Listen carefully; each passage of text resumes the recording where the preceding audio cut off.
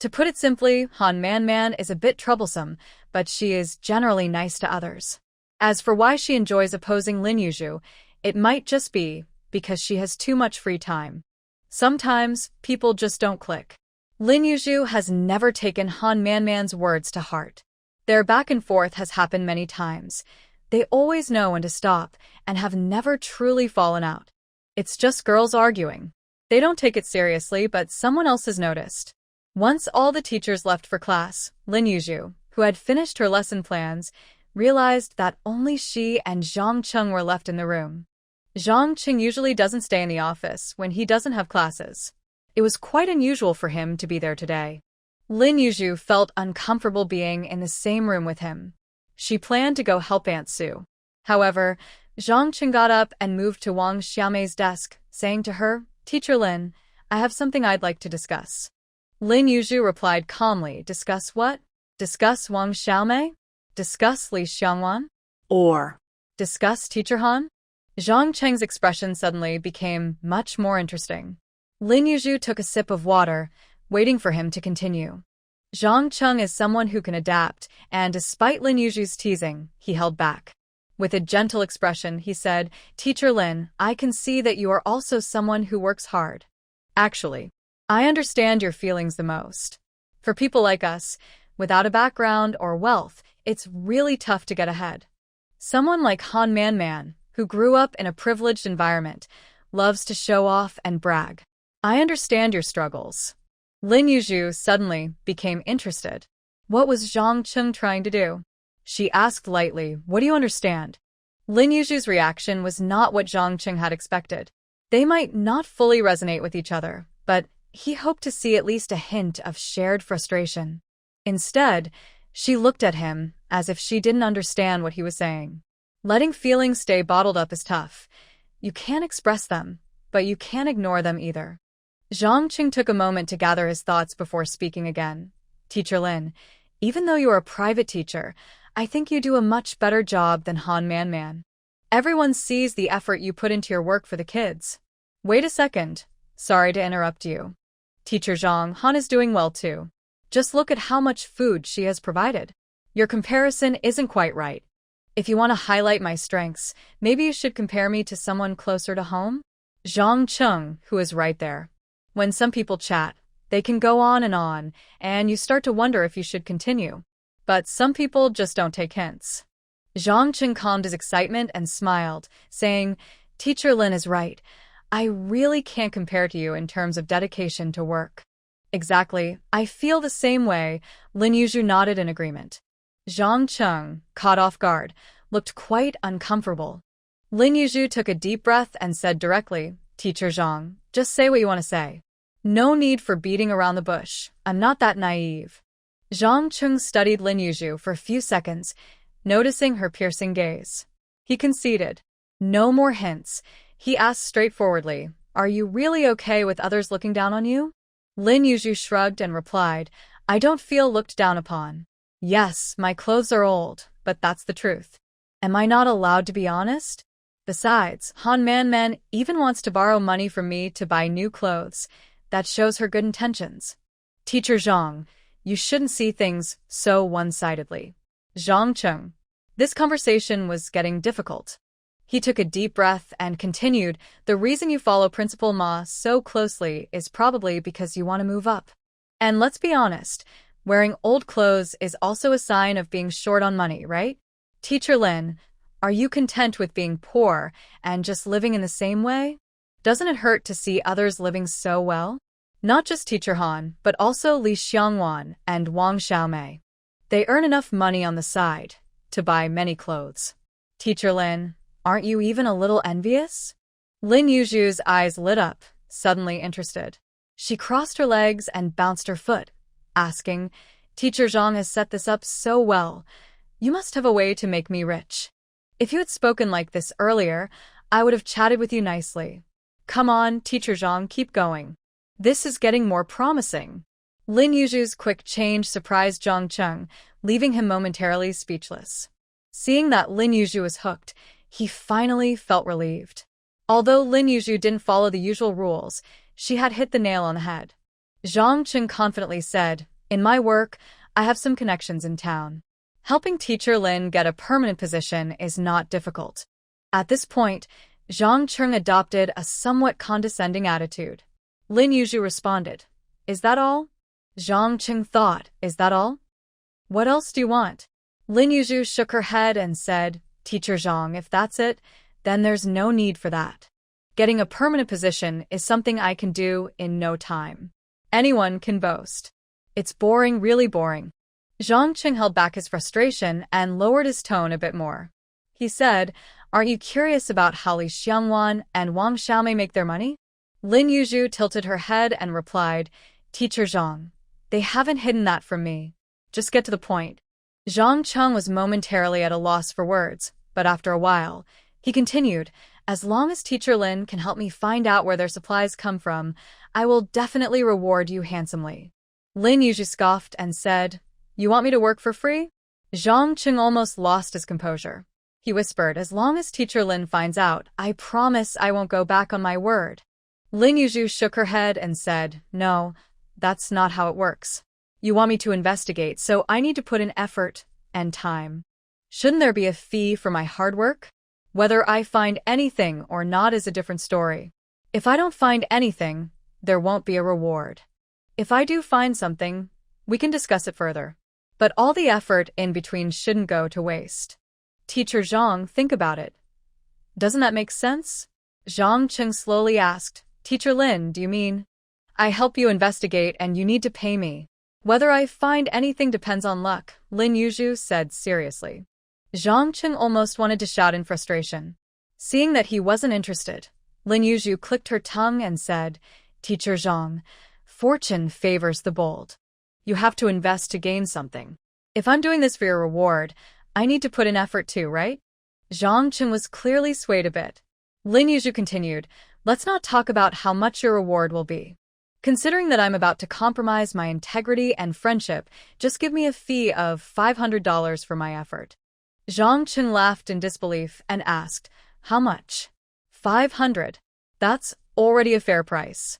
Teacher Zhang, why don't you go home and think about it?" Lin Yu looked at him with keen anticipation. Zhang Chun. He didn't want to think about it. In Lin Yu's view, Zhang Chun was quite similar to an old lady. Whenever she made a request, he would back down. Zhang Chun felt that Lin Yu was treating him like a fool, but he still said with dignity, "If Teacher Lin is interested, you can come find me anytime to continue the discussion." Lin Yu raised an eyebrow and casually nodded. The two parted ways unhappily, and the matter seemed to come to a close. The next evening, Lin Yu received an unexpected package. After quietly bringing it back, she opened it to find a brand new shirt. She pulled out one after another, discovering several more inside. Comrade Lao Shin generously bought her 5 plain shirts. It was as if he was giving them away for free.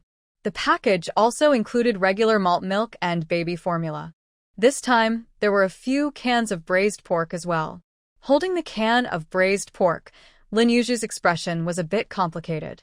She also found a note with strong, clear handwriting that stood out. After reading it, Lin Yu smiled happily. Old Shin really pays attention. Just from one look, he knew she didn't like those big floral shirts. The note also mentioned that if she didn't like them, she could just set them aside, and he would buy more. No need to force herself. Lin Yu clicked her tongue and then grinned. She really loved such bold words. She thought, no wonder her colleagues were so happy when they received gifts from their boyfriends. With all this love, who wouldn't be happy? After organizing her things, Lin Yu took the new clothes back to her space. She washed them in the washing machine, dried them, and hung them up. She decided to wear the new clothes to show off to Han Man the next day. Even though the other person wouldn't know these were love clothes, it didn't stop Lin Yu from feeling proud. The next day, Lin Yu happily put on her new outfit. She intended to show it to Bojun first, but when she stepped outside, she found Li Xiangwan and Wang Xiaomei were also there. There was no helping it.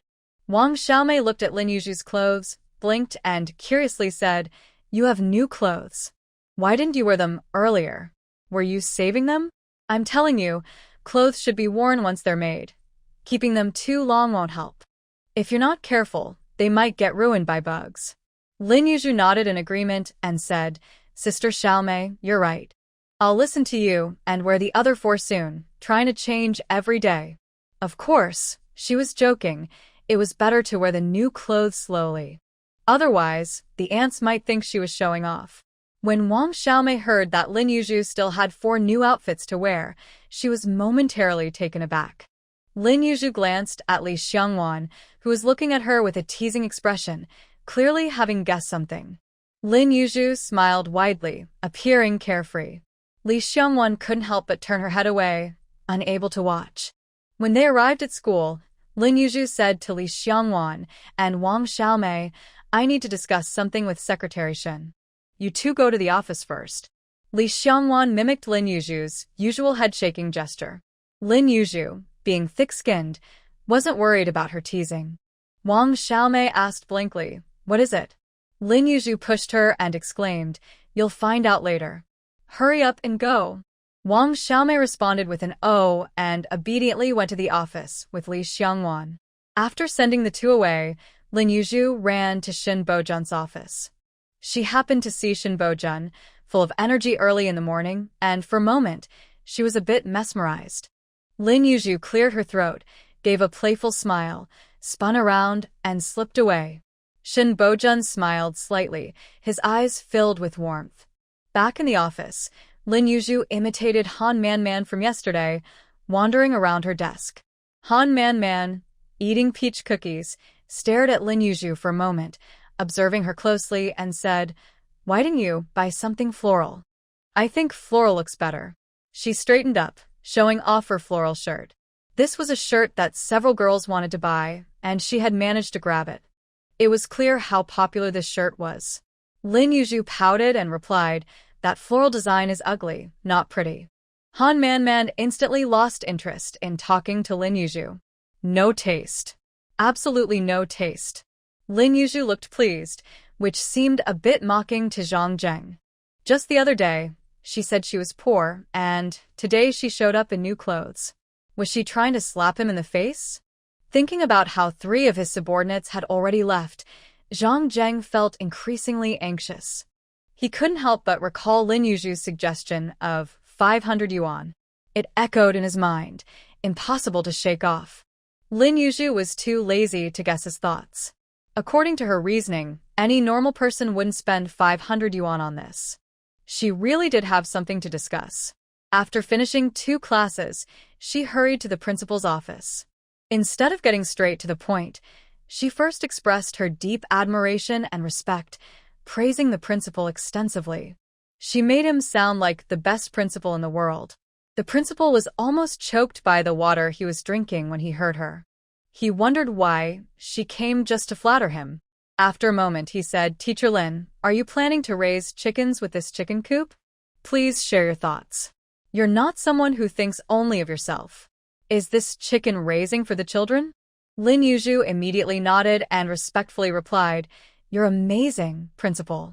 Not everyone can be a leader. You truly understand the nature of us subordinates. I was thinking of bringing back a few chickens for the children to take care of themselves.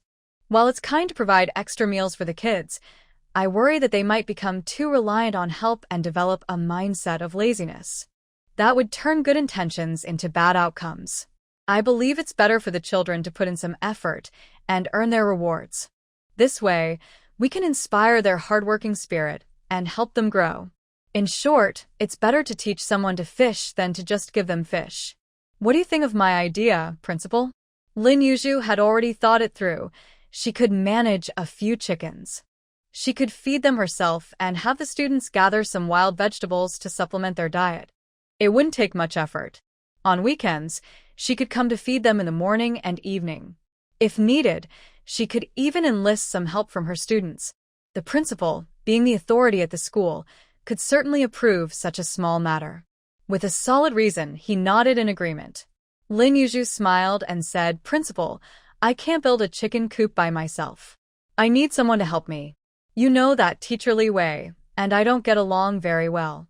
Teacher Zhang doesn't have a great reputation either. The only one left who can help is a leader. How about you help me talk to him? Principal Wu looked at Lin Yuju's shy smile and thought that this young teacher was on his side. Was he trying to help himself by finding work for others? Yes, this young colleague has some ideas. Although a bit inexperienced and not very skilled in handling situations, it didn't dampen his cheerful mood. Seeing the principal's increasingly satisfied expression, Lin Yuju smiled again. The principal nodded, stood up, and took Lin Yuju to Shin Bojun's office. Lin Yuju followed behind the principal with his head held high, looking like a little fox pretending to be powerful. There's a saying that two tigers cannot share one mountain, and Shin Bojun's position at the school is quite delicate. He can discipline teachers directly, without going through the principal, and can even report to the commune to impeach the principal. His power is considerable. Although there hasn't been any conflict between them yet, the principal still keeps an eye on Shin. Occasionally causing a little trouble feels satisfying.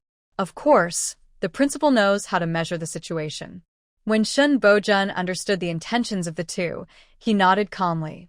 Seeing that Shin agreed, the principal smiled and said, "You two can discuss the details from here." With that, he left with his hands behind his back, leaving Lin Yuju standing there proudly. Once the principal was gone, Lin Yuju grinned at Shin Bojun, showing his little white teeth. Shin Bojun shook his head affectionately and said with a smile, "I'll go find the village chief and get some materials." Lin Yuju nodded and pretended to be serious, saying, "Thank you, Secretary Shin. I have to go to class now." Okay. After watching his daughter happily leave, Shin Bojun got up to go to the village chief's house to pick up some wood. He couldn't afford to be lazy about the tasks his daughter arranged. When the classmates who stayed for lunch learned that the school was building a chicken coop, they were excited to know they could earn eggs through their hard work. Children in this era were never afraid of working. They were more afraid of working without getting anything to eat. Eggs were one of the sources of income for families, and many children hardly got to eat any throughout the year. The less they had, the more they yearned for it. The classmates seemed to realize that earning their own food felt more satisfying. When it was time to officially build the chicken coop, everyone came to help. Seeing all the eager faces, Lin Yuju smiled. Hardworking children were always endearing. She glanced at Shin Bojun, who was working, and thought he looked handsome even while nailing the fence. Watching his strong arms as he rolled up his sleeves made Lin Yuju gulp, standing nearby and doing nothing. Just then, Jang Chun happened to see the scene. He smirked, thinking Lin Yuju might not realize the kind of trouble she was getting into. She was practically asking for trouble with her actions. With a cold laugh, he suddenly came up with a plan. As he thought about its feasibility, he returned to the office. Lin Yuju turned her head and saw Jang Chun leaving. Once the children went to class, Lin Yuju told Shin Bojun about Jang Cheng's visit. After she finished speaking, Shin Bojun's expression turned serious. He looked fierce. Lin Yuju smiled and said, "Hey, don't look so scary. It's quite intimidating." Shin Bojun's icy expression softened a bit. Though his brow was still furrowed, he didn't seem as cold anymore. Seeing no one around, Lin Yuju whispered, "Things have turned out well so far. You don't need to worry too much." In fact, Lin Yuju wasn't very afraid of Jang Chun. She had once handled a group of them all by herself. If it weren't for her kind heart, Jang Chun would still be crying in some corner right now.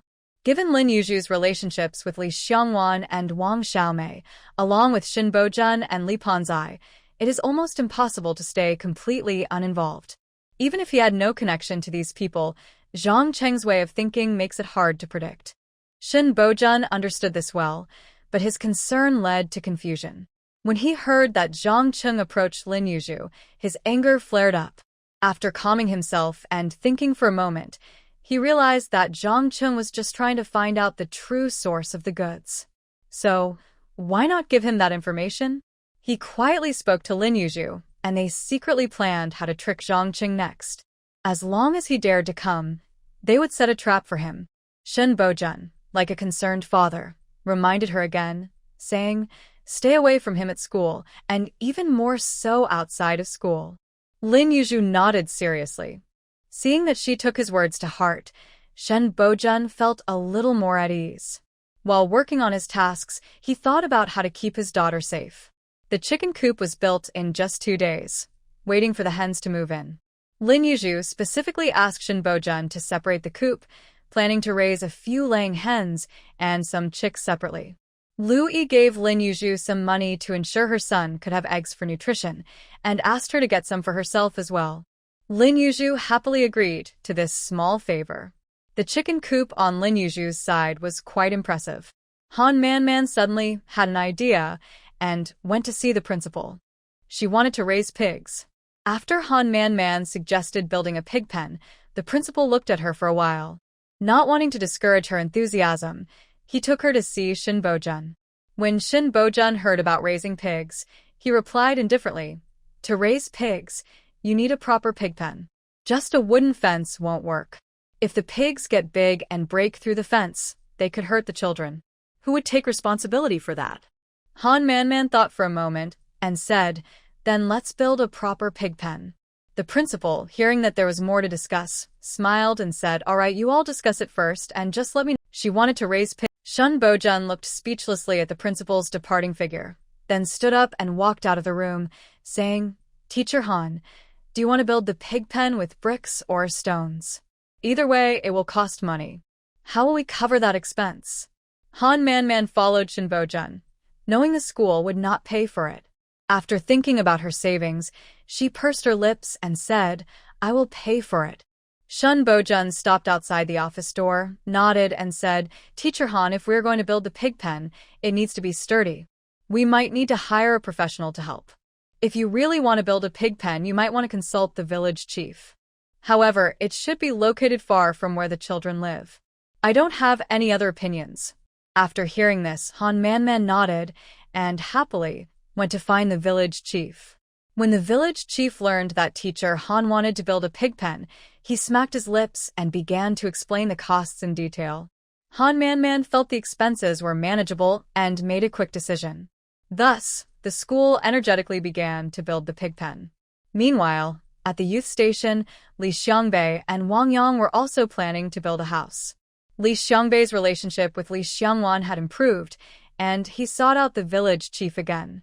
He wanted to expand the backyard and build a house next to it. This meant extending the yard outward. Wang Xiaomei, upon hearing this, was thrilled and immediately went with him to negotiate with the village chief. It's worth noting that Wang Xiaomei had almost caused a scene at the village chief's house when they built their home. Now, with her experience, she was a great asset. The village chief, overwhelmed, agreed to their plans. As a result, both the school and the youth station became very lively.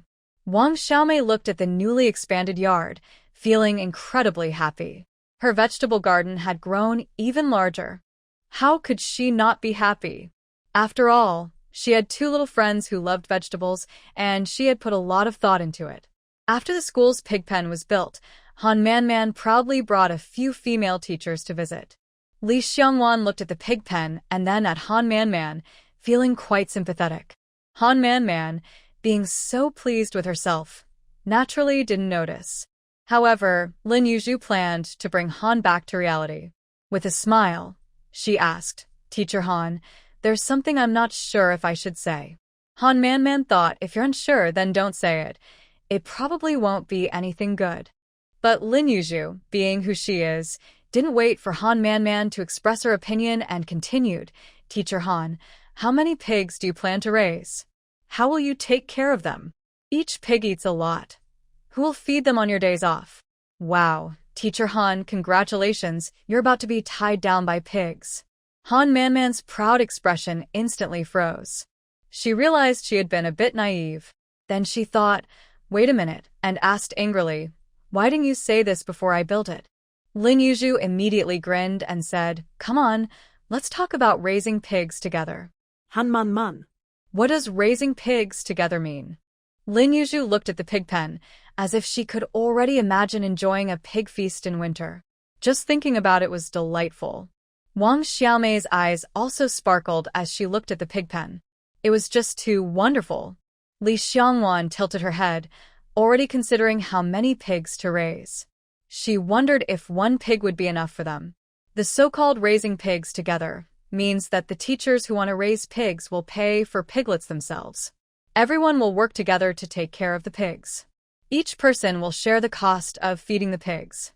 As a fee for using the pig pen, the teachers will take turns cleaning the pigsty and feeding the pigs.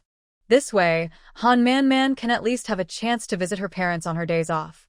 To show her sincerity, Han Man could also get a few chickens to raise in her chicken coop. Everyone helps each other.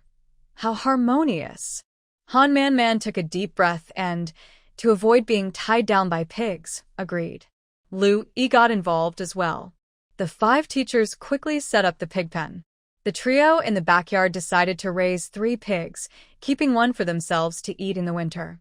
The other 2 would be for the children to have better meals. When the students learned that once the pigs grew up, they would be slaughtered for meat, their excitement soared. They eagerly looked forward to the pig grass growing so they could cut it and earn points. The teachers said that the more effort put into the pig pen, the more pork they would get to eat. Some practical kids followed the teachers every day to clean the pig pen. If there was a most popular place in the school, it would probably be the chicken coop and the pig pen. The younger kids gathered around these 2 places every day, eagerly waiting. It was both amusing and a bit sad. Seeing the teachers put in so much effort, the principal thought about hiring someone to watch the gate. With pigs and chickens around, if they were stolen, it would break the children's hearts. This had been planned, and now it was being put into action. When Guan learned that the school was hiring a gatekeeper, she recommended her uncle. He had served in the military but returned home due to a leg injury. Even though he walked with a limp, he was very capable. Most people wouldn't dare to cause trouble at his home.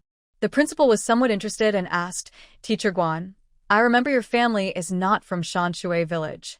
What will happen to your uncle's home if he comes to the school? He will need to stay here long-term to guard it.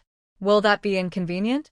Worried that the principal might not hire her uncle, Guan hesitated and said, "Principal, my aunt passed away 2 years ago.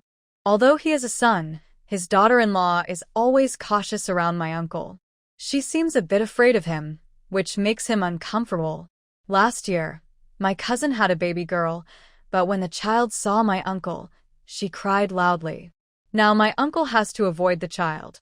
As he gets older, he thinks about these things more. He suggested living alone, but my brother and sister-in-law disagreed. My uncle stays at home every day, sighing heavily. It would be good for everyone if he could find some work." When the principal heard this, he realized that my uncle is skilled, single, and has a fierce look that could scare children. Thinking about how some older students have been sneaking out of class lately, he nodded in agreement. He asked Guo Zuemiao to check if my uncle would be willing to come back. Guo Zuemiao smiled and borrowed a bicycle from Han Man to visit her family. The next day, smoke was rising from the small house at the school entrance. Lin Yu was curious and peeked inside to see the legendary Uncle Guan. Seeing him made her feel reassured. She could say her chickens and pigs were safe now. There is a big difference in presence between a seasoned veteran and an ordinary person. Just his sharp gaze could intimidate many. It's not an exaggeration. When Uncle Guan casually glanced at the mischievous kids, they would stand still, too scared to move. This shows how much power he has. Uncle Guan's arrival relieved Lin Yu and Han Man. In class, the troublemakers no longer dared to skip, and they felt more secure sleeping in the dorms at night. Perhaps it was because Uncle Guan carried a strong sense of justice. Whenever Jang Chun passed by the school gate and saw Uncle Guan, he felt uneasy. He always thought that Uncle Guan looked at him with disapproval. Things were not going well for Jang Chun. He lost a supplier recently, as business in town was not good. They decided to move to another area, so he could no longer get supplies from them. When his brothers heard the news, 2 of them went to join a rival. This almost broke Jang Cheng's spirit. When the office was left with only Lin Yu and him, he walked over slowly, sat in Wang Xiaomei's seat, and pretended to be calm.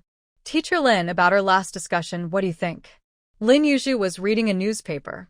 Hearing Jang Chun, she smiled, put down the paper, and said, "Teacher Zhang, shouldn't it be you who tells me what you think? You finished what I wanted to say, so what else can I say?" Zhang Cheng's expression was awkward as he hesitated and finally said softly, "Teacher Lin, is 500 too much?" Lin Yu crossed her legs and confidently replied, 500 is definitely a lot for an ordinary family, but for you all, it's just a small amount. Teacher Zhang, that's not fair. Lin Yu's meaning was clear. She implied that both Jang Chun and Li Xiangwan were making good money, so 500 wasn't much for them. She was taking a risk and asking for a small fee, so she wouldn't accept less. Jang Chun clearly understood the implication in Lin Yu's words. He sat there feeling heavy-hearted. If it were someone else, they would be grateful for even 50 and would gladly help him. But only Lin Yu was willing to work with this group. Seeing that Jang Chun was still hesitating, Lin Yu encouraged him, Teacher Zhang, if you haven't made up your mind, it's okay. Just forget it. After all, whether we can find out anything is still uncertain. I'm also a bit anxious about this. Recently, Li Xiangwan wanted to team up with me. Everyone knows I'm struggling financially. Li Xiangwan and Wang Xiaomei have been really good to me. Sigh, I shouldn't think about it too much. The more I do, the guiltier I feel. Zhang Cheng's mouth twitched. Guilt? If he had a conscience, would he be asking for 500? Would he believe that? Zhang Cheng took a deep breath and slowly took out 50 bills from his pocket, handing them to Lin Yu. He warned Teacher Lin this money isn't easy to come by, so please keep that in mind. Lin Yu glanced at the money in his hand and thought to herself that Zhang Cheng was daring to threaten her. So she looked up and said, if you're going to say that, then I won't take it. I've already said I will do my best, but I can't guarantee success. Teacher Zhang, are you trying to trick me? Forget it, I won't do this job. You can find someone else if you want. Don't you know that if you don't trust someone, you shouldn't hire them? After saying that, Lin Yu snorted coldly, took the newspaper, and left the room to read it under the eaves. The money was ready, but the other party backed out just because of his one comment. Zhang Cheng opened his mouth, feeling a tightness in his chest that almost overwhelmed him. If he didn't have the money in his hand, he would have wanted to tear something apart to vent his frustration. For a moment, he thought about throwing the money right in Lin Yu's face. Zhang Cheng pressed his hand against his chest, where the anger was causing him real pain. Meanwhile, Lin Yu sat outside and a not-so-soft voice drifted over, saying, if you want someone to help you, you shouldn't threaten them. Do you think I'm a fool? Zhang Cheng tightly closed his eyes. The word endure felt like a knife, stabbing into his chest. It wasn't fatal, but it was infuriating. Once Lin Yu went under the eaves, Zhang Cheng didn't dare to openly approach her again. After another unpleasant parting, Zhang Cheng was clearly getting anxious. But Lin Yu rarely spent time alone. Just when Zhang Cheng was about to break down, he finally got a chance when it was just the two of them in the office. In just 2 days, he had lost another subordinate. When facing Lin Yu, Zhang Cheng really had no temper left. He spoke politely, almost as if he were offering her everything. Teacher Lin, I've thought this through. 500 is fine. How about I give you the money today? If the task is completed, there will be a generous reward. Lin Yu. With just a little trap, Zhang Cheng was really falling for it. Lin Yu had already informed Li Xiangwan about this matter. The two of them decided that instead of being targeted by thieves, it was better to take the initiative.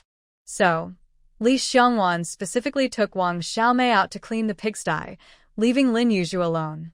Sure enough, as soon as they left, Zhang Cheng arrived. Lin Yu reluctantly shook her head and said, Teacher Zhang, you scared me the other day. I don't plan to cooperate with you. If you don't find out the information, won't you come looking for me to settle the score? Giving 500 is like giving nothing. It all comes down to me working for nothing. I'm not saying anything bad, but Teacher Zhang, you're not very generous, and it's hard to achieve anything like that. Zhang Cheng paused, forced a smile, and promised, I won't let that happen. That day, I was narrow-minded. Teacher Shaolin, please don't worry. Whether this works out or not, I won't complain again. Lin Yu seemed doubtful. After pretending to think for a long time, she held up her delicate hand and showed a 6.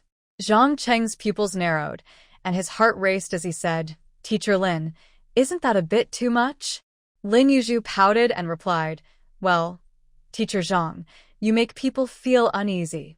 Since we're taking a risk, we might as well go big. Otherwise, Why should I put in all this effort without any reward? The temptation has to be big enough to be appealing, don't you think? Jang Chun felt a buzzing in his head. If he hadn't kept some money on hand, he wouldn't have been able to come up with the 600. Though he decided to accept it, he still insisted, 50 is the maximum I can do. Jang Chun was ready for a long explanation from Lin Yu, but to his surprise, she nodded and said without hesitation, all right. Jang Chun. He suspected she didn't genuinely want 600. After happily accepting the money, Lin Yu didn't leave, but continued to inquire, Teacher Lin, what is the relationship between Li Xiangwan and Li Xiangbei? Is it just a matter of mutual benefit? Lin Yu glanced at Jang Chun, smiled knowingly, and said, Teacher Zhang, you're not still thinking about Li Xiangwan, are you? Jang Chun appeared calm, but there was a flicker in his eyes as he casually replied, I'm just curious about their relationship. Does Li Xiangwan really want to be a pawn for someone else? Lin Yu smiled again, raised her delicate hand, and showed it too. Teacher Zhang, for just 20, I can help you find out. I haven't quite figured them out yet, but with the right incentive, I'll pay more attention. Forget it, their relationship is complicated. Even if she is just a pawn, she should be happy, Jang Chun said with a hint of sadness. Lin Yu glanced over, realizing that Jang Chun was trying to trap her again. Lin Yu nodded but didn't respond. Seeing that she wasn't engaging, Jang Chun continued. People are like that, they pursue benefits. Li Xiangwan must have made a lot of money following Li Xiangbei. Not to mention her. Even Wang Xiaomei, who used to be so innocent, changed because of money. She must have made quite a bit with Fatty Li, right? Speaking of which, Teacher Shaolin is quite honest. You're not bad-looking, and Shin Bojun is young and upright. If Teacher Lin used a few tactics, wouldn't it be easy? Lin Yu clicked her tongue and shook her head, saying, Teacher Zhang, after all this talk, you just want me to use my charm, right? You want me to get close to Shin Bojun to help you, don't you? Teacher Zhang, can you get to the point? You always go around in circles, it's very vague. Lin Yu made Jang Chun unsure of what to say next. After easing the awkwardness, Jang Chun hinted, a little compensation is necessary. Lin Yu shook her head and said, Teacher Zhang, that won't work. She couldn't agree to this. On the surface, Jang Chun wanted her to be an informant. But on the other hand, Shin Bojun and Lin Yu had established a relationship. He could use Lin Yu as leverage against Shin Bojun at any time. What was the point of her initially distancing herself from Shin Bojun if it was all for this? For just a little money, would Lin Yu risk everything? That was impossible. Jang Chun looked puzzled. Lin Yu sighed. Teacher Zhang, I'm not foolish. If Li Xiangwan and Wang Xiaomei can think of it, so can I. Unfortunately, Shin Bojun has someone in his heart and doesn't see me that way. Let's forget about this. If it really works out, you won't have a part in it. I could easily get money from him. What's the point of earning this little bit for you? Besides, if I openly pursue him, what would the principal think of me? This plan is not feasible. I cannot afford to lose my job. I can't be swayed by others. If you have that thought, then I might as well return the money to you. Teacher Zhang, I must say, you have too many schemes. It's not very wise. Jang Chun sat awkwardly in his seat. He quickly said, I'll leave the supply issue to Teacher Lin. After saying that, he got up and left, fearing that if he continued talking, this person would find another reason to ask for more money. Although his plans did not work out, at least there was some progress with the supply issue. Now, Jang Chun could only gamble on whether Lin Yu would be useful to him. In fact, after Lin Yu clarified that she and Shin Bojun could not be together, Jang Chun felt much more at ease. Lin Yu seems to have some sense. She knows Shin Bojun is not easily fooled and cannot get much money from them. So, she wants to make money. The only option is to find him. Jang Chun smiled confidently, thinking that giving her a little incentive wouldn't hurt. Once she tastes the sweetness, she will need to put in more effort to earn more money.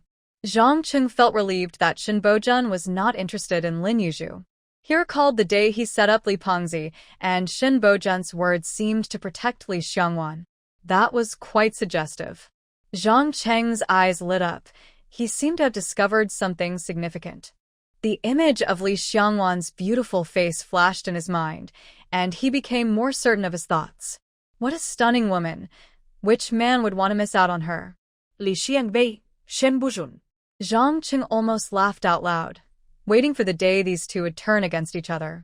Let's see how long they can be arrogant. Lin Yu tilted her head, watching Zhang Cheng's fluctuating expressions, feeling that he was becoming more obsessed. She wondered if he would go crazy when he eventually learned the truth. After Zhang Cheng left the teacher's office, Li Xiangwan returned with Wang Xiaomei. Worried that Wang Xiaomei might slip up, they had not informed her about anything. As soon as Li Xiangwan entered, she exchanged glances with Lin Yu, curious if Zhang Cheng had taken the bait. Lin Yu maintained a serious expression and nodded slightly. Wang Xiaomei sat in her seat, breathing heavily, without noticing anything unusual. Li Xiangwan silently mouthed, "Did he really give you 500? Lin Yu shook her head and proudly held up her hand to show 55. Li Xiangwan's eyes widened in surprise, almost exclaiming, "Isn't that a bit foolish?" Fortunately, she held back. With the money, Lin Yu was cheerful all day long. Anyone who didn't know would think she had found money, although it was almost the same as finding money. That night, after the three returned to the backyard, Lin Yu waved her hand grandly and said, "I'll take care of the pig feed this year." Li Xiangwan covered her mouth and smiled. Wang Xiaomei blinked and looked at Lin Yu, asking in confusion, "You've been acting strange since this morning, laughing all day. Suddenly being so generous. What happened? Did you find money?" Lin Yu grinned and praised Comrade Xiaomei. "You really are sharp. Spending time with me has made you clever. I actually did find money today." Wang Xiaomei's eyes widened in surprise. "Really?" Seeing Lin Yu nod, Wang Xiaomei felt both happy and worried, then asked, "Did you find it at school? It wouldn't belong to someone who lost it, right? They must be so worried about losing money. Shouldn't we return it? What if some kid stole money from home and accidentally lost it?" The more she thought, the more confused Wang Xiaomei became. Lin Yu patted the anxious Wang Xiaomei and chuckled. "This money fell from Zhang Cheng's pocket. When you and Xiangwan went out to clean the pig pen, his money dropped on the office floor. Sister Xiaomei, do you think we should take it?" Wang Xiaomei immediately felt relieved and said, "Of course we should take it. That guy is always trying to trick us. This money is ours to take." Thinking about what Zhang Chun had done to her and Brother Pang made Wang Xiaomei very angry. She was happy to spend the money on pig feed and didn't hesitate to agree with Lin Yu. If she had more energy, Lin Yu would have wanted to buy 2 more pigs for the kids. But she decided to stick to regular support instead. After the final exams, giving the kids some notebooks and pens would be nice. Lin Yu was happily thinking about this when Wang Xiaomei cleared her throat. Li Xiangwan and Lin Yu both looked at her. Wang Xiaomei said, "The house on Li Xiangbei's side is almost finished, so we need to move forward with our vegetable planting plans. Last year, I planted quite a few beets on the hillside. This year, are you two interested in joining?" Li Xiangwan and Lin Yu. Wang Xiaomei looked at each of them, puzzled, and asked, "Why aren't you speaking?" Li Xiangwan replied coldly, "How much money can you make from those beets? It's a lot of work for little reward, so why bother?" Wang Xiaomei was taken aback and realized that she was no longer the same person. Now she had a few thousand saved up. She immediately laughed and said, "Then we can plant something else. Last year's vegetables were barely enough to eat." Li Xiangwan and Lin Yu, who had a whole warehouse of fruits and vegetables, silently shed a few tears. What could they say? They had to accept it. Wang Xiaomei not only wanted to grow vegetables, but also planted a circle of sunflower seeds around the yard. Don't underestimate that circle. When it's time to harvest, it will yield a good amount without taking up much space. Lin Yu admired this. In the Northeast, there's something called sweet cane, which is thin and green like sugarcane. You peel it and chew on it for its sweet, refreshing juice. Wang Xiaomei finally got some sweet cane seeds and asked the principal for a piece of land. The 3 of them, along with the kids, eagerly planted them. Lin Yu was fine now. She had gotten used to farm work. Li Xiangwan, however, was different. She hadn't done much farm work last year, and after finishing everything, she just collapsed on the bed. Now, she was groaning on the bed. It felt like she had gotten on Wang Xiaomei's ship. Wang Xiaomei felt a bit guilty and started to massage her. Lin Yu thought the bed was just too small. Otherwise, she would lie down too and enjoy it. Lin Yu had been busy with Wang Xiaomei for a few days, and Shin Bojun felt a lot of sympathy, thinking that his little girl had worked hard and needed some care. However, for Jang Chun, it was different. He felt that the other person wasn't taking his matters seriously. Otherwise, why would they still have time to farm? Finally, he found an opportunity to ask Lin Yu about the situation. From Zhang Cheng's expression and tone, Lin Yu could clearly sense his impatience. With a sigh, Lin Yu said, "Zhang, you saw that I'm always with Li Xiangwan, every step of the way. We're practically together for everything. But she doesn't go to town or contact Li Xiangbei and Shin Bojun. What can I do? This has to take time. Being anxious won't help. Don't worry, since I've taken the money, I will definitely do my job well. Now breathe in, breathe out, relax. Don't rush." Zhang Chun suddenly regretted it and wondered if he could get the money back now. He felt that Lin Yu was unreliable. After closing his eyes to calm down for a moment, he realized he had unconsciously copied Lin Yu's breathing technique.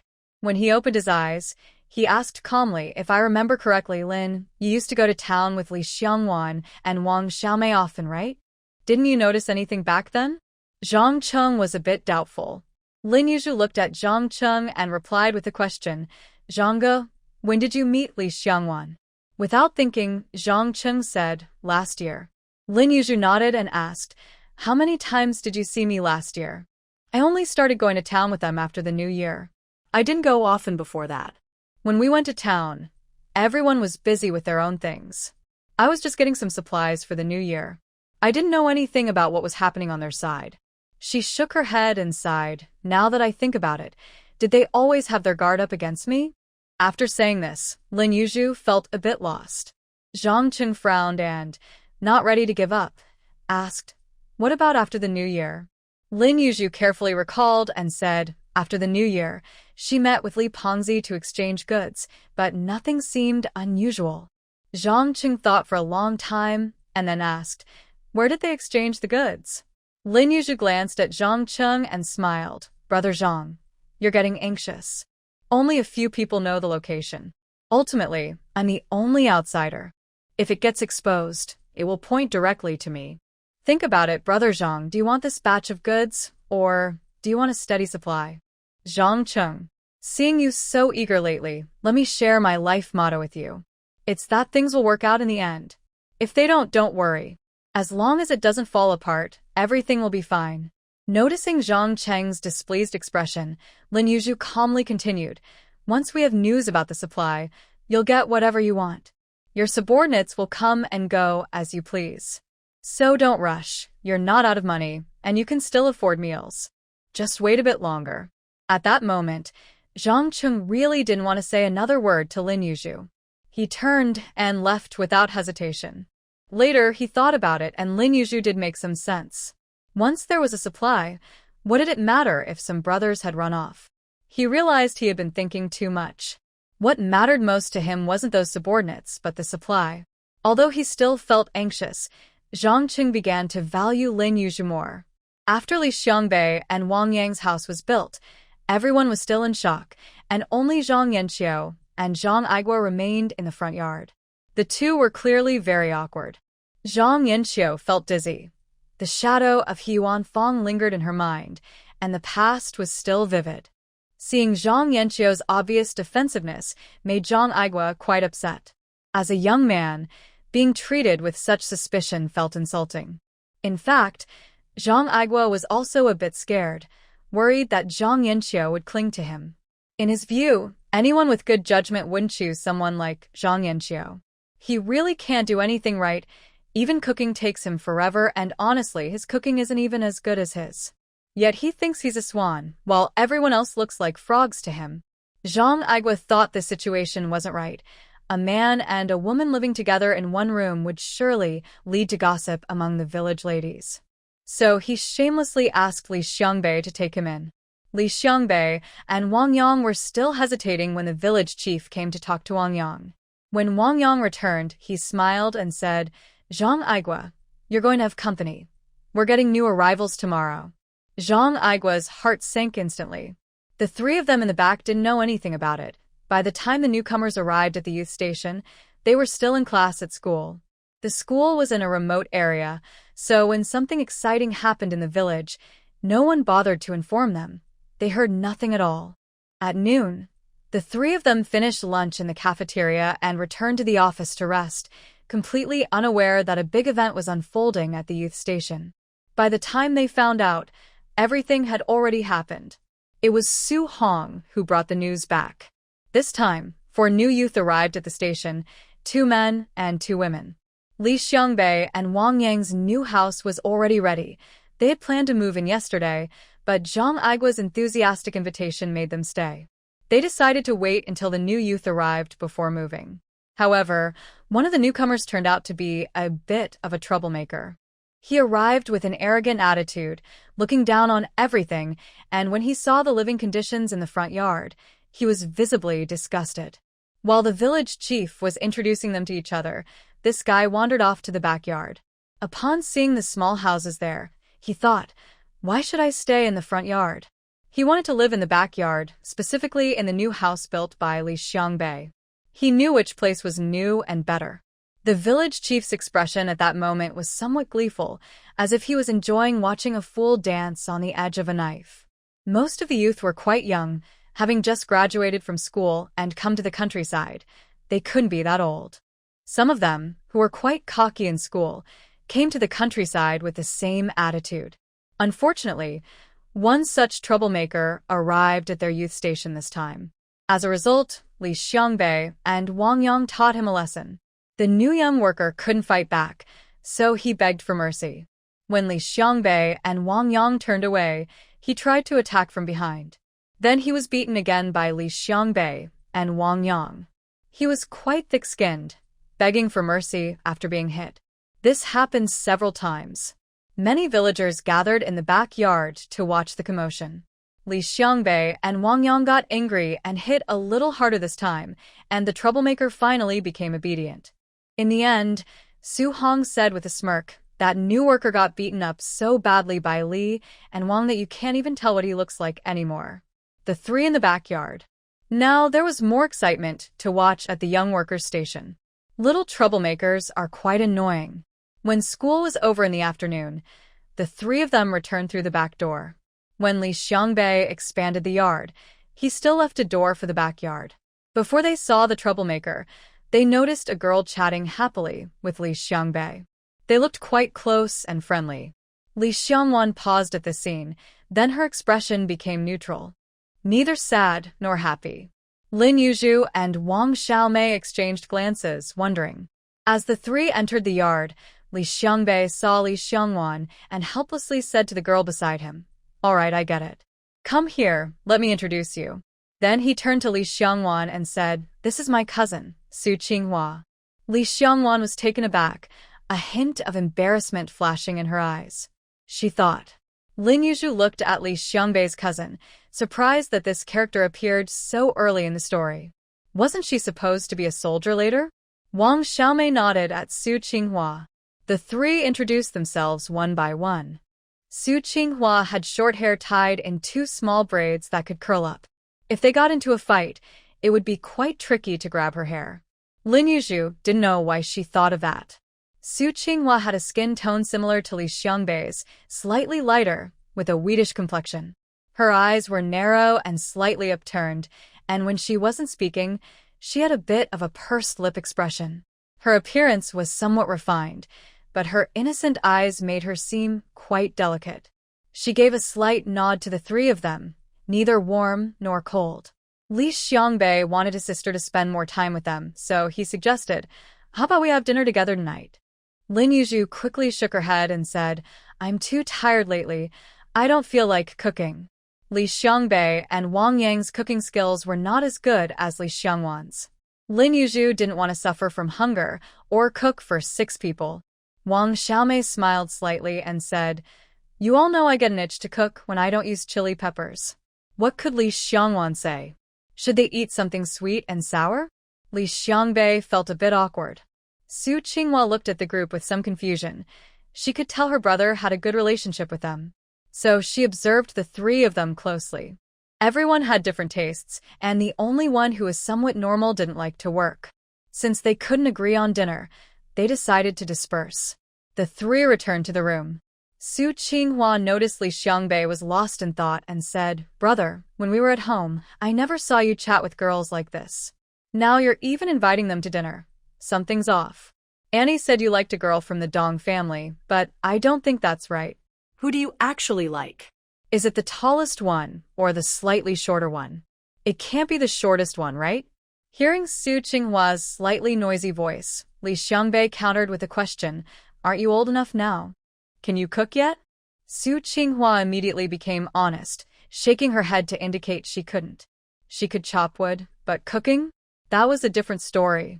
Li Xiangbei looked at the live chicken on the ground, knowing how to kill it but not how to cook it.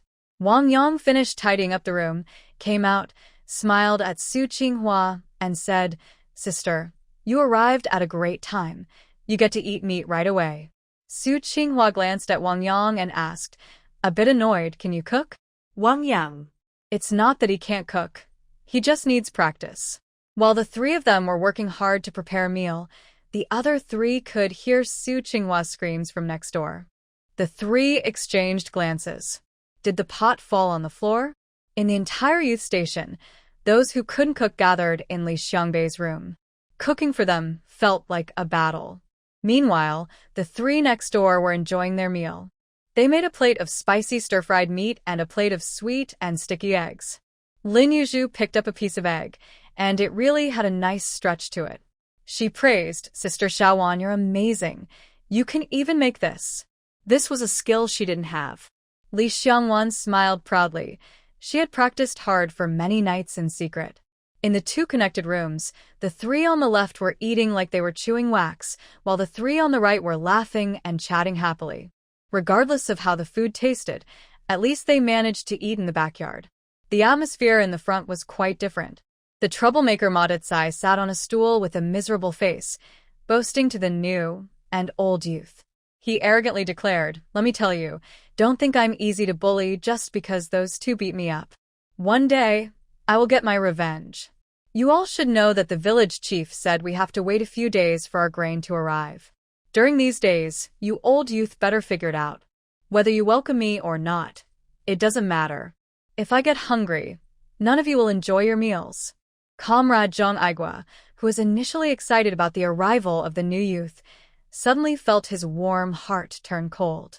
Zhang Yanxiu curled up in the corner, trembling. She and Zhang Aigua mirrored each other's reactions. Seeing that they didn't respond, Ma Decai grew impatient. He kicked over a stool by his feet and threatened, "Hey, I'm talking to you. Did you hear me?" Zhang Aigua and Zhang Yanxiu jumped in fright. Feeling wronged, they nodded and obediently took out their food. Only then was Ma Decai satisfied. He turned to the new male youth Chao Kong and said, "Chef, what are you waiting for? Go cook. You said your family has been chefs for generations, right? Your father is a chef at a state-run restaurant. From now on, you should cook the meals."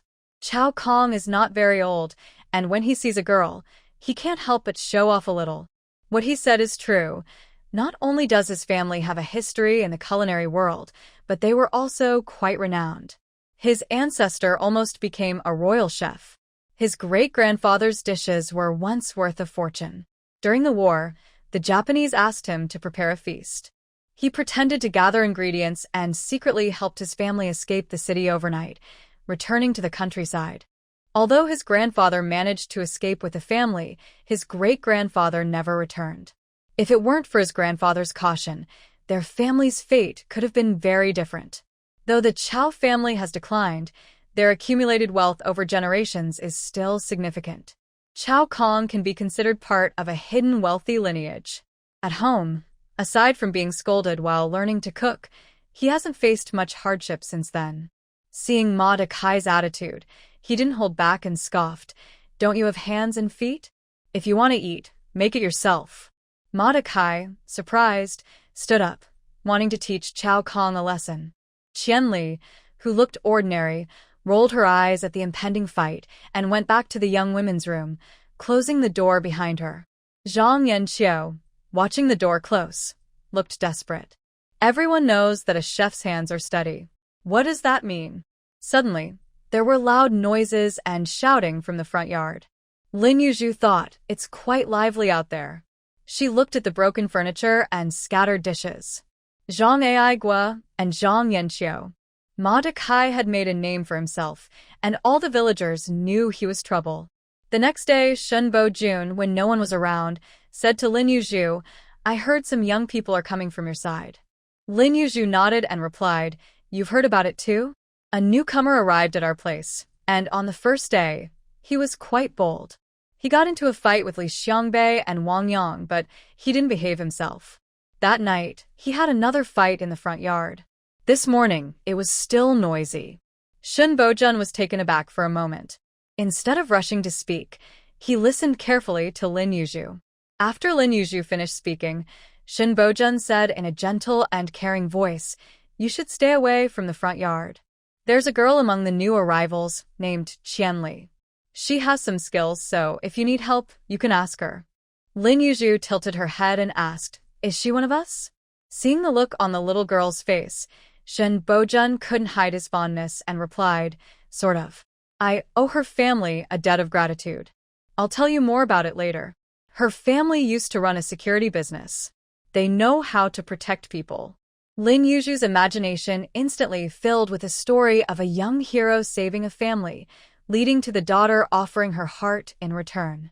Bojun called out to Lin Yu playfully and asked, What are you thinking about? Lin Yu chuckled and said, I get it now.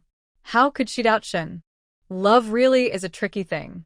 Bojun still felt a bit uneasy and said, After this break, you can spread the word, and I'll handle the rest. Lin Yu nodded reluctantly. Bojun was a bit confused. Did he see a hint of reluctance in her eyes? He found it both amusing and puzzling. With such a character at the youth center, Bojun still felt uneasy. After parting with Lin Yu, he went to find Li Xiangbei. When Li Xiangbei learned that Bojun was moving in, he excitedly asked, Bro, how well do you cook? Bojun was momentarily taken aback, then smiled at Li Xiangbei and replied coolly, I have a cafeteria at school, so I won't join you all. Li Xiangbei sighed, but then Bojun changed his tone and said, However, I can teach you. Cooking is quite simple. Li Xiangbei nodded. Having someone to teach him was good. At least in the future, when inviting people to eat, he wouldn't be easily turned down. That evening, when Lin Yu returned to the youth station, she noticed a charming young man coming out from the next building, and she couldn't help but feel captivated. Their eyes met, and there was a connection between them. Meanwhile, in the front yard, Zhang Aigua was being bullied by Ma Decai, who was acting quite arrogantly, unaware that their lives were about to become much more exciting. Bojun moved into the youth station, and those who knew the situation understood that he was there for Lin Yu. Those who were unaware thought Bojun had a good relationship with Li Xiangbei and was staying at the youth station for the lively atmosphere. Everyone had their own opinions, and Jang Chun had a unique perspective. He believed Bojun was actually interested in Li Xiangwan. He felt he was getting closer to the truth. After Jang Chun had some thoughts about the meeting place for Li Pengzi and Li Xiangwan, Lin Yu had a chat with Bojun. Although she managed to convince him at the time, there was still a chance of something going wrong. After all, this person's thinking was not very straightforward. When Bojun found out, he became cautious. He had quietly returned to town and specifically informed Li Pengzi about this matter. On the day of rest, Lin Yu and the others went to town as usual. Upon arriving, they separated as they normally did. This time, Lin Yu did not rush to the small shabby house to change into Laoyi. Instead, she went to the supply and marketing cooperative. She needed to buy some things. At that moment, Jang Chun was waiting at the entrance from Shanshui village to the town with a few close friends. When he saw Li Xiangwan, he immediately followed her. The more he followed, the more his heart raced. Some things didn't necessarily require others to investigate. He could handle it himself. Jang Chun squinted his eyes, feeling a sense of accomplishment. One day, he would take down their hideout. He wanted Li Pengzi and the others to know that not everyone could be bullied by them. Li Xiangwan and Wang Xiaomei were on the main road when their car turned into an alley. Jang Chun quickened his pace, afraid of losing them. The few younger brothers behind him followed suit, rushing forward. A group of people, led by Jang Chun, unexpectedly ran into Fat Li at a corner. When Jang Chun saw Fat Li's ambiguous smile, he felt a chill run down his spine. He realized that Lin Yu was right. There was no point in being fixated on this delivery point. It was too late to regret now. Fat Li, accompanied by several strong men, cheerfully took Jang Chun and his anxious little brothers to a hidden place. Fat Li pretended to sigh and said, "Brother, why are you doing this? Is there something wrong with working under my brother? Why resort to these useless tricks?" Jang Chun forced a calm expression and pretended not to understand, saying, "Fat Li, I don't know what you're talking about. My loyalty to Brother Shen is clear to everyone. Don't think you can use lowly tactics to frame me. What do you think I did?" Seeing that Jang Chun might turn against him, Fat Li smirked and signaled to his brothers behind him. They eagerly stepped forward and gave Jang Chun a good beating. Meanwhile, Jang Cheng's brothers stood quietly against the wall, too afraid to say a word. Some felt angry watching their leader get beaten but hesitated to step in. Others felt disheartened. If their leader was so weak, what future did they have as his followers? Jang Chun felt deeply humiliated and made a mental note of everyone who had wronged him today. He vowed to get his revenge for this humiliation. Seeing that the time was right, Fat Li told his brothers to stop and approached Jang Chun, saying, "Buddy, stop with the lowly tricks. Do you really think my brother would trust you over me?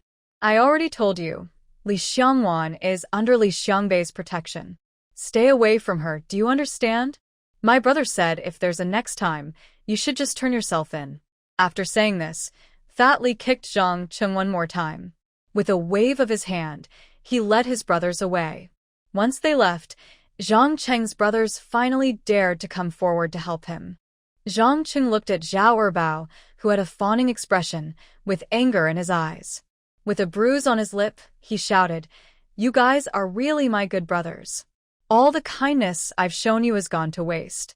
Zhao Erbao quickly tried to appease him and bent down to explain. But Jang Chun didn't give him a chance to argue.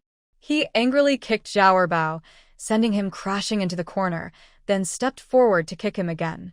The wild and fierce sight scared the other younger brothers.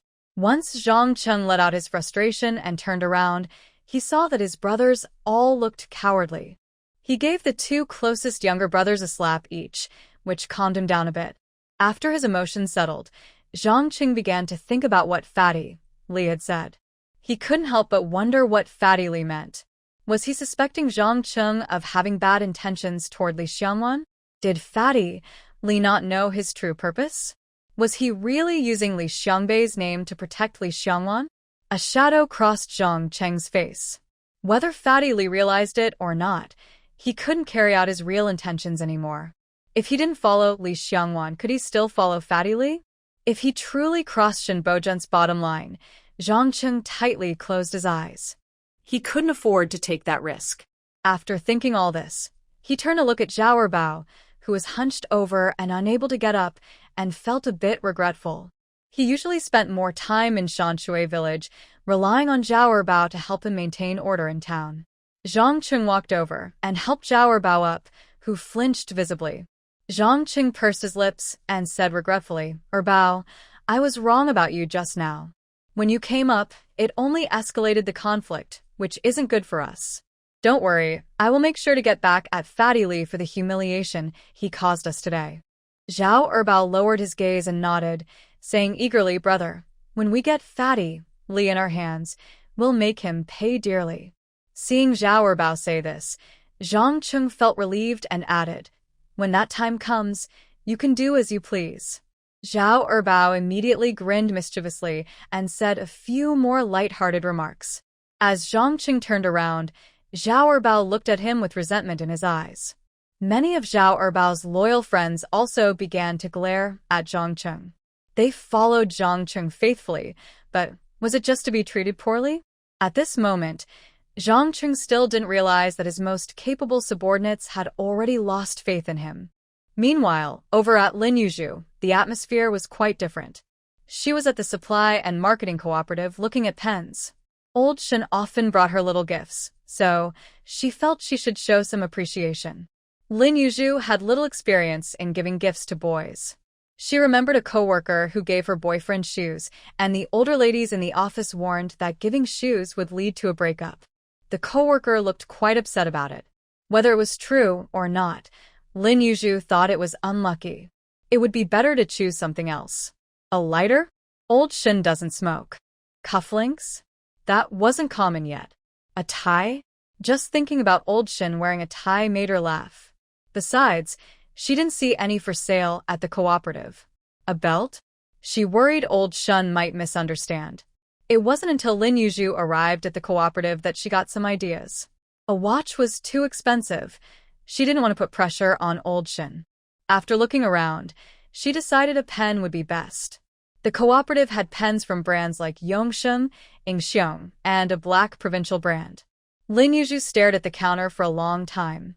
The salesgirl kept glancing at her and finally, unable to hold back, asked, "Excuse me, do you want to buy something?" Lin Yu felt a bit looked down upon. But salespeople were usually like that.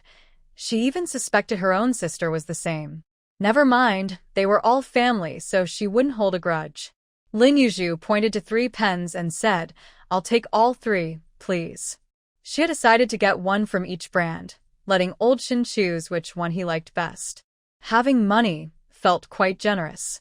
Lin Yu was feeling proud of her cleverness when the salesperson disagreed, saying, "Comrade, 1 fountain pen is enough. We should be frugal, avoid waste, and not be vain or indulge ourselves." Lin Yu stared at the salesperson for a long time, unable to respond. After a few seconds of silence, Lin Yu said seriously, "Sister, I'm a teacher in the countryside. I was thinking of buying 2 fountain pens as rewards for the children. Many of my students have never even seen a fountain pen." Lin Yu's statement was not exaggerated. Many children had never been to town and didn't even know what the supply and marketing cooperative looked like, let alone a fountain pen. Upon hearing Lin Yu call her sister, the salesperson suddenly felt a sense of closeness. Listening to Lin Yu's explanation, she realized she had misunderstood. Perhaps she was hesitant because Lin Yu wanted to buy for the children, which is why she had been looking for so long. The salesperson quickly smiled and said, "Sister, I misunderstood. As a teacher, you don't earn much, so it's better to buy something cheaper. One of the pens you picked costs 5 yuan. Let me show you these. And these which are cheaper and still good. These will be fine for the children." Lin Yu forced a smile, thinking to herself, "It's not that I'm stingy. It's just that the simple hearts of the people are hard to bear." In the end, she spent less than 10 yuan on 3 fountain pens.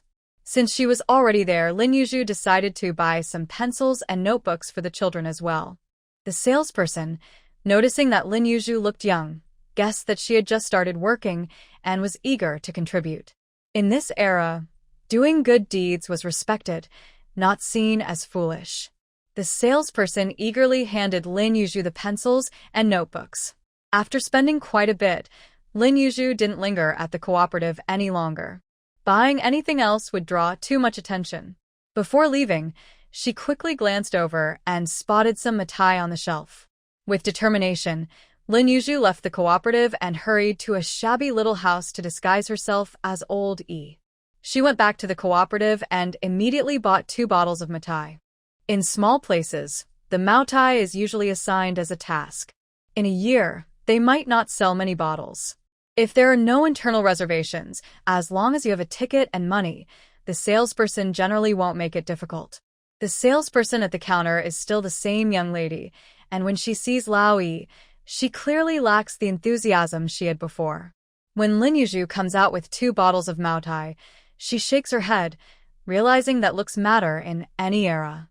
Lin Yu has become quite skilled at navigating the streets, and she knows the families in the areas she sells to very well. These families are just glad she is not a bad person.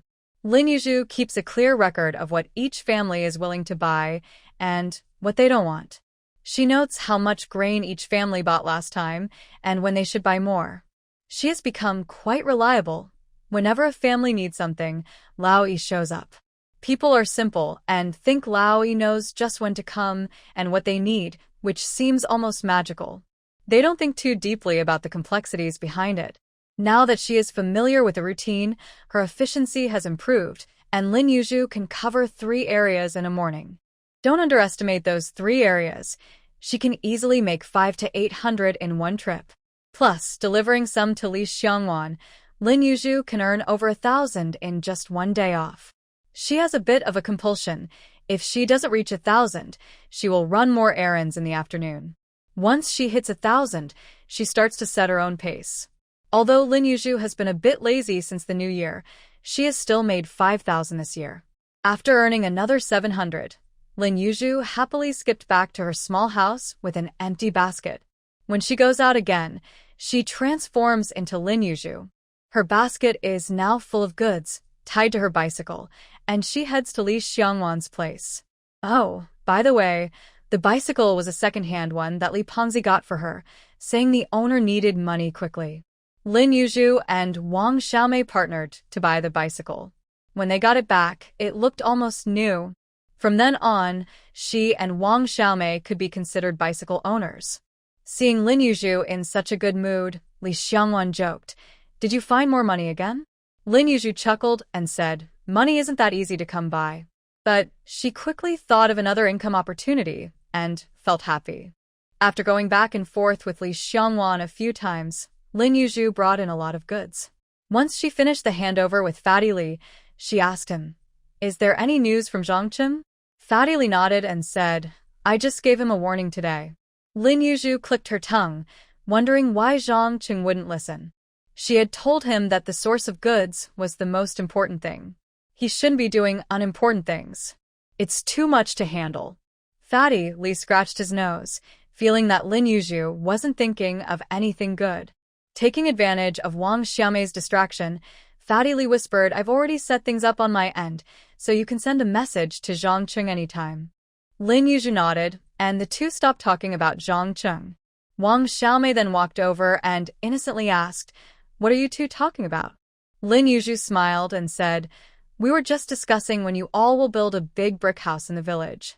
Old Wang has been shouting about it every day, saying you all were bragging. You can't even build a big brick house."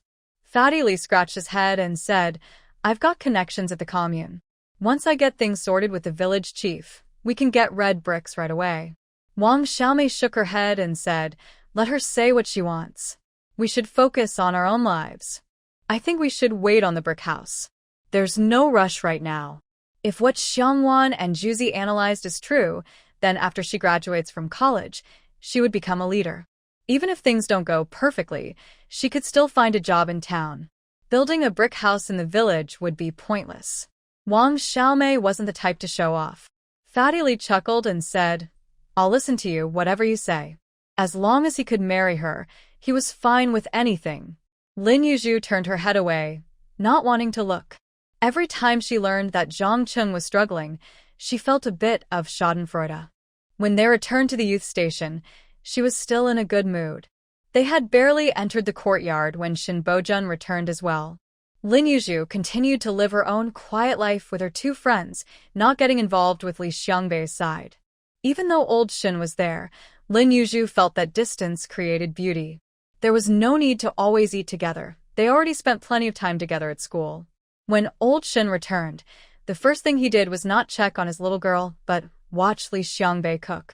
Throughout the process, old Shin sighed, as the way he chopped vegetables was almost the thickness of chopsticks. Peeling a vegetable resulted in losing almost half of it. That wasn't all. When asked to add a spoonful of salt, he seemed lost in thought and added another spoonful. Frustrated, Bojun kicked him and asked coldly, "What are you thinking?" Su Qinghua stood at the door, looking at his brother with sympathy, feeling quite sorry for him. Wang Yang also took pleasure in the situation. Seeing Wang Yang, Su Qinghua became unhappy and said, "Wang Yang, why don't you learn? When my brother got hurt, were you just watching? My brother took the hit for you, and you still want him to serve you without feeling guilty? Wang Yang, who was enjoying the moment, suddenly looked embarrassed. Li Xiangbei, who had been hurt before, sighed silently, realizing this situation was not going to end well. Distracted, Li Xiangbei accidentally added another spoonful of salt to the pot. Unable to stop him in time, Shen Bojun sighed deeply. The crescent moon hung high in the sky. It was late at night, quiet and misty, with a chilling and eerie atmosphere. Lin Yu stepped out of her house and shivered at the sight, quietly making her way to Li Xiangbei's place. She knocked on the door a few times, and upon hearing footsteps, she stopped knocking. The one who opened the door was her brother, old Shen. Seeing Lin Yu, Shen Bojun pulled her inside and jokingly said, "What are you doing here so late? Even though it's close, it doesn't mean it's safe." Thinking about the unknown troublemaker in the front yard, Shen Bojun felt worried. Lin Yu chuckled and said, "I'll make sure not to come out this late next time. Didn't I come out to give you something? Why are you being so harsh with me?" Shen Bojun raised an eyebrow, feeling a mix of amusement and confusion. Who was being harsh with her? Lin Yu stopped her playful teasing, took out a pen from her pocket, and placed it directly in Shen Bojun's hand. With a slightly proud and awkward expression, she said, "Here, this is for you. I'm leaving now." With that, she quickly ran out of the room. Shen Bojun hurriedly followed her outside, relieved only after she closed the door behind her. Once the door was shut, Shen Bojun looked down at the pen in her hand as she walked back inside, her smile growing wider without her realizing it. This scene left Li Xiangbei and Wang Yang feeling somewhat disheartened. They couldn't help but notice that Lin Yu, just 2 years older than them, was living such a different life. She even received a gift. How could there be such a big gap between people? That night, some slept soundly while others tossed and turned, unable to rest. Speaking of which, the new group of young intellectuals had been there for a few days.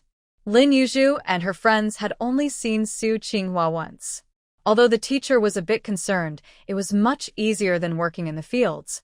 Everyone had different tasks, and with the layout of the place and varying work hours, they had little chance to meet and get to know each other.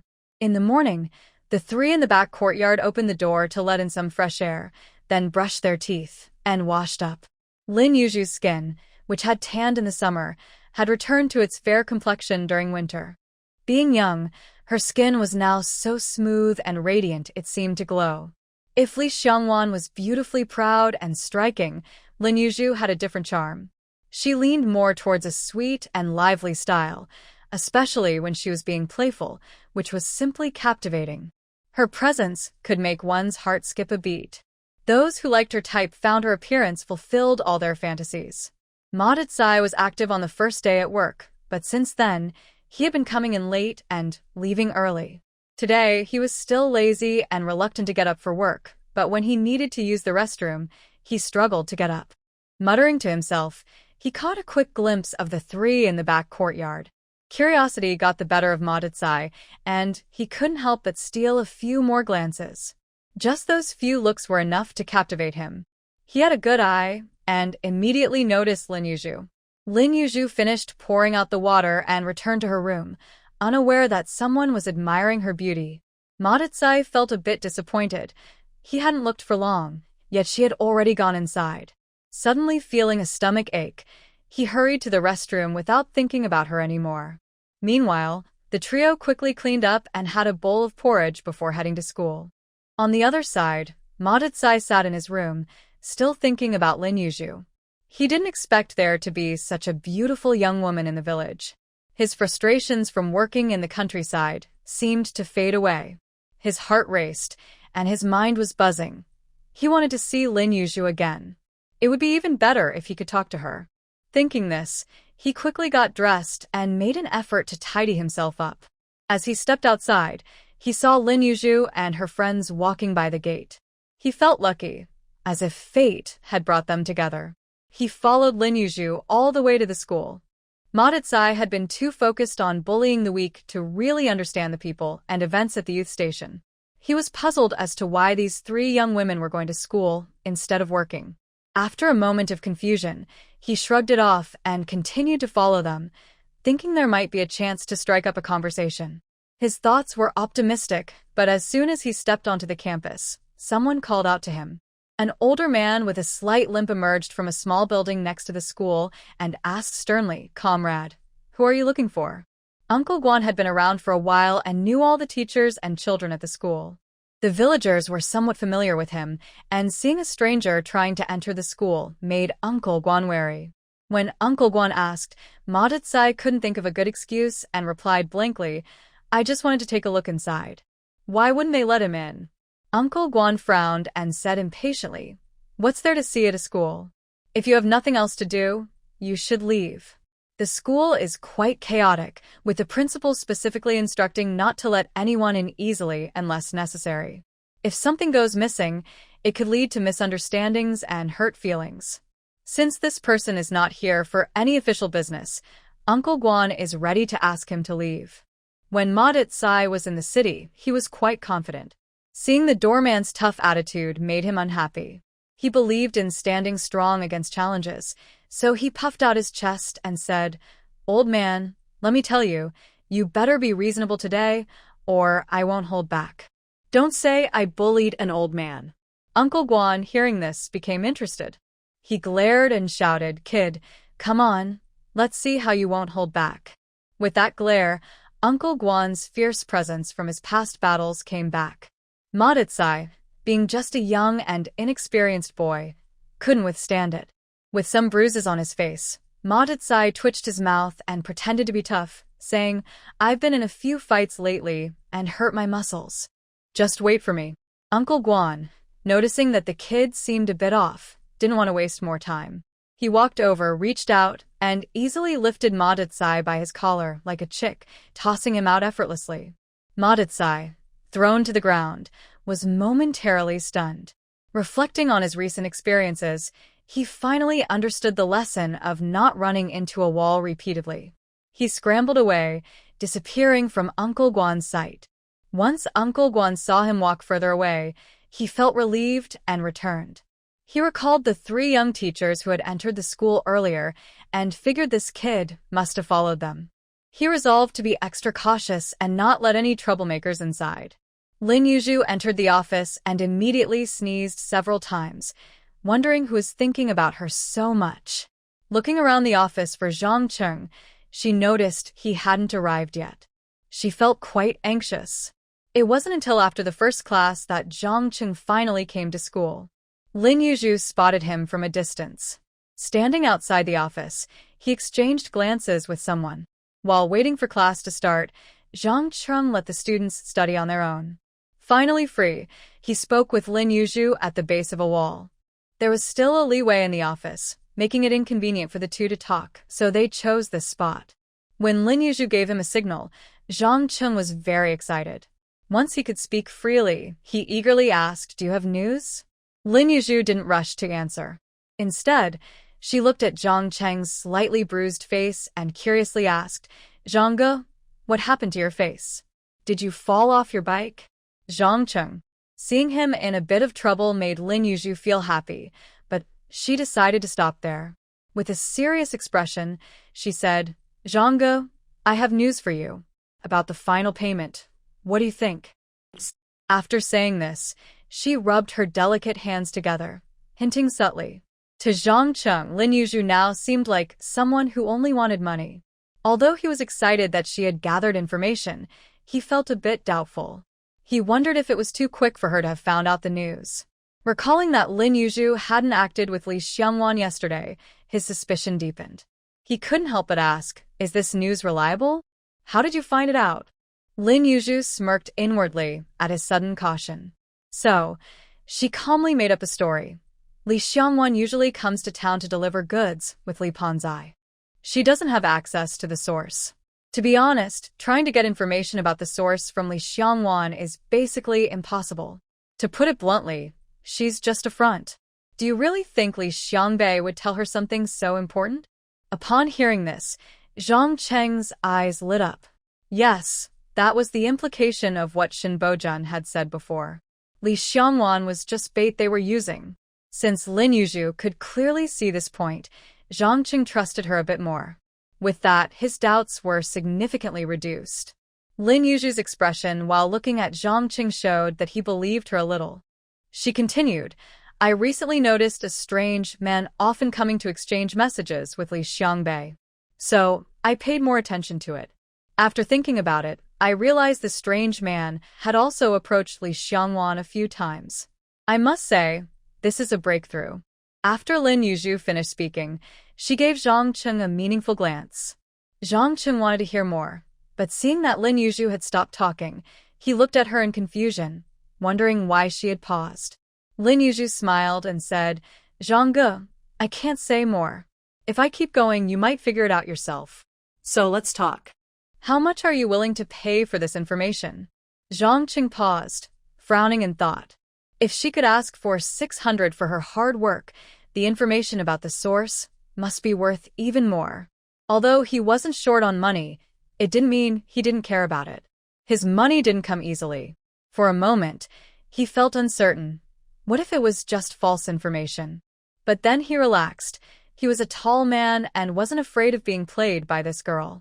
If she dared to trick him, she would have to pay the price. Just as he hesitated, both of them heard rustling sounds from the other side of the wall. It sounded like someone was climbing. They both looked up and saw a head slowly appearing over the wall. When the person climbed up and sat down, they looked down. 3 people, 6 eyes. It was quite awkward.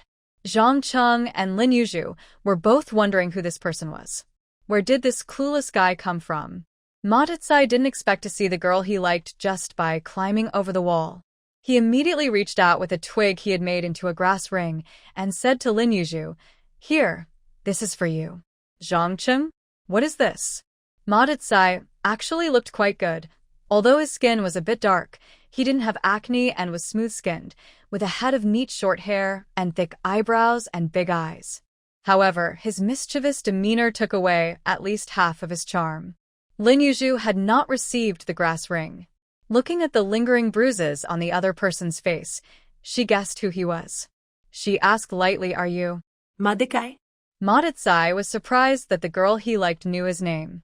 His eyes lit up as he began to imagine if she had noticed him before. Did she have a crush on him too? The more he thought about it, the happier he became, and he said excitedly, How do you know me? Regarding his well-known reputation, Lin Yu acknowledged it but responded with a question, Why did you climb over the wall? Ma Decai waved the grass ring in his hand and said, I wanted to give you this. Hey, let's be friends.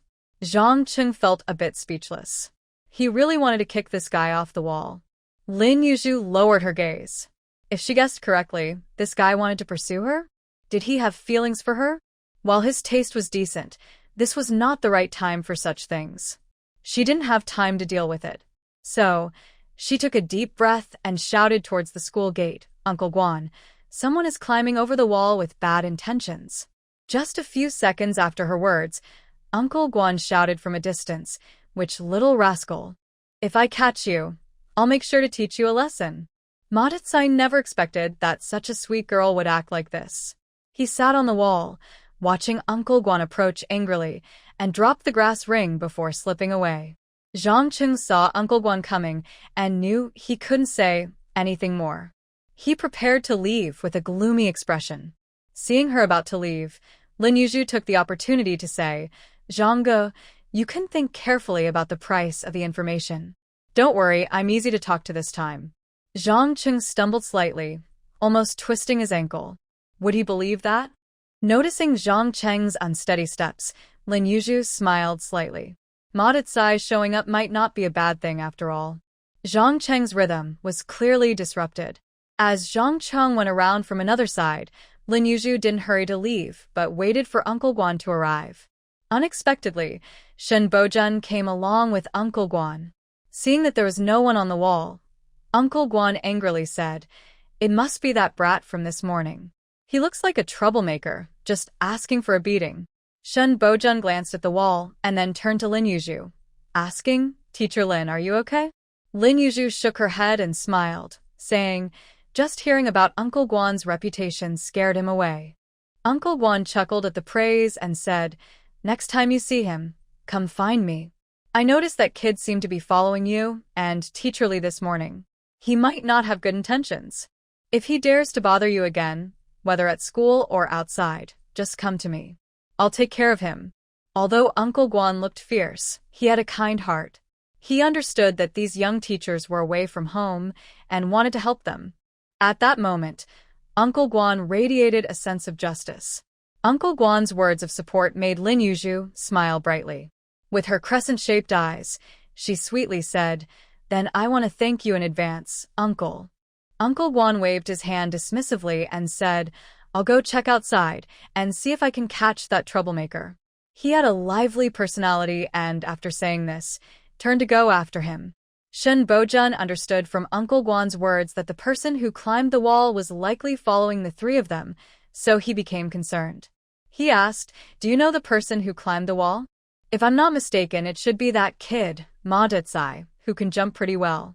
Thinking about Ma Decai's earlier words and actions, Lin Yu felt he might have some interest in her. However, since he hadn't made it clear, she didn't want to say anything that might upset Bojun.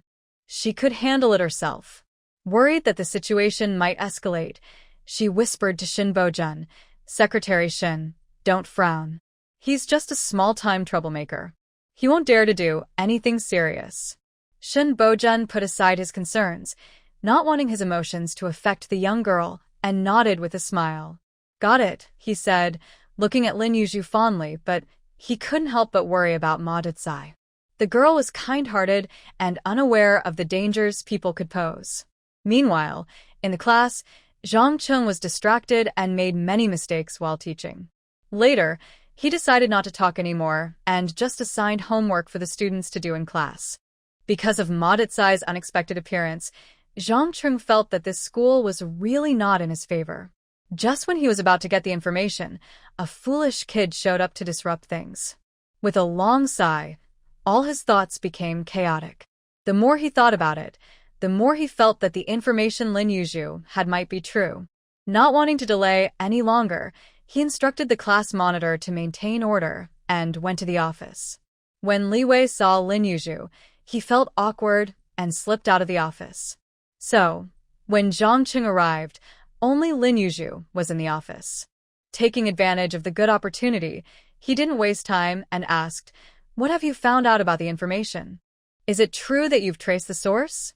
Lin Yu thought for a moment and quietly said, "If I'm wrong, I'll refund you." "Brother Zhang, we need to have some trust between us. Don't you think?" Jang Chun scoffed internally, not wanting to say much more, and got straight to the point, asking, "Teacher Lin, how much do you want?" Lin Yu lazily replied, "That depends on your sincerity, Teacher Zhang." Jang Chun was prepared for the other party to ask for a lot. Thinking about having the upper hand was somewhat comforting. He knew that anything less than 500 wouldn't work, and he didn't want to complicate things like before, where they had to negotiate multiple times. Resolutely, he offered a number slightly less than double that amount and firmly said, 800 no more. That was his bottom line. After saying this, he waited for the other party to negotiate. To his surprise, Lin Yu looked at him in shock and smiled widely, saying, "Wow, Teacher Zhang, your sudden generosity leaves me speechless. No wonder you can be the leader. You really are impressive. All right, it's a deal." Jang Chun. If you ask him how he felt, it was quite frustrating. Taking a deep breath, he resignedly handed the money to Lin Yu. Surprisingly, I felt a bit relieved that the other party didn't ask for more. After receiving the money, Lin Yu took out a piece of paper from her pocket, unfolded it, and handed it to Jang Chun. The paper had a rough sketch, showing a map from the town to a certain location. There was a row of small houses, and one of them was highlighted with a circle. Jang Chun was a bit confused, so Lin Yu explained, "I found out that Li Xiangbei and Bojun are not as friendly as they seem. Bojun's stay at the youth station might have another purpose. Li Xiangbei often goes to the town with this unfamiliar man. Yesterday, I happened to see them in town. I followed them and found they sneakily went to the house marked on the paper and knocked on the door. Brother Zhang, knocking seems to have some rules, like a specific pattern. When no one answered, they continued with the same rhythm. I saw Li Xiangbei knock for quite a while before someone finally came. You might want to imitate that. I only heard Li Xiangbei say, "The king covers the earth," but I couldn't hear what the other side said since it was too far away. After a short while, they brought out a batch of goods. I kept following them and saw they took the goods directly to Li Xiangwan. I think this house is likely the key you are looking for. I've gathered this information, and now it's up to your skills. Jang Chun picked up a few pieces of information. Shin Bojun had ulterior motives towards Li Xiangbei, and the door on the map was likely the key point for the goods. He put away the map and stood up to leave, but Lin Yu called him back. Turning around, he saw Lin Yu's beautiful eyes narrowed, sparkling with a fierce light as she smiled mischievously and said, "Brother Zhang, remember this. Since I dare to take this job, I'm not afraid of you going back on your word later. In this world, it's best to have some integrity. I, for one, value honesty very much, and I hope you do too. Otherwise." Jang Chun felt a chill run down his spine, sensing something was wrong.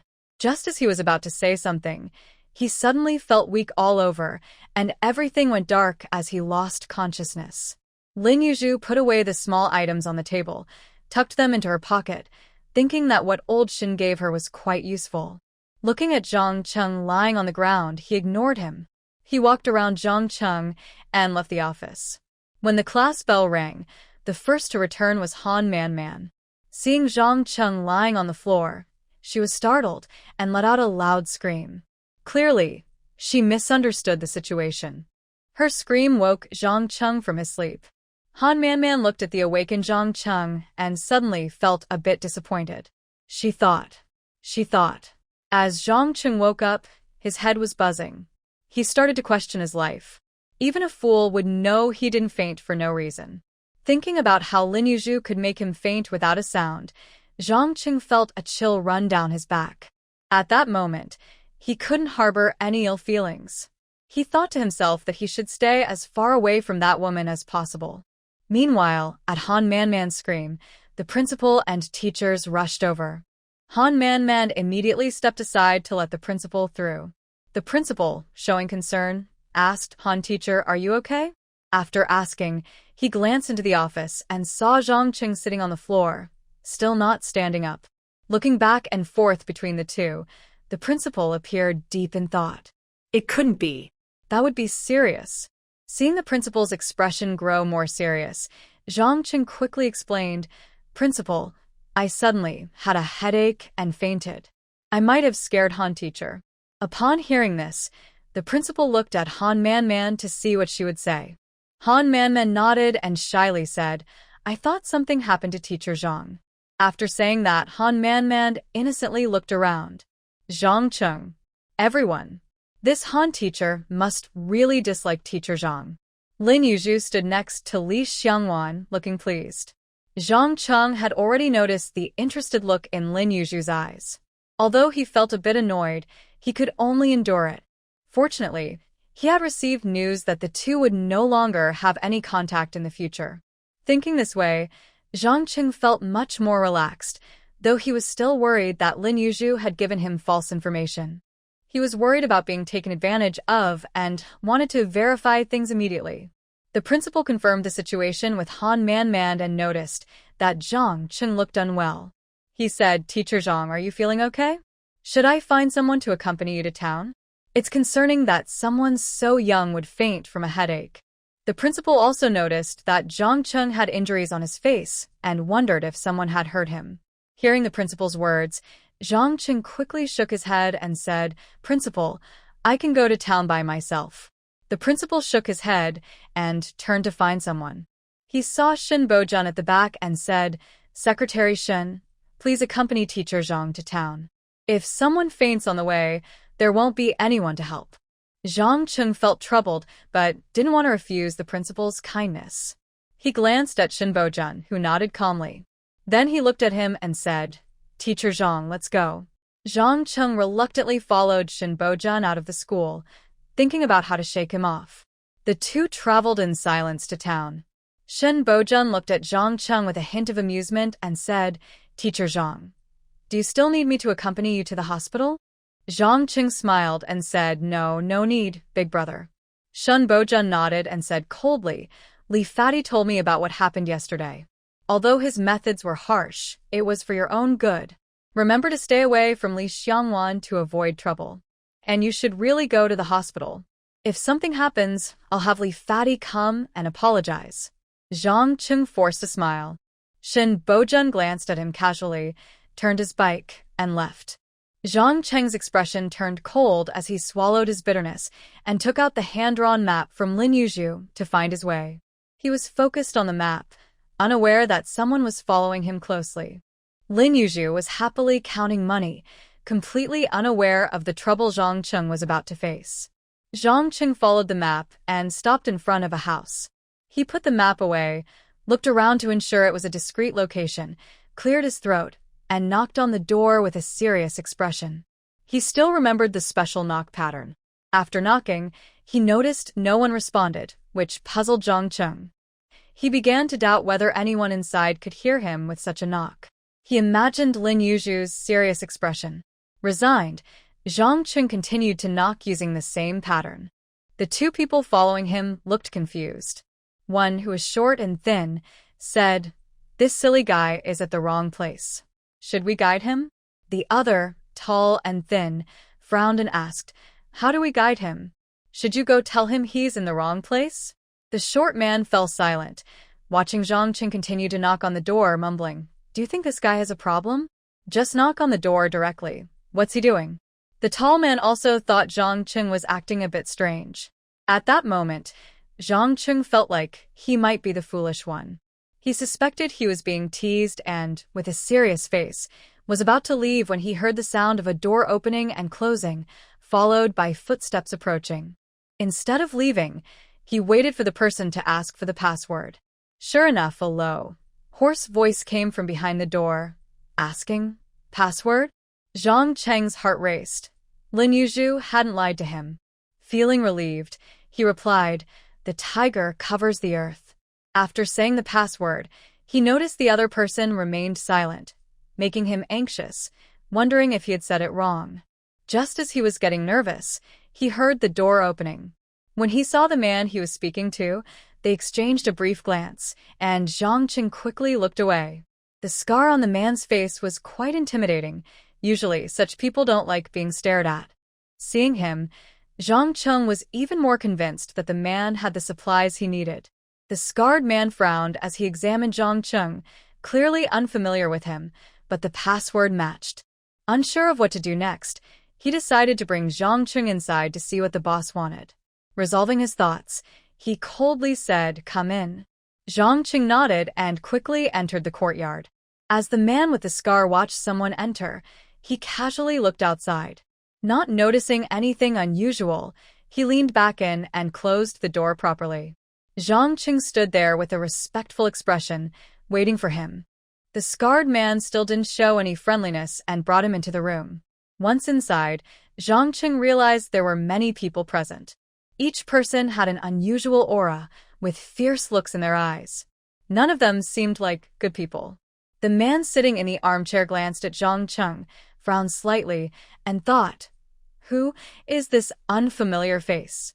At that moment, the scarred man stepped forward and whispered to the man in the armchair, Boss, this person knows our slogan, but I wonder if he's one of us. Hearing this, Shirlali looked at Jang Chun curiously and tried to recall if he had seen him before.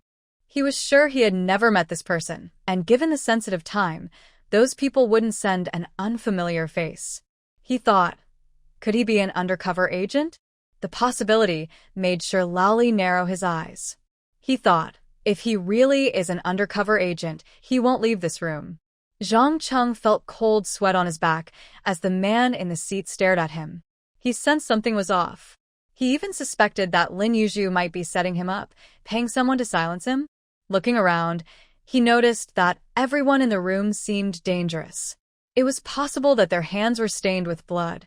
Feeling anxious, Jang Chun didn't know how to break the tense silence when he heard the other person ask him, Who introduced you?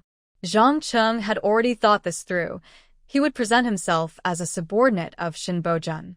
If they believed him, He could say he was helping Shin Bojun with buying and transporting goods. Using Shin Bojun's name, he could quietly pry into Li Xiangbei's supply. If Li Xiangbei found out, it would create a rift between them, achieving two goals at once. Jang Chun steadied himself and humbly said, "Big brother, I am a subordinate of Shin Bojun. My boss has a partnership with Li Xiangbei. Recently, Li Xiangbei has been supplying less and less. My boss said that if we could find a source, there would be a reward. I'm not very capable, but I put in some effort to learn about you. I just want to discuss this with you. Instead of letting Li Xiangbei profit in the middle, why don't we cooperate directly? This way, both sides can earn more profit. Why not?" Jang Chun thought he made a good point. But Old Shur was confused. He looked at the scarred man beside him. Who is Li Xiangbei? Who is Shin Bojun? The scarred man shook his head at his boss, equally puzzled. Old Shur stared at Jang Chun for a while. He wondered if the guy was just talking nonsense to trick them. If he couldn't trick them, would he say he had the wrong person? Was he just here to investigate? It wasn't impossible to think that way. Old Shur's expression grew darker. Jang Chun noticed the silence and felt confused. Why did the conversation stop? He looked up at the man in the chair. As soon as he looked, he was startled by the cold gaze directed at him. What did he say wrong? Could it be that this person is very close to Li Xiangbei? Is he one of Li Xiangbei's people? Jang Cheng's mind raced, and he felt panicked. In Old Shur's eyes, this was a sign of guilt. He was nervous. He signaled to the scarred man. The scarred man understood immediately and nodded to a few of his brothers. The strong men quickly surrounded Jang Chun with fierce looks. Before Jang Chun could react, someone grabbed his arm tightly, making it impossible for him to resist. He felt a sharp pain in his knee and was forced to kneel on the ground. Another strong man grabbed his hair and pushed his head down to the floor. Jang Cheng's face really hit the ground this time. He was a bit dazed and wanted to explain when he saw a cold object pressed against his neck. The scarred man coldly said, "Tell me, who sent you? What is your purpose?" Jang Chun was completely confused and nervously replied, "Big brother. It's a misunderstanding. It's all a misunderstanding. I'm also a brother to Li Xiangbei. You can ask him. You can call him over and you'll find out." At this moment, Jang Cheng's heart raced, completely confused about how things had escalated to this point. The hostility in the other person's eyes was unmistakable. He only wanted to secure a supply. Jang Cheng's mind raced as he thought about how to escape safely. Scarface saw that Jang Chun was being stubborn and glanced at his boss, making a gesture that clearly asked if they should take action. Old Shur looked at Jang Chun and sensed something was off. He told Scarface to calm down and asked in a serious tone, "Little brother, I don't know anyone named Li Xiangbei or Shin Bojun. Why don't you just tell me why you're here? Who sent you? If you don't tell the truth, don't blame us for taking action." Jang Chun nervously swallowed, feeling the cold dagger pressing closer to his neck. Sweating and panicking, he said, "Big brother, I just want to get some goods from you. My name is Jang Chun. You can ask around in the black market. I have a group of brothers who can sell goods. I'm not any worse than Li Xiangbei and the others. In fact, they rely on my brothers. Big brother, I'm just a bit dissatisfied and wanted to secure a supply. If you don't want to, I'll drop it right now. I promise I won't cause any trouble." Old Shur furrowed his brow, noticing that Jang Chun kept mentioning Li Xiangbei, which didn't seem like an act. He asked again, "Who told you my address?" Jang Chun didn't hesitate and replied, "Big brother, I just used a little trick and placed a spy next to Li Xiangbei. That person followed Li Xiangbei's little brothers all the way here. You can check the note in my pocket. My spy drew it for me." As soon as Jang Chun finished speaking, someone searched his pocket. They pulled out a note and handed it to Old Shur. Old Shur frowned and held the note at a distance to read it. After a while, his frown deepened. This fool seems to have come to the wrong place. He placed the note on the nearby table and exchanged a glance with Scarface. A few people understood the situation and relaxed. Jang Chun rubbed his arms and slowly stood up. He had several minor injuries on his face. He winced in pain for a moment. Old Shur watched this but didn't care and said to Scar, Send a brother to ask if there really is someone like this in the black market. And what's their background? Scar immediately understood and took 3 brothers out of the room. The short and tall duo waiting outside were a bit confused. What was Jang Chun doing? He had been inside for quite a while without coming out. When they heard the door open, they quickly hid. But the footsteps sounded like more than one person. Before long, several strong men walked past, and the two exchanged glances. Their task was to follow Jang Chun closely. So, they continued to wait in place. Meanwhile, Old Sher was sipping tea, lying in an armchair with his eyes closed, resting. Jang Chun felt very complicated inside.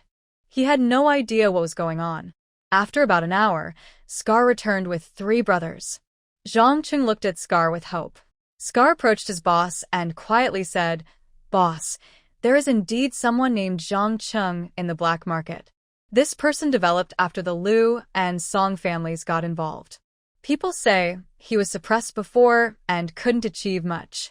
Now he does have quite a few brothers under him. He shouldn't be a cop." Old Sher nodded upon hearing this.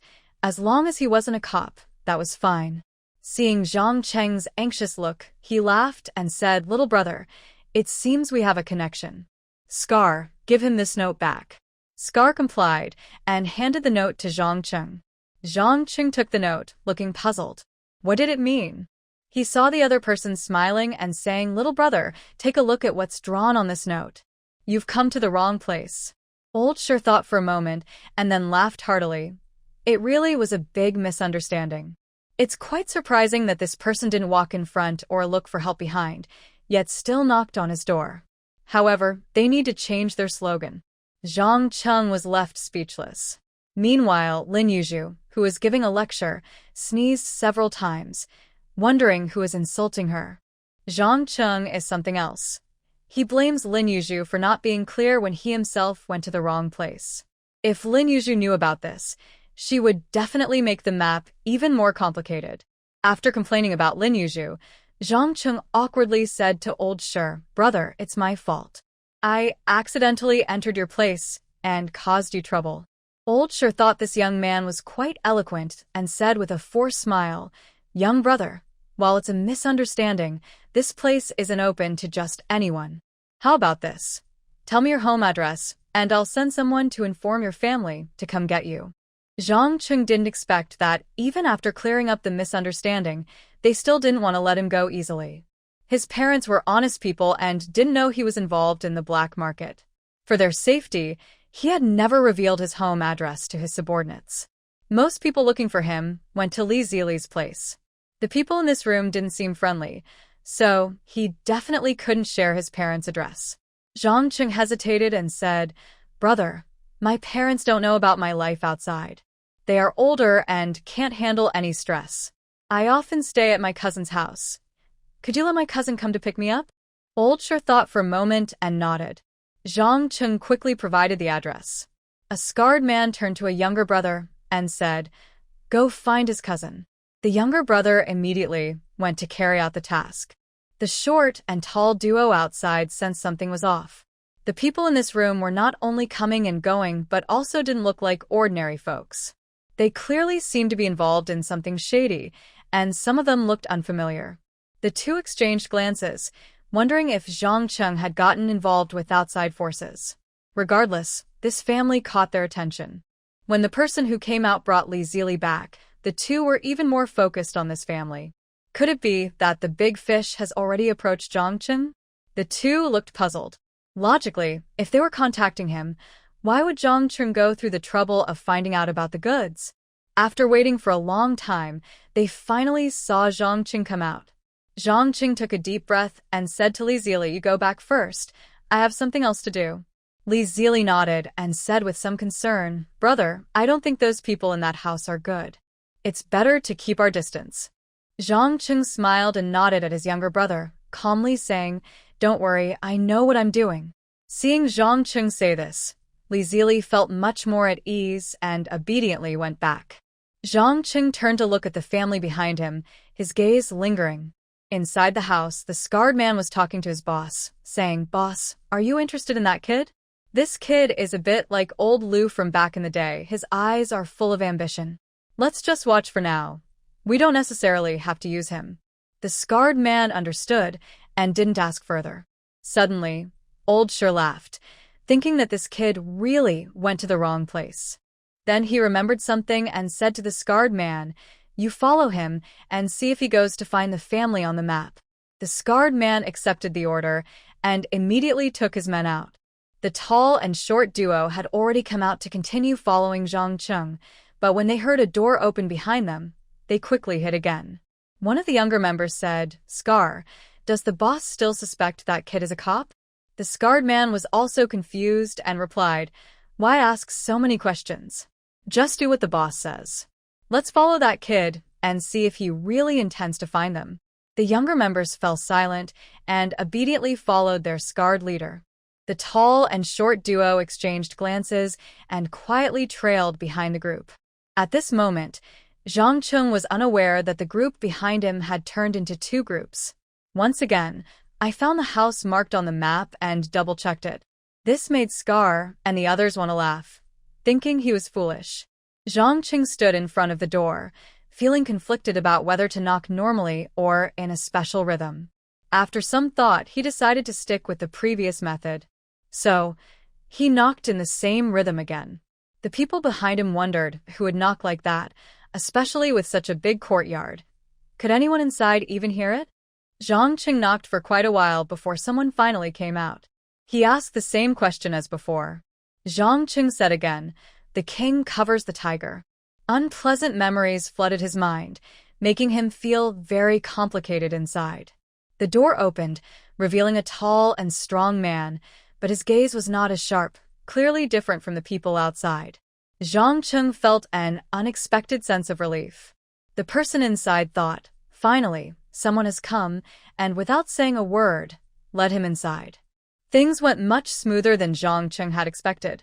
Seeing Jang Chun enter the house, Scar knew he was indeed looking for this family, so he took his brothers back. On the way back, a younger brother asked, "Scar, do we still need to keep an eye on this place?" Scar shook his head and said, "Let's go back and discuss it with the boss first." After they left, the short and tall duo exchanged serious looks before turning to leave. Meanwhile, Jang Chun had already explained his intentions to the boss inside. Old Wang, sitting down and playing with two large glass beads, scrutinized Jang Chun and asked, "You say you have people under you? How many?" "More than 30. As long as there's a supply, I can develop more at any time." Old Wang's eyes showed some interest and he asked, "Do you have anyone backing you?" Jang Chun was taken aback. Seeing his confusion, Old Wang looked down on him a bit and said, "Do you think I partnered with Li Xiangbei for no reason? I'm interested in his connections. If something goes wrong, he can use his network. My brothers can be out in a few days. Can you do this?" Jang Chun was momentarily speechless. After a quick thought, he said, "Actually, my older brother has a good relationship with Li Xiangbei. He sent me today to feel things out. My brother can navigate the same connections as Li Xiangbei." You can rest assured about that. The boss twirled a bead in his hand, squinting at Jang Chun for a long time before sneering, "Then let your boss come and talk to me. If you want to cooperate, sending a little brother over is not enough. Do you think I, Old Wang, am not qualified? Li Xiangbei isn't this arrogant. Why are you? Please leave." Jang Chun was left speechless, and before he could explain, he was pushed out. Once the door behind him was shut, the frustration he had felt all morning nearly exploded. After stepping a few paces away, he finally let it all out. He kicked the wall hard and muttered angrily. He was so focused on kicking that he didn't hear a small window open above him. Suddenly, a bucket of dirty water poured down. Jang Chun was drenched from head to toe, completely taken by surprise, and stood frozen for several seconds. Looking up, he saw a stern-looking woman glaring at him, shouting, "You little brat, are you looking for trouble kicking my wall? I warn you, if you kick it again, I'll pour boiling water on you." After she finished speaking, she quickly shut the window with a bang, leaving Jang Chun no chance to respond. With leaves on his head and water dripping down, he felt like crying. After being scolded by the woman, Jang Chun calmed down and returned to Li Zili. Seeing Jang Chun in such a disheveled state, Li Zili was momentarily stunned, but quickly found some new clothes for him to change into. Jang Chun was aware of the principal's recent dissatisfaction. After freshening up, he resignedly returned to school. Meanwhile, the two shorter guys had found Shin Bojun and explained the strange events of the day. Shin Bojun pondered for a long time and asked, "Do you remember anything about the person who came out of that room?" The short and tall duo carefully recalled the man with the scar on his face, which left a strong impression on them. Shin Bojun quickly asked a colleague to call in an artist to let the duo describe the man. As things got busy, Shin Bojun said to Li Pengzi, "Send two brothers to keep an eye on things. There might be clues inside. Also, since Old Wang is being watched, let's act like it. Find some unfamiliar colleagues to pretend to be delivery workers. During this time, after midnight, deliver goods to Old Wang. Then, the next evening, take them out. If we're going to act, let's do it convincingly." Li Pengzi nodded and turned to send a message to Old Wang to be cautious. Once the duo finished, the artist had sketched the scarred man and the general likeness of others. Shin Bojun looked at it and said, "I'll take this to the bureau and send a copy to colleagues in other cities as well. Let's see if there are any clues." After arranging things here, Shin Bojun didn't delay any longer and quietly returned to the office. Meanwhile, things were lively at the school. Uncle Guan was chasing after the lively Ma Decai, trying to catch him. Ma Decai, holding a steamed bun, said, "Old man, just close one eye and let it go. Why are you so serious about guarding the gate?" Uncle Guan, struggling to keep up, was out of breath but kept running, cursing, "You're talking nonsense. I'm taking their money, and if I don't do my job, that's just wrong. You little rascal, I'm making it clear today. As long as I'm here, you won't step into this school." Ma Decai turned around and made a funny face at Uncle Guan, running away with a grin. He couldn't believe that he couldn't get into a small school. Once Ma Decai was far away, Uncle Guan stopped running, muttering about the little rascal, but felt quite good as he turned back. It had been a while since things had been this lively. He rubbed his sore leg and sighed, realizing he was getting old. Lin Yu, who had already finished her meal, brought Uncle Guan's food over and waited for him at the school gate. Seeing Uncle Guan limping back out of breath, she said, "Uncle, you've worked hard." "Hey, what's so hard about just running a couple steps?" Lin Yu followed her uncle into the house and placed the lunchbox on the table. She said, "Uncle, why don't you come eat in the kitchen with us? If you're worried about strangers coming in, just lock the door for a bit. It won't take much time. Eating alone is so lonely." She knows that feeling all too well. Uncle Guan sighed and said with a smile, "I won't go. The kids will be scared to see me." His eyes showed a hint of sadness. Lin Yu immediately smiled and encouraged, "Uncle, they won't be scared after seeing you a few times. Just bring some rock candy for the kids tomorrow, and they'll warm up to you right away." Uncle Guan chuckled and nodded, but he didn't seem to take it to heart. Noticing that he didn't want to talk more, Lin Yu decided not to push it, not wanting to upset him. With a cheerful tone, she said, "Uncle, I'll leave the trouble with that little troublemaker to you. I'm going back to check on the kids now. You're too polite, little teacher. Go take care of the kids." "It's no trouble at all. It's part of my job," Uncle Guan replied generously. Lin Yu smiled. If Ma Decai was really coming after her, she would just be causing trouble for Uncle Guan. What matters most is finding peace of mind. After saying that, she left. After washing his hands, Uncle Guan turned around and noticed not only the lunchbox on the table, but also a small cloth bag. He was surprised and opened it to find a small bag of rock candy. Remembering what Teacher Lin had just said, Uncle Guan smiled. She is quite a nice person. As the weather warmed up, the kids didn't want to stay in the classroom anymore, and most of the children in Lin Yu's class were playing outside. Lin Yu decided to sit in her office, letting the students come to her if they needed anything. Han Man and Lu Yi were doing better. They had a dormitory where they could take a nap. In the office, only the three from the backyard remained. They were chatting and laughing when they heard footsteps approaching. They looked at the door and saw Jang Chun returning, looking a bit disheveled with a scrape on half of his face. Lin Yu almost spat out her drink. Hey, Teacher Zhang, what happened to your face? It's not just her saying it, the injury really looks bad. Zhang Cheng's mood, which had just calmed down, was once again. At this moment, facing the people in the room, it was hard for him to stay calm. Even Li Xiangwan he didn't want to deal with. He glanced at the three of them, said nothing, and turned to leave. Lin Yu, with her delicate fingers, was casually sipping hot water while thinking that the colleagues from Old Shun's side were being too harsh on Jang Chun. Why were they always fighting? Wang Xiaomei watched Zhang Chun leave and curiously said, weren't they supposed to check his head? Why are they still? Li Xiangwan shrugged, her eyes filled with schadenfreude. Zhang Chun finally found a cool spot by the wall, lit a cigarette to ease the terrible day he was having. He also wanted to organize his thoughts. After taking a couple of puffs, he noticed some movement behind him. Looking over the wall, the first thing he saw was a hand holding a white porcelain bowl. It seemed to contain a bun. Zhang Chun. He felt that today was truly unlucky.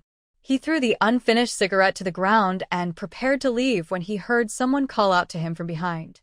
Turning around, he found it was that foolish kid from morning.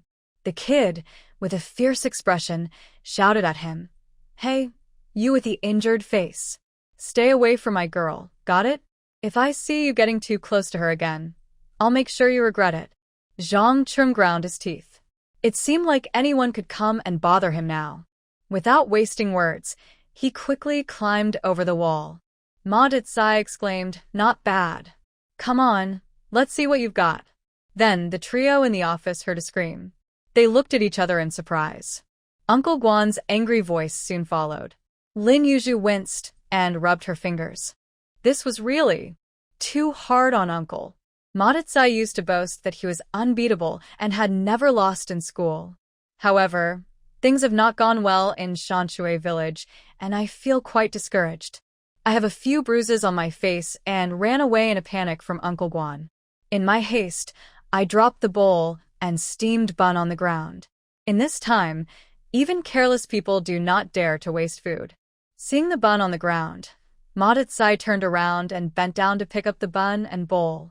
When he looked up, Uncle Guan was just a few steps away, which scared him and made him shout, "Old man, I will be back."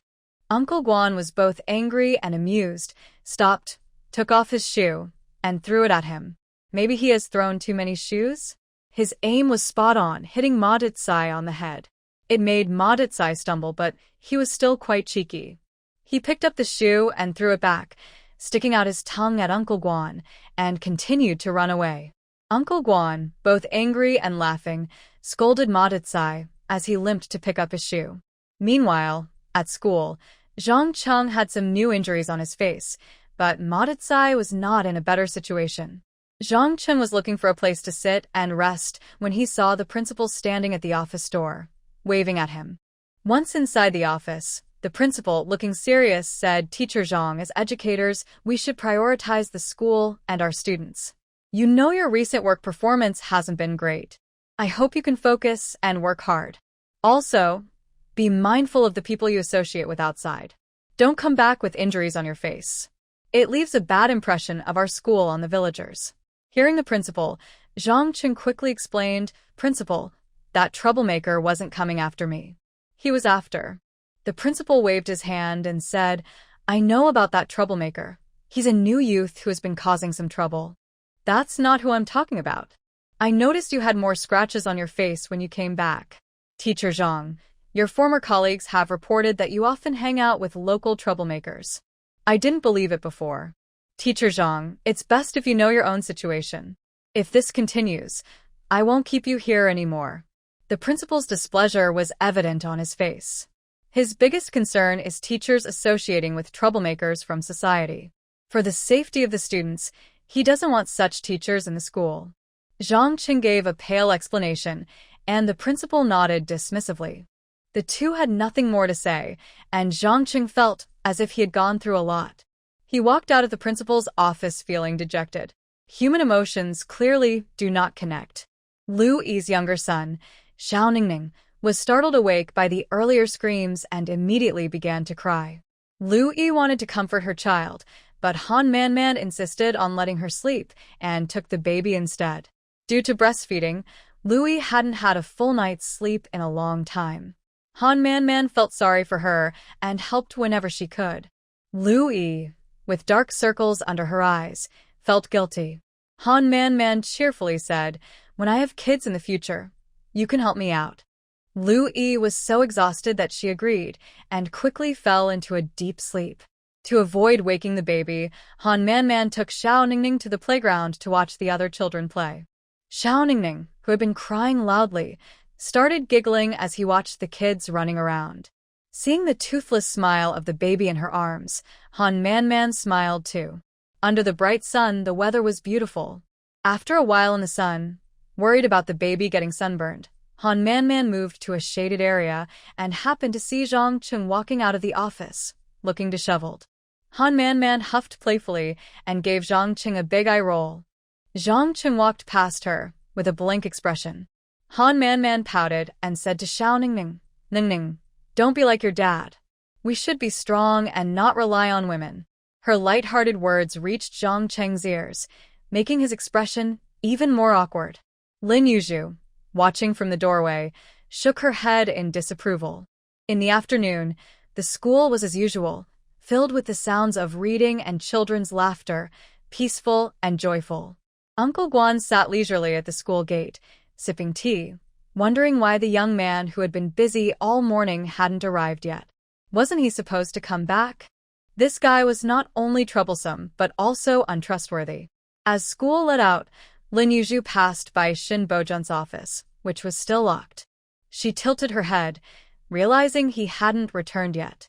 The trio from the backyard slowly walked back to the village with the children. As they passed the front yard of the educated youth, they spotted Ma Decai, whose face looked like a big, colorful cat. He leaned against the gate, his hair slicked back, thinking he looked quite handsome as he posed with his hands in his pockets. He didn't seem to realize that with such a face, the word handsome didn't apply. Wang Xiaomei spotted him from a distance and nudged Lin Yu with her elbow, subtly pointing in Ma Decai's direction. Lin Yu looked over and wanted to cover her eyes. Wang Xiaomei muttered, "This is the new educated youth. He seems a bit off." Li Xiangwan glanced over and almost laughed. "Who is this silly guy?" Lin Yu licked her lips. To be honest, she hoped that the ones who liked her would be normal people. That way, it wouldn't lower her standards, right? Seeing the three girls looking at him, Ma Decai smiled, happy that he finally caught their attention. What a day it had been for him. He was a bit of a rogue, trying to mimic his friends from before, and whistled at Lin Yu. He had that swagger about him.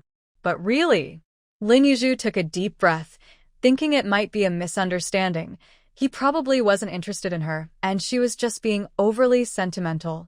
Yes, that must be it. He probably just saw the girl struggling to walk and wanted to flirt. Ma Decai esse rogue de minor startled Wang Xiaomei. Thinking of her pretty friends, she immediately protected Lin Yu and Li Xiangwan under her wing and glared at Ma Decai, saying, "Hey, stop being a bully. Don't be shameless. If you keep whistling, I'll make sure to teach you a lesson." She spat in frustration after speaking. Her fierce look was quite convincing. Recently facing many setbacks, Ma Decai touched his nose, looking a bit defeated. The three of them didn't stay long and headed straight to the back door. Lin Yu cheerfully said, "Sister Xiaomei, you're getting better and better. I hope it stays this way in the future. If you get married, we will feel at ease." Wang Xiaomei blushed at Lin Yu's teasing and playfully spat back, "You're not much better than that little bully." Lin Yu, what does that mean? Are they really on the same side? She absolutely could not accept that. If anyone in the village is the most idle, it would be Aunt Li Si. She just happened to witness the earlier scene. Turning around, she spread the news, claiming that the new male youth was bullying the trio in the backyard. The other aunties were surprised, but their focus was not on the bullying itself. Instead, they were curious about how the new male youth was so unaware of his surroundings. Aunt Li Si scoffed. What does he know? He's new here. Just wait and see. This new youth won't last long. Look, he's already got a bruised face. The aunties lost interest in their chores and just wanted to see the guy with the bruised face. This annoyed the village chief, who was working on the other side of the field, cursing at the group of women. They always claimed they were too old to work, yet they had plenty of energy when gossiping. Aunt Lee Si pretended to work for a while before sneaking away. The village chief saw her, but didn't bother to engage. If he made her work, she'd probably pull up all the seedlings in the field. Although Aunt Lee Si slipped away, her gossip didn't stop there. Later, when work was done, Li Xiangbei returned to the youth station with a gloomy face. Shin Bojun happened to come back just after finishing his tasks. Seeing Li Xiangbei's expression, he misunderstood and said, "You're a bit clumsy with cooking. Just make more next time. There's no need to carry such a heavy burden." Li Xiangbei's mind was already busy with thoughts, and now it felt even heavier. Wang Yang held back a laugh and said, "Old Shin, it's not about that. You see, there's a rumor in the village that Ma Decai is whistling at 3 girls over there, acting inappropriately. He's feeling annoyed and wants to teach them a lesson, but since he has no connection with them, he can only endure it." Shin Bojun, having heard about Ma Decai twice in one day, frowned and asked, "What's going on?" Su Qinghua chimed in, "It's just that Ma Decai might have a crush on someone in the backyard. He stands at the door and whistles at her." She then glanced at her brother with disdain, thinking he really should do better. He didn't even have a proper relationship. Her aunt still believed her brother liked the girl from the Dong family. What a big misunderstanding. After hearing this, Shin Bojun's mood didn't improve. In his opinion, his daughter was so lovely that anyone with good taste would notice her. He needed to think this through. Anyway, whistling at someone was really inappropriate. In the middle of the night, when no one was around, Ma Decai went out to use the restroom. He hurried in but swaggered out. Just a few steps away, he was suddenly bagged and beaten. When Ma Decai finally got the bag off and covered his bruised face, he complained loudly, "Who did that? Come out and face me. Sneaking up from behind isn't heroic." But all he heard in response was the barking of village dogs. That night, his cries became a topic of laughter among the village women. They joyfully said, "I told you, if you mess with those 3 girls, you won't have it easy." He got bagged that very night. Just look at his beaten face. Oh, how pitiful. Meanwhile, Lin Yu, who diligently taught at school, lived in a world of her own, completely unaware that her legend was spreading in the community.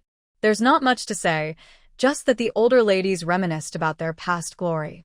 When it came to Aunt Lee Si, she stubbornly denied that she had once let a little girl win. Once she learned she had become a notable figure again, it was Aunt Shen who taught her those words. At the same time, the principal heard some stories about Lin Yu's past adventures. He shook his head, thinking about that girl. Encouraged by Lin Yu, Uncle Guan locked the school gate at noon and came to the kitchen for lunch. When he entered, the children were a bit scared. Lin Yu served them egg drop soup and said, "Kids, let's give a warm welcome to our hero. Uncle Guan is a great hero who has been on the battlefield and fought against enemies. We should respect him, not be afraid of him. Do you understand?" As soon as the children heard that Uncle Guan was their protector, they looked at him with admiration. Uncle Guan was delighted by their gazes and took out some rock candy for the kids. They immediately felt closer to him.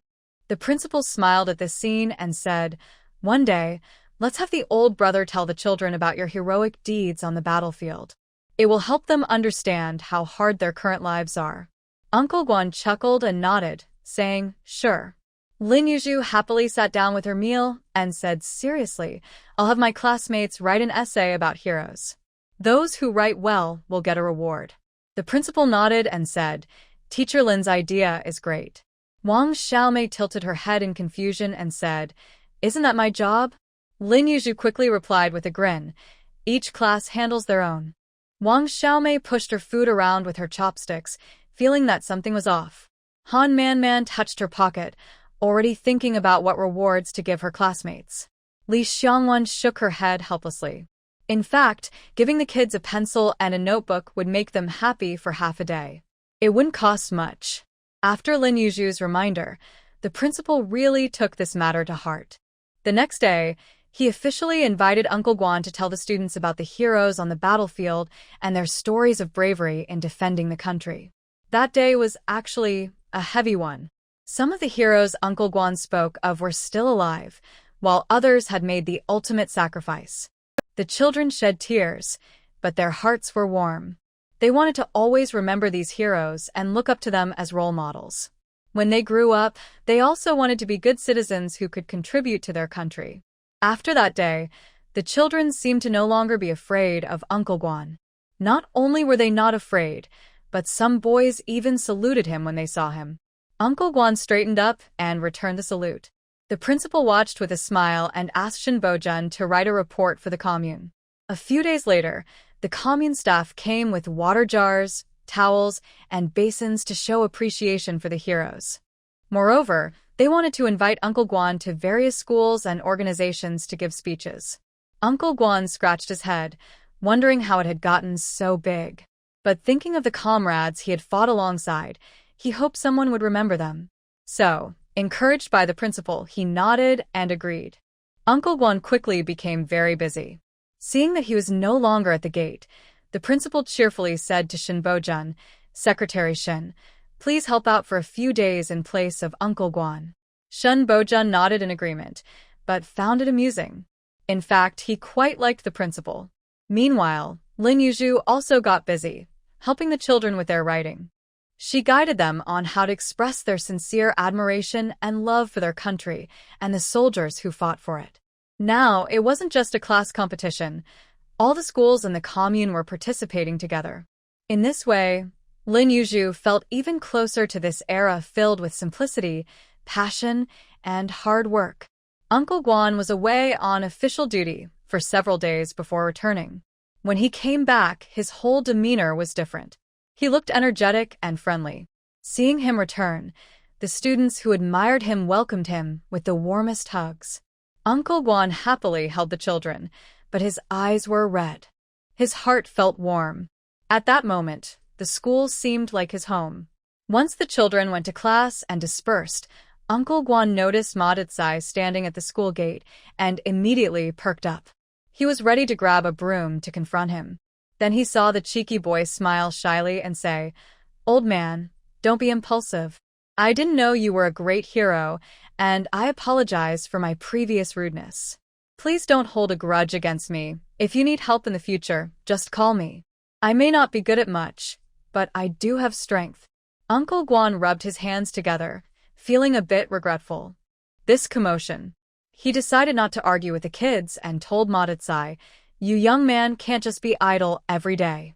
Listen to your uncle, work hard in the fields. The chairman said you should go to the countryside to help build it. If you do nothing all day, what have you built?" Once he shared this wisdom, Ma Decai felt a headache coming on. He forced himself to chat with Uncle Guan for a bit before slipping away. He thought to himself that he wouldn't come back to this school again. He was so embarrassed by his injuries that he avoided looking in the mirror and stayed indoors for several days. After a few days of quiet, Lin Yu thought he had given up. Little did she know, Ma Decai was daydreaming about how to pursue her every day. Since he couldn't enter the school, he had to put his pursuit on hold.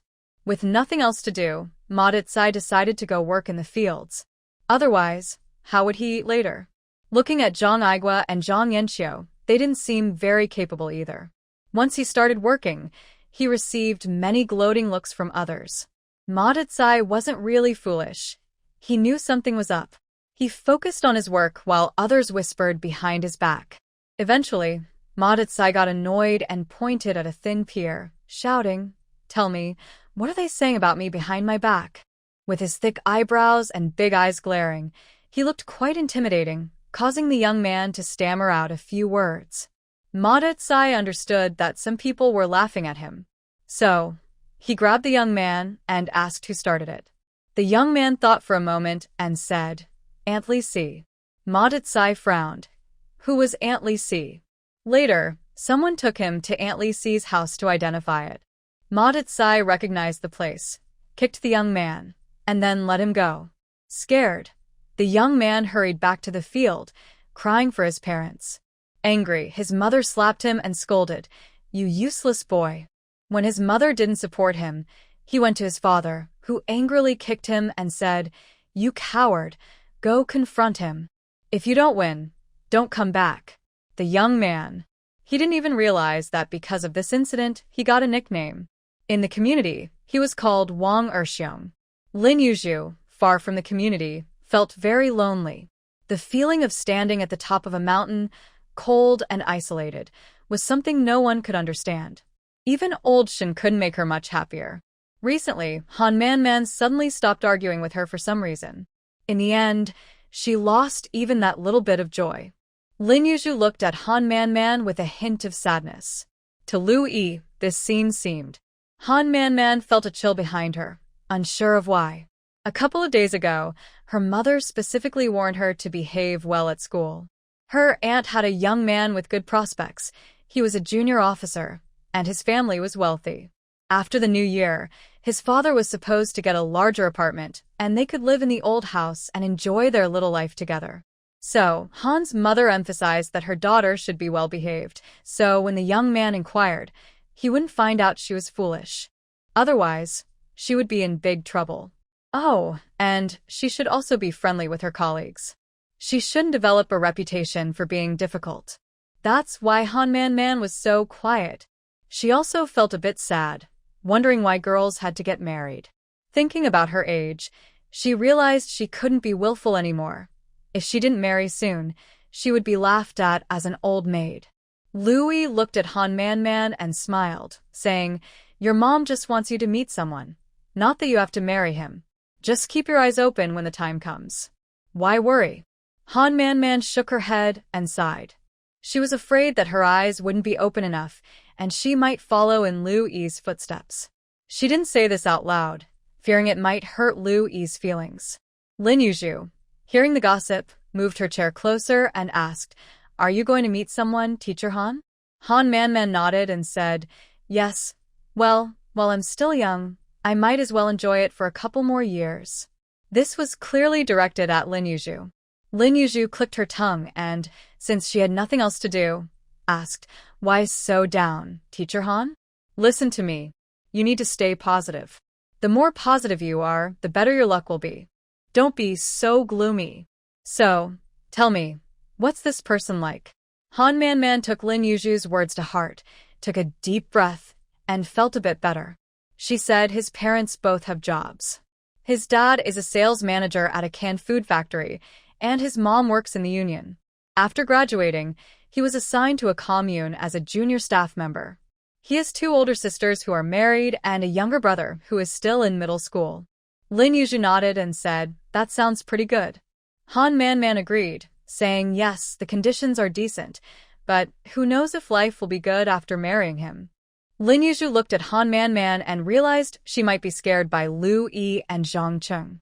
She smiled and said, "Whether life is good or not isn't just about the person." Han Man smiled and asked, "Then what is it about?"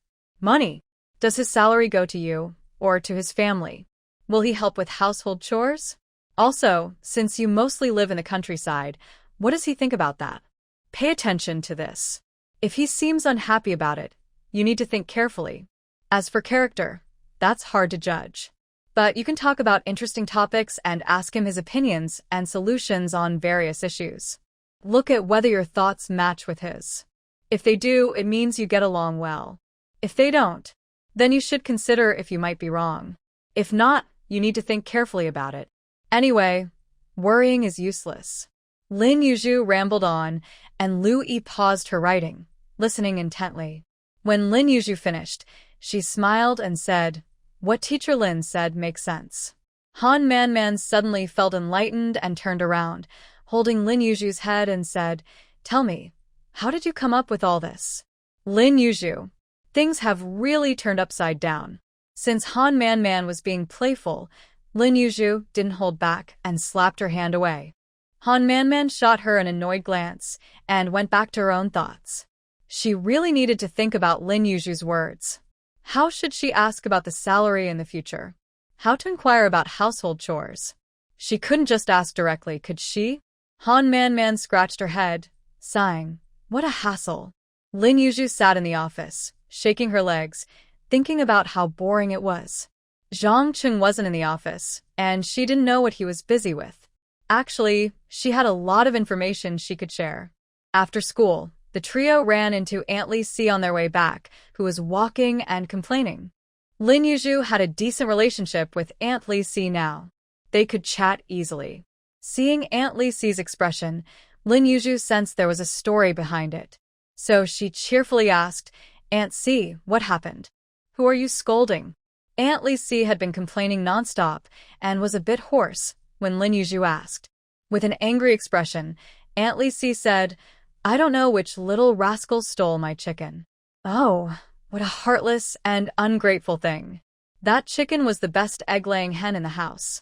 Our whole family relied on that chicken for eggs. Look, people are making money by pointing at the hen that lays eggs, while Aunt C's attitude has changed. She points at the hen and thinks about eating the eggs. This is so unfair to the hen. The eggs it worked hard to lay are all going into the owner's stomach. It's cruel. Lin Yu smiled and said, "Aunt C, can I ask you something?" Aunt Lisi looked at Lin Yu and felt uneasy, thinking she wouldn't hear anything good. Her mouth moved faster than her brain. "What is it?" Lin Yu grinned and said, "Aunt C, you still owe me 2 eggs for that time you pushed me. Do you remember?" As soon as Aunt Lisi heard this, she quickly pulled her arm away, not wanting to talk to Lin Yu anymore. Lin Yu laughed and said, "Oh, come on, Aunt C. I'm just joking. If I see anyone taking your chickens, I'll let you know." Aunt Lisi nodded and went off to look for her chickens again. Meanwhile, Li Xiangwan and Wang Xiaomei looked at Lin Yu with a somewhat unusual expression. Lin Yu cleared her throat, wondering who could understand her bored heart. When the 3 returned to the youth station, they saw Ma Decai standing in front of Lin Yu's door, holding a clucking hen, looking a bit dazed.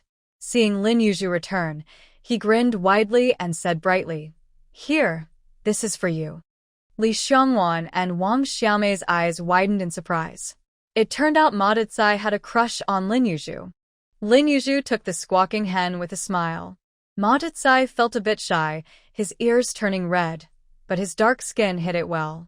Just as Ma Decai was about to say something shyly, he looked up and saw Lin Yu taking a deep breath and then shouted, "Aunt C, the thief who stole your chickens has been caught." That's the good thing about the village. If you shout, everyone can hear you from far away. Aunt Lisi's voice came back. "I'm coming." Li Xiangwan covered her mouth, almost bursting into laughter. Wang Xiaomei. Ma Decai? The girl he liked was very close to Aunt Lisi. Aunt Lisi rushed over like she had a little motor, and a light dust cloud followed her. When Aunt Lisi angrily stormed in, Lin Yu stepped back 2 paces while holding a chicken and pointed at Ma Decai, saying, "Aunt C, it's him. He stole your chicken. Let me hold the chicken for you. You can feel free to confront him." Ma Decai stared at Lin Yu in disbelief. Aunt Lisi rolled up her sleeves and shouted at Ma Decai, "You little rascal! How dare you steal my chicken? Go ask around the village who would dare to steal from me. If I don't teach you a lesson today, you won't know who the real boss of the village is." Lin Yu stepped back again, worried about getting involved. Ma Decai, undeterred, replied, "You old woman, if you weren't spreading rumors about me, I wouldn't have to come to your house for a chicken. Let me tell you, this chicken is compensation for the damage to my reputation." Aunt Lisi spat in disdain. A confrontation was about to begin. However, before Ma Decai could even touch her, Aunt Lisi fell to the ground, crying out in pain. Lin Yu looked at Aunt Lisi on the ground and felt it was oddly familiar. Ma Decai had always been straightforward in the past. He had never seen anything like this. He pointed at Aunt Lisi and exclaimed, "Old lady, I didn't even touch you." Aunt Lisi ignored him and shouted to Lin Yu, "Lin, you saw it. This guy knocked me down. When the village head arrives, you have to testify for me." Lin Yu nodded with a smile and said, "Sure." In that moment, all of Ma Decai's hope shattered. At the same time, the village head sensed that something bad was about to happen. Sure enough, he soon arrived to settle the matter for Aunt Lisi. Seeing her wailing, the village head knew she was probably fine. When people get older, if they were truly hurt, they still have the strength to shout. Eventually, Ma Decai paid for a few eggs and apologized, and the matter was settled. Fuming, Ma Decai ran back to the front yard, sat on a stool, and wondered how Lin Yu could be that kind of person. Once he calmed down, he thought maybe he had misunderstood her. What if he had just seen things from the wrong angle? Maybe he really thought that old lady was pushed to the ground by him. Thinking about how stealing might have left a bad impression on Lin Yu, he scratched his head. Ma Decai turned his attention to Chow Kong. He begged and pleaded for Chow Kong to make a plate of egg yolk baked squash, which he happily delivered to Lin Yu. Lin Yu looked at Ma Decai and couldn't help but feel a mix of amusement and confusion. This young man, why is he so persistent? Lin Yu didn't take the dish but asked, "Comrade Ma, what do you mean by this?" Ma Decai suddenly stuttered. I mean that. Gaining some courage, he added, "Let's be friends." In this era, making friends meant establishing a romantic relationship. Lin Yu didn't expect that after all this. He still wanted to pursue her. If he wants to pursue her, so be it, but the whole village is almost aware, and he's been sneaky and restless. She feared that if she didn't cool this young man's passionate heart, she might get caught up in it. She said seriously, "No, I don't think you're suitable." Ma Decai immediately looked up, feeling a bit defiant, and said, "Why am I not suitable? I won't give up. Here, take the dish and eat it." Oh, he still wants to cling on. Lin Yu replied with a deep gaze, "There's no rush. You don't even know me yet. How about this? Let's get to know each other first. Tonight, when the crescent moon is out, wait for me at the back door. There's something important to discuss." Ma Decai's face turned red, thinking, is this girl really so open? Bojun silently stood behind Ma Decai, amused by the mischievous look in his sister's eyes. He always trusted her. Lin Yu saw Bojun clear her throat and said, "Comrade Ma, I won't take this dish. Take it back. Let's get to know each other first. You can show your kindness later." Ma Decai nodded, took back the dish, and turned around to see Bojun, startled, and exclaimed, "Why are you standing behind me without making a sound? Get away, don't annoy me, or I'll be careful not to hit you." Lin Yu and Bojun. Sigh, young people just don't understand. Author's note: some friends think the youth section is a bit long, but I am already wrapping it up. I just don't know if you believe me. Maybe it's because I'm getting older and slower? For someone like Ma Decai, who isn't really that bad, Bojun felt a bit lazy to deal with him. But this person was not only arrogant but also clueless. He showed no intention of leaving. Bojun said coldly to Ma Decai, "I'm her supervisor." Ma Decai scoffed, "So what? Why should I be afraid of you?" Bojun. Lin Yu clicked her tongue and said, "Comrade Ma, if you offend my superior, we won't even have a chance to talk." Ma Decai immediately stopped being arrogant, but still stood there without moving. Bojun had to say, "I need to speak with Teacher Lin." Ma Decai still didn't want to leave, and just as he was about to speak, Lin Yu dismissed him, saying, "Comrade Ma, you can go now." Only then did Ma Decai reluctantly leave, turning back every few steps. Lin Yu wanted to cover her face. It seems that being dramatic knows no time period. Bojun sighed. Sometimes, a difference in intelligence can be quite exhausting. The two exchanged a helpless smile. Bojun casually asked, "What are you doing tonight?" Lin Yu thought for a moment and replied, "Just letting him get to know me." Lin Yu wasn't someone who liked to cut off all possibilities. But when it comes to mixed feelings between men and women, it's better to be decisive. After clearly refusing earlier, if Ma Decai still wanted to cling on, then she couldn't take the usual path. Don't blame her for being harsh. In this era, even she couldn't handle too much hassle. Bojun asked, "Should I come by tonight to get to know you too?" Lin Yu's expression became a bit complicated. She kindly suggested, "Maybe it's best if you don't. I'm afraid you won't get to know the real me." Bojun looked at her with a sense of melancholy. Then he tempted her, saying, "I can protect you. Just think about it, it's not safe at all in the middle of the night." Upon hearing this, Lin Yu hesitated. She nodded and said, "All right, but be prepared. Come to my room quietly tonight. Actually, she was originally thinking of finding her friends to resume their old activities. She wondered if old Shin would be scared away if he found out about her hidden side. Seeing her like this, Shin Bojun couldn't help but smile, feeling that he would see a different side of her. After parting, Lin Yu returned to Li Xiangwan's room, where she found Li Xiangwan and Wang Xiaomei with bright, curious eyes. Lin Yu. Wang Xiaomei's eyes widened as she mischievously asked, "So, did you scare that guy away?" She always believed that people like him didn't truly mean it when they said they liked someone. It was like the son of a landlord teasing a young girl. Once they got what they wanted, they wouldn't cherish it. Being with such a person wouldn't be good. Lin Yu nodded and said, "Yeah, after today, he probably won't be interested in me anymore." Li Xiangwan rolled her eyes, looking at Lin Yu with a knowing glance.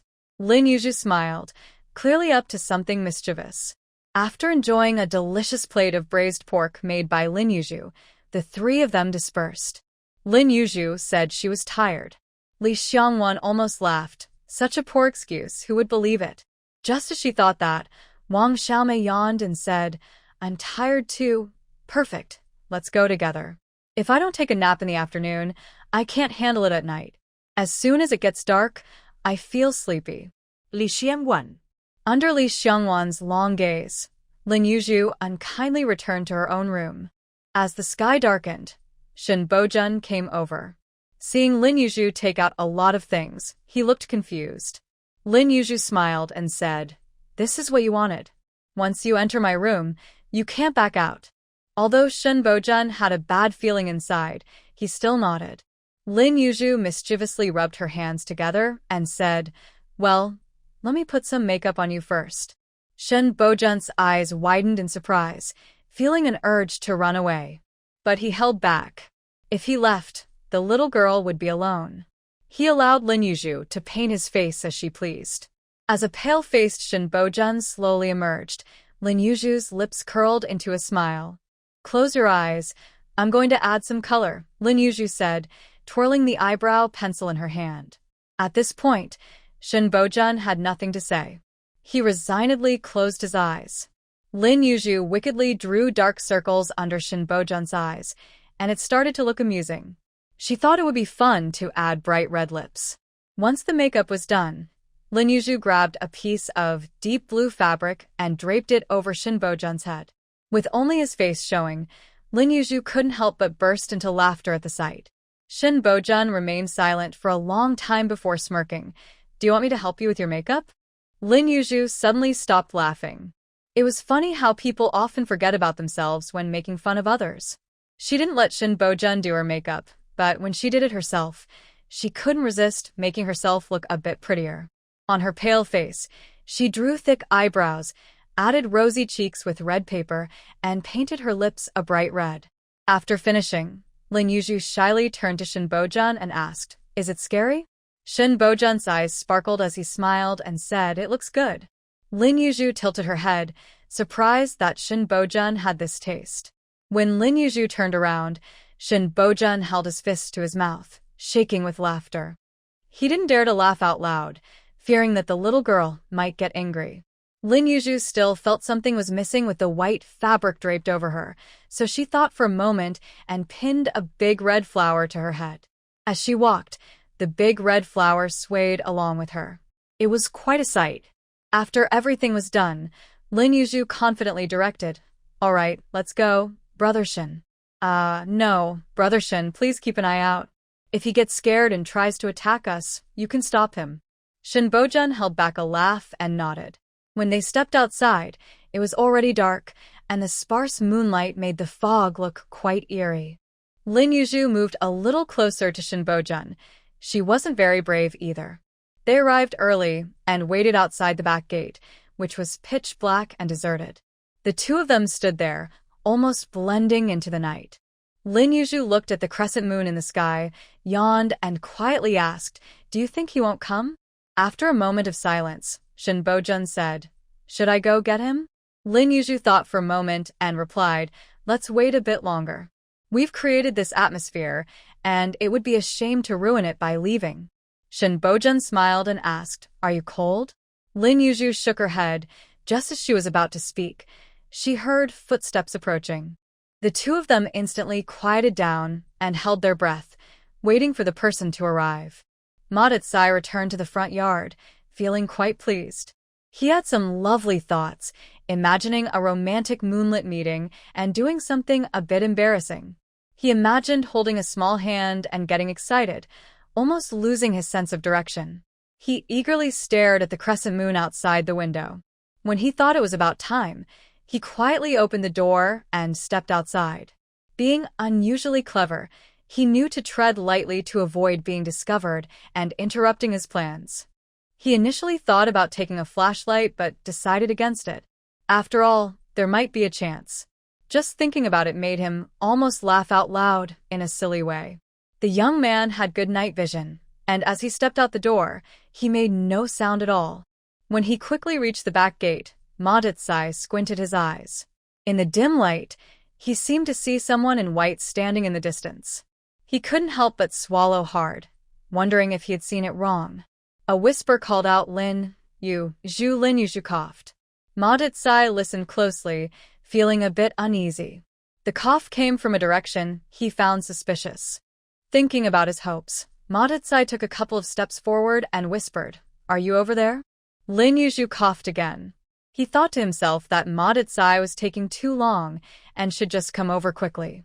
As he complained in his mind, he heard the other person take 2 steps and ask Lin Yu, "Zhu, where are you? I can't see you." Lin Yu sighed deeply. Fine, if the mountain won't come to her, she would go to the mountain. So she took Shin Bojun's hand and walked over. On Ma Decai's side, things didn't feel good. He had a strange feeling that something white was floating toward him, and he couldn't help but step back. To his surprise, this thing was coming faster and suddenly appeared right in front of him. In an instant, he saw a pale, red-faced figure with a big red flower on its head. Ma Decai wanted to scream, but found he couldn't make a sound. He tried to move, but his legs wouldn't cooperate. Every pore in his body felt like it was bursting open, and a chilly breeze rushed in. For a moment, he thought he could move, but as soon as he took a step, he tripped and fell, nervously turning his head. He saw the white figure bending down toward him, and Ma Decai quietly yelled, trying hard to crawl away. This scene made Lin Yu laugh uncontrollably. Thinking it was time to stop the joke before he got too scared, she asked Shin Bojun to help him, kindly shining a light on him. As Ma Decai crawled and looked back, he saw another figure. He nearly cried out, whimpering, Don't come closer, I'm a good person." Lin Yu couldn't help but laugh. Her clear voice sang to Ma Decai, it's me. What are you afraid of?" Then she shone the flashlight on her own face. Ma Decai was so startled, he almost fainted. After the scare, Ma Decai finally regained some sense and looked at Lin Yu's outfit, feeling both amused and bewildered. Lin Yu continued to shine a light on herself, shook the big red flower on her head, and smiled. "So, are you surprised?" Ma Decai. Shin Bojun turned on the flashlight in his hand and directed a beam of light at Ma Decai. Following the light, Ma Decai turned his head, feeling quite frightened. Seeing Ma Decai's reaction, Lin Yu huffed and said playfully, "On the surface, it seems like you really want to be friends with me, but once you learned about my interests, you backed off. You weren't sincere about being friends at all." Ma Decai. Weakly replied, "No, I just need a moment." Hearing this, Lin Yu and Shin Bojun both thought, this guy isn't giving up yet. Lin Yu quickly perked up and said, "All right then, take your time. Come back tomorrow, and I'll give you something even bigger. The experience will be absolutely real. What do you think?" Ma Decai felt like crying and decided not to pretend anymore, saying, No. Let's just pretend we don't know each other." Lin Yu clicked her tongue, noticing Ma Decai trying to leave. She still had more to say. She quickly asked Shin Bojun to hold him back. Ma Decai sat on the ground, feeling wronged, and said, "They say." Lin Yu sighed and said, "If you don't want to be friends, that's fine. I won't force you. But I need to make something clear. It's best if you don't talk about today. Think about it. Who will people believe, me or someone who causes trouble? Ma Decai looked at Lin Yuju's serious expression and became even more scared, nodding repeatedly. I won't say anything, I promise. Lin Yu nodded, extending her delicate hand, and said, my big brother here was also hired. You can settle up with him. Ma Decai fumbled in his pocket, pulled out a crumpled wad of cash, and handed it to Lin Yu, saying this. This is all I have. Lin Yu pouted and said, no money, yet still wanting to make friends. Ma Decai felt like crying. He was truly blind. How could he think this girl was nice? She was clearly more troublesome than he was. He decided he would never like girls like her again. Not cute at all. Lin Yu cheerfully put the money in her pocket, patted her white cloth, and confidently said, all right, you can go back now. Even though we don't know each other well yet, I'm a bit disappointed. Next time we meet, you should say hello. Ma Decai thought to himself, say hello? I'll avoid you from now on. Lin Yu shone her flashlight on Ma Decai's face and immediately saw what he was thinking. With a heavy snort, she swaggered back with Shun Bojun. Shun Bojun suddenly patted Ma Decai's shoulder sympathetically. Ma Decai shivered, and Shun Bojun awkwardly cleared his throat and quickly left, following Lin Yu. Ma Decai sobbed as he ran back to the front yard. After locking the back door, Lin Yu softly said to Shun Bojun, Brother Shin, I did this to make him give up. I had no choice. Don't misunderstand. I won't treat you like this in the future. Shin Bojun chuckled lightly and replied, got it. Lin Yu nodded in satisfaction and added, okay, I'm going back now. You should head back early too. With that, she skipped back to her room. Shin Bojun wanted to call out to her, but thought it was late. So he let it go. At that moment, he figured Wang Yang and Li Xiangbei were probably asleep and wouldn't see him like this. Just as he opened the door, he saw Wang Yang sleepily shuffling outside. Shin Bojun froze in place. Wang Yang, with his sleepy eyes, sensed someone in front of him, turned on his flashlight, and his hair stood on end. What the? Wang Yang exclaimed in shock and threw the flashlight at Shin Bojun. Shin Bojun reacted quickly and dodged. Old Li, Wang Yang shouted, his hair standing on end as he called out to Li Xiangbei. When Li Xiangbei walked over, his flashlight fell to the ground and spun around, shining its beam on Shin Bojun. Li Xiangbei's eyes widened in surprise. Shin Bojun. Li Xiangwan seemed to hear the sounds of a struggle in her dream, turned over in annoyance, mumbled a few words, and went back to sleep. Lin Yu finished removing her makeup with a basin of hot water and sighed. Oh no. She forgot to ask old Shin to return the sheet to her. In another room, the three of them were in chaos in the dark, with Wang Yang being the most unfortunate. His arms were pinned behind him by others. Shin Bojun helplessly said, it's me, Li Xiangbei and Wang Yang. When the kerosene lamp lit up the room, the two burst into laughter.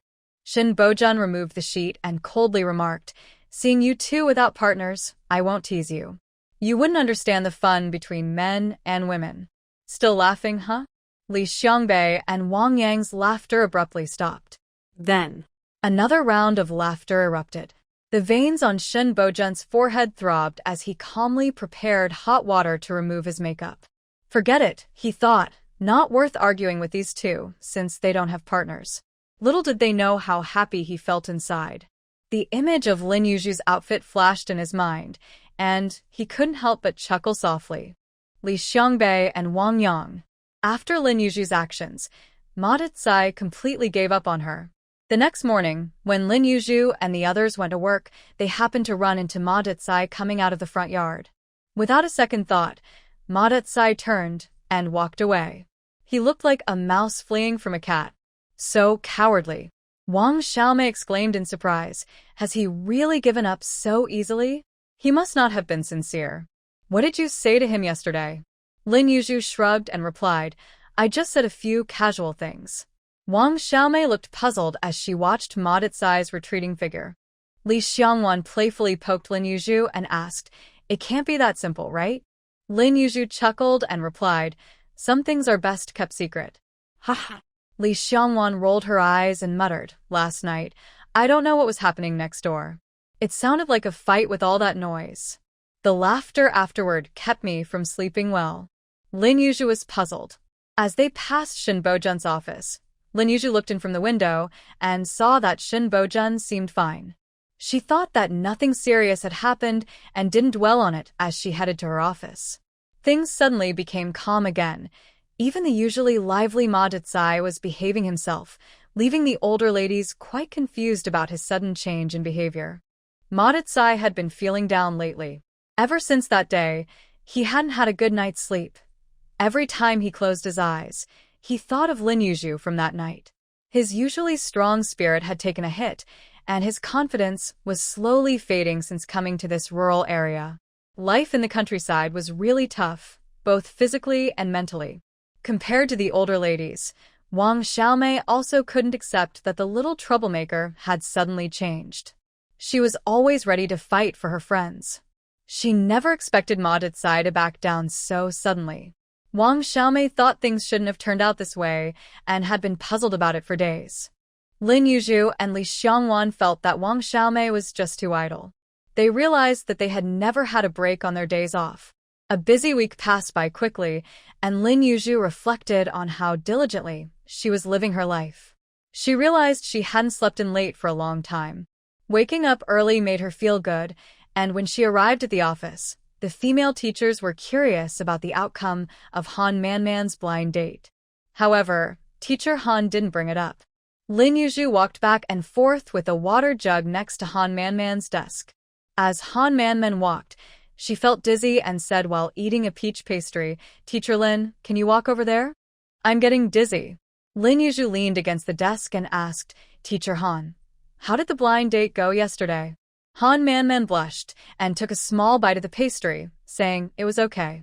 Lu Yi, curious, asked, "Did it go well?" Han Manman nodded, shyly exclaimed, and quickly grabbed her book and ran away. Lin Yu, who hadn't heard anything, watched Han Manman leave in surprise. Lin Yu. Louis shook her head and smiled, saying to Lin Yu, "Teacher Lin, she can't keep secrets. Just wait, she'll tell you soon." Lin Yu thought about it and returned to her seat with a sigh. Just as Louis said, Han Manman really was someone who couldn't hide her feelings. After lunch, she came to the office with little Nung Nung. Lin Yu smiled warmly at little Nung Nung and played with the child. The little one stared at her and giggled, reaching out to touch her. Han Manman held him tightly, worried he might fall, and said, "During the date, I asked him if his salary would go to his family or to me. He said it would all be for me, so I could manage the household. I asked what if his mom got upset, and he said she had mentioned before that once he got married, she wouldn't interfere anymore. She wanted him to give his salary to his wife to manage. I think his mom seems nice, probably better than others. My mom has asked around his neighborhood, and the neighbors say they are a friendly family. I haven't seen his mom argue with anyone. She has a good temperament." Wang Xiaomei turned around and said, "That sounds pretty good." Han Manman nodded and said, "It's okay. I asked him about doing chores, and he emphasized his cooking skills. He even said he would let me try his cooking in the future." After saying this, Han Manman shyly lowered her head, clearly reminiscing about the moment. Lin Yu noticed Han Manman's expression and could tell she was smitten. Wang Xiaomei frowned and said seriously, "Try the food? Then you should gather a few people to go together. Don't go alone. It's better to be cautious." Han Man. Li Xiangwan and Lin Yu exchanged glances, realizing Xiaomei had become smarter. Wang Xiaomei tilted her head and asked, "Am I wrong?" Lin Yu shook her head and replied, "No, you're right." Han Manman decided to change the subject and said, "I talked with him about some issues and found that our ideas align well. Especially when it comes to students, he also believes that helping even a little is worthwhile. Money is not everything. Good people will always be rewarded." He didn't think I was foolish. Instead, he praised me for being kind and a good girl. After saying this, Han Manman felt proud, almost lifting her head to the sky. Wang Xiaomei and Li Xiangwan. Lin Yu nodded and said, "Exactly. Teacher Han always does good deeds. How can anyone say you're foolish?" Who said that? I'll go and set them straight. Han Man blinked and thought for a moment, then seriously said, I don't know about others, but Aunt Wang in the kitchen directly told my mom that I'm a bit naive. Lin Yu cleared her throat, took a sip of water, and said, forget it, forget it. Aunt Wang has many nephews. Let's just be patient for now. Han Man pursed her lips and quietly watched Lin Yu without speaking. She had just said she would help her set things right. Did she think she was easy to fool? Lin Yu took a couple more sips of water and said, people can seem quite nice. Whether they are good or bad, you'll have to figure that out yourself over time. We outsiders can only share some general advice. This person speaks well, but you'll need to see if their words match their actions. Just don't rush into marriage. Wang Xiaomei nodded vigorously in agreement and said, exactly, some people just know how to say nice things to trick others. Just like Wang Baojia. However, due to Lu Yi's situation, Wang Xiaomei didn't want to elaborate. Han Man seemed to understand immediately. The two exchanged glances and instantly connected. Since letting go of the rules, Han Man has gotten along much better with the three in the backyard. Seeing that Wang Xiaomei was a nice person, Han Man kindly said, your partner is from the town too, right? It might be hard for you to find out about his family, since you're from out of town. If you give me his address, I can ask my mom to help you check it out. Don't get tricked. Wang Xiaomei thought for a moment and nodded seriously, then shared the address of Li Pengzi's home with Han Man. She added, my brother Pengzi should be easy to find out about. There's probably only one person like him around. Thanks, Auntie. I'll bring her some treats when I get the chance. Han Man chuckled and replied, no problem, no problem. Li Xiangwan and Lin Yu exchanged a glance, knowing that no single word could express their feelings. While the four adults and one child were chatting happily, someone walked in and disrupted the mood. Recently elusive, Jang Chun confidently entered the office. From his demeanor, it was clear that things had been going well for him lately. Lin Yu lowered her gaze, lost in thought. When Han Man saw Jang Chun enter, she picked up little Neng and stood up, saying, Neng, let's go play. We don't want to be around annoying people. Jang Chun remained calm and showed no signs of embarrassment at her words. Lin Yu clicked her tongue, realizing that some people really do develop thick skin over time. Look at Teacher Zhang. He's definitely getting bolder. Wang Xiaomei felt a bit uncomfortable looking at Jang Chun, so she pulled Han Man and left the room. Soon, only 3 people were left inside. Li Xiangwan, not wanting to get sunburned, lazily leaned back in her chair and continued reading the newspaper. Lin Yu placed the newspaper on the table and casually sipped her drink. Just as she was getting into it, Jang Chun walked over and stopped beside Li Xiangwan. Li Xiangwan glanced at him with indifference and said nothing. Lin Yu wanted to urge Li Xiangwan to speak up, saying that if he had something to say, he should just say it and not waste her time reading the newspaper. I decided not to read the newspaper anymore. I sipped my water and watched the 2 people in front of me. I was just waiting for the show to start. Lin Yu's lack of awareness was nothing new, and Jang Chun had long gotten used to it. Besides, he felt a bit uneasy about her now. Without hiding it from Lin Yu, he said directly, the other day, while passing by the fields, I noticed Li Xiangbei being quite friendly with a girl. They were chatting and laughing, and he even helped her with some farm work. Xiangwan, you should be careful. After saying this, Jang Chun confidently waited for Li Xiangwan to react. However, instead of seeing her change expression, he witnessed Lin Yu sputtering. Lin Yu coughed for a while, leaving Jang Chun confused, realizing he might have said something wrong. He glanced at Lin Yu and beside him, Li Xiangwan coldly replied, is it illegal for them to be friendly as siblings? Jang Chun was taken aback, never expecting that the girl was Li Xiangbei's sister. Feeling awkward, he thought. Lin Yu silently smiled, finding it quite amusing. Zhang Cheng's calm demeanor nearly cracked. Li Xiangwan coldly added, please call me Teacher Li or Comrade Li from now on, not by my name. We're not that close. Things have already reached this point. I assume you see that clearly, so why still? Forget it, I don't like making things uncomfortable. Teacher Zhang, you should focus your attention elsewhere. I know my relationship with Li Xiangbei well enough, without needing others to comment. Some people, despite their hearts, don't see the truth. What do you think, Teacher Zhang? Lin Yu clapped her small hand on the table and said seriously, that makes a lot of sense. It's true that those with a guilty conscience see everything as suspicious. Jang Chun bit his lip, calming himself down. After looking at Li Xiangwan for a moment, he said in a good-natured tone, if you ever regret it, you can come find me. Lin Yu quickly shook her head, saying, no need. I'm here for her. No need to look for outsiders. Jang Chun cursed quietly, wondering why he needed to bother with him. Was he supposed to sell out and then help count the money? If it weren't for his fear of Lin Yu, Jang Chun would have already lost his temper. But Lin Yu took advantage of his timidness to act this way. Watching Zhang Cheng's discomfort, Lin Yu laughed heartily. Li Xiangwan, who had felt disgusted before, suddenly felt better and couldn't help but smile.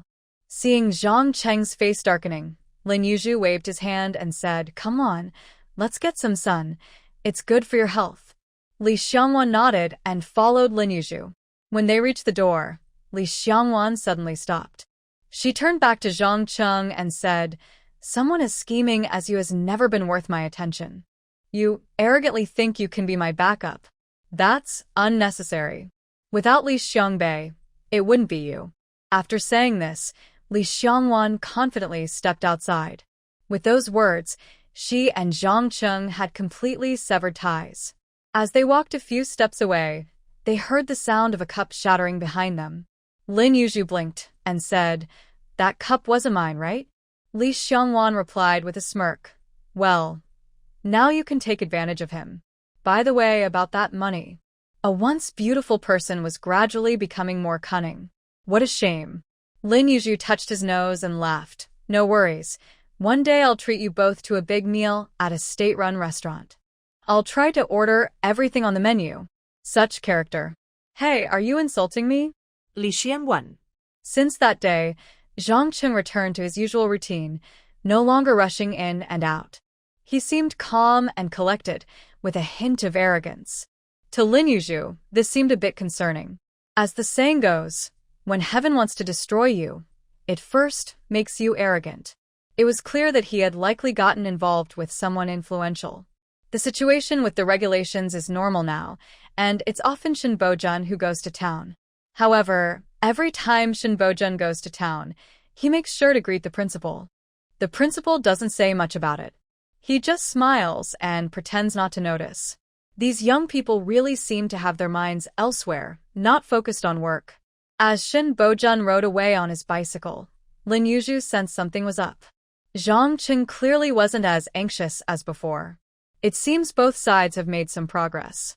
Late at night, as Lin Yu was getting ready for bed, she heard a knock on the door. 3 short knocks, and Lin Yu cheerfully asked, who is it? Shin Bojun playfully replied in a deep voice, it's old Shin.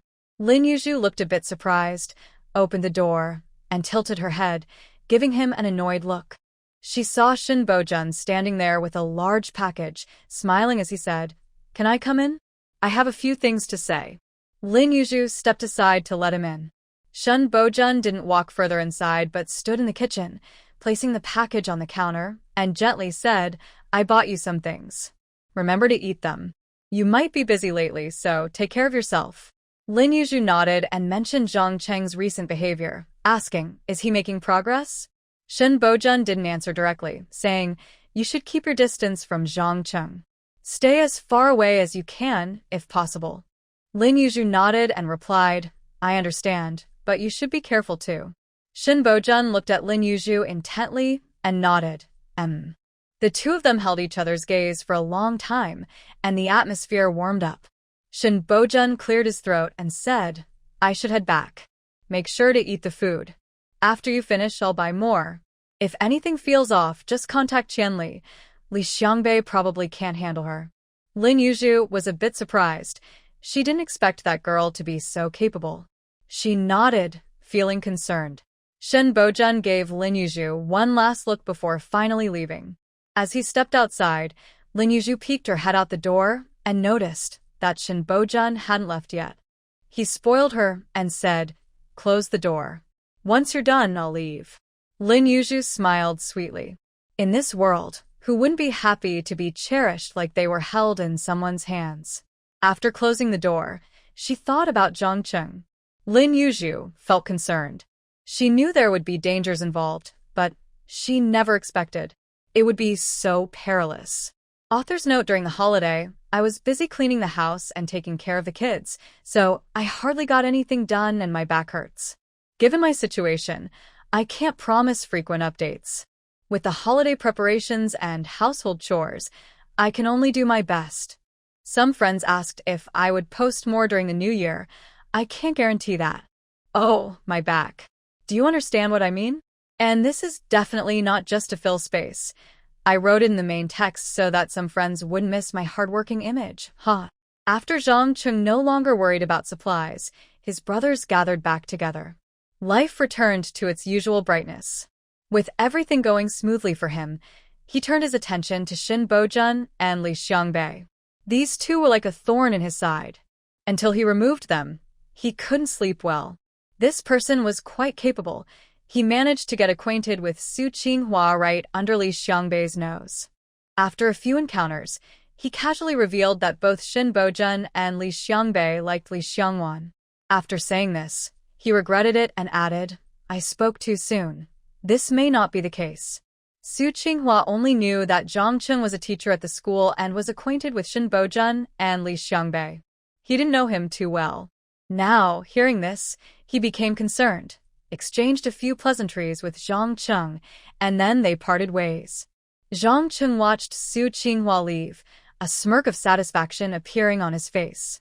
He didn't believe these two could continue to be as close as before. Once Su Qinghua returned to the youth point, he hurriedly found Li Xiangbei and asked, "Someone told me that Bojun moved in for Li Xiangwan.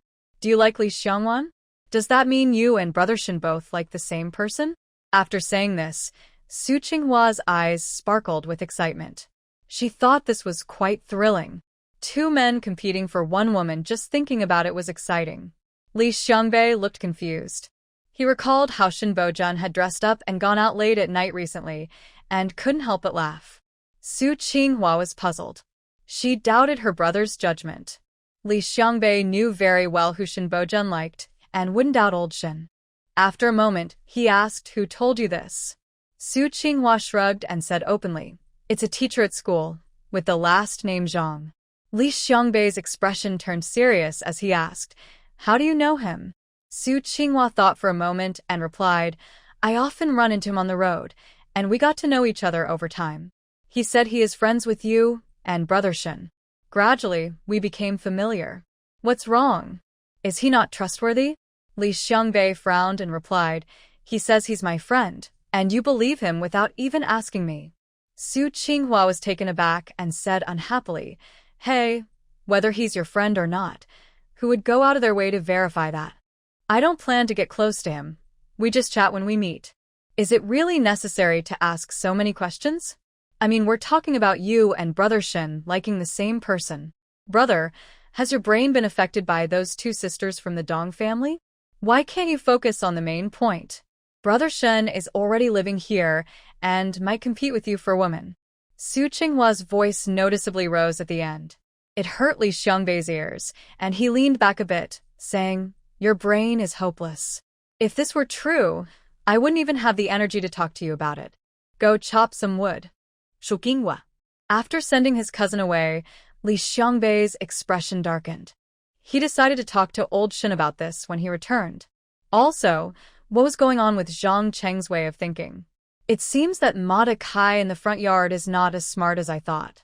Meanwhile, Ma Decai, who is being criticized, is sitting on a bench in the front yard, shaking his little feet and teasing the only person he can, Comrade Zhang Aigua. Zhang Aigua, with tears in his eyes, is thinking about sending a letter to his brother to share his recent unfortunate life. He is really glad that his home is not too far from the village. In the office, Zhang Chun, who thinks he is in control, is unaware that his most trusted brother, Zhao Erbao, has already switched sides. Zhao Erbao is currently pledging loyalty to a comrade known as Mouse. Mouse warmly welcomes Zhao Erbao into his group and gathers a lot of information from him. Mouse reassures Zhao Erbao to stay close to Jang Chun, promising that he'll not be treated poorly in the future. Zhang Cheng's position will eventually be Zhao Erbao's. Hearing this, Zhao Erbao immediately thanks Mouse enthusiastically, calling him Big Brother. Once he leaves happily, Mouse turns to Bojun and shares the clues he has gathered.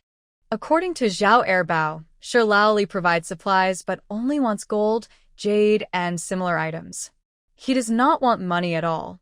Bojun raises an eyebrow, finding this very similar to the Liu family's situation. Mouse continues. Zhao Erbao mentioned that they initially struggled to find a source for exchanging gold, but it was Zhang Chun who accidentally met someone capable of exchanging large amounts of gold and jade. Zhao Erbao doesn't know how they got connected, but by the time he found out about this person, they had already known each other for a while. I asked about this person. Should we send some people to keep an eye on them? Bojun thinks for a moment, nods, and assigns this task to Li Pengzi. Given the current signs, it seems the snake has come out of its hole. After a moment of thought, he adds, Zhang Chun is usually at school, so he relies on Zhao Erbao for many things. Once Zhang Chun exchanges the gold and jade, you should quietly investigate to see if anything seems off. I suspect they will target this opportunity.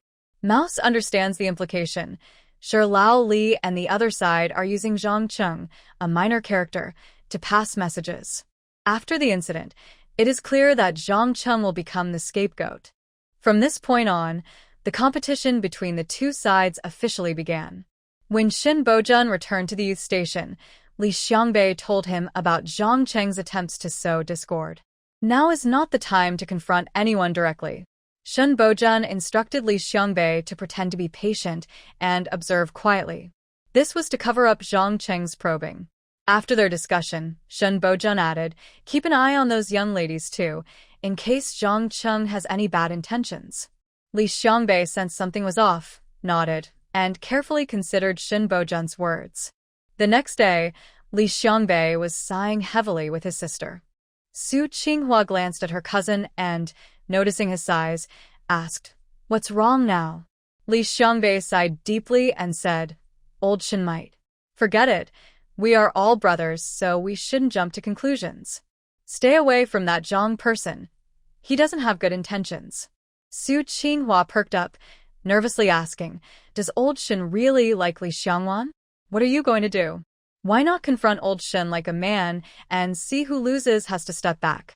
Li Xiangbei suddenly didn't want to play along with his sister anymore. Zhang Chun cast his net and eagerly awaited the fish to bite. He found Su Qinghua during a quiet moment and casually inquired, you didn't tell your brother about what we discussed last time, right? After thinking it over, I believe it's better not to mention it to him. If I say too much, it might seem like I'm trying to stir trouble. I meant well, just wanted to give a heads up. If it gets misunderstood, it could backfire. Su Qinghua studied Zhang Chun for a moment. On the surface, he didn't seem to have any bad intentions. As for outsiders, she naturally listened to her brother's advice. Feeling a bit cautious about Zhang Chun, she replied coolly, it's good to be careful. Don't worry, my brother doesn't blame you. Zhang Chun nodded obediently, appearing worried, but inside he was pleased. It seemed Li Xiangbei was starting to have doubts. As long as there is doubt, a breakup between the two is only a matter of time. In this world, which man can tolerate his friend being interested in his partner? Unless Zhang Chun decided to wait and see, so he didn't take any further action. Things seemed to pass by calmly. After all, Zhang Chun waited and waited, but he didn't see any signs of a breakup between Bojun and Li Xiangbei. He could only keep waiting. Recently, Han Manman was very pleased with herself, radiating happiness. Sometimes she would sit lost in thought and suddenly start laughing, her shoulders shaking. It was a bit unsettling. Everyone looked at Han Manman like this and shook their heads. They were curious about who Han Manman's partner was, someone who could charm her so much. What you think about often comes true. At noon, Han Manman's partner came over with some sausages. He was at the door and didn't feel comfortable coming in. Uncle Guan had to call Han Manman to the school gate. The young couple exchanged sweet words, and after he left the sausages, he went back. Han Man watched him leave dreamily, then proudly entered the kitchen with the sausages. She sweetly said to Aunt Wang, "Aunt, could you help me cut these for the kids? These are specially brought by my partner for them." She could cut them herself, but she wanted to prove something to Aunt Wang. Look, her partner even brought special food for the kids. How could anyone say she was foolish? Aunt Wang happily took the sausages, and from a distance, she could smell the rich aroma, making her swallow hard, thinking this was truly a perfect match. Such good food was worth sharing. Wow. Once the sausages were cut, the whole house was filled with their delicious smell. Not just the kids, even the adults couldn't help but swallow. From then on, Han Man gained a great advantage. She confidently overshadowed Lin Yu. Lin Yu. They say that foolish people have their own blessings, and Han Man seems to have found someone who shares her temperament. The two of them get along unusually well. Wang Xiaomei looks on with envy. Lin Yu rolled her eyes, wanting to ask Wang Xiaomei if she and the chubby guy were not getting along. Why be so envious of others? Li Xiangwan. She didn't even need to ask. She knew what Lin Yu was thinking. As Han Man kept talking about how great her partner was, Jang Chun could hardly sit still. First, there were no signs of a rift between Li Xiangbei and Bojun, which made him anxious. After all, he had some leverage in his hands, and until it was resolved, he couldn't feel at ease. Second, Han Man's occasional sarcastic remarks also irritated Jang Chun. He wanted to do something but didn't know what. In the end, whenever Han Man mentioned her partner, Jang Chun would get up and leave. Han Man watched him leave with a sharp gaze, then huffed in annoyance. The others in the office exchanged smiles and shook their heads helplessly. This girl really holds grudges. While smiling, Lin Yu also glanced at Zhang Cheng's departing figure. Although old Shin seemed calm on the surface, the moments of distraction in his eyes were getting longer. It seemed that peaceful days wouldn't last much longer. After thinking for a moment, when they returned to the youth station, she suggested to Li Xiangwan, "Lately, I've been feeling uneasy. How about we put the town matters on hold for now?" Li Xiangwan pondered the meaning behind her words, considered Zhang Cheng's recent behavior, and nodded. She said, "I'll bring it up when the chubby guy comes to see Xiaomei." Lin Yu nodded, feeling a bit more at ease, but still felt some unease in her heart. There was nothing else to do but be more cautious. She didn't believe that anything could happen if they stayed at school and the youth station without going anywhere else. Thinking this way, she felt much calmer. Time passed quickly. On Shun Bojun's side, the energetic rat brought news. The Sher family and that other party indeed had something going on. They had set up a hidden lair in a box containing jade. The people on both sides are also very careful. They have not made any mistakes in previous transactions. Only after confirming that the items would not fall into others' hands did they start exchanging letters. Shin Bojun and Li Punzi checked with each other, and both sides had already figured things out. They had joined forces outside the city and province. The action was about to begin. They wanted to catch both sides off guard. They aimed to capture everyone at once. Zhang Cheng's brothers were also temporarily restrained. Zhang Cheng woke up feeling uneasy, sensing that something bad was going to happen, and soon became very anxious. Worried that Zhao Erbao hadn't given the gold to Old Li, he decided to check for himself. He quietly approached his base outside the town and immediately sensed something was wrong. After investigating secretly, he discovered that his brothers had been captured and quickly headed to Old Li's place. Upon arrival, he heard sounds of fighting and gunfire. Zhang Cheng's heart raced as he saw a few strong men escape and realized the situation was dire, so he hurried back to Shanshui village without looking back.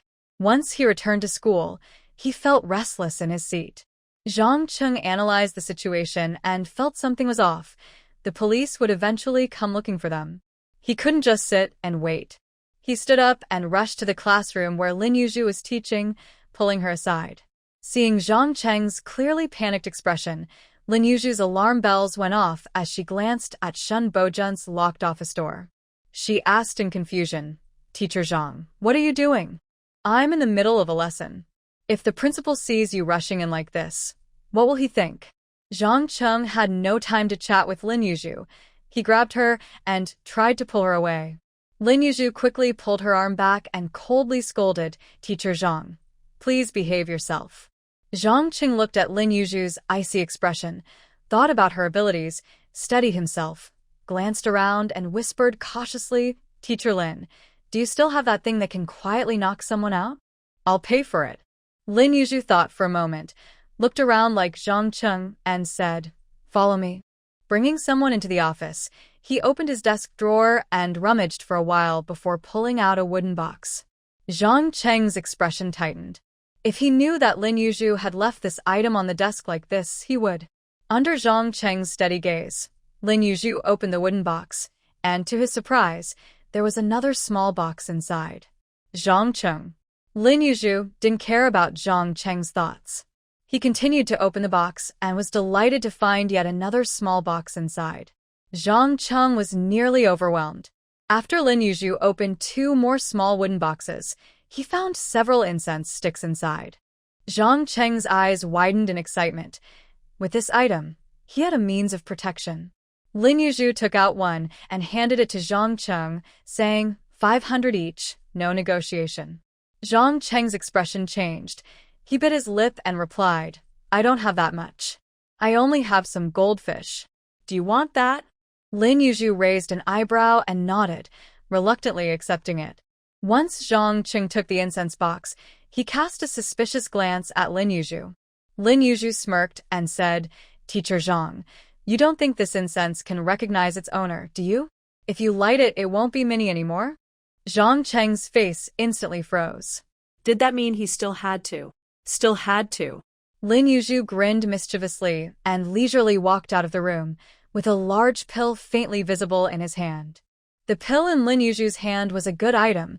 She had specifically bought it from the system to treat constipation. It was reliable. It worked immediately. 1 fake, 10 compensation. Well, it couldn't be calculated that way with Zhang Chun, since the incense was just regular incense, and the medicine was also normal. Although once it got to him, it would all be unusual. Lin Yu stood outside, tossing the pill, waiting for the fish to bite. Outside, with Uncle Air present, Zhang Chun didn't dare to do anything. Sure enough, Zhang Chun quickly came out and asked without hesitation, "How much?" Lin Yu grinned, 2,000, no negotiation. Zhang Chun nearly exploded on the spot. Lin Yu smiled and tossed a pill to Zhang Chun, saying, "I'm a very easygoing person, so this is a gift for you." Zhang Chun looked at Lin Yu in disbelief, feeling that something was off. Seeing his doubt, Lin Yu felt a bit hurt and said, "Why don't you give it a try? Take this, light the incense, and see if you faint. Don't worry, this pill will only cost you 1,000. What do you think?" Zhang Chun glanced at the item in his hand, said nothing more to Lin Yu, and left with it. Lin Yu watched him head towards the door, her gaze becoming thoughtful. What did Zhang Chun want with something that could make someone faint? It couldn't be to faint old Shen, could it? That would be interesting. She was sure he wouldn't use it for anything good. Thinking about how she sold him fake goods, he would definitely come looking for her to settle the score. No, she needed to find someone to keep him in check first. After some thought, she went to Uncle Guan to give him a heads up. "Uncle, if Zhang Chun brings anyone in or out lately, please keep an eye on him. Don't let him take the students away." She had a feeling that Shin Bojun was about to take action. Uncle Guan nodded and said, "Got it. Is there a problem with Teacher Zhang?" Lin Yu replied vaguely. He tends to associate with the wrong crowd. "I'm worried he might lead the kids astray." Uncle Guan immediately became alert, saying, "Don't worry, Teacher Lin. I won't let him take any of the kids."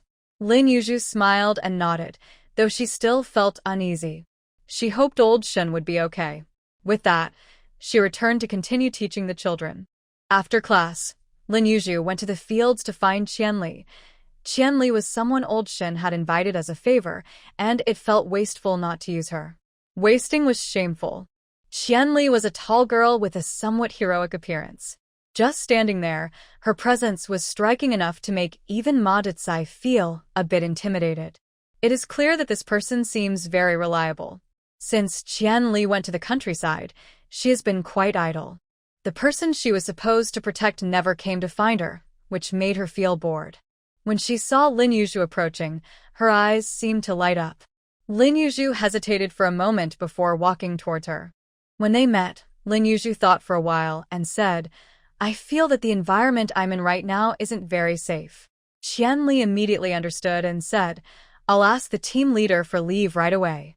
Lin Yu nodded and said seriously, "Thank you for your help." Qianli smiled politely and asked her team leader for leave. The team leader of the small group saw Lin Yu and immediately nodded in agreement. With her around, they had to grant the leave. Lin Yu. Just like that, Lin Yu confidently brought Qianli along, and while walking, she subtly assessed Qianli's abilities. To put it simply, the more she listened, the safer she felt. Her old friend Shen is really reliable. When they returned to the school office, Han Manman glanced at Qianli, curious about why Lin Yu had brought someone. Lin Yu looked around and, not seeing Li Xiangwan and Wang Xiaomei, asked Han Manman, "Where are Li Xiangwan and Wang Xiaomei?" Han Manman thought for a moment and replied, "They came back to put their books on the desk and then went out together to use the restroom. They should be back soon." Lin Yu nodded, suppressing her anxious feelings. She pulled Qianli and said, "Let's go meet them." Han Man was confused. Qianli remained silent for a while before nodding. It wasn't that Lin Yu was overly cautious, she was just becoming more anxious. As soon as they left the office, they saw Uncle Guan coming with several police officers. When the villagers saw the police, they all gathered around out of curiosity. Lin Yu called the students back to the classroom to gather and asked the class leader to check if anyone was missing. The principal also came out to inquire about the police officer's purpose. The leading police officer said, "We are here to take Jang Chun to the station for a visit. Everyone need not panic. We just want to ask a few questions." The principal smiled gently and nodded, then looked towards the classroom office, clearly searching for Jang Chun. Uncle Guan coughed lightly and said, "Last class." Teacher Zhang hurriedly left the school. The police officers exchanged glances. At the same time, the class monitors came over to report attendance. With no students missing, Lin Yu sighed in relief, but then her thoughts shifted. Something was off. Looking around, she noticed Li Xiangwan and Wang Xiaomei had not returned. The police officers then said to the principal, "We need to conduct a search." The principal nodded in agreement. Meanwhile, Lin Yu, looking worried, turned and ran to the restroom. The police officers were taken aback and followed her. As they entered the women's restroom, Lin Yu and Qianli saw Wang Xiaomei lying unconscious on the floor. Lin Yu's heart skipped a beat. Where did Li Xiangwan go? Qianli quickly carried Wang Xiaomei out, and the police officers gathered around. After laying her on the ground, Qianli pinched Wang Xiaomei's nose to help her wake up. When Wang Xiaomei groggily opened her eyes and saw so many people, she asked, "Why are there so many of you?" Upon realizing they were police officers, her expression froze. What was happening? Lin Yu urgently asked, "Did you come with Li Xiangwan? How did you end up on the floor?" The police officers were also focused on Wang Xiaomei. This was what they were concerned about.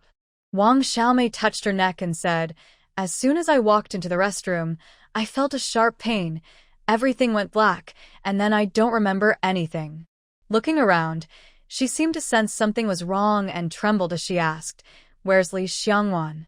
Lin Yu's expression grew more serious as she said to the police officers, "Comrades, Jang Chun has been pursuing Li Xiangwan. I suspect he has taken her." The police officers were surprised to hear that, realizing that not only had they not caught the suspect, but someone was also missing. The lead officer reassured her, "Don't panic. We will handle this from here.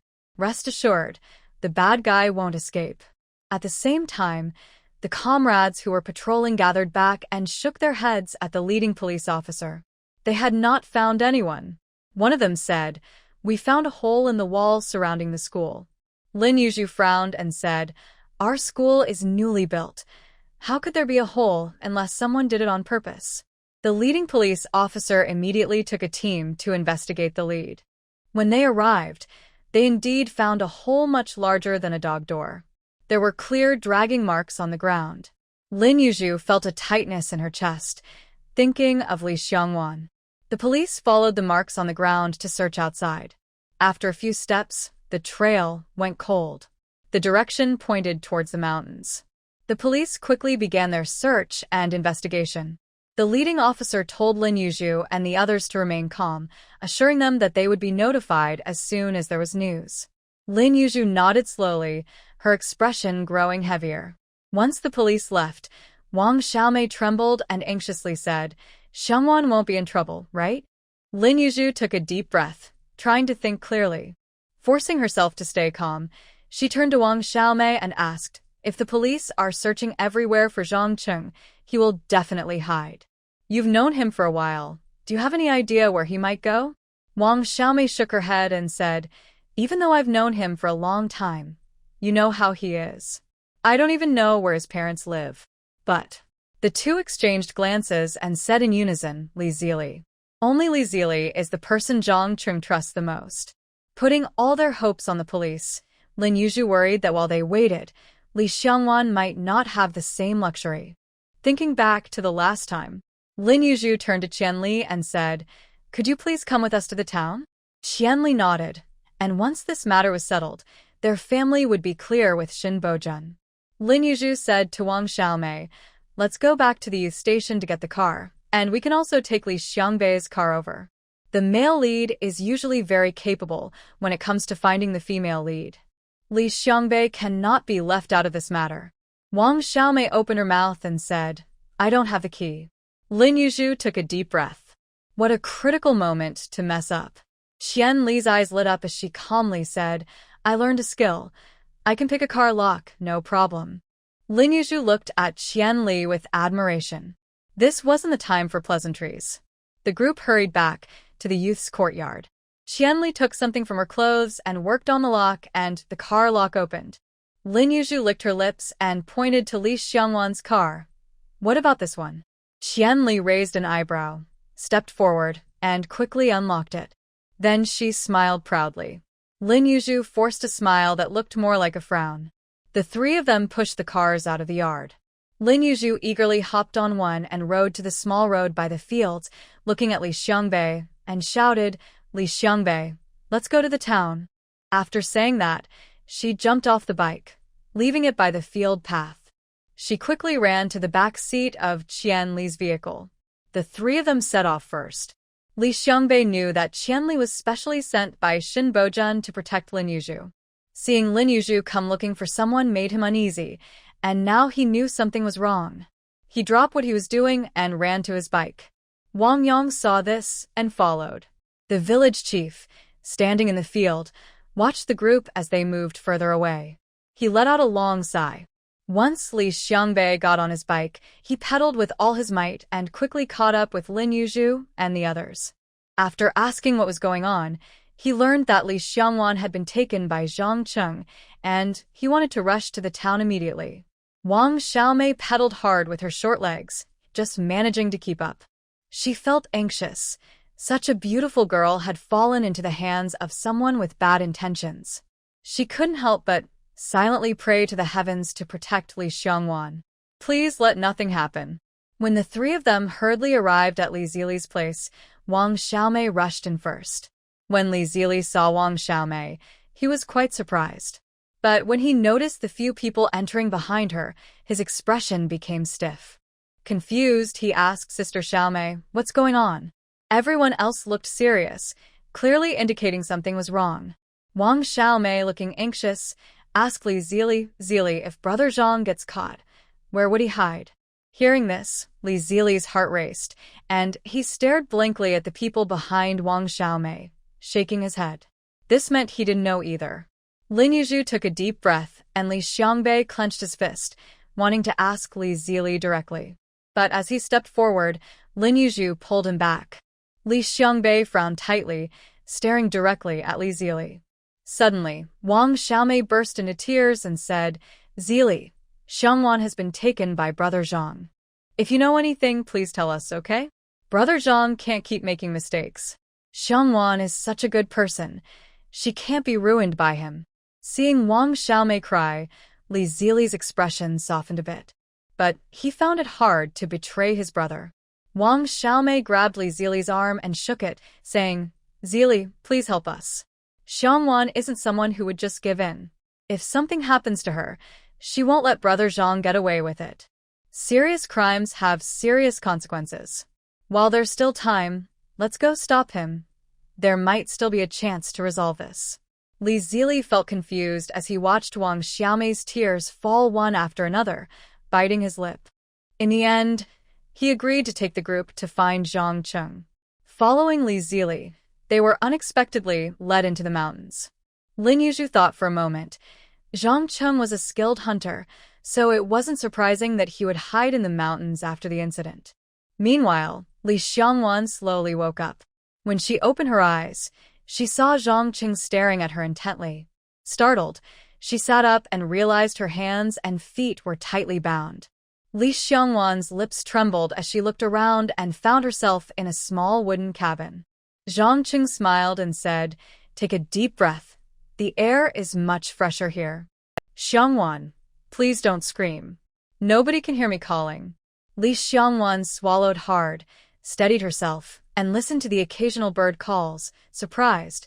"We're in the mountains." Jang Chun nodded, reaching out to touch Li Xiangwan's delicate face, his breath quickening. Then, with a deep gaze, he said, "Xiangwan, I've been exposed here. We can't stay. Can I take you away? I've found a way to leave the country. Let's go together, okay? They say life abroad is so much better than here. I want to take you with me so we can have a good life together, all right?" Li Xiangwan looked at Jang Chun with calm eyes, saying nothing. Facing her silence, Jang Chun sneered and suddenly shouted in anger, "What's so great about Li Xiangbei? He's just a kid. Just because he comes from a good family and is from the capital, you're so devoted to him?" After saying this, he looked at Li Xiangwan, breathing heavily, his gaze becoming intense. Li Xiangwan turned her head away, coldly saying, "It won't be him, and it won't be you either." As she spoke, she quietly took out a dagger from her belongings and slowly cut the rope around her hands. The rope was surprisingly strong, causing her some anxiety. Seeing Jang Chun laugh loudly, his expression suddenly changed, and he said with a smirk, "Not him, not you." "Huh, Li Xiangwan, once you become mine, you won't be so proud. I wonder if Li Xiangbei would still want a woman I've touched." Li Xiangwan glared at Jang Chun, her body trembling slightly. She continued to cut the rope with the dagger, but the rope was indeed quite tough. After Jang Chun spoke, he leaned in to kiss Li Xiangwan, slowly loosening the ropes around her feet. His intentions were clear. Li Xiangwan shook her head in disgust, dodging while quickening her movements. Jang Chun seemed a bit impatient. His large hand gently grasped Li Xiangwan's, forcing her to look directly at him. Li Xiangwan stared calmly at him, steeling herself, thinking it was like being licked by a dog. As Jang Chun was fixated on her, the rope binding Li Xiangwan's hands was finally cut. Li Xiangwan swallowed hard, searching for the perfect moment to strike. However, her inner tension showed on her face. Jang Chun clearly misunderstood her emotions. Seeing her anxiety, he felt a strange sense of satisfaction. Jang Chun happily said, "You finally look less cold." As he spoke, he stroked her cheek. Li Xiangwan thought to herself, why was he so slow? Jang Chun leaned closer to her, and Li Xiangwan took a deep breath, unable to tolerate his slow movements any longer. She felt like she might go crazy. Just as Jang Chun got closer, and they could hear each other's heartbeats, Li Xiangwan suddenly pulled her arm back and thrust the dagger forward. What should have been a direct hit only resulted in a minor scratch, as Jang Chun blocked it with his arm. Jang Chun was shocked. If it weren't for the murderous intent he had sensed in Li Xiangwan's eyes earlier, he might have been injured. He covered his wounded arm and quickly stood up, dodging another strike from Li Xiangwan. Li Xiangwan's anxiety swirled in her mind. Missing once was bad enough, but missing again made her hands tremble slightly. Both of them stared intensely at each other. Li Xiangwan held the dagger firmly aimed at Jang Chun, slowly rising against the wall. He looked surprised and asked, "How do you have a dagger on you?" Li Xiangwan remained silent, feeling angry inside. He must have searched her while she was unconscious. Noticing her silence, Jang Chun stared at her slightly trembling hand and suddenly sneered, "Xiangwan, you always manage to surprise me. You must be scared, right? Then be scared." Zhang Cheng's expression suddenly turned calm as he gazed at Li Xiangwan, reflecting on how he had once clung to her like a dog, wondering what he had gained from it. Yes, she should be afraid of him. Zhang Chun increasingly appreciated the look of panic on Li Xiangwan's face. This gave him a sense of satisfaction from revenge. This feeling even made him a little addicted. Li Xiangwan slowly moved away, feeling a bit desperate, forcing herself to calm down. There was nothing to be afraid of. At least for now. She was safe. Li Xiangwan's space was a still vacuum, meaning she had to come out in time if she hid inside. Otherwise, she risked running out of breath. And if her secret was exposed, she had to ensure the other person couldn't reveal it. The only way to keep quiet was, unless absolutely necessary, she wouldn't. But she also wouldn't give up easily. When Li Xiangwan looked at Zhang Chun with a gradually steady and determined gaze, it was like a fuse igniting his anger. Zhang Chun suddenly snarled, "Afraid? Why aren't you afraid now?" Li Xiangwan thought to herself, "What a fool, creep." Neither seemed satisfied with this calm standoff. As Zhang Chun stepped forward, Li Xiangwan quickly took out her pepper spray and sprayed it towards him. Zhang Chun hurriedly raised his arm to block, but still got some on him. Enduring this strange stinging sensation, he remembered Li Xiangwan also had a knife and instinctively stepped back. At that moment, Li Xiangwan's eyes were red. She saw she hadn't hit him and moved closer, forgetting the difference in strength between them. In a strong instinct to survive, Zhang Chun struggled to open his eyes and punched Li Xiangwan, causing her to stumble. As Li Xiangwan fell, he kicked the knife from her hand and bent down to pick it up. At that moment, Li Xiangwan quickly stood up. One held a knife, the other had spray, and they faced off again. After Li Xiangwan almost succeeded in fighting back, Zhang Chun lost all patience. With a fierce expression, he shouted, "Li Xiangwan, I will pin you down today and make you beg for mercy." Faced with Zhang Cheng's creepy gaze and words, Li Xiangwan considered the possibility of taking out a machete. As Li Xiangbei and his group followed Li Zili through a winding path, almost thinking they were being tricked, they finally spotted a wooden cabin.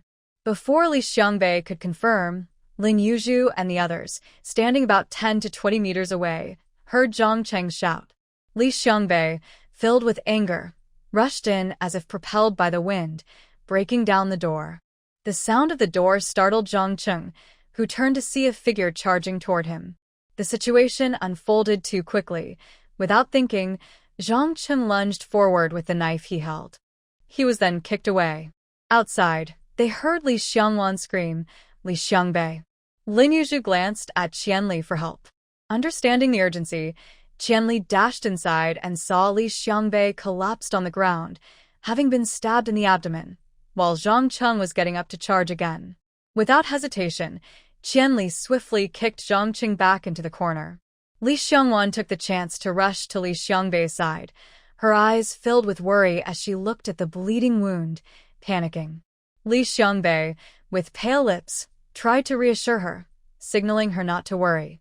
Lin Yu and the others quickly followed in, and Qianli thought this was too easy.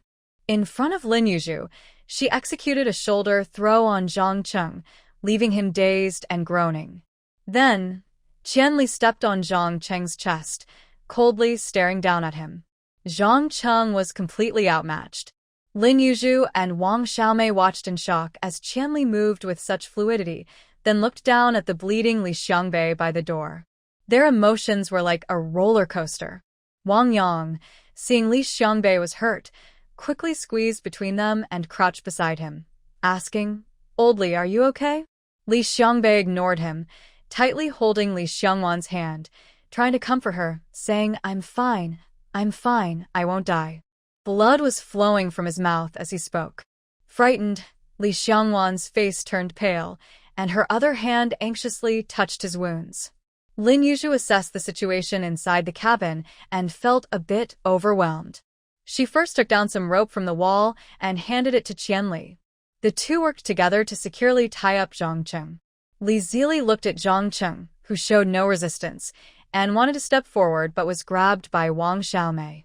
The two locked eyes, each looking at the other with complicated feelings.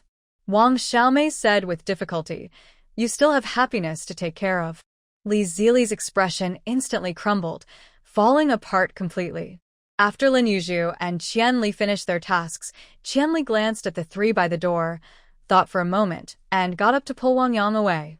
She approached to check Li Xiangbei's wound. Then, Qian Li touched Li Xiangbei's injury, and surprisingly, the bleeding seemed to ease. Li Xiangwan wiped her tears and looked at Qian Li with excitement. Qian Li raised an eyebrow, smiled slightly, took out a small porcelain bottle, and handed it to Li Xiangwan, saying, "This can stop the bleeding. Try applying it to him. Whether he survives depends on his luck." Li Xiangwan quickly took the small porcelain bottle and applied it to Li Xiangbei. When Qian Li turned around, she saw Lin Yu sneaking around and touching Jang Chun. "Qian Li." Lin Yu looked up and caught Qian Li's gaze, awkwardly smiling as she insisted on taking her small wooden box back from Jang Chun. Jang Chun, tightly bound and with a cloth stuffed in his mouth, struggled violently. Lin Yu swiftly slapped his head and whispered, "Be quiet." Jang Chun glared at Lin Yu with bloodshot eyes, filled with anger. Lin Yu shot him a sideways glance and pulled out a box of matches from her pocket. Zhang Cheng's expression grew even more intense. When Lin Yu lit the incense, her eyes widened in surprise. As the scent spread, Zhang Cheng stared at Lin Yu in disbelief. He could hardly believe that Lin Yu had tricked him. What happened to honesty? Lin Yu's eyes sparkled with a mischievous light as she blew on the burning incense, chuckling. Zhang Cheng nearly fainted from anger, struggling on the ground like a wriggling worm. Qian Li, seeing him struggle so much, kicked him and pinned him down, making him unable to move. The humiliation in Zhang Cheng's eyes was about to explode. Lin Yu shook her head, feeling sorry for the situation. It was truly tragic. At that moment, Li Xiangwan used a knife to cut off Li Xiangbei's shirt, turning it into a simple bandage to wrap his wounds. After doing this, Li Xiangbei seemed to recover a bit. He stared blankly at Li Xiangwan, as if in his last moments, he was gazing at her. His eyelids felt heavier, and he struggled to keep his eyes open, filled with reluctance as he looked at Li Xiangwan. This scene was fully captured by Li Xiangwan. When Li Xiangbei closed his eyes, Li Xiangwan, with blood-covered hands, quickly covered her mouth and couldn't help but cry. Wang Yang looked sadly at the closed eyes of Li Xiangbei, feeling extremely heartbroken. A deep sadness surrounded the three of them. After finishing up, Lin Yu noticed them and, seeing the scene, felt a jolt in her heart. Her face turned pale as she thought, "Is he gone?" Lin Yu stepped over to Li Xiangwan, wanting to say some comforting words, but her gaze lingered on Li Xiangbei's slightly rising chest for several seconds. Her expression became very complicated. She thought to herself, "Almost said the wrong thing." Wang Xiaomei weakly said, "Shouldn't we hurry and take him to the hospital?" Wang Yang finally snapped back to reality, saw that Li Xiangbei's wounds were simply bandaged, and quickly picked him up to carry him outside. Well, at least the person was thin. Otherwise, just bandaging would have been a problem. Li Xiangwan followed closely behind Wang Yang, looking worried. The remaining people, Lin Yu glanced at Qian Li and forced a smile. Qian Li took a deep breath, dragged Zhang Cheng up, picked up the knife from the ground, and cut the rope from his leg, saying, "Walk on your own, or should I drag you?" Dragging would not be easy. Zhang Cheng. Li Zili's expression was complicated, looking troubled. Wang Xiaomei placed her hand on his shoulder and softly said, "He must accept the consequences of his actions." Li Zili lowered his head, no longer looking over. It seemed that if he didn't look, nothing had happened. It would be better for their group not to split up. Qian Li was pulling a rope to lead Zhang Cheng, while Lin Yu held a tree branch behind them, occasionally giving a light poke. Well, it was symbolic. People need to keep some dignity in the end. However, the insult was still quite strong. Thinking about how this person wanted to harm Li Xiangwan made Lin Yu grip the branch a bit harder. Li Xiangwan was focused on Li Xiangbei, who was on Wang Yang's back. She looked worried and often checked if Li Xiangbei was still breathing, feeling relieved each time she confirmed he was. This went on, keeping her tense. Wang Yang had been struggling to carry him, so he tried not to put pressure on the injury. Even so, he was sweating heavily. By the time they exited the woods, Wang Yang's hair and clothes were almost soaked. Li Xiangwan quickly said, "Wang Yang, thank you for your hard work." He shook his head, breathing heavily. Lin Yu told the three of them, "You take him to the hospital first, and we will take Teacher Zhang to the police station." Li Xiangwan nodded repeatedly, following Wang Yang without looking back at Jang Chun. Jang Chun glared at their backs, filled with hatred. Wang Xiaomei, the brother Zhang she once knew, was completely gone. Li Zili's eyes were slightly red, confused about how things had turned out this way. With Qian Li's help, they successfully got him to the station. After recording their statements, they finally came out. Also coming out were the police officers, ready to go to the hospital to check on Li Xiangbei and to take statements from both Li Xiangwan and Li Xiangbei. Lin Yu glanced back at the police station, losing count of how many times she had been there. When she gets older, she will have stories to tell. Meanwhile, Shen Bojun and Li Fati were pursuing the people who had escaped from Shilali. They finally cornered a few of them in a dead end of an alley. Both sides faced off with guns drawn. The man with a scar on his face still didn't realize that Shen Bojun was an undercover officer. He thought the other side was trying to ambush them. The scarred man gasped for breath and gritted his teeth, saying, "What do you want? We can negotiate. Just let our boss go, and you can set the terms." Shen Bojun's gaze was cold as he provocatively replied, "Then put down the gun and come back with me to discuss it with your boss." The scarred man was about to curse back when Shen Bojun dashed forward, swiftly striking the man's wrist. As the gun fell to the ground, he kicked it toward Li Pengzi. With quick reflexes, he pinned the scarred man down, aiming the gun at his temple while looking at the surprised brothers behind him. The scarred man remained defiant, not caring that the gun was at his head. With his other hand, he quickly drew a knife from his waist and slashed backward. Li Pengzi and the others rushed in. The situation unfolded too quickly. After a gunshot, Shen Bojun had subdued the scarred man. Li Pengzi also managed to control several others. Shen Bojun immediately checked on his team, asking if anyone was hurt. Li Pengzi grinned sheepishly, but blood was trickling down his leg.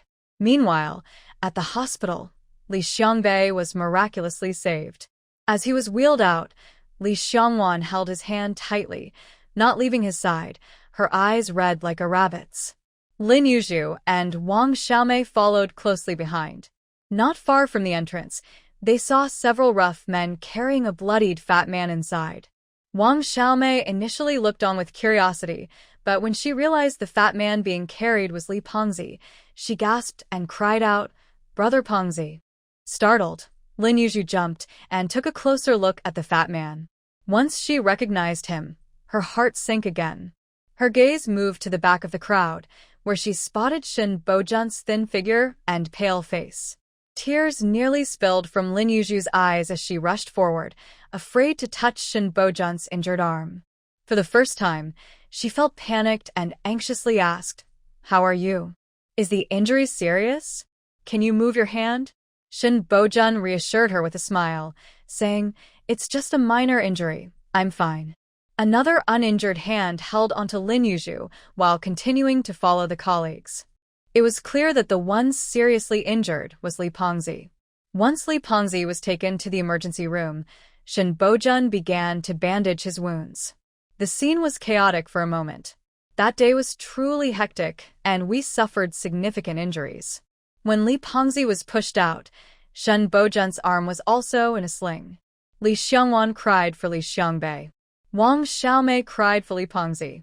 Lin Yu stared at Shen Bojun's arm, poked it with her finger, and quietly murmured, "They said to be careful." "How could you be so careless?" Shen Bojun was momentarily at a loss for words. Not long after Li Pengzi was brought out, he woke up, lying on the hospital bed, and joking with Wang Xiaomei. Seeing him like this, all the colleagues breathed a sigh of relief. One of them wiped the sweat from his forehead and joked, "Li Pengzi, once you recover, you should lose some weight. You really wore me out. If you get any heavier, the guys might not be able to lift you next time." Li Pengzi and the tearful Wang Xiaomei. What a sight. Seeing that Li Pengzi was okay, the colleagues prepared to leave, as they still had a lot of work to do. Bandaged up, Shen Bojun also needed to go. He turned to Qianli, who was behind Lin Yu, and said, "Please help take care of her until she is safely sent back to the youth station. Then we will be completely settled." Qianli nodded in understanding, looking serious. Shen Bojun smiled at Lin Yu and gently said, "I'll be going now." Take care.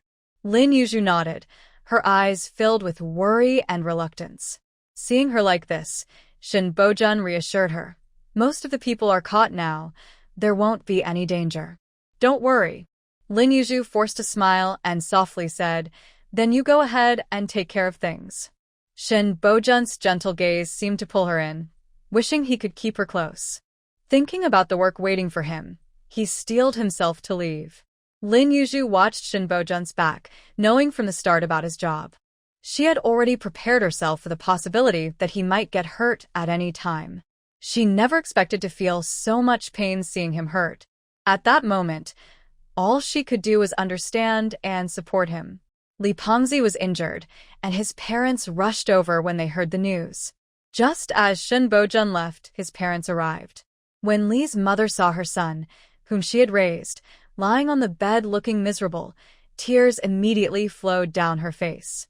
As she walked in, she cried out sadly, "Son, how did you get hurt? How much meat do I have to cook to make you better?" Seeing his mother cry made Li Pengzi panic a little, and he reassured her, "Mom, it's just a small injury. It looks worse than it is. I didn't lose much blood." Li's mother wiped her tears and scolded, "I told you not to take this police job, but you and your dad didn't listen. Now look what happened. You got hurt." Li's father, standing behind Li's mother, shrank his neck. Did he not support his son wanting to be a police officer?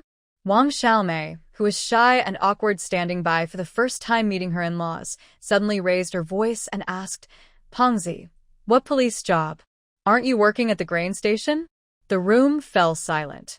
Lin Yu took a deep breath and slowly stepped back. Although Qianli didn't understand, it didn't stop her from following suit. When the two of them stepped out, they could still hear Pengzi stammering an explanation. Li's mother had stopped crying and was now closely observing Wang Xiaomei. She thought to herself, this must be the girl her son had mentioned before.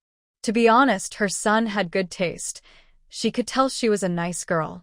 The more Li's mother looked, the more satisfied she became, completely ignoring the sweaty Li Pengzi, who was still explaining. The hospital room was lively for a moment. Lin Yu and Qianli then went to Li Xiangbei's room. He was still sleeping, while Li Xiangwan was recording a statement with the police. Lin Yu walked quietly and found a place to sit down, feeling tired after a long day. After the police left, Li Xiangwan's mood stabilized a lot. Lin Yu helped her sit down to rest and said, "Brother Fatty is also injured and is next door. Xiaomei is taking care of him, so she didn't come over." Li Xiangwan nodded and asked with slight concern, "Is Brother Fatty okay? Is everything sorted out over there?" Lin Yu nodded. Li Xiangwan sighed, looking at the still unconscious Li Xiangbei, and said with a lump in her throat, "I've troubled him again." Lin Yu bit her lip, unsure of what to say. After a moment of silence in the room, Lin Yu asked, "Are you going to stay here with him today?" Li Xiangwan nodded, thinking that if he woke up and didn't see her, he would be very disappointed. Lin Yu glanced at Wang Yang. Wang Yang looked at Li Xiangwan and Li Xiangbei, hesitated for a moment, and said, "I'll stay too." It wouldn't be good for Li Xiangwan to take care of everything alone. Lin Yu thought that made sense and stayed with Li Xiangwan for a while. Li Xiangwan snapped back to reality, looked at Lin Yu, and asked in surprise, "Why haven't you gone back yet?" Lin Yu tilted her head. Qianli, who was nearby, almost laughed out loud. Lin Yu thought it might seem like she didn't care about her friends if she rushed to leave. With Li Xiangwan asking, she decided to head home. "Then I'll go." Li Yang nodded, her gazet distant. The once cold beauty now looked so fragile that it was heart-wrenching. Lin Yu and Qian Li were almost out of the hospital room when Li Xiangbei woke up just in time, coughing a couple of times, and winced as it pulled at his injury. His coughing got worse. Li Xiangwan looked at him with joy and concern, gently calling, "Xiangbei, Xiangbei." Li Xiangbei struggled to open his eyes. Seeing Li Xiangwan's gentle expression, he was momentarily stunned and smiled foolishly, saying, "Are you okay? Did you get hurt anywhere? Aren't you scared anymore?" Li Xiangwan felt the lump in her throat, tears streaming down her face as she shook her head. Seeing Li Xiangbei trying to sit up, Wang Yang quickly helped him. Li Xiangwan placed a pillow against the wall. With their support, Li Xiangbei leaned back and sat up. Qian Li thought for a moment, then returned to the hospital room, moved a chair, and sat at the other end of the bed, looking seriously at Li Xiangwan and Li Xiangbei. Lin Yu glanced around, unsure of what Qian Li was planning. She could only follow along and watch. Li Xiangwan and Li Xiangbei looked at Qian Li with confusion, slightly puzzled. Qian Li cleared her throat and said to Li Xiangbei, "Now that you're awake, let's settle the score." Li Xiangbei coughed excitedly, his eyes wide. "What score? Oh dear. Please don't let anything else complicate matters." He had no connection to this woman. Qian Li looked at Li Xiangbei in confusion, wondering why he was reacting so strongly. It shouldn't be like this, he didn't seem poor. Li Xiangwan stood up and gently patted Li Xiangbei, saying to Qian Li, "Qian, please go ahead." Qian Li nodded, cleared her throat, and said seriously, "I caught that bad person for you. Do you acknowledge that?" Lin Yu and Li Xiangwan. "And about this injury, it was very dangerous at the time. If I hadn't acted, he might not have made it to the hospital. Don't you agree? Everyone. My excellent healing medicine must have helped a lot too. You see, I can't let my efforts go to waste," Qian Li said, sitting upright on the chair, looking solemnly at the two. If they tried to avoid paying her back, she wouldn't allow it. Lin Yu stood behind Qian Li, clicking her tongue in admiration at her determination. She truly lived up to her family name. Li Xiangwan smiled helplessly, took out a stack of money from her pocket without counting it, and handed it to Qian Li. Qian Li looked at the stack of money and exclaimed, "Li, you're too kind. If you need anything in the future, just let me know." As long as the payment was right, she would be there. Li Xiangwan sincerely said, "Thanks to you, Qian. I really appreciate it." Qian Li accepted the money, smiled slightly, then turned to Lin Yu and asked, "Shall we head back?" Lin Yu nodded.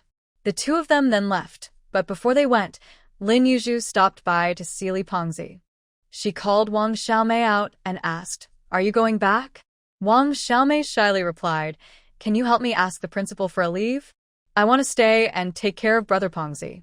Lin Yu clicked her tongue and nodded, "All right." Wang Xiaomei smiled widely, looking pleased. Lin Yu shook her head helplessly. When they arrived, there were many people, but now it was just her and Qian Li going back.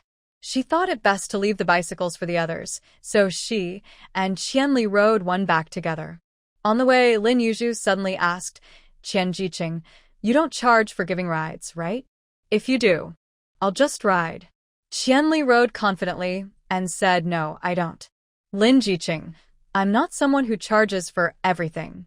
When you're out in the world, you have to have some principles." Lin Yu smiled, thinking that Qian Li was really fun and gave her a sense of a heroic character. Thinking about Qian Li's skills, Lin Yu tentatively asked, "Qian Jiqing, in the future if I pay you to help me, would that work?" Qian Li perked up immediately and cheerfully replied, "Sure." The two of them laughed together. Lin Yu thought she had really met someone impressive. She found herself quite fond of Qian Li. When the two returned to the youth station, the sun was setting, painting the sky with a rosy hue. Lin Yu made a point to find the principal and briefly explained what had happened today. The principal listened in surprise and took a moment before saying, "Teacher Lin, you worked hard today." Thankfully, Teacher Li is fine, so I'm relieved. As for Teacher Zhang, Sigh. It was puzzling how someone so young could be so confused. Lin Yu sighed as well, realizing there would be no more opportunities for easy gains. By the way, Principal, Wang Xiaomei and Li Xiongwan will be at the hospital taking care of the patient and may need to take a couple of days off. The principal nodded and said, then you and Teacher Han will have to work a bit harder these 2 days and give the kids a few extra classes. When Teacher Li and Teacher Wang return, I'll give you both a break. The principal finished speaking and thought for a moment that he needed to find Teacher Liu and Teacher Han to discuss who would take over the work of Teacher Zhang. This situation is really so confusing. After discussing with the principal, Lin Yu didn't stay any longer. Once she left the school, she ran into Aunt Li Si and a few other friendly aunts, who quickly pulled her aside to ask what had happened today. Lin Yu shook her head in confusion and said, I don't really know what Teacher Zhang did wrong. Anyway, he's at the police station now. We can't really ask the police about it. Aunt Li Si nodded. She was familiar with the police. When they asked questions, they were very serious and quite intimidating. Who would dare to ask them questions and risk getting questioned themselves? Another aunt curiously asked, did Teacher Zhang take away Teacher Li? Oh no, I hope Teacher Li is okay. Some aunts thought to themselves, such a beautiful girl being taken away, she must be in trouble. Their expressions showed their concern. Hearing this, Lin Yu suddenly clapped her thigh and became animated. With excitement, she said, if we're talking about this, I have to brag a little. I followed the clues with a group of people, and guess what happened? The aunts replied in unison what happened. The bad guy was carrying Teacher Li when I cleverly intercepted them halfway. As a weak girl, I couldn't fight him. But our comrades, Li Xiangbei and Qian Jiqing, were different. They rushed in and quickly took him down.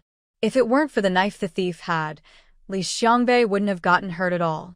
But the scene was truly thrilling. Aunts, you missed it, what a pity. That thief was thrown around by our comrade Qian until he was begging for mercy on his knees, calling out for help. What a disaster. The aunts responded with a chorus of gasps and exclamations. Wow, they knew that Li Xiangbei was quite capable. I don't want money. Being a young, educated person can also be tough. Wow, this young person won't be bullied anymore. The aunts have already forgotten about Li Xiongwan.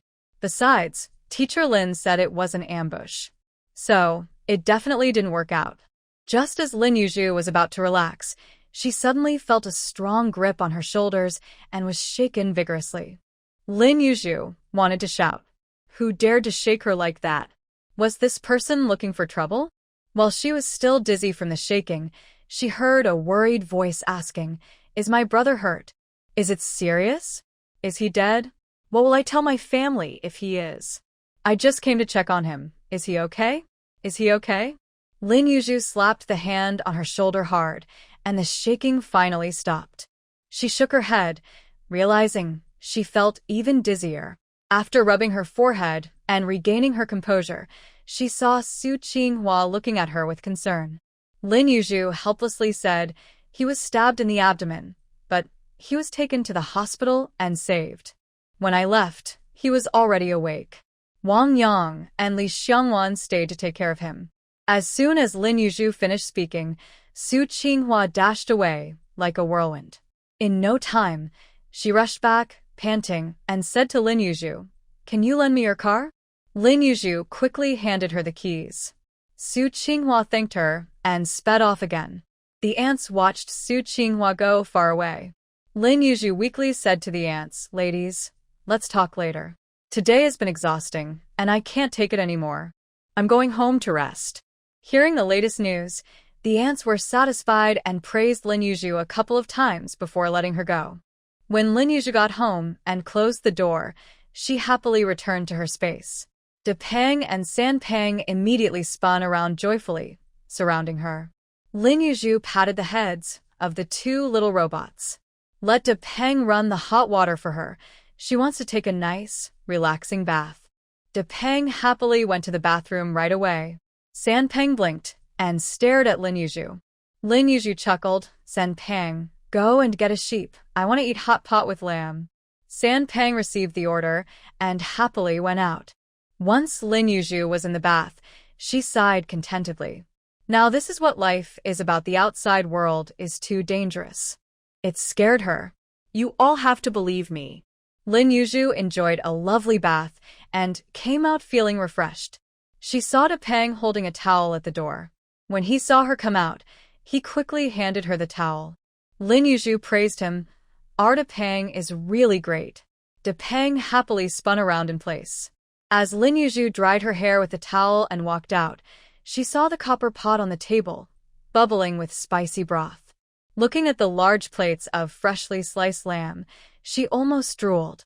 Hot pot, here I come. After resolving a big worry, Lin Yu had Pang pour her a glass of grape juice. Just a little celebration. While humming a tune, Lin Yu sipped her drink and cooked the lamb, feeling very relaxed. Meanwhile, at the hospital, Su Qinghua, with her hair messy from the cold wind, searched for her brother in the wards. She didn't find Li Xiangbei first, but instead saw Wang Xiaomei. Without paying much attention, she rushed into the room and threw herself onto Li Pengzi, crying, "Brother, are you okay? If something happened to you, my mom would be so mad at me." Li Pengzi's injured leg hurt a lot. He pointed at Su Qinghua and said to Wang Xiaomei, "Xiaomei, I don't know her. Ouch. I have nothing to do with her." Seeing that Li Pengzi was pressed against his injury, Wang Xiaomei quickly pulled Su Qinghua up and said impatiently, "Hey, look carefully. This is not your brother. Your brother is in the next room." Su Qinghua had rabbit-like red eyes and awkwardly glanced at Li Pengzi, saying, I'm sorry, I only saw you and didn't notice the person on the hospital bed." She felt something was off. After apologizing, Su Qinghua quickly ran out. Wang Xiaomei shook her head and then heard Su Qinghua's cries from the next room. "Brother, are you okay? If something's wrong, my mom will be so mad at me." Li Pengzi and Wang Xiaomei exchanged glances and couldn't help but laugh. Li's parents had gone back to cook, hoping to give the two of them some time alone. Seeing the good atmosphere, Li Pengzi nervously said, "Xiaomei, I didn't mean to hide my work from you. We have rules here." Wang Xiaomei was no longer angry and lightly replied, "Okay, I won't blame you. Does your leg still hurt?" Li Pengzi smiled sheepishly. "If you're not mad, then it doesn't hurt anymore." Wang Xiaomei shot him a look, saying, "You just know how to say nice things." Looking at Li Pengzi's injured leg, she added with concern, "Brother Pengzi, please don't get hurt on missions anymore." Li Pengzi nodded with a smile. He then asked, "Xiaomei, you don't regret it, do you?" Wang Xiaomei was a bit puzzled at first, but then shook her head and said seriously, "Brother Pengzi, I really admire police officers. If you've chosen this career, I support you. Just remember, you have me." Don't. Tears started to fall as she spoke. Some things were hard to say, and she felt it might bring bad luck. Li Pengzi quickly reached for Wang Xiaomei's hand and said, "I understand, I really do." Wang Xiaomei smiled through her tears and said, "You can't trick me anymore." Li Pengzi nodded repeatedly, saying, "I won't trick you anymore. Everything I have is yours. Everything is yours." Wang Xiaomei pouted playfully, "Who cares?" While the atmosphere in this room was warm, the mood in the other room was quite different. Li Xiangbei held his injured abdomen, gasping in pain. Li Xiangwan looked awkwardly at Su Qinghua, feeling increasingly guilty inside. Wang Yang wanted to pull Su Qinghua away, but hesitated, glancing between the siblings. Once Su Qinghua stopped crying, Wang Yang awkwardly said, "Su Qinghua, you're going to crush your brother." Su Qinghua suddenly realized her brother was hurt. She quickly got up and seeing Li Xiangbei's pale face, she started to cry, "Brother, how am I supposed to tell my aunt? She came here and brought me so many nice things just to take care of you. Why can't you be more careful? You always get hurt." Wang Yang exchanged a glance with Li Xiangwan, and the two quietly left the hospital room. Once Li Xiangbei felt a bit better, he said to Su Qinghua, "Don't tell the family about my injury." Su Qinghua frowned and replied, "You're hurt like this and you still want to hide it? If they find out later, I'll be in big trouble." Li Xiangbei weakly said, "If you and Wang Yang don't say anything, no one will know." Su Qinghua pouted, noticing it was just the two of them left in the room, and whispered, "You don't want to tell them because of that girl. Brother, I see how she treats you. It's not warm at all. Is it worth it?" Li Xiangbei looked firmly at his sister and said, "It's worth it, Qinghua. Promise me you won't tell the family. Su Qinghua nodded, then asked, Does Mom still think you like the sister from the Dong family? Shouldn't you let them know you like Li Xiangwan? Li Xiangbei shook his head seriously and said they haven't met Li Xiangwan, so they might have their own ideas. You saw how easily the Dong sisters were taken away. It's not the right time yet. At least, not until I can stand on my own. Thinking this way, Li Xiangbei felt a wave of helplessness and confusion about the future. He was no longer the naive boy who only thought with passion. Some things had to be approached step by step. Su Qinghua opened her mouth, hesitated for a long time, and finally said, I give up on you. Thinking about my aunt's personality, I decided not to get involved. I don't want her to end up in a difficult position. Su Qinghua asked Li Xiangbei about his upper body injury with concern, and then added, Brother, you really need to be more careful. Even though Jang Chun is tall and strong, he clearly isn't a fighter. I mean, how could you get hurt like this? That's just too. Noticing her cousin's expression darkening, Su Qinghua hesitated and stopped. Li Xiangwan and Wang Yang entered at the right moment. The atmosphere was quite awkward. Su Qinghua knew it was her brother's fault, but she still felt some resentment towards Li Xiangwan. Her brother was hurt, and she was a bit angry with Wang Yang too. Her expression showed her frustration. Li Xiangwan was lost in thought, and when she looked up, she met Li Xiangbei's affectionate gaze. She smiled brightly. Little did she know, this smile meant so much to Li Xiangbei. It was a smile that would stay in his heart forever. Just because of this one smile, he would go through anything for her. Loving someone is so irrational. She had completely captured his heart and mind. It made him feel helpless and unable to resist. It seemed like everything had ended perfectly, yet it felt unfinished. Shun Bojun took a few days off from the principal. Lin Yu and Han Manman were very busy teaching the children. When Li Xiangwan and Wang Xiaomei returned to work, they finally felt relieved. They could finally take a break.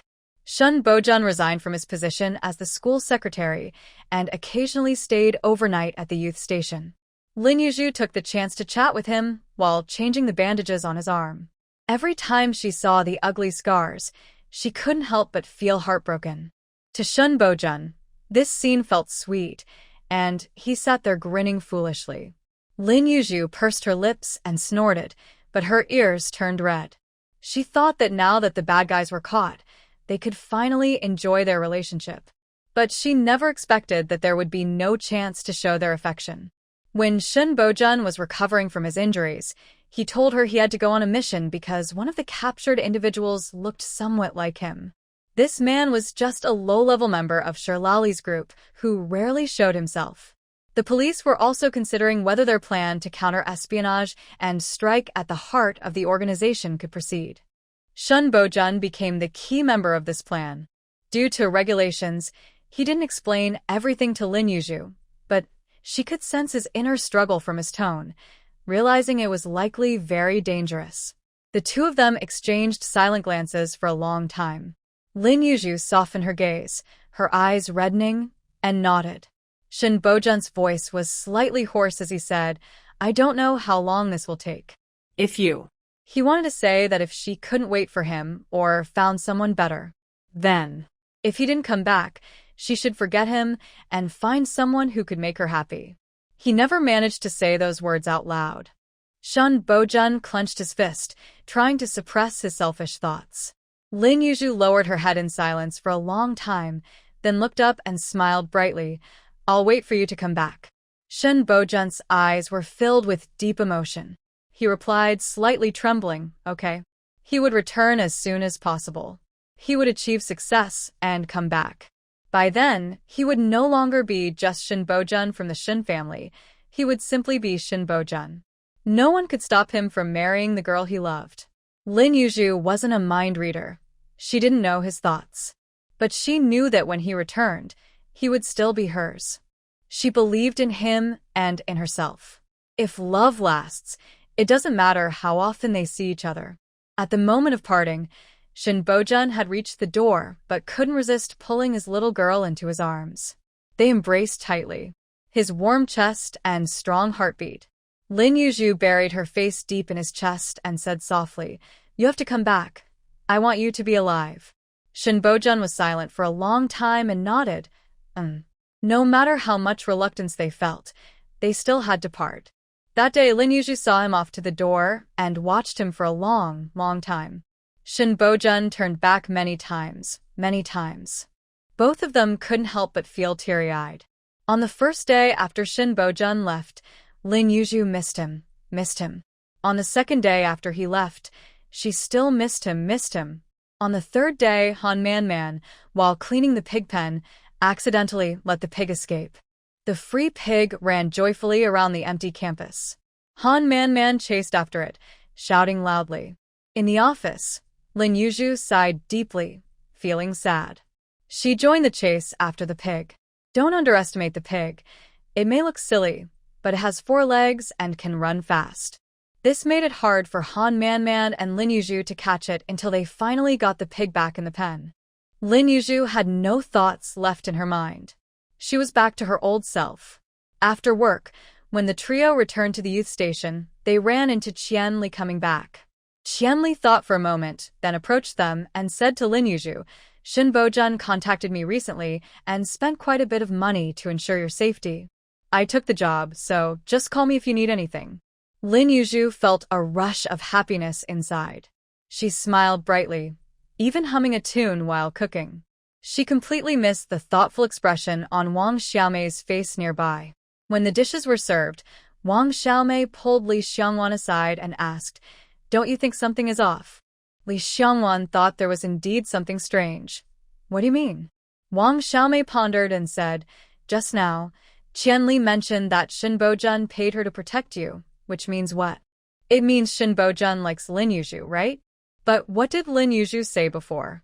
Li Xiangwan nodded, realizing that this silly girl was just now catching on. Wait, she shouldn't be so calm. Otherwise, it would seem like she knew everything. After all, she had been fooled too. Thinking this, Li Xiangwan slammed her hand on the table and said sternly, "Well, Lin Yu, you really tricked us badly." Lin Yu had just come back from the kitchen with chopsticks and almost dropped them when Li Xiangwan slammed the table. The two of them squinted their eyes and stared at her ominously. Lin Yu. They didn't even touch the braised carp she specially made. They cornered her on the small bed, questioning her aggressively. Wang Xiaomei put her hands on her hips and asked, "So, you have a partner, and you won't let us know? Acting like this, what is your goal?" Li Xiangwan cleared her throat and said, "Isn't it obvious?" She must have known Bojun's identity long ago. Wang Xiaomei thought for a moment, then slapped the bed and said angrily, "So, you also know about Fatty G's identity?" Lin Yu shot a sideways glance at the gleeful Li Xiangwan. Then she looked at Wang Xiaomei, wondering how they connected the dots. Lin Yu had the right to remain silent. Wang Xiaomei, still frustrated, slapped the bed again and asked, "Come on, what else are you hiding from us?" Lin Yu huffed, thinking there was plenty more to say. But she chose not to speak. What could they do to her? Facing the persistent Lin Yu, Wang Xiaomei had no way to deal with her. After a couple more slaps on the bed, they finally let her go.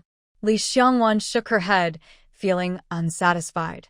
Wang Xiaomei's fighting spirit was lacking.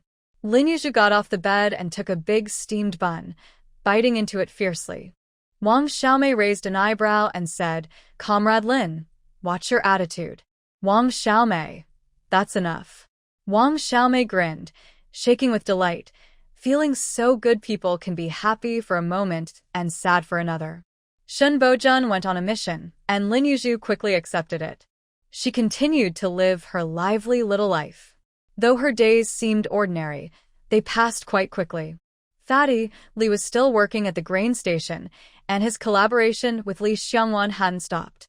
Perhaps it was to protect Bojun's true identity, or for some other reason. The three in the backyard didn't ask too many questions. Knowing too much isn't always a good thing. With Li Xiangwan around, plus her wandering the streets, Lin Yu could earn around 3,000 to 4,000 in a month. Such an income was quite impressive. Lin Yu was quite content for now. After receiving a letter from Wang Xiaomei last time, She got another letter from home. Wang Xiaomei sighed. Her family had gathered the money for her brother's wedding. This month, they paid the bride price. Wang's mother wrote in the letter that the family was struggling to make ends meet and had no money left. The message was clear. If you can bear to see your parents go hungry, then just pretend you don't know anything. Wang Xiaomei sighed again. She rode her bike to the town to send 30 yuan home. Knowing she was going to the post office, Lin Yu asked her to deliver a letter to the Lin family. It was nothing special, just checking in on how they were doing. It had been so many days without a letter. She was quite worried. The letter was sent, but she still hadn't received a reply. Lin Yu took a deep breath. What was going on? Did they not want her anymore? She felt a bit lost. Before she knew it, summer had quietly slipped away. The Northeast is different from the South. Winters are long and summers are short, and it passes quickly.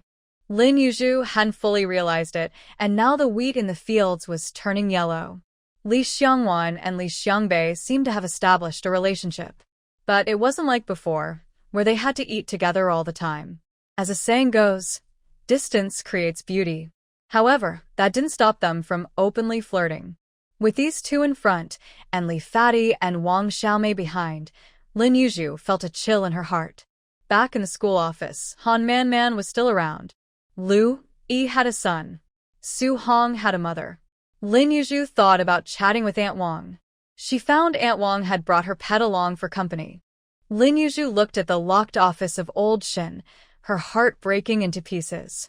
That day, the trio from the backyard finished school as usual and planned to enter through the back door of the youth station. As they passed the front yard, they saw Ma Decai acting tough. Not long ago, Zhang Aigua's older brother and a few friends came to confront him. Lin Yu was puzzled. How could Ma Decai still bully Zhang Aigua? In the youth group, besides Zhang Aigua, Ma Decai could only pick on Zhang Yanqiu. He had a principle of not hitting women, so Zhang Yanqiu wasn't too afraid of him. Over time, he couldn't intimidate anyone anymore. Lin Yu, still confused, peeked inside and noticed the figure didn't look like Zhang Aigua. Who could it be? Just as she was curious, the person turned around. They locked eyes for a long moment. Lin Yu stepped forward, but then hesitated. Wait, this kid looks really familiar. Wang Xiaomei saw Lin Yu stop and came back, following her gaze inside. She exclaimed, "This boy looks a lot like you." The boy looked increasingly distressed and pitiful. Lin Yu hesitantly called out Li Yang. "Cease." Seeing the unfamiliar look in her eyes, he hesitated to acknowledge her. Ma Decai's smug expression immediately froze. He thought this is bad. At the same time, Wang Xiaomei and Li Xiangwan were also surprised. A younger brother? No wonder they looked so alike. It was no surprise Lin Yu didn't recognize her brother. He had changed so much. When he left, he was shorter than her and had a bit of baby fat on his face. Now he was taller and much slimmer. If it weren't for their slight resemblance, Lin Yu truly wouldn't have recognized him. She walked around her brother, shaking her head in amazement. This was truly remarkable. It felt like she had a different brother. After the siblings recognized each other, Lin Yu glanced at Ma Decai and asked Li Yang what happened. "You looked a bit upset earlier." Li Yang pulled his sister back slightly and said, "It's nothing." He knew his sister had suffered. With a bully like that in the youth group, she must have endured a lot. When he grows a bit stronger, no one should let those siblings be bullied. Lin Yu glanced at her brother, squinting her eyes and looking at Ma Decai with a sly expression. This scene was not as impressive as before. Ma Decai never expected that this little guy was Lin Yu's brother. Thinking back to that thrilling night, he quickly tried to smooth things over, saying it was all a misunderstanding. The flood washed away the Dragon King's temple. We're all on the same side. While Ma Decai was still trying to joke around, Qianli rubbed her wrist and said with a smile, "Do you want me to step in?" Ma Decai was taken aback and slowly looked at Qianli, confused about the situation. Lin Yu shook her head, her smile brightening her eyes. "No need, no need. I have my own plans." Ma Decai's face turned pale with fear. He almost wanted to kneel and beg for mercy. He had just managed to recover and could now go to the bathroom alone at night. He really couldn't handle any more trouble. Ma Decai immediately stepped forward, grabbing Lin Liang and forcing a smile that looked more like a cry. "Brother, can you talk to your sister for me? Just let me off this time.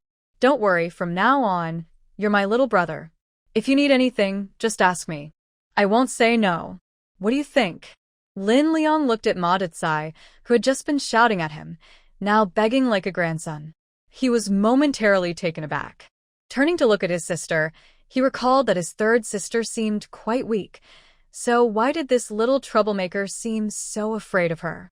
Li Xiangwan and Wang Xiaomei were equally puzzled. Did they miss something? Seeing that Ma Decai was behaving well, Lin Yu decided to let it go. She walked into the house with her brother, watching him tidy up the bed. Lin Liang clearly didn't receive the same treatment as Lin Yu. He was carrying all the heavy stuff on the train. As Lin Yu helped him, she asked, "Brother, how did you manage to bring all this?" Lin Liang almost cried at the question and replied, "Mom said to put it on the train. It wouldn't be too tiring." I really believed her. Once on the train, he didn't dare to sleep, fearing someone might steal from him. Sis, Mom is really something. This journey wore him out. After getting off the train and onto the bus, he was almost exhausted. Lin Yu smiled happily. People often fear comparisons. Seeing how miserable Lin Liang was, Lin Yu helped him pack his things. While packing clothes, Lin Liang took out a few new items for Lin Yu. He said, "These are for you from Mom." Lin Yu took them, opened them up, and saw a jacket and pants. She felt warm inside and asked, "Why hasn't the family written back?" Lin Liang casually replied, "You know how Mom is. If she can save money, she will. Here, this is a letter she wrote for you. If there's a free mailman, why spend money?" Lin Yu shook her head helplessly, took the letter, and opened it. It was the usual cheerful news, saying everything at home was fine, and there was nothing to worry about. Lin Liang was sent to the countryside, and Lin Yu was asked to keep an eye on things. He would send money to both of them soon. The letter meant for Lin Yu to manage the money and not give it to Lin Liang to avoid wasteful spending. At the end, it specifically mentioned to write home if they ran out of money. Lin Yu folded the letter and looked at Lin Liang confused and asked, "Liang, why did you go to the countryside? Weren't you just starting middle school when I left? Did Mom not let you go to high school?" Lin Liang blushed, scratched his head, and said, "Well, sis, you know I'm not a fan of studying. I almost didn't graduate from middle school." Lin Yu raised an eyebrow. "What do you mean you almost didn't graduate?" Lin Liang chuckled awkwardly and said, "I mean, my grades in a few subjects didn't even add up to 100. The principal didn't want to give me a diploma. In the end, Mom had to spend some money. Hee sis, I really am not cut out for studying. I just want to go to the bathroom during exams. Once I think about that, I can't focus on the questions." Lin Yu stared at her brother in disbelief. "You really are talented," she said, then decided to ignore her brother. She needed some time to process everything. Before leaving, she added, "Finish up and come find me in the backyard." Since her brother was visiting, she wanted to make sure he was welcomed properly. Lin Yu took Li Xiangwan and Wang Xiaomei to her room. When the three of them entered, they found nothing there. Li Xiangwan rolled her eyes dramatically. Lin Yu bit her lip and whispered, "But all of it is at your place." Li Xiangwan scoffed, and the three of them slipped back to her room. When Lin Liang arrived, he felt uncomfortable under the intense gazes of Li Xiangwan and Wang Xiaomei. The young man turned red with embarrassment. Eventually, Lin Yu couldn't take it anymore and said, "My brother is good-looking, but you don't need to stare like that. He's not going anywhere." Lin Liang felt a bit confused. It seemed his sister's personality had changed. Lin Yu personally cooked 3 dishes to welcome her brother. During dinner, Lin Liang quietly observed his sister. He noticed that she had changed quite a bit. She was still the same person, but she felt different from when they were at home. Wang Xiaomei and Li Xiangwan looked at Lin Liang with curiosity. He was indeed handsome, and he seemed easier to approach than Lin Yu. The two of them looked a bit mischievous for a moment. After dinner, Lin Yu took her brother back to her room to ask about the family situation. Lin Liang, only 14, had come to the countryside, and Lin Yuzhu felt something was wrong at home. Under Lin Yuzhu's questioning, Lin Liang reluctantly said, "Mom doesn't want me to tell you. She's afraid you'll worry about home. Dad's workplace is distributing houses, and since our older brother is in charge, he managed to get a spot. Our neighbor, the Chiu family, didn't get one and got jealous. They reported us to the committee, claiming that our second sister's job didn't meet the requirements. Mom had no choice but to let her retire early and have our second sister take over. Later, Aunt Chiu was not satisfied and went to the committee, saying that among our 5 children, only one went to the countryside. I have already graduated and am still enjoying life at home. Well, I also went to the countryside. Mom used her connections to bring me here, thinking that the siblings could look out for each other. Sister, don't worry, I will never hold you back. How are you doing in this village? Is it hard?" Lin Yuzhu shook her head and said, "It was tough at first. Now that I'm a teacher, it's much better." Lin Liang nodded, glanced at Lin Yuzhu, and finally couldn't help but say, "When you left, Mom secretly cried several times. This year, since you didn't come home for the New Year, on New Year's Eve, she even wiped away her tears quietly." Lin Yuzhu opened her mouth, feeling a bit choked up. The room was silent for a while. Lin Yuzhu then asked, "How is my sister-in-law? Is she getting along well with the family?" Lin Liang sighed again. Lin Yuzhu's eyes darted around as she asked, "What's wrong now?" "Well, it's good in some ways, but it doesn't feel quite right. I don't know much, but my sister-in-law comes from a well-off family and thinks Mom's cooking isn't good. She didn't stay at home for long before going back to her family with our brother. The neighbors say our brother has become a son-in-law living with his in-laws. Especially Aunt Chiu next door. When she can't argue with Mom, she brings this up to tease her. This made our second sister upset, and she ended up fighting with Aunt Chiu. Now there's tension between her and my sister-in-law. On tomb sweeping day, the two almost got into a fight. In the end, Mom had to scold our second sister to settle things." Lin Yuzhu took a deep breath. She had learned some information about her sister-in-law from letters. She guessed that her sister-in-law was a pampered girl from a wealthy family. If she couldn't get used to Mom's cooking, it was no surprise that my sister-in-law wouldn't either. Actually, marrying a daughter-in-law from a good family was something that should have been anticipated. Regardless of how my sister-in-law is, it's just family matters. Now that my brother has his own place, he is living independently. He can't really be considered a son-in-law living with his in-laws. This will pass soon. Every family has its ups and downs. Lin Yuzhu has come to terms with it. However, it sounds like Aunt Chiu next door is quite lively. She touched her chin and felt a bit scared to go home.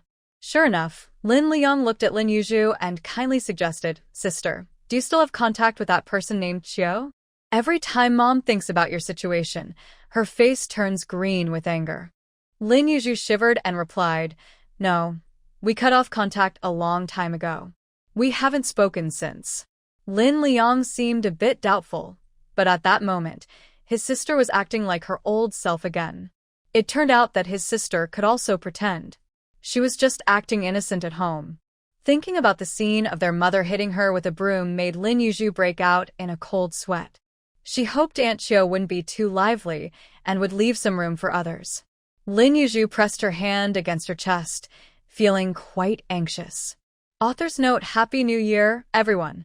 Wishing you a prosperous new year filled with success and happiness. P.S. I've been a bit busy lately, and I mixed up the names of the older brother and younger brother. I have a little notebook for notes, but I switched to a bigger one and forgot to check the small one. Thanks to my friends for the reminder. I fixed it, but it's a pity, as Lit's song sounds quite nice, haha. After chatting with her brother, Lin Yuzhu took Lin Liang to the kitchen and said, "Little brother, as your sister, I can't help you much. This kitchen is yours now. Feel free to use it.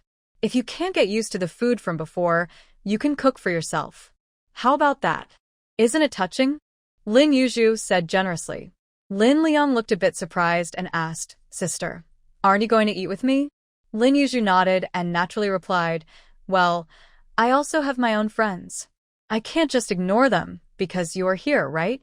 Moreover, you can cook for yourself and eat whatever you want. That's great. Don't worry, Mom's money is all spent on you by your sister. The grain jar is over there. Just remember to note down how much you take. After saying this, she patted her brother's shoulder and cheerfully said, Brother, we should keep track of things clearly for our harmony. Distance creates beauty. Oh, and remember to clean the kitchen after you use it, okay? Otherwise, you might have some surprises. Lin Liang was a bit taken aback.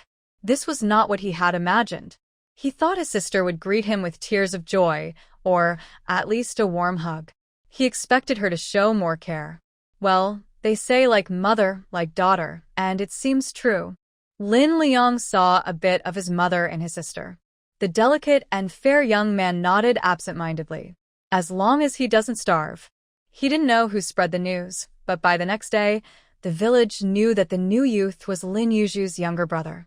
This sparked a lot of curiosity among the village ladies.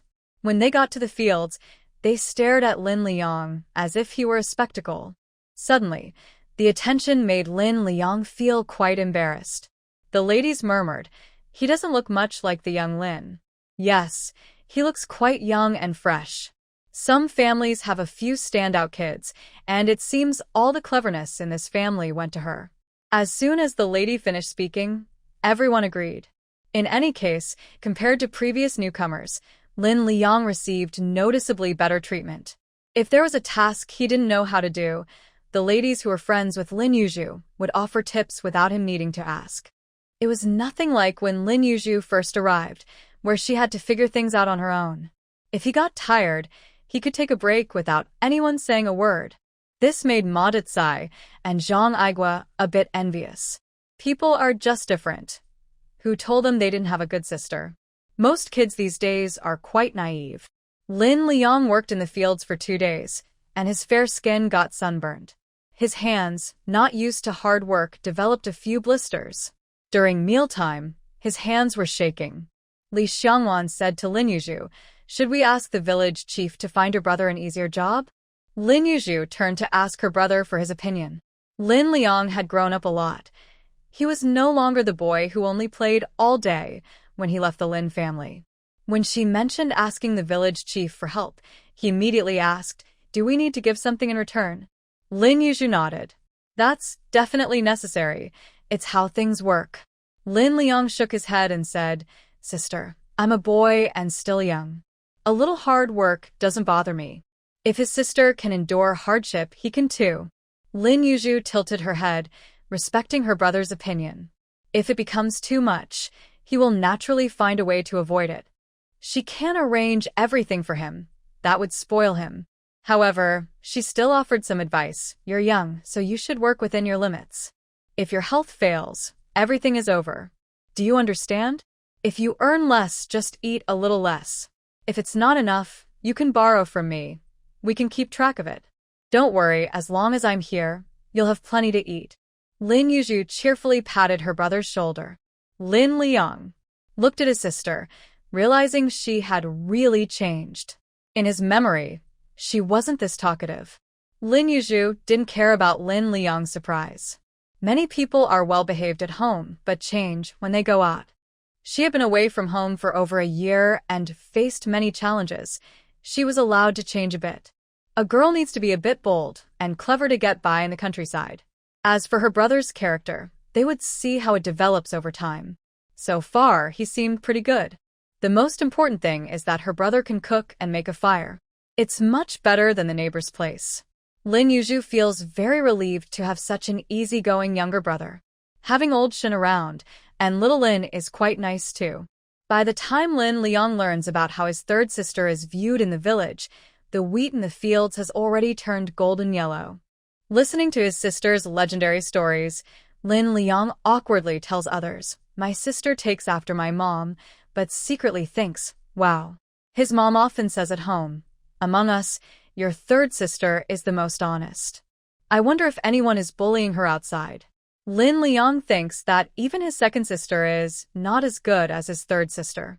This makes Lin Liang even more afraid of his sister, especially when Lin Yu is smiling. From Lin Yu's perspective, she finds it puzzling. She notices that the kinder she is to Lin Liang, the more nervous he seems. During dinner, Lin Yu sighs with Li Xiangwan and Wang Xiaomei, saying, I smile so gently. Why does my brother act like he's seen a fierce tiger when he's around me? Li Xiangwan clears her throat, holding back laughter, and says, Teacher Lin, come on, give us a smile. Lin Yu, Wang Xiaomei, chewing on a bun, laughs and says, You still don't know yourself very well. Gentle. And seeing Lin Yu's increasingly serious expression, she burps and falls silent. Lin Yu snorts softly. During the wheat harvest, the teachers at school also have to participate in the labor. Lin Yu sighs, unsure if she can still swing the sickle. The villagers continue to work in their own groups, while the school operates separately. Everyone is doing their own thing. In comparison to the villagers, the teachers have a much easier job. Notably, Aunt Li Si's family is participating in the labor this year. This excites the village chief, who thinks he has inspired them. Just as he is feeling proud, he hears Aunt Li Si boasting in the fields, My son Xiaoshan is coming home in a few days. As parents, we should set a good example for our child. The village chief suddenly feels more awake. The villagers. Let's not talk about Aunt Li Si's joyful mood for now. Instead, let's talk about Aunt Li from Team 3, who is an old friend of Aunt Wang from the school kitchen. Aunt Li and Lin Yu have had their share of conflicts in the past. Just when she finally got rid of Lin Yu, her brother showed up. Thinking about the setbacks she faced with Lin Yu, she wanted to get back at them. So, after being assigned to the same group, Aunt Li planned to use the same trick again. At the same place and the same time. You can't help but think about the siblings. Lin Yu's sickle swung to the right, while the left-handed Lin Liang swung to the left.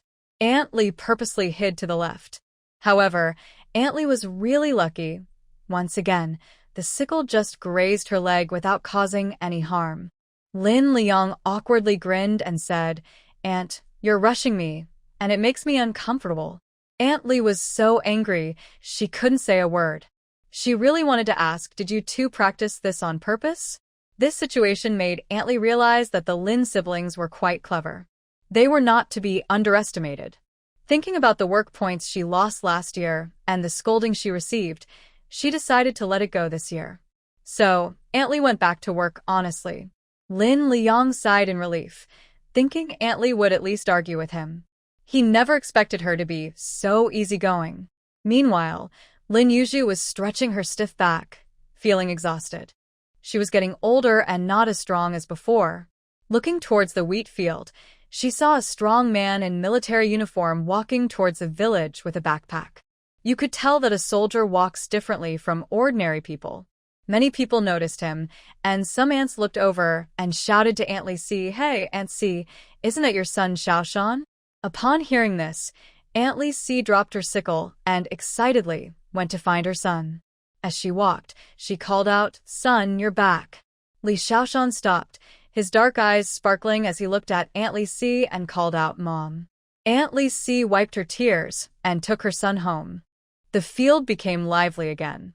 Li Xiaoshan was still thinking about Li Laosi and his wife. You see, he came back as soon as he said he would. Lin Yu shook her head and sighed, saying that people shouldn't be judged as good or bad. When doing physical work, you can't skimp on food. Lin Yu specially had Sampang make a lot of steamed buns in the space the night before. The next morning, she told Lin Liang, I steamed 2 pots of buns last night. They are in the kitchen for you to eat. Lin Liang was immediately very touched and said, Sister, you should take some time to rest and not worry about this. I can just eat a flatbread. Lin Yu patted Lin Liang and smiled, Brother, it's good that you understand how hard I work. This year, help me gather firewood more often. There are plenty of buns if you want to eat. Lin Liang nodded blankly, not sure whether to continue feeling touched or. Lin Yu walked away proudly. After the wheat harvest, Lin Yu got quite tanned, and even Li Xiangwan couldn't escape it. The sun was really harsh at this time. Sunscreen clearly didn't help much. Wang Xiaomei had completely lost the weight she gained over the year. She sighed at the mirror, thinking about how all that effort was wasted. Li Xiangwan and Lin Yu admired Wang Xiaomei for this, her thoughts were quite unique.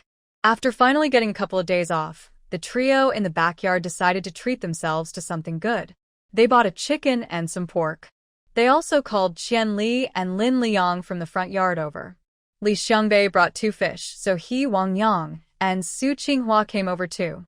Hearing that Qian Li said Chao Kong was a great cook, everyone asked Qian to invite him over. Just as Qian Li was about to kill the chicken and fish, she shouted, Seao kom hurid over. Now, they had helpers and a cook. Lin Yu happily waited to eat the ready-made food. Sitting on a bench and watching the clouds drift by, this was the life she dreamed of. Having a few friends to drink tea and share a meal was wonderful. The backyard was lively and bustling, while the 3 in the front yard stared at each other in confusion. The atmosphere was somewhat bleak. At the same time, things were not looking good for Li Laoxi's family. His youngest son finally got a short leave to visit home, and even the unreliable Li Si and his wife knew they should take this chance to find a partner for Xiao Shan. No one in the village was willing to marry him. The girls from the neighboring village were interested because he was a soldier. But once they heard about Li Laoxi's family, they were quickly discouraged. Li Si's wife sat at home, sighing deeply for a long time. Li Xiaoshan comforted her, saying, Mom, if they don't like me, that's fine. I actually want to find someone with some education. Li Laoxi coughed. His youngest son seemed a bit out of touch with reality. Even the older girls who couldn't find husbands were hesitant to enter their home, let alone someone educated. Seeing his parents' expressions, Li Xiaoshan continued, Our leader said there might be a chance for a promotion this year.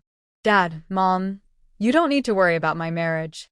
If we can't find someone here, maybe the army can help. Don't worry, I will definitely find a wife. Hearing this, Li Si's wife felt much better, but she still wondered why her son would have trouble finding a wife even if he got promoted. Her worries eased a bit. The remaining concern was about her son. When Li Xiaoshan mentioned the promotion, Li Laoxi's eyes became a bit misty as he looked at his son, who was increasingly resembling his younger brother, feeling proud. Xiaoshan had not brought shame to his father. Just as the family's mood began to lighten, Li Dashan suddenly said, My brother wants to find someone educated, but it's not easy. There are many educated girls at the youth station. I heard that Lin is the most educated. Why not consider her? After all, those educated girls have a hard time getting married. If she could marry my brother, she might be quite willing. Li Si's wife's smile gradually faded. After a moment of silence, she shouted, Anyone is fine, just not her. If you want me to live a few more years, stay away from that Lin girl. Meanwhile, Lin Yu, who was relaxing and shaking her legs, suddenly sneezed twice. Who was thinking of her? Suddenly, she smiled happily, surely because her family's Mr. Shin was thinking of her. After the school resumed normal classes, Lin Yu noticed that Su Hong seemed a bit off, often lost in thought. Sometimes she would sit there, alternating between sadness and laughter. When Lin Yu asked if something was bothering her, Su Hong shyly shook her head and said, It's nothing, just thinking. Seeing that she didn't want to talk, Lin Yu decided not to press further. Although she was a bit curious. Time flew by, and having a younger brother had its perks. On weekends, she could leave the school's chickens and pigs in her brother's care. Lin Liang was a reliable kid, diligently completing the tasks his sister assigned him. This made Lin Yu love her brother even more. The only downside was that, despite her care and kindness, her brother always seemed timid and scared. This puzzled Lin Yu. Logically, it shouldn't be like that. Another person who was also timid was Ma Decai, which Lin Yu completely understood. After all, she had indeed done something. As Lin Liang visited school more often, he got to know Uncle Guan. Upon learning he was Lin Yu's brother, Uncle Guan was very friendly to Lin Liang. Lin Liang shyly expressed his desire to learn some skills from Uncle Guan. Not necessarily to fight, but at least to avoid being bullied. Without hesitation, Uncle Guan agreed. He had Lin Liang wake up early every day for special physical training. Surprisingly, Lin Liang managed to stick with it. Seeing this, Lin Yu called her brother over and said, If you want to learn from Uncle, you should give him a small gift. Although this wasn't common these days, one should know what to do. Lin Liang thought for a moment and nodded eagerly. Uncle Guan had a simple hobby. He enjoyed drinking. Lin Yu smiled at her brother, took out a small notebook, and said while writing, "I'll go to town and buy a bottle of white wine for you to give to Uncle as a gift. This money will be deducted from your share. Is that okay?" Lin Liang shook his head, agreeing. He realized that when expressing his stance, he needed to be quick. Otherwise, the consequences could be serious. Lin Yu smiled gently, thinking her younger brother was teachable. A few days after Lin Lixing arrived, Lin Yu received a remittance. This time, their mother generously sent 100. 70 was for Lin Liang, and 30 was for Lin Yu. Lin Yu considered herself an open-minded sister, wanting everything to be fair and transparent. She even sewed a small notebook to carry with her. This was to make it easier to keep track of expenses. Sometimes, when Lin Liang misbehaved, she, as the strict sister, would show her displeasure. She would openly deduct a few cents, and once that started, it could get out of hand. Lin Yu laughed. Younger brothers are meant to be teased. The cheerful days always seemed to pass quickly. Before long, it was time to harvest corn again, and Lin Liang had clearly adapted to farm work. He was doing quite well, and the neighbors would say, "He truly is Lin Jiqing's brother." After hearing this, Lin Yu pondered for a while and later asked Li Xiangwan and Wang Xiaomei, "Do you think they are praising my brother for doing well, or saying he isn't doing well?" Li Xiangwan and Wang Xiaomei. Once all the crops were harvested, the trio in the backyard got busy with their own land. Wang Xiaomei's sunflowers had clearly become a treasure-hunting spot for the kids. Every time they returned from school, they found one sunflower missing its head. Wang Xiaomei took a deep breath and muttered, "Don't get angry, don't get angry. It's just some seeds." Eventually, she became calm about the theft and even managed to laugh. She joked, "Those mischievous kids, they aren't afraid of falling." Because of these mischievous kids, Wang Xiaomei didn't rush to harvest the sunflowers. She waited until the seeds were fully mature before collecting them. As their group grew, they bought a few more jars for the backyard. Wang Xiaomei's pickled vegetables received unanimous approval from everyone. They were really quite good. Lin Yu usually doesn't have time to gather firewood during classes. This task is all taken care of by Lin Liang. The child seems to be having so much fun in the mountains that he forgets everything else. I don't know when he started hanging out with Ma Decai, but now they spend their days picking wild fruits and collecting bird eggs together. They suddenly have so much in common. Lin Yu quietly watches from the side, showing no signs of stopping their friendship. Everyone has their own life, and as long as they don't stray too far, she doesn't bother with it. On the first snowy day of the year, Lin Yu received a letter from the Lin family. It mainly informed her that the wedding date for the eldest sister was set for the 26th of the 12th month. They asked if she could come home, and if the travel expenses were not enough, the family would send money. They were worried that the two wouldn't return home. The siblings read the letter together. After reading it, Lin Liang glanced at his sister and said, "Sister, let's go back. Mom misses you." Lin Yu nodded and tilted her head to look at her brother, saying, "Brother, your attitude is not right." Lin Liang was confused. "You make it sound like I don't want to go home. That's not fair to me. If Comrade Li Dajiao hears this, what will she think of me? This is serious. I need to deduct 2 dimes. After saying this, he pulled out a notebook and flipped to the last page. Seeing this, Lin Yu exclaimed, "Brother, you're almost out of money." Lin Liang sighed, feeling helpless. Lin Yu smiled and said, "It's okay. If you run out of money, you can borrow from your sister. I'm very easy to talk to." Lin Liang gave a half-hearted smile, thinking, "Will borrowing money mean I keep deducting from you?" Lin Yu narrowed her eyes, thinking, "Young man, you are dangerously testing the limits. Do you know that?" Deciding to go home, Lin Yu secretly hid 2 large lamb legs in the snow behind the house. She planned to take them back when they returned home. Lin Liang was clearly eager to go home, frequently asking Lin Yu when they would leave. He thought about the pigs raised at her school. Lin Yu told her brother to wait a bit longer. Finally, When the village distributed pigs and the school slaughtered them, the three of them pushed a pig back to the youth station. Lin Yu was happily preparing to go home. The siblings packed a few changes of clothes, brought 10 pounds of pork and 2 legs of lamb, along with millet and rice, and boarded the bus to the city.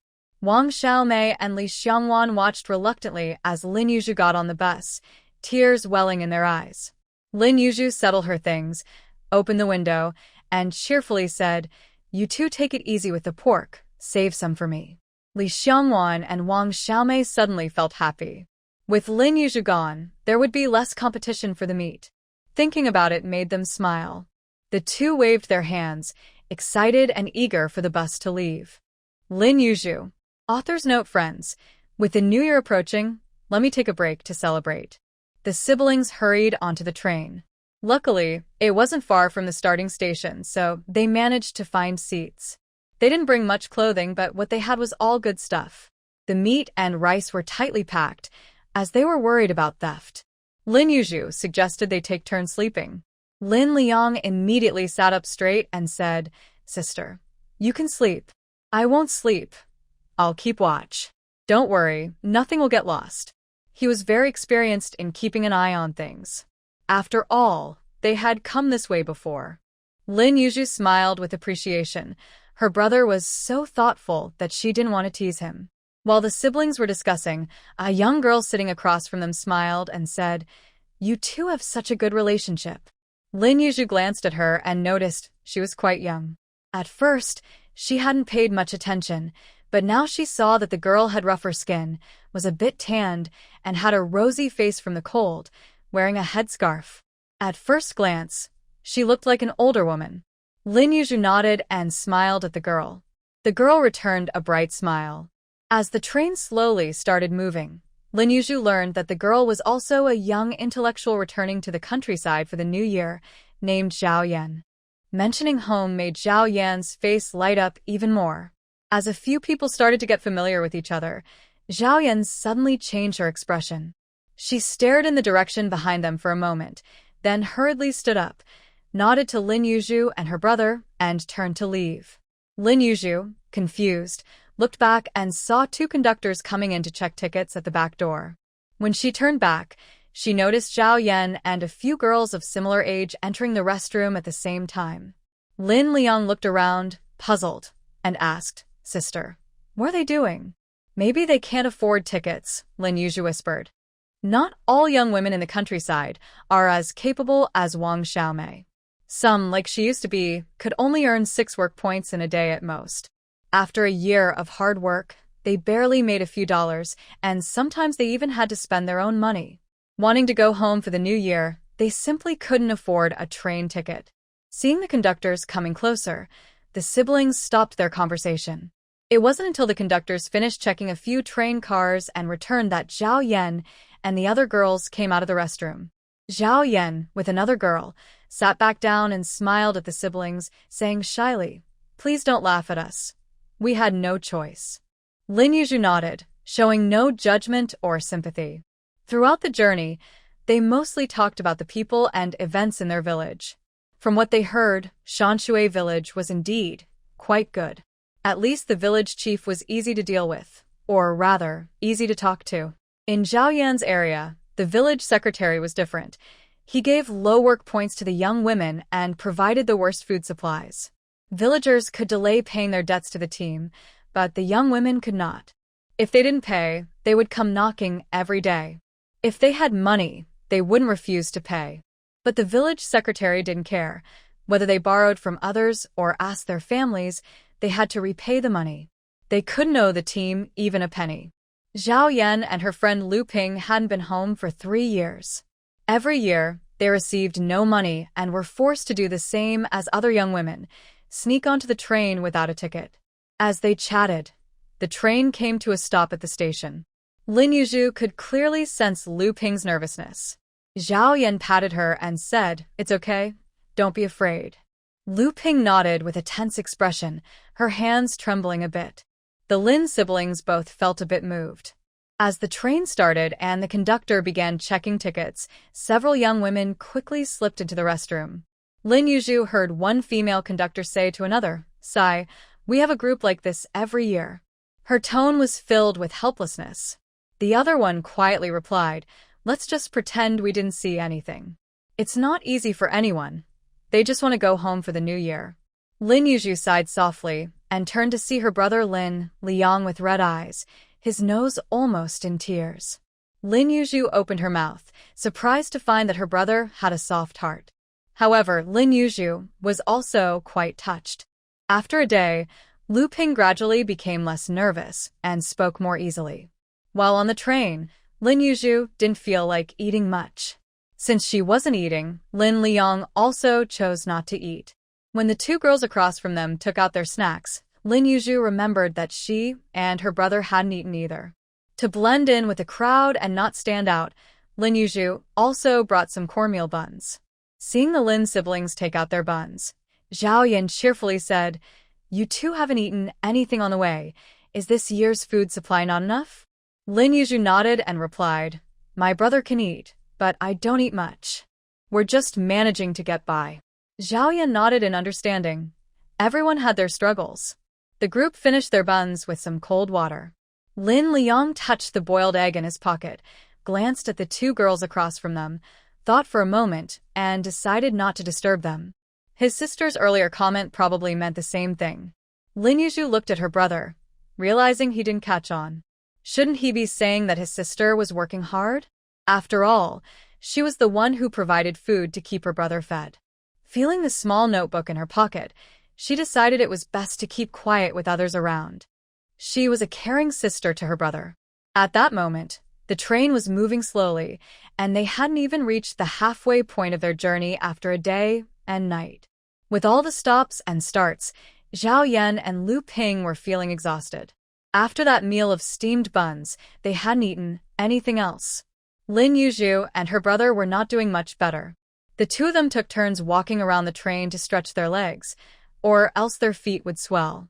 By the next afternoon, after Lu Ping came out of the restroom feeling hungry and tired, she finally couldn't bear the strain any longer and started to cry.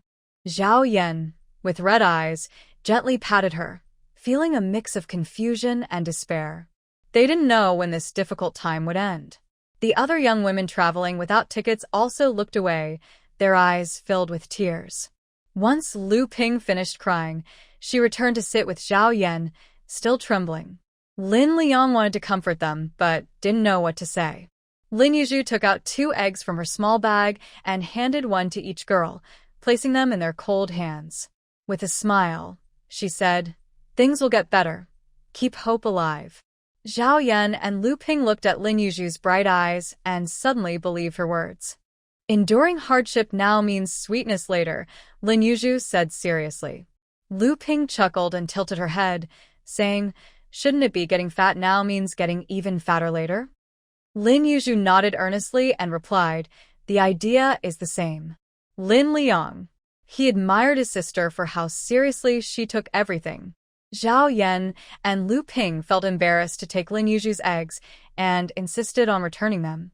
Lin Yu cheerfully said, "The chickens we raised at the youth station lay eggs for free. Just take them." The two girls exchanged a helpless smile, knowing it wasn't that simple. In the end, Lin Yu didn't take the eggs back. Zhao Yan and Lu Ping didn't eat either. Instead, they went to the restroom and shared some food with a few other young women. The young women laughed over a single egg. Although those days were tough, they became some of the most precious memories of their lives. After another stop, Lin Yu woke up from her sleep. When she opened her eyes, she saw some hawthorn and hazelnuts on the table. Still a bit confused, Lin Yu looked at her brother and asked, "Where did this come from?" "The two young women got off the train and left these for us." Lin Yu smiled and shook her head as she looked at the hawthorn and hazelnuts. Once the train started moving again, the attendant returned to the duty room and found a small bag made of fine twine hanging on the door handle, also containing hawthorn and hazelnuts. The attendant chuckled softly and took the small bag down. Finally, after a long wait, the two siblings got off the train, still sleepy and a bit unsteady, feeling as if their bodies were swaying even while standing still. Yawning, They left the train station and walked home slowly, feeling joyful inside. A sense of belonging, as if they had finally returned home, drove them forward. As they got closer to home, they heard their mother's voice shouting. The siblings exchanged glances, filled with a sense of respect. If Lin Yu was afraid of anyone, it was definitely her mother. She was the only person in the world with whom Lin Yu couldn't argue. Being disrespectful to her mother could lead to serious consequences. Nervously, they opened the door and saw their older sister jumping around in the yard. Behind her, their mother chased her, scolding and swatting at her. Aunt Xiao from the next yard stood on the wall, watching with amusement, occasionally saying, "Hey, Lin, talk nicely to your daughter. She's grown up now. You shouldn't hit her." Lin's mother, standing in the yard with her hands on her hips, spat back at Aunt Xiao. "Aren't you the one who hit your daughter a few days ago? You seem to enjoy the chaos in my family. Why don't you think about the chaos in yours?" Aunt Xiao rolled her eyes and continued to stand on the stool, looking over at Lin's family, showing no intention of backing down. Lin Yu and Lin Liang. This familiar scene feels so warm. Lin Mom hasn't noticed that the siblings have come in. Lin Erji noticed and ran over to them, her eyes full of joy. It was perfect timing for the younger siblings to return. After arguing with Aunt Xiao, Lin Mom was even angrier and threw the broom she was holding aside when she saw Lin Erji running. Lin Yu and Lin Liang's eyes widened and they quickly crouched down. Lin Erji, clearly experienced, also crouched down with them. Lin Mom. While she was happy that her daughter and son were back, she was still mad at Lin Erji. After thinking it over, she decided to teach Lin Erji a lesson first. She rushed over to pick up the broom and came over, scolding as she went. Lin Erji cleverly hid behind Lin Yu and Lin Liang, saying, "Mom, the third sister and little brother are back, so let it go for now." Lin Mom waved the broom and said, "Even if the king has returned, I still need to sort this out with you." From behind Lin Yu and Lin Liang, Lin Mom even stood on her toes, trying to hit Lin Erji a couple of times to relieve her anger. The siblings quickly made space for Lin Mom. Otherwise, it could lead to accidental hits. Lin Erji quickly continued to hide behind Lin Yu. Lin Yu, almost getting hit by the broom, thought to herself, "This isn't good." She had to fight back. She firmly held onto Lin Erji and said to Lin Mom, "Mom, I've got Erji. You can go ahead and scold her." Lin Erji. Her third sister had changed. Lin Mom was taken aback, but then gave Lin Erji a couple of light taps on her backside, thinking about Aunt Xiao watching. Angrily, she said, "Go to your room." The three siblings of the Lin family followed Lin Mom with their heads down. As they passed Aunt Xiao, they heard her cheerfully say, "Yu and Liang are back." Lin Yu and Lin Liang nodded and greeted Aunt Xiao. Lin Yu glanced at Aunt Xiao. When she first arrived, she lamented her unfortunate fate and didn't pay attention to Aunt Xiao. Now, looking closely, she noticed that Aunt Xiao was quite lively. She intended to greet her politely, hoping it wouldn't lead to any arguments. Unexpectedly, Aunt Xiao started chatting, proudly saying, "You two siblings are coming home for the New Year this year. Otherwise, your second sister would be the only girl left in the house, which would be so lonely. Your mom has worked hard raising you all, and now that she's older, she hasn't enjoyed much of the good life. As for your brother, oh, let's not talk about him. Mentioning him would only upset your mom and make him give me a hard time. You should also talk to your brother. He can't forget his mother after getting married. So, how is it in your countryside? Is it tough there? Last year, my son came back and brought a lot of things. The preserved vegetables he made were delicious when cooked with meat. What did you two bring back for the family?" Aunt Xiao's words were quite pointed, aiming at Lin's mother while also boasting about her son. Just as Lin's mother was about to respond angrily, Lin Yu nudged Lin Liang and said, "Take out the luggage for Aunt Xiao to see. We don't have preserved vegetables, but we do have millet and rice. And the rice we have is excellent. When we steam a pot of rice, the aroma fills the whole house. Our village is known for being prosperous, especially during the New Year when we share big cuts of pork." Was she bragging? Who doesn't boast? Lin Yu was happily exaggerating, forgetting that Lin Liang was right beside her. Lin Liang, being honest, couldn't hide his expression as he watched his sister boast. Lin's mother, Aunt Chiu, noticing Lin Liang's expression, realized Lin Yu was exaggerating. She laughed heartily, almost losing her balance on the stool. Once she steadied herself, she stopped laughing and said mockingly, "Wow, your Yuju has really learned to talk after her trip. With that mouth of hers, she sure knows how to boast. Pork in big cuts? Who would believe that?" Lin's mother took a deep breath and coldly said, "Everyone on this street knows my daughter is the most honest and never lies. If my daughter says so, it must be true." Aunt Chiu rolled her eyes and scoffed, making a mocking expression. Lin's mother wanted to argue with Aunt Chiu. Lin Yu looked up and said, "Aunt, why are you acting like this?" "Little brother, put down the luggage and let Aunt Chiu take a good look." Lin Liang responded and opened the luggage, pulling out a large piece of pork to hand to Lin's mother. Lin's mother's eyes widened as she stared at the meat for a long time. Aunt Chiu was also stunned, staring at the meat. Lin Yu then opened a bag of rice and proudly said, "Aunt, do you see this? Am I bragging? This dried vegetable can't compare to the smell of my meat, can it? Or my rice." Aunt Chiu pursed her lips and fell silent, letting out a cold huff as she got off the stool to go back inside. Lin Yu wasn't done. She stood on a stool and called out to Aunt Chiu, "Aunt, is your son coming back this year? Is he bringing meat? He can't just bring dried vegetables, can he? You've worked so hard raising them.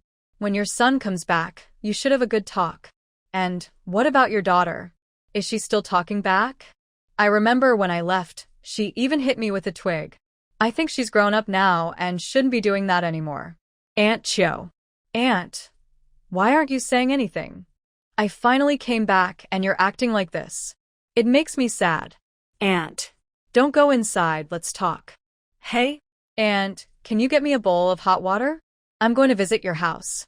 After saying that, Lin Yu hopped down from the stool and went next door to play. Before leaving, she told Lin's mother, "Mom, please take care of my second sister. I'll be back soon." Then she eagerly went to Aunt Chiu's house to chat. Bragging was something she was very good at. The three members of the Lin family watched as Lin Yu dashed out. Lin's mother opened her mouth and glanced at her son, noticing his honest demeanor. Suddenly, she felt a bit confused. She remembered that the most honest one in the family was her little daughter, while her son was the more lively one. Has age caught up with her? Is her memory failing? Lin's mother found it hard to accept for a moment. Chiu auntie also couldn't accept it. She never expected Lin Yu to come knocking. As soon as Lin Yu entered, she looked around and said, "Wow, Ani, your home looks the same. It's been 2 years, and you haven't bought anything new? You really know how to live. How is Yen Yen? Has she found a partner yet?" "Chiu auntie." Lin Yu didn't care about Chiu auntie's embarrassed expression. She made herself comfortable and continued, "Ani, our village is really great. After the autumn harvest, we bring home bags of wheat, rice, and sorghum. My brother and I are so full we can barely move. You see, life in the village is better than in the city. We don't have to wait in line to buy vegetables or grain. Life in the countryside is wonderful. Every household raises pigs and sells them for fabric tickets. Look at my clothes. Oh, my mom made them for me. Haha. Ani, what I mean is, do you understand?" Chiu auntie sat on the stool, not wanting to respond. She didn't understand. Lin Yu chuckled and asked, "Is Chiu Ming coming back this year? Did he really only bring you some pickled vegetables? That shouldn't be right. Isn't the South known for its abundance? I heard they bring back bags of rice noodles and dried fish." She was determined to get back at Chiu Ming for his earlier complaints. Chiu auntie took a deep breath, wanting to retort, but Lin Yu stood up, yawning, and said, "Ani, I brought back food and meat on the train, and I didn't dare to relax for a moment. I was afraid someone would steal it while I slept. Unlike Chiu Ming, who only brought pickled vegetables and didn't have to worry. I can't keep my eyes open anymore. Auntie, let's chat more when we have time. I'm heading home now." Lin Yu walked towards the door while talking. By the time she finished speaking, she was already at the door, leaving Aunt Chiu speechless. Lin Yu opened the door and left. Aunt Chiu stared at the door that had been opened and closed, feeling a pain in her chest. "It's just some pork. Why do you have to show off?" she huffed, tapping her chest to feel a bit better. When Lin Yu returned home and entered the house, she found it very quiet. Lin Liang stood obediently by the wall. Lin Erji was in the corner, her eyes darting around, looking a bit gleeful. Seeing Lin Yu come back, Lin Mu gave her a stern look. Lin Yu leaned against Lin Liang, her gaze wandering as she thought about why Lin Mu was upset again. She whispered, "Weren't you supposed to teach Erji a lesson? Why is it still?" Lin Liang quietly replied, "It's hard to explain in just a few words, sis. Just hope for the best." Lin Yu. She turned to Lin Mu and gave a timid smile. In a soft voice, she said, "Mom, I'm a bit tired." Lin Mu narrowed her eyes, but softened a little. However, when she saw what the siblings had brought back, her expression hardened again. She slammed the broomstick on the table, making a loud noise. It was a clear warning. Lin Yu leaned closer to her brother, feeling scared. Lin Mu snorted and asked with authority, "Tell me, how did you get this lamb and pork?" Lin Yu, "I suspected something was off when you sent that money home. Are you involved in something shady?" The thought of that possibility frightened her. If she got caught up in something illegal, what would happen to a good girl like her? Lin Yu squeezed closer to Lin Liang and weakly said, "Mom, I didn't do anything. I'm not capable of that. You know I'm honest. If anyone could do something like that, it would be Lin Liang. Right, Erji?" Lin Liang stared in shock at his mother, who was shaking her head while holding a broom. "Mom, I didn't do anything." Lin Erji, standing in the corner, stayed quiet. Speaking up now would just shift the blame. They hadn't finished discussing her matters yet. Lin Mu clearly had no intention of changing the subject. She glared at Lin Yu and Lin Liang, asking, "What's going on with this pork? Where did it come from? Don't tell me it's from the village. Do you think I'm as naive as Aunt Chiu? So ignorant." Lin Yu replied honestly, "We built a pig pen at school, and we raised some pigs. A few teachers shared some, and the village got some too. Liang and I didn't want to eat any of it. We brought it all back." Lin Yu sniffed, looking a bit sad. After thinking for a moment, Lin Mu shook her head and said, "That's not right. What about this lamb? Did the school build a sheep pen too? Are you raising sheep?" Lin Yu tilted her head and said, "The lamb was traded for pigs?" She glanced at Lin Liang. Lin Liang's eyes widened in surprise. "Sister, what do you mean by that?" Lin Yu replied, "Eat more meat when you can." Lin Liang turned stiffly to face their furious mother and trembled, saying, "Mom, I didn't get the lamb." Lin Yu's eyes darted toward Lin Erji. Lin Erji was tiptoeing in her little corner. In the end, Lin Liang took all the blame, receiving a few swats from Lin Mu with the broom. She threw down the broom and said, "If any of you don't behave, I will make sure to teach you a lesson." Then she turned to Lin Erji and added, "And you, break up with that person immediately." Lin Erji defiantly raised her head and said, "No, I won't." Lin Mu was so angry she jumped up and down. Lin Yu and Lin Liang's eyes widened. Their sister was quite brave. Another chaotic scene ensued as the three siblings were chased by Lin Mu, running around the house. When Lin Liang and Lin Yu hid together in a gap between the cabinet and the wall, Lin Liang lamented, "Sister, I finally understand why you don't want to come home. The weather outside is simply wonderful." Lin Yu slapped her forehead and said, "Nonsense. It's clear that you don't want to go home." Lin's mother. Lin's second sister was caught by their mother, while Lin Yu and Lin Liang hid in the corner to listen to the drama. After hearing more, they realized that Lin's second sister had been unhappy ever since her last relationship was shut down by their mother. So this time, she decided to retaliate. Since their mother said not to find someone who is smooth-talking and unreliable, she found someone hardworking and honest. Surely, that would leave no room for complaints, right? This man was 5 years older, worked at a furniture factory, and was a carpenter. Everyone praised him as a good person. But this good man was notoriously hard to marry. He had a blind grandmother and a sick mother who couldn't get out of bed. Although he had no siblings at home, he had 2 older brothers and sisters who had married in the countryside. His grandmother and mother relied solely on him for care. With such conditions, marrying him meant taking on the responsibility of caring for 2 elderly people. What family would want their daughter to marry into that? If others didn't want it, how could Lin's mother agree?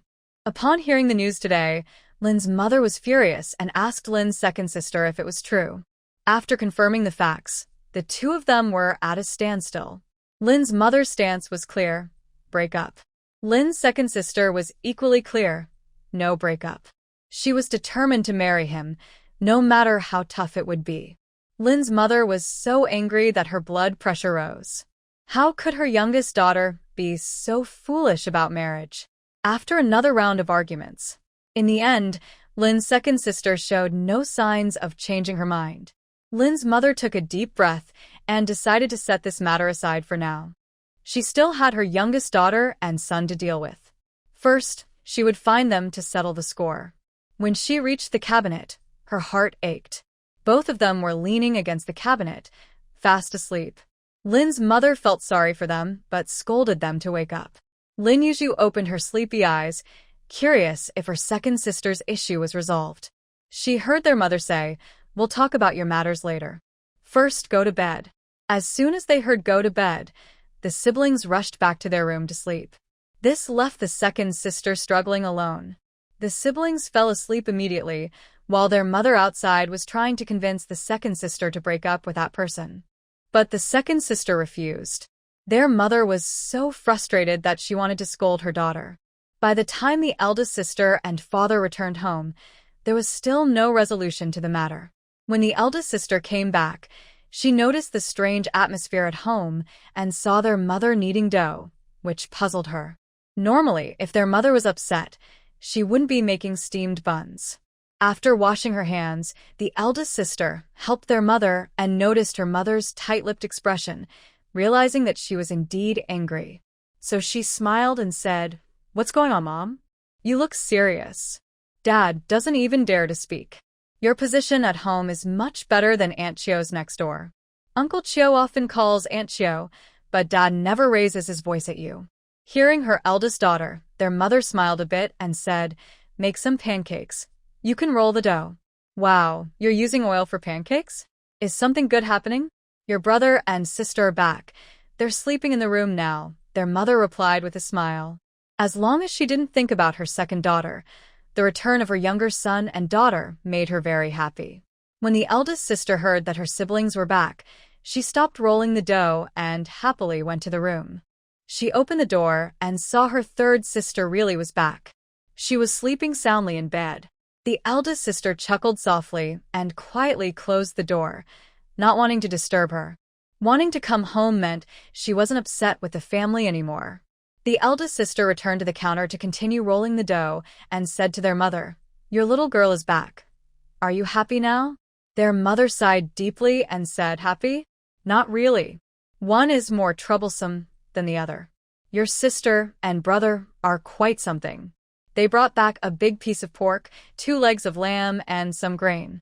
I looked, and that pork is about 10 pounds. "You asked how we got this pork and lamb?" The eldest sister of the Lin family was quite surprised to hear this. She couldn't find such good things at her supply and marketing cooperative. Suddenly, she understood her mother's worries. After hesitating for a moment, she said, "You need to talk to Li Yang about this. If he gets caught, he won't have a chance to return to the city." Lin mother. Seeing her mother's strange expression, the eldest sister casually said, "You don't suspect Yuju, do you?" To her surprise, Lin mother looked a bit uncertain. The eldest sister's eyes widened in amusement as she said, "Mom, you know what kind of person Yuju has been since she was little. If you said Yulan or Li Yang were involved in something shady, I might believe it. But Yuju would never do that." Lin mother looked at her eldest daughter with a complicated expression. The youngest daughter was not the same as before. Lin Erji quietly leaned in and said, "Sister, It's not impossible. The third sister dares to date Chio's son. What does that mean? What kind of person was their mother? The two families were like rivals, yet the third sister had the courage to date the boy next door. That was truly brave.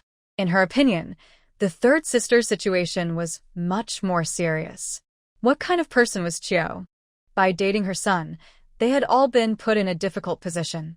The eldest sister shot a glare at her second sister. Their mother had just managed to forget about this. Lin's mother snorted and said, "Stop with your little schemes. At least your sister listens. What about you? Besides, your sister's dating is still somewhat normal. Look at you, who have you been seeing? First it was a street punk, and now you've found an older man. None of them are reliable. Do you want to drag your sister down with you? Do you think I'm a fool?" After saying this, Lin's mother glared at Lin Yu. Lin Yu shrank back and slipped away. The eldest sister looked at her second sister with some helplessness. Every time she tried to be clever, she got caught, yet she still enjoyed it. Suddenly, the eldest sister realized something important from the conversation with their mother and asked, "Who has Yulan taken a liking to now?" "That's the one, Sun Mushing," Lin's mother said in a low voice. When Lin's elder sister heard this, she turned to look at Lin's second sister and asked, "What are you thinking?" "What is she thinking?" "She must have been kicked by a donkey," Lin's second sister replied angrily. "Mom, sister, Mushing is a really good person. He is honest and hardworking. If you ask around at the furniture factory, you'll find he has the best skills. In a couple of years, he will definitely get promoted." What has Dad achieved after all these years? Mushing has a bright future ahead. I have good judgment. So, what if he has a sick mother and a blind grandmother at home? He goes to work every day. Does he not take care of his family? It's not like what outsiders say. Lin's father, sitting quietly at the table, glanced at his second daughter and opened his mouth but decided not to say anything. He realized he was doing worse than Sun Mushing. So what could he say? His opinion didn't matter. He understood this a few years ago. Lin's mother slapped the dough onto the counter and said, "What about when his grandmother can't move anymore? Let's see what you do then." Lin's second sister shifted her body and replied, "Who gets married without taking care of their in-laws? It's just a matter of time." Lin Yu, yawning widely, lazily leaned against the doorframe and said, "Second sister, does it make no difference whether it's sooner or later? Don't you want kids? When the children start coming one after another, and the elders get sick one after another, what will you do then?" Lin Yu shook her head and sighed. "You need to be mentally prepared." Lin's second sister. This younger sister has really changed. Too much. Lin Liang woke up and came out, saying to Lin's second sister, "Second sister, you're living too comfortably.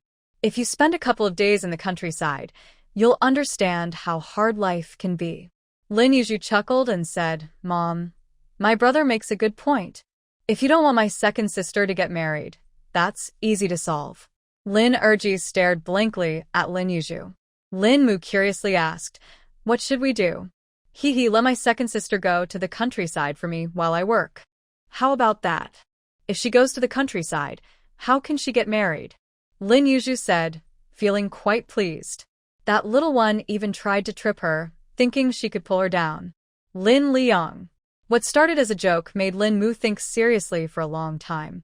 Lin Yu suddenly became alarmed and walked toward Lin Yu, shouting with confidence, "Lin Yu, are you asking for it?" Lin Yu looked at Lin Yu defiantly. As Lin Yu rushed over to tease her, Lin Yu grabbed her and, with a twist, held her tightly, then started tickling her. Lin Yu couldn't help but laugh out loud, unable to put up any resistance. The tense atmosphere in the Lin family relaxed significantly. The return of Lin Yu and Lin Liang brought some joy to the Lin family. The dining table lost its usual gloomy atmosphere. To keep the mood light, Lin Mu didn't bring up Lin Yu's situation again. Anyway, she disagreed, and her daughter wouldn't get married. Slowly but surely, she thought to herself, just drag it out. Lin Mu felt better after coming to terms with it. At the dining table, Lin Fu looked at the full table of people, and a smile appeared on his wrinkled face. He even drank a little white wine out of happiness. Lin Mu unusually didn't scold him.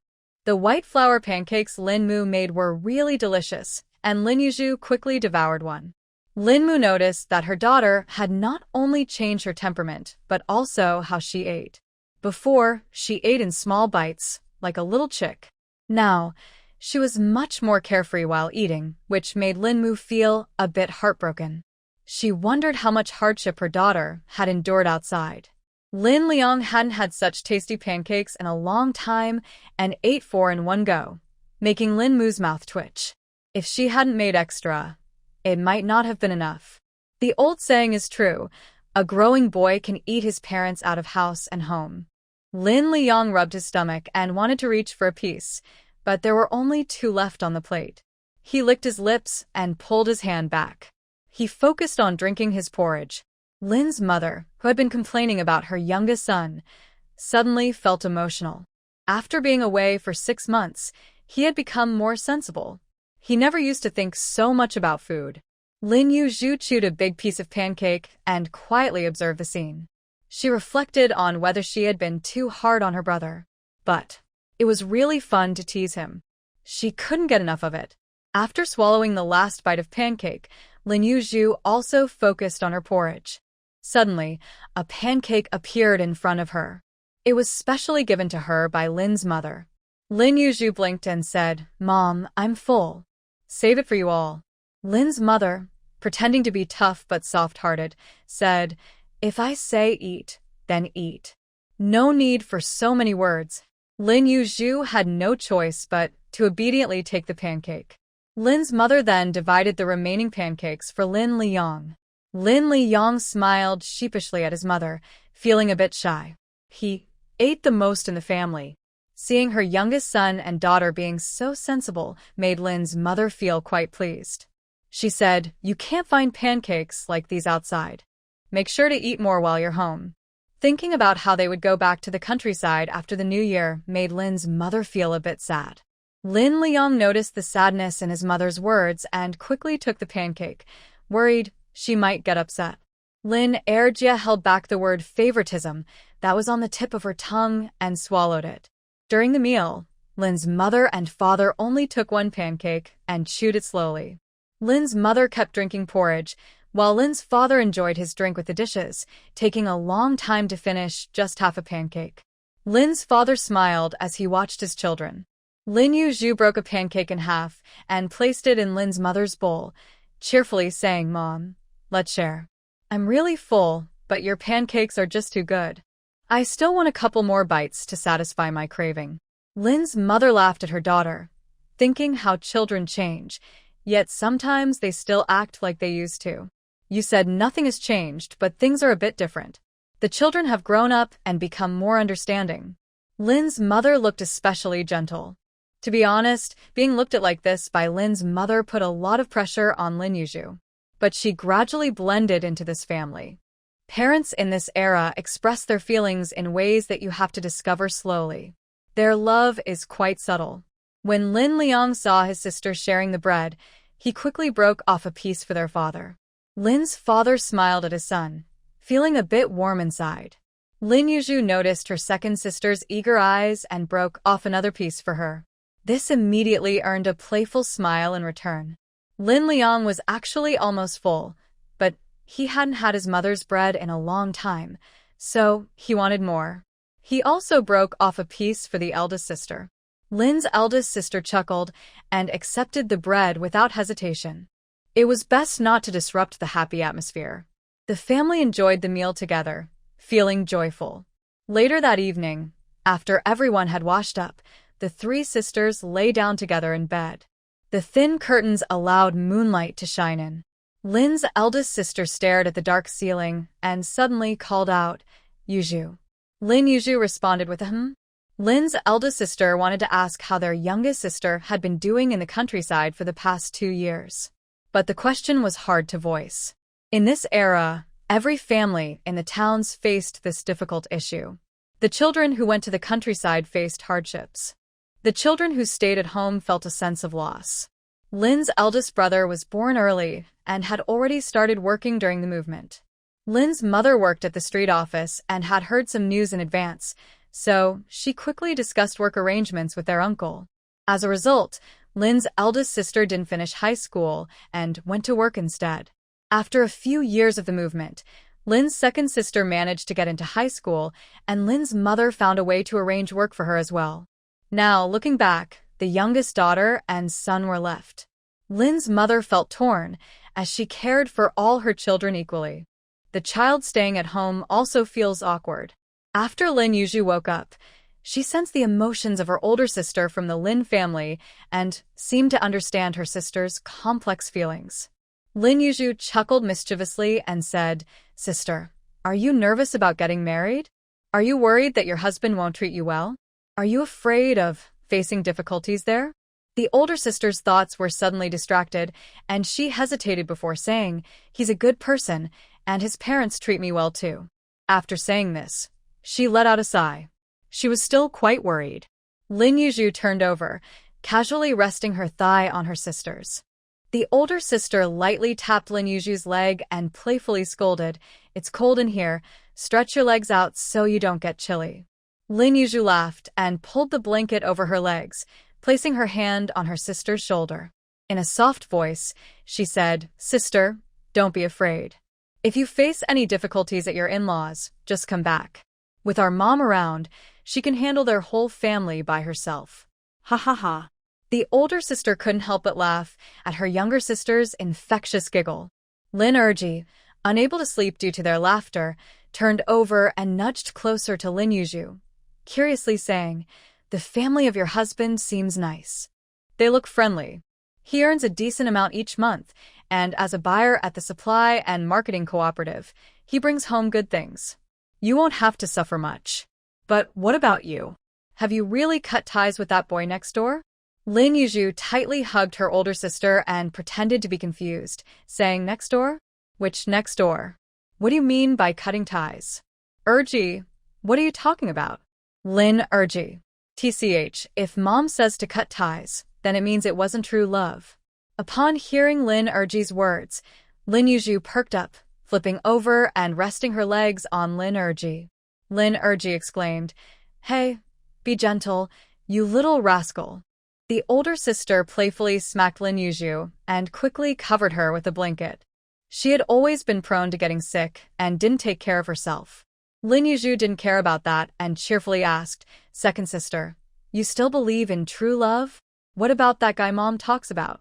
"Oh right, the one from the street, is he true love, or is that older man true love?" Lin Yu instantly became embarrassed and angry, wanting to teach her playful little sister a lesson. Unfortunately, she forgot that Lin Yu had her leg draped over her, and as she stood up, she was held back. The two sisters started playfully arguing, making a lot of noise. Their mother in the next room banged on the wall and shouted, "What are you making noise for in the middle of the night? Go to sleep." Only then did the sisters settle down and lie back under the covers. Lin Yu shook her head helplessly in the dark, but felt a bit better. Once they lay down, Lin Yu said seriously, "Second sister, with Chiu Ming from next door, we're just like siblings. I don't really like him as much as I thought. He went to the countryside, and I didn't think about him much. Looking back, I might have misunderstood our relationship." Lin Yu clicked her tongue and said, "Good thing you're not too stubborn, or our family would have had a big fuss." Their mother had been upset about this for several days. Poor Lin Yu had to bear the brunt of it. Lin Yu lay on her back, shaking her little feet, and said leisurely, "Second sister, mom has more experience and knows more than we do. We know the situation with the Sun family in our area. Mom isn't unaware of their real situation. If she disagrees, there must be a good reason. Don't let anyone fool you." Lin Yu was silent for a while and then said quietly, "I understand what mom said, but can I really be happy by marrying someone I don't like just to have a better life? For me and him, it's about love. I want to work hard for my love. I'm not afraid of a little hardship or tiredness. As long as we love each other, I'm not afraid of anything." Lin Yu and Lin Dajia. Even though it was the 1970s, people back then were truly innocent and passionate. The love in their eyes is sincere, burning like a flame, passionately fueling their lives. The word love has become noble. Aunt Xiong Yao has gained popularity because this generation has made an unforgettable contribution. Green Ping lost a leg, but it cannot compare to Ling losing love. Everyone watched for over a decade and failed to see the problem. This shows how people understand love. It's not a criticism. It's just the way things are. Lin Yu was speechless when blocked by second sister Lin. Lin Yu turned over and decided to chat with eldest sister Lin. Sister, do you think my second sister really married into the Sun family? Does she have to take care of her mother-in-law and grandmother-in-law? Second sister Lin. Eldest sister Lin immediately understood what Lin Yu meant and continued, when a girl gets married and enters her in-laws' home, how many have it easy? They say you don't have to take care of your in-laws, but how many actually don't? When the in-laws get old and can't move, if you don't take care of them, the neighbors will gossip about you. Why do men marry? Lin Yu patted her sister and cheerfully said, I know this.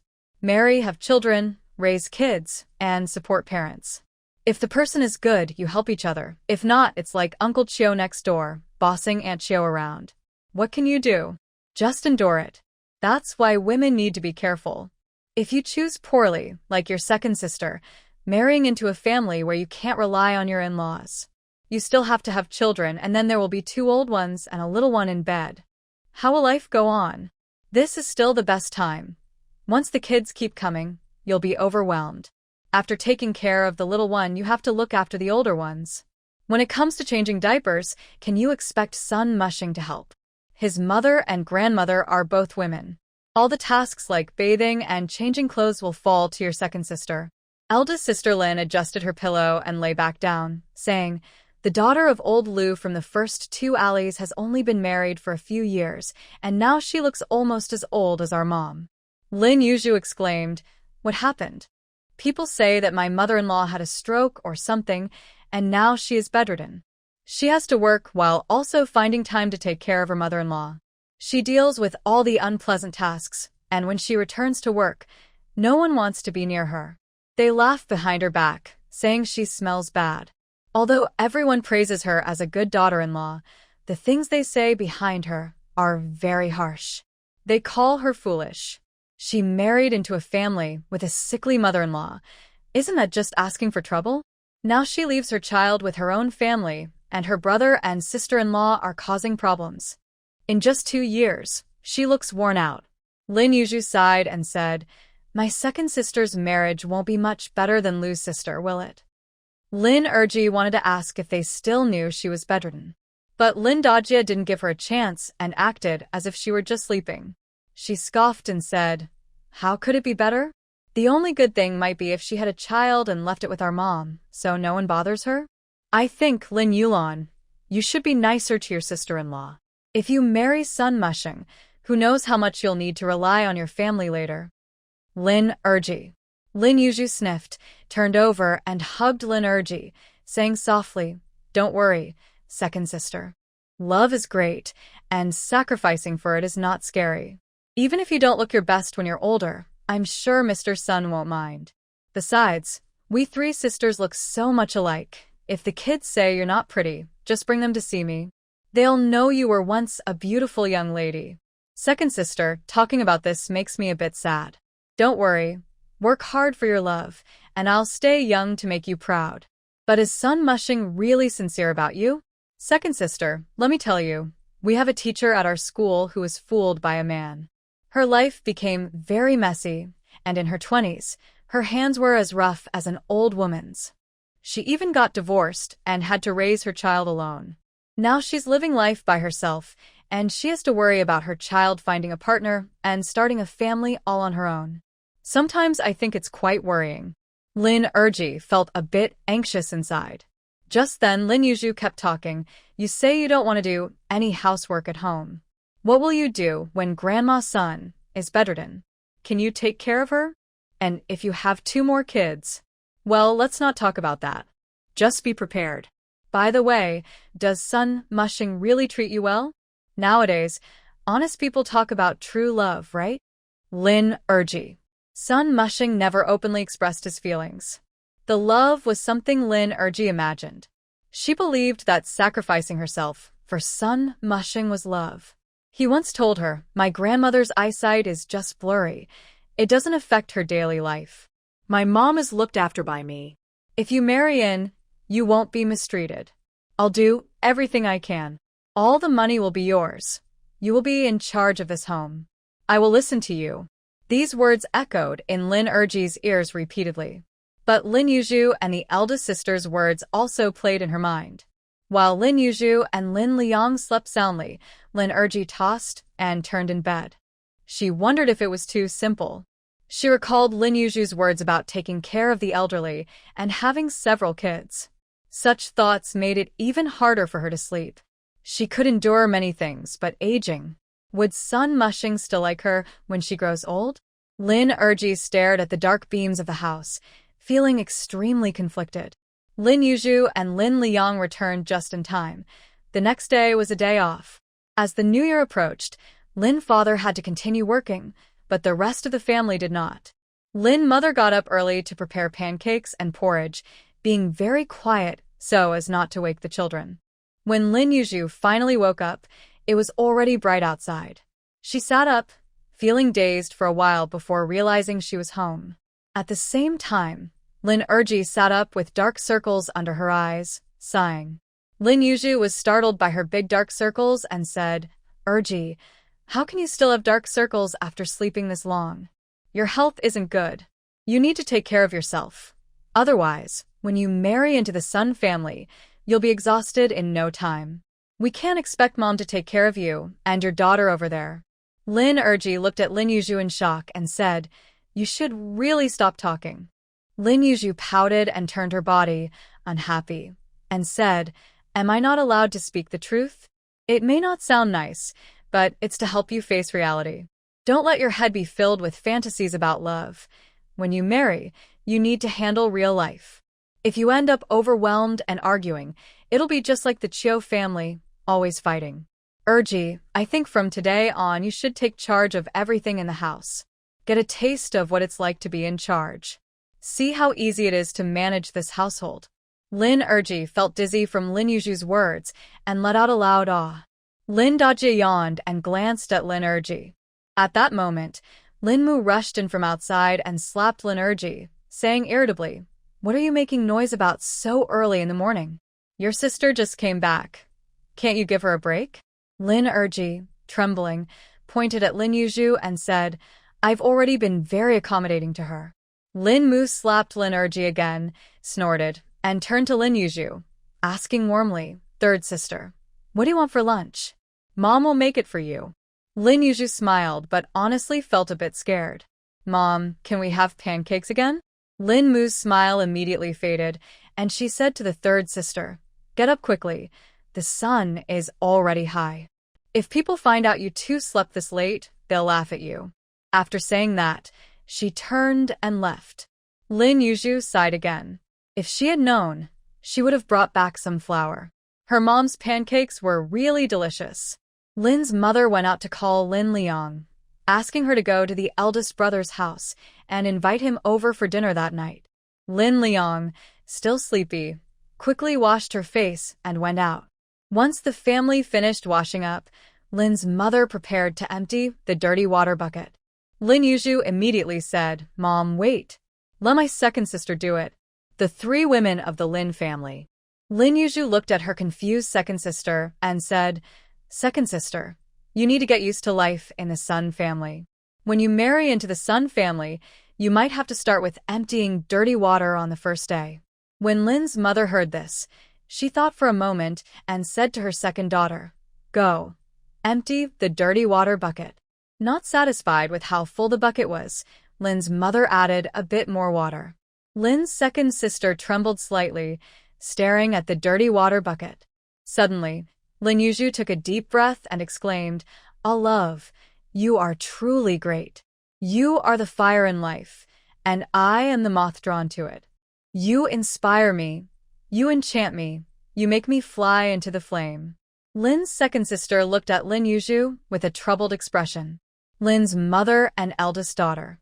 Finally, Lin's mother couldn't take it anymore, gave Lin Yu a light slap, and said, "Young lady, you should know to be shy. Such feelings, how can you say them out loud? If someone hears you, they might take you away. Lin Yu immediately stood there obediently and said with a pout, but it was second sister who said that life is precious and love is noble. Lin's second sister angrily replied, "When did I say that?" Lin Yu tilted her head and insisted, "You did say it last night.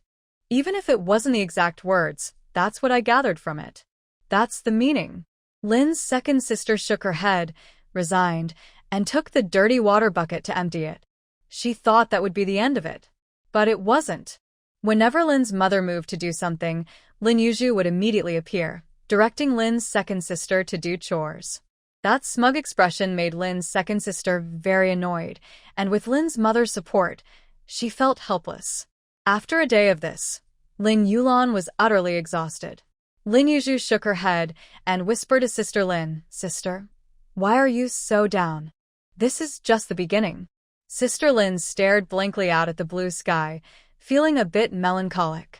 When night fell, Lin father arrived home, followed closely by Lin eldest brother and his wife. Lin mother had already prepared dinner. Seeing the eldest couple return, she began to serve the dishes and set the table. This was Lin Yu's first time meeting Lin eldest brother's wife. Lin eldest brother's wife was fair and delicate, with a pleasant appearance, reminding Lin Yu of Han Man. There was something familiar about both of them. Perhaps it was the confidence that showed in their eyes or on their faces. It wasn't arrogance. That confidence came from their upbringing, deeply rooted in their character. It was a fascinating quality. Lin eldest brother's wife smiled warmly at Lin Yu. Lin Yu smiled back. Lin eldest brother said to his wife, "My little sister is shy and doesn't talk much." Aside from Lin father, who nodded in agreement, everyone else remained silent for a long time. The eldest couple placed their white sausage on the table and politely joined the meal. The family dinner was quite harmonious. Lin Yu didn't see anything wrong with her sister-in-law. She spoke normally and seemed to enjoy laughing. In contrast, Sister Lin was more intense. The tension between the sisters-in-law was subtly noticeable. It wasn't a big issue. They finished dinner harmoniously, and Lin's eldest brother took his wife home. Lin Yu stood beside Sister Lin like a monk from a classic tale, watching her wash the dishes while chatting. Her main point was that once Sister Lin married into the Sun family, she might still need support from her own family, so it was better not to offend her sister-in-law. People should always leave themselves a way out. Sister Lin. Lin Yu didn't realize that, at that moment, there were signs of change in Sister Lin's heart, a towering tree representing love that seemed to sway slightly. In truth, Lin Yu wasn't trying to be harsh. She just wanted her sister to face some realities. Love isn't always as beautiful as one might imagine. If you really want to get married, it's better to be mentally prepared than to jump in blindly. Lin's mother watched her two daughters and suddenly smiled. Her eldest daughter was becoming more understanding, so she didn't need to worry about her marriage anymore. Lin's mother suddenly said from behind the sisters, "Third sister, if you really like Qiu Ming, then go ahead and like him. I'll take care of his mother." At first, she was worried about her daughter being bullied, but now it seemed it wasn't so bad. Lin Yu turned her head stiffly to look at her mother, thinking, "Is she trying to trick me?" Lin's second sister angrily said, "Mom, you can't be this biased." The eldest sister of the Lin family shook her head. Lin's father sat quietly on the bench, just observing. Lin Liang. He vaguely heard that his third sister was getting close to someone with the surname Shun in the countryside. He didn't know whether to say something or not. On one side was his mother, and on the other was his sister. It was tough for him. Lin Liang decided not to mention the vague rumors. If something really happened, he would just say he didn't know. After all, he couldn't find anyone with the surname Shen in the whole village. For a moment, Lin Liang felt a bit proud, surprised that he could be so clever. Meanwhile, Lin Yu shyly told her mother, "Mom, I haven't been in touch with Qiu Ming for a long time." Lin's mother nodded and didn't press the issue further. She thought to herself, after all, she was a young lady, and it was natural to feel shy discussing such matters in front of so many people. At that moment, there were no entertainment activities. After dinner, They chatted a bit and then went to bed. Once in bed, Lin's second sister let out a long sigh. Finally, she could rest for a while. Just when she thought she could have some peace, Lin Yu whispered in her ear, "Second sister, aren't you really happy to finally be lying in bed and able to rest?" Lin's second sister. She didn't want to talk or pay attention to her third sister. She pretended not to hear. But Lin Yu was the type of person who would take silence as agreement.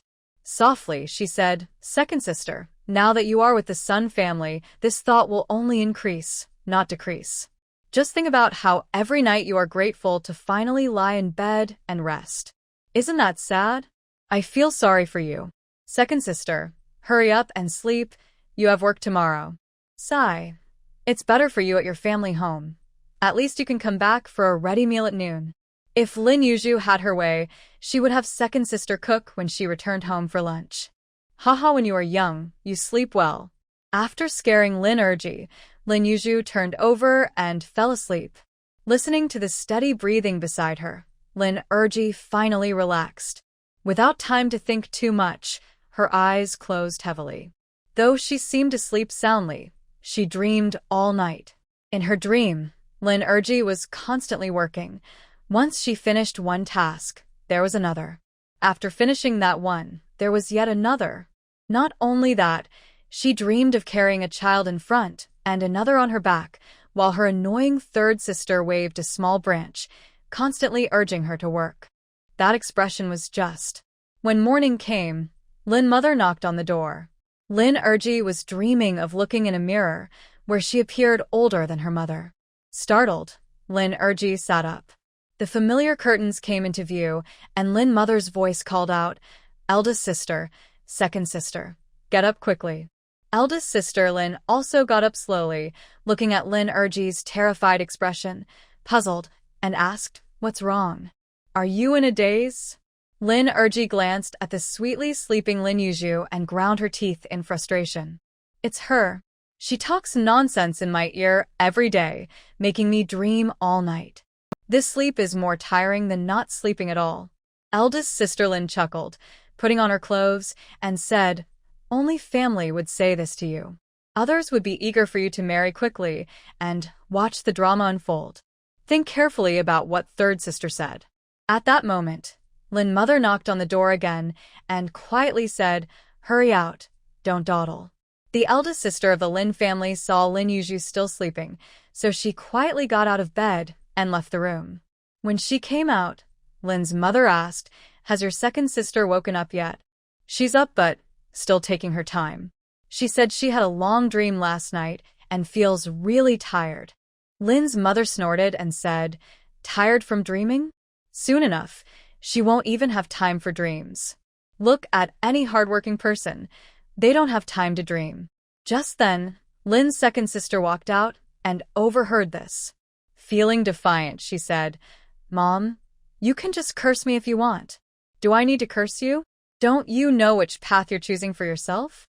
At that moment, Lin Yu also finished getting dressed and leaned against the door frame, saying, "Exactly, second sister. You don't need any cursing." Lin's second sister felt like she couldn't stay in this house any longer. She chose to resist in silence. Lin's mother ignored her and gently said to Lin Yu, "Third sister, since you're not working today and didn't sleep well, you should go back and rest a bit more. Once you go to the countryside, you won't have time to sleep in."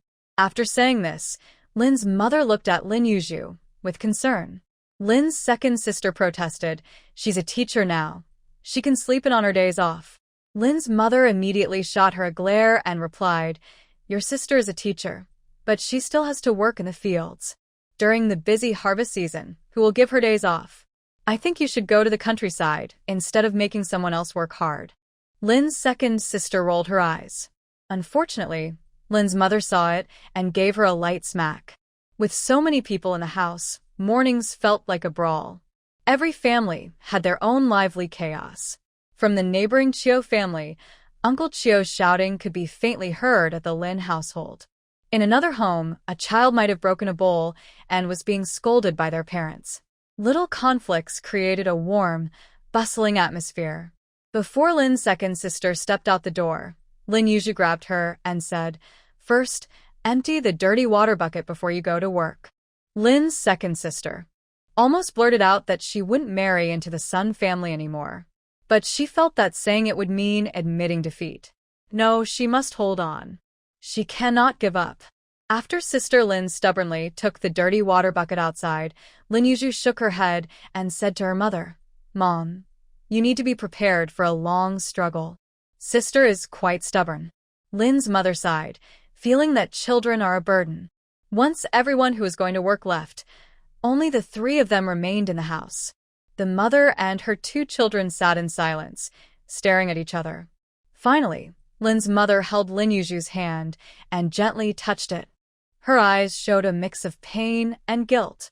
Lin Yu felt a bit uncomfortable sitting on the stool, shifting around.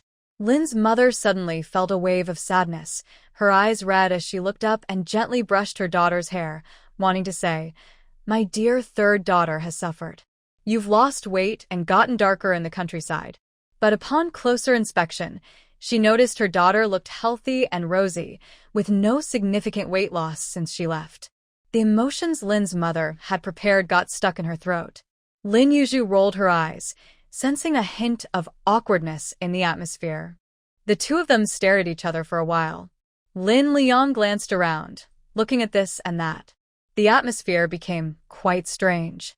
Lin's mother continued to hold her daughter's hand, gently stroking it. Lin Liang quietly reached out his hand too and said, "Mom, I've also had a tough time in the countryside for 6 months. Why don't you feel sorry for me too?" Lin Yu glanced at her silly brother. Lin's mother looked at her younger son and suddenly brightened up, saying with concern, "Third sister, your first year in the countryside must have been like Liang's, darker and thinner, right? Did you suffer a lot?" The dark and thin Lin Liang. Many years later, Lin Yu couldn't remember how she answered her mother. In any case, after just a few words, Lin's mother started crying uncontrollably. This startled Lin Yu and Lin Liang, making them uneasy. Once both expressed that they didn't blame their family, Lin's mother felt a bit better. Then, whenever Lin Yu wanted to help, Lin's mother kindly looked at her and gently said, "No need. Mom can do it herself. You go play. Have any of your classmates from the countryside come back?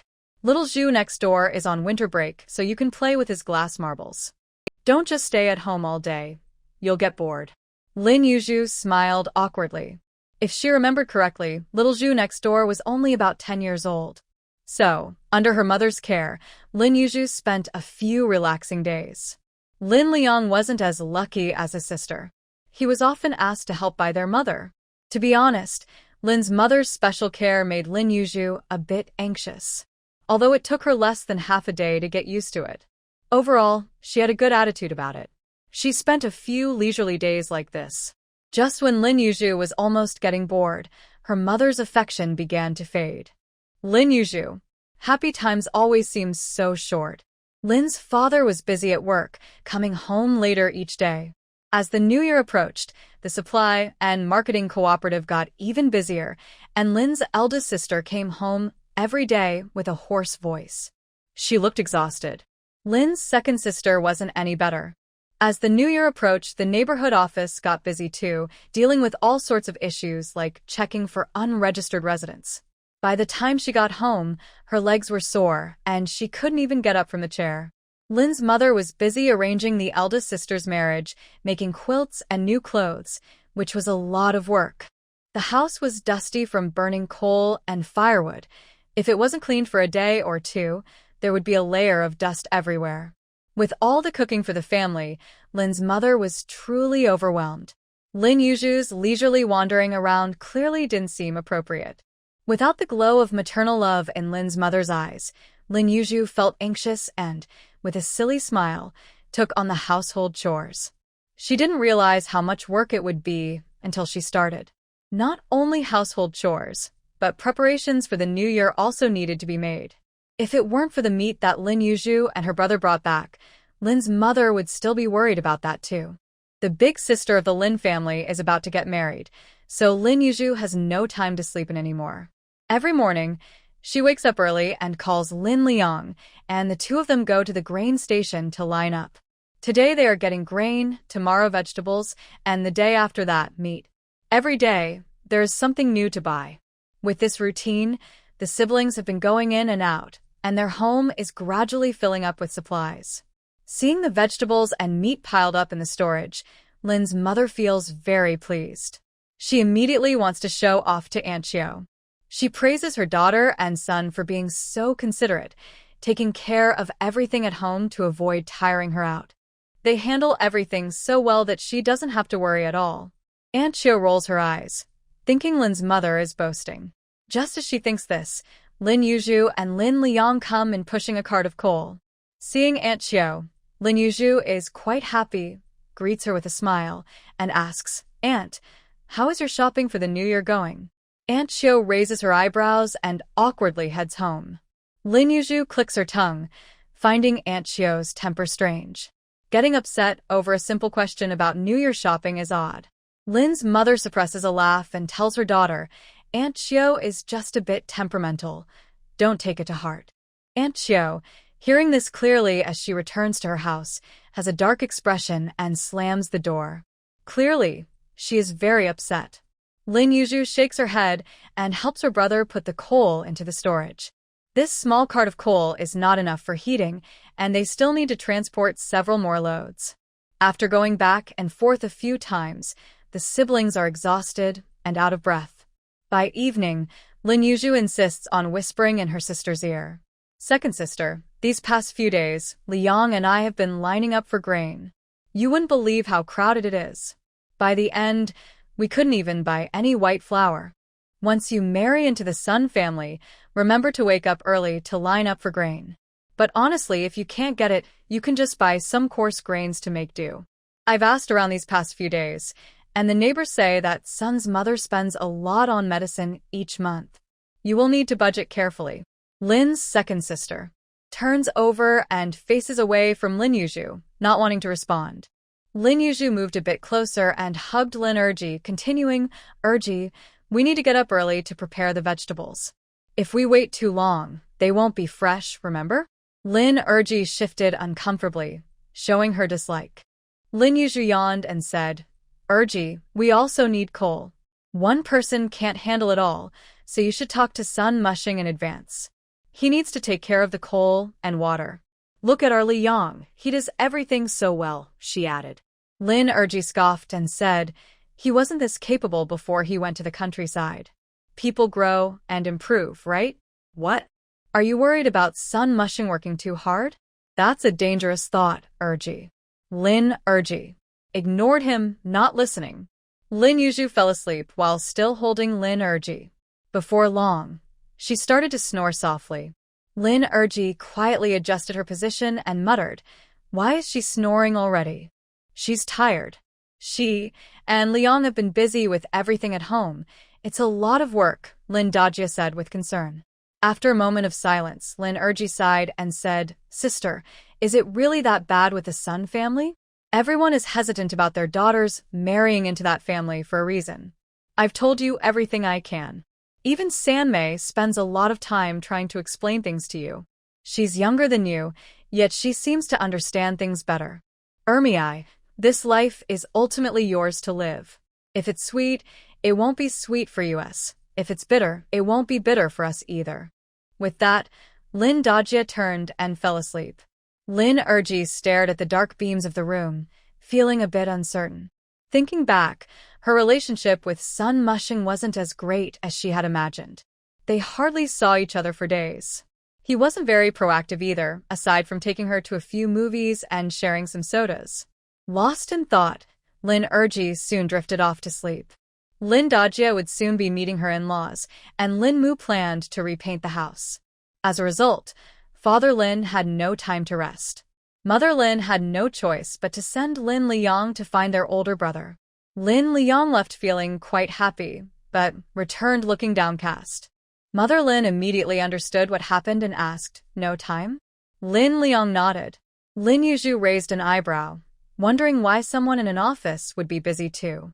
Lin Liang grinned and said, "Sister-in-law's family needs to paint the walls." Lin Yu and Mother Lin fell silent. As the saying goes, a son-in-law is like a son. Since the older sister-in-law is an only child, the wall painting task naturally fell to her husband. Seeing Mother Lin looking a bit disappointed, Lin Yu patted her shoulder and said, "Don't be sad, comradely. You still have me and my brother. Come on, hand me the paint, and I'll do the painting."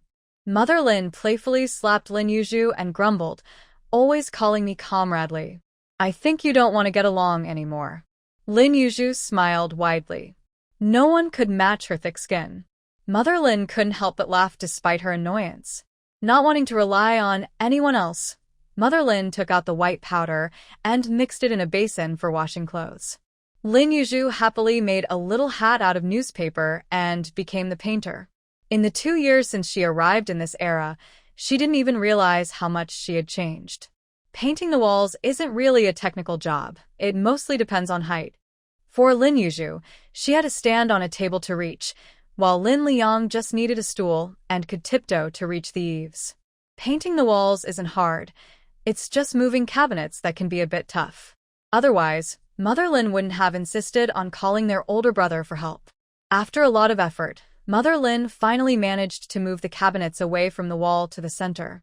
Lin Liang, as the main worker, received praise from both Mother Lin and Sister Lin. He was so flattered, he almost lost his sense of direction. Mother Lin sighed, thinking about how clever he used to be. How did he come back from the countryside, so clumsy? Lin's mother was puzzled. Could it be that her child was being held back by his older siblings? She noticed her younger son seemed quite afraid of his older sister.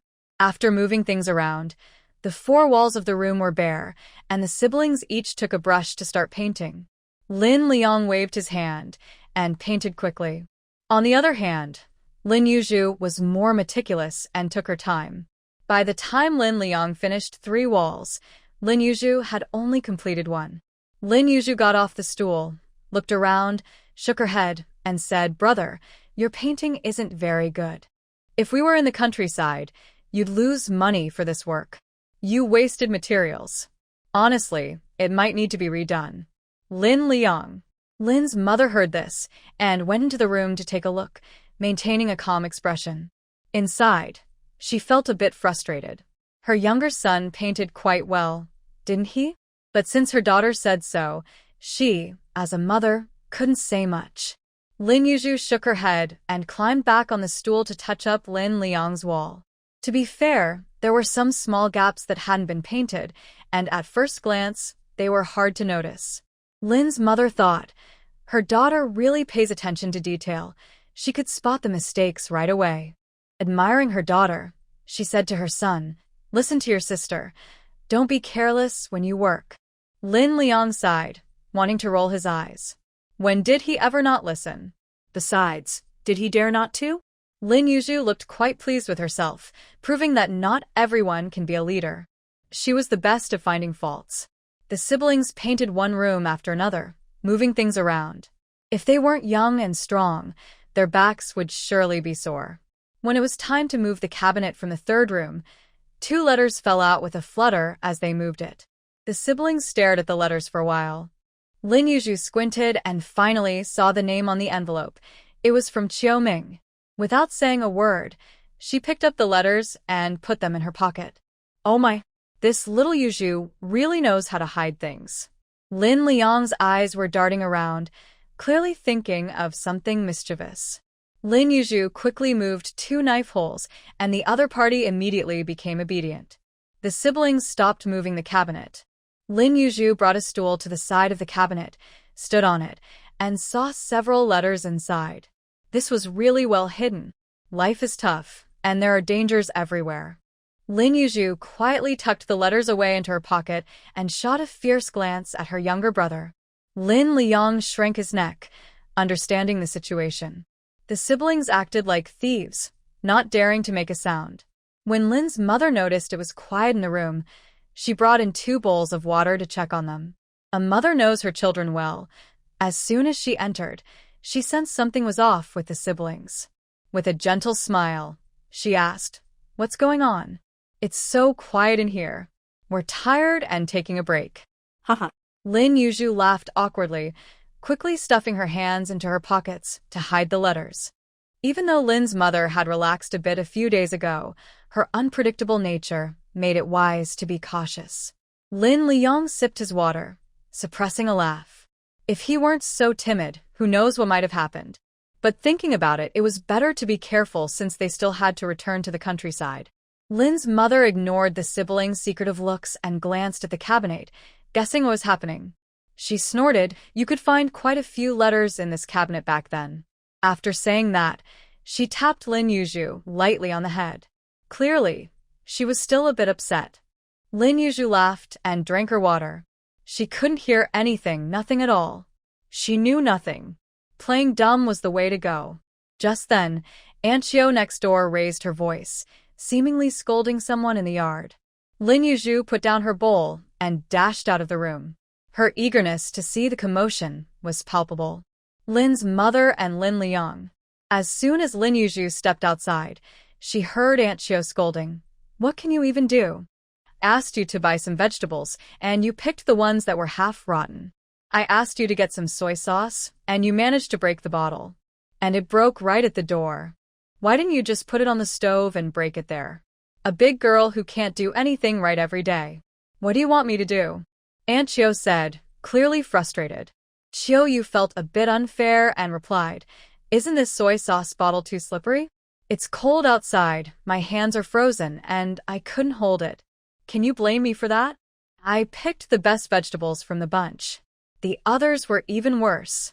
In the end, you just don't like me. If you think other people's kids are better, why don't you go be their mother? Stop complaining about me every day." The two of them stood in the yard, glaring at each other, creating a tense atmosphere. They didn't notice a head peeking over the wall, happily watching their argument. Lin Yu wore a newspaper hat and had some lime paste on her face, but that didn't stop her from enjoying the show. Aunt Chiu was very upset with her daughter and said angrily, "Complimenting others is to help you learn. It's for your own good. What good is it for me? You just don't like me. You're jealous of the Lin family, jealous of how close their children are, and jealous of their good marriages. No wonder my dad." "Chiu, stop talking." Aunt Chiu shouted, her eyes wide with anger, making Chiu fall silent.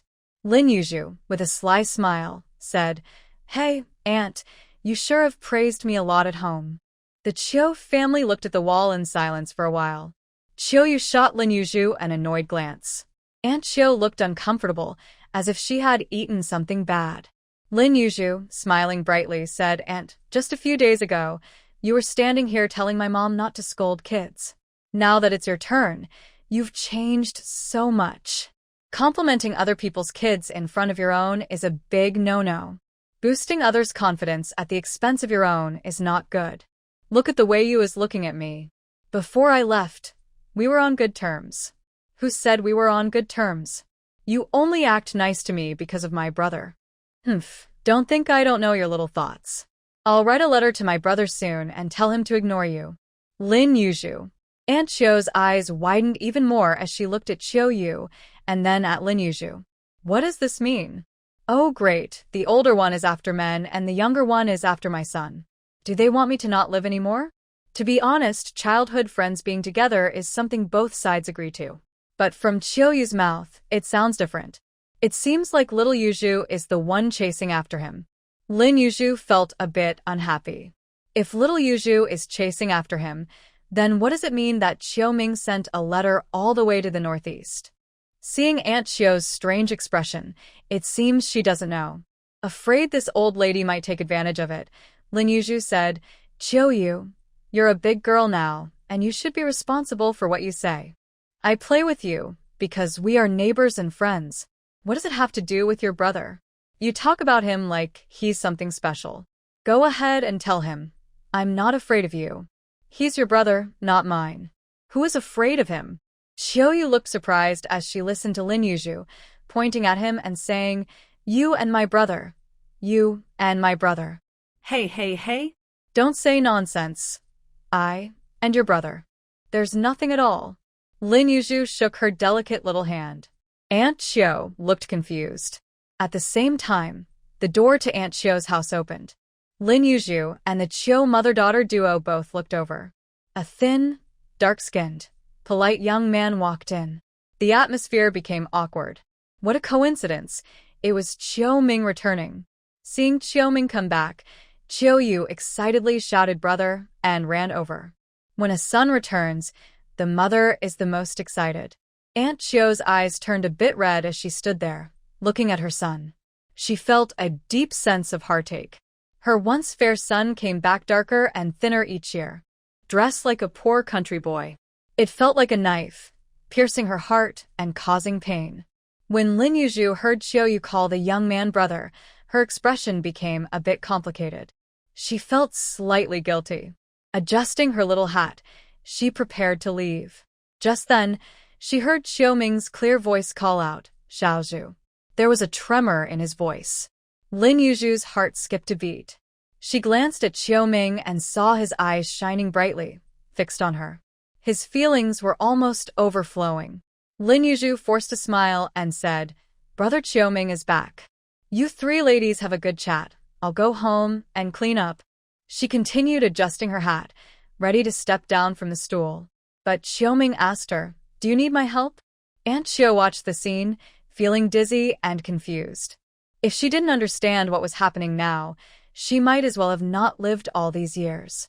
At first, when her youngest daughter said that, she thought Lin Yu was clinging to her son. Now, seeing this, it was clear her son was the one interested in her. Thinking about her life, Aunt Chiu became even more frustrated. Lin Yu didn't give Aunt Chiu a chance to get upset and quickly shook her head, saying, No, my brother is quite capable now. You all enjoy your family time. I won't interrupt." With that, she jumped off the stool and ran away. Chiu Ming watched the girl he had been thinking about run off and felt a bit unwilling, taking a couple of steps forward. Aunt Chiu yelled angrily, "She's already gone. What are you staring at? Go inside." Seeing his mother's furious expression, Chiu Ming obediently followed her back inside. While Lin Yu and Lin Liang were painting the walls, they could still hear Aunt Chiu shouting angrily. She complained about why he couldn't like someone else and had to like that girl next door. Didn't she want to live a few more years? She didn't even know what Chiu Ming had said. Aunt Chiu was throwing a fit, shouting and scolding. She started calling Lin Yu a little troublemaker and eventually began to scold Lin Yu's mother too. After a clatter of pots and pans, Lin Yu and Lin Liang exchanged confused glances. Lin's mother rolled up her sleeves and rushed out the door. At first, Lin Yu and Lin Liang were a bit dazed, but once they regained their senses, they quickly put down their brushes and bowls and followed her. When they arrived at the neighbor's house, Lin's mother and Aunt Chiu were already in a heated argument. Lin Yu wiped the sweat from her forehead. This really had nothing to do with her. Chiu Ming was caught between Lin's mother and Aunt Chiu, and his frail body clearly couldn't separate the two. He had taken quite a beating. Aunt Chiu shouted, "You old and young are all the same, just a bunch of troublemakers. Li Dajiao, let me tell you, your daughter will never marry into my family. Even if I die, I won't agree." Lin's mother reached out to scratch Aunt Chiu, refusing to back down, and said, "Don't flatter yourself. Who would want to marry into your family? With your temper, which girl would dare to join you? Look at your mindset. Marriage is now about freedom, and parents can't force it. You may have a loud mouth, but don't ruin a family's happiness. I don't care how well you live, but don't drag my daughter's reputation into this. I'm telling you, my daughter has nothing to do with your son." After Lin's mother finished speaking, still unsatisfied, she tried to scratch Aunt Chiu but ended up hitting Chiu Ming instead. A bloody scratch appeared on Chiu Ming's dark face. Seeing this, Chiu Yu was not happy. Her mother and brother were clearly outmatched by Lin's mother. So, she wanted to step in and help her mother against Lin's mother. But Lin Yu quickly restrained Chiu Yu. Angry, Chiu Yu wanted to hit Lin Yu. In the past, Lin Yu might not have been able to match her strength. But now, she had been working hard for half a year. There was no way Chiu Yu could overpower her. Lin Yu quickly backed her into a corner. Seeing this, Chiu Ming tried to pull his sister away from Lin Yu. But as he moved, Lin Liang wouldn't let that happen. What if he tried to take advantage of his sister? They also pulled Xiao Ming forward. Without Xiao Ming's interference, the long-standing grudges between Lin's mother and Aunt Xiao erupted. The room became chaotic. In the end, the Lin family of 3 emerged victorious. Aunt Xiao had several scratches on her face from Lin's mother. Although Lin's mother also had a couple of marks, Aunt Xiao was too exhausted to continue fighting. She took several hits from Lin's mother. Lin's mother coldly huffed at Aunt Xiao and said, "Let me make it clear today. My daughter will never step into your house. Don't think you can have that good fortune. I don't owe you anything from the past. And if you keep talking, I'll make sure to silence you." After saying this, she lifted her head high and left with her daughter and son. Lin Yu followed behind her mother, proudly huffing. What a petty attitude.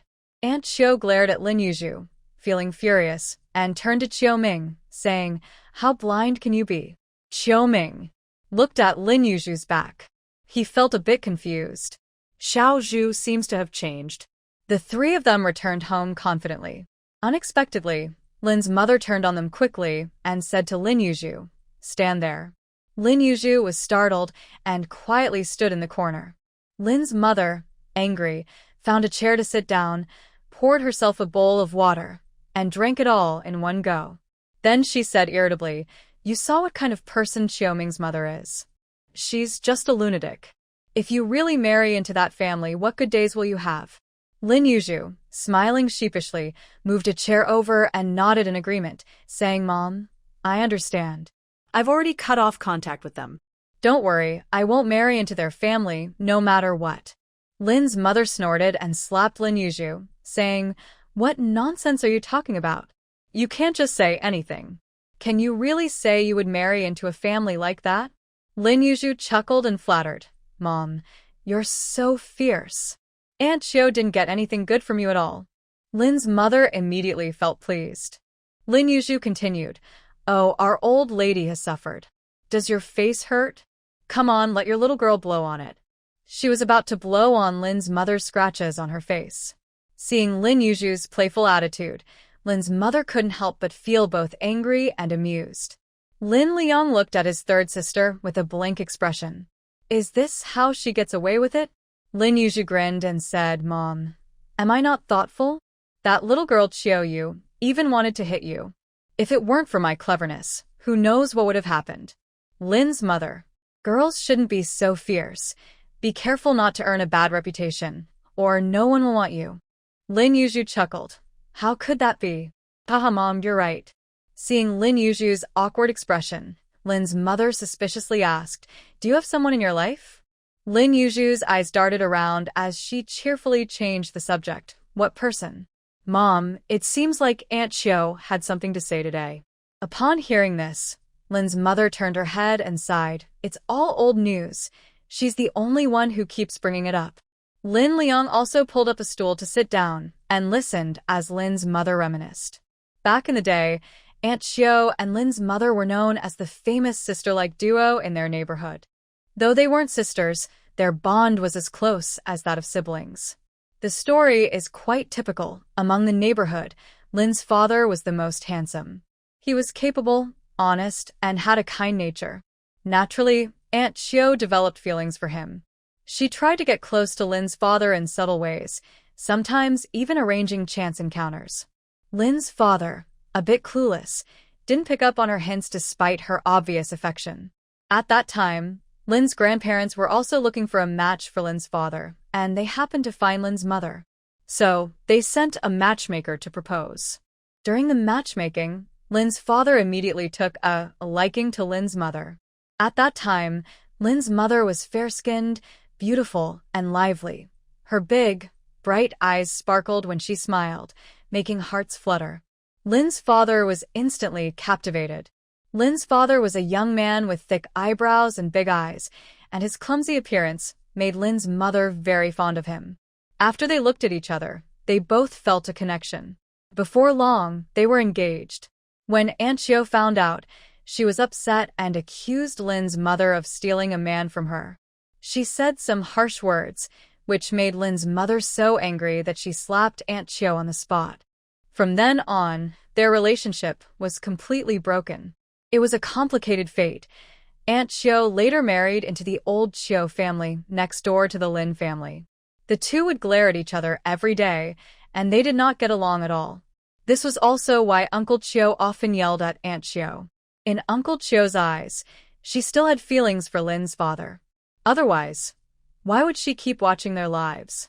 For over 20 years, they lived in this noisy way. Now that the children were grown, they seemed to get along on the surface, but the tension in their hearts never went away. Lin's mother felt quite wronged. She had no idea Aunt Chiu liked Lin's father. Besides, they were never together. How could it be said that she stole her man? Lin Yu and Lin Liang listened in shock, exchanging glances. Lin Liang looked at his sister and said, "Sister, you are something else. Why did you have to like Chiu Ming of all people? If she married him, it might not be better than the second sister's situation." Lin Yu, in her heart, she sighed, thinking that if little Yu hadn't, she and Chiu Ming probably wouldn't have had a good outcome either. Although Lin's mother spoke lightly, her children found it a bit amusing. But this was a real issue between Lin's mother and Aunt Chiu. It was a deep-seated problem.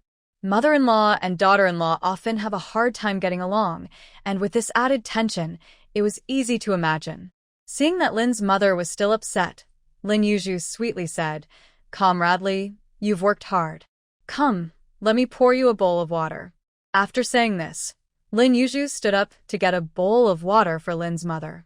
In her distraction, a letter accidentally fell out of her pocket.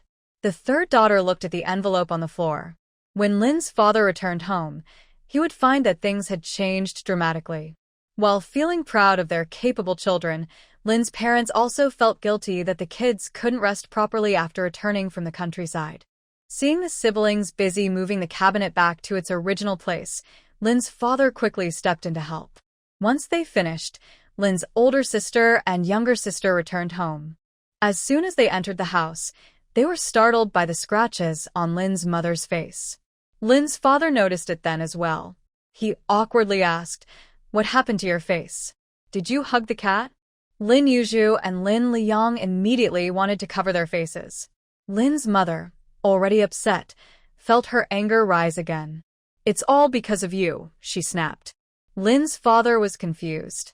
He didn't understand and accepted a barrage of complaints from Lin's mother, while the four siblings quietly set the table under her watchful eye. Lin Yu tried her best to blend in, acting as if she were invisible. While there was noise and commotion on one side, things weren't much better next door.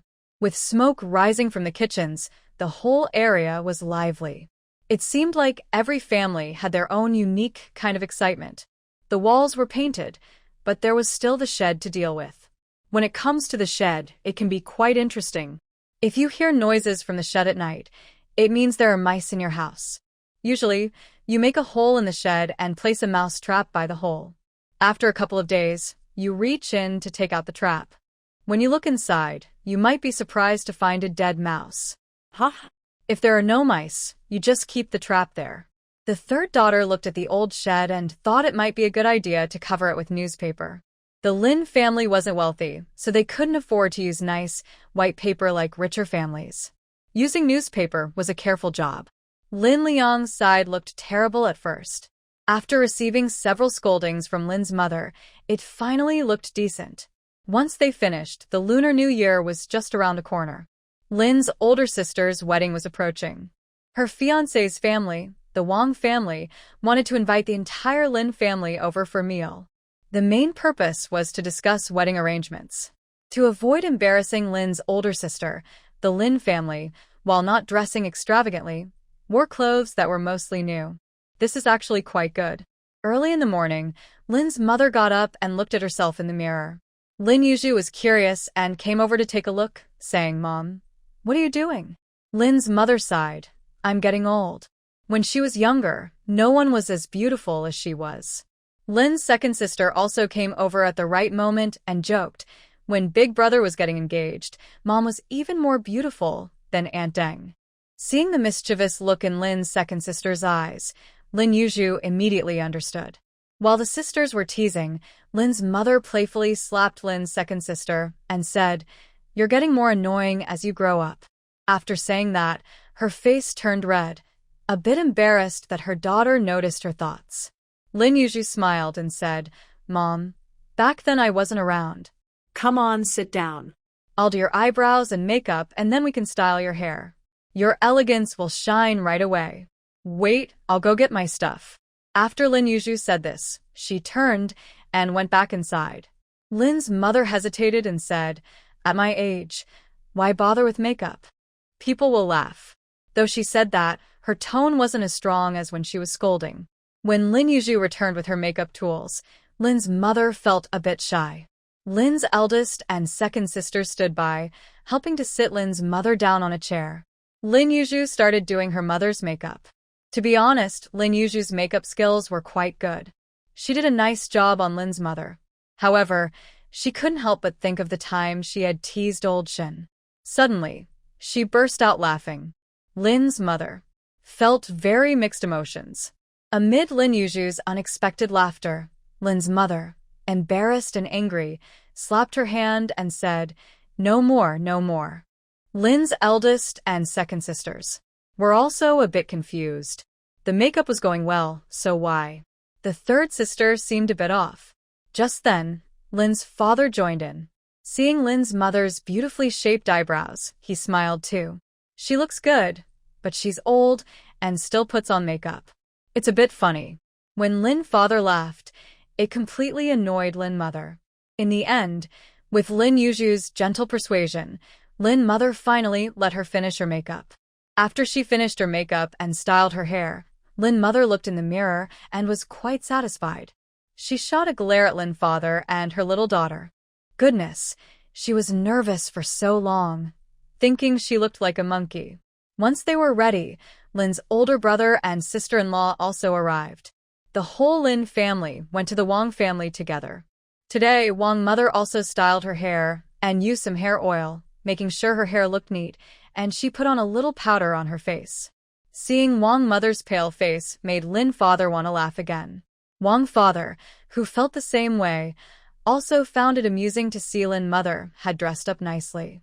As for their children, well, let's just say, thank goodness for the times we live in.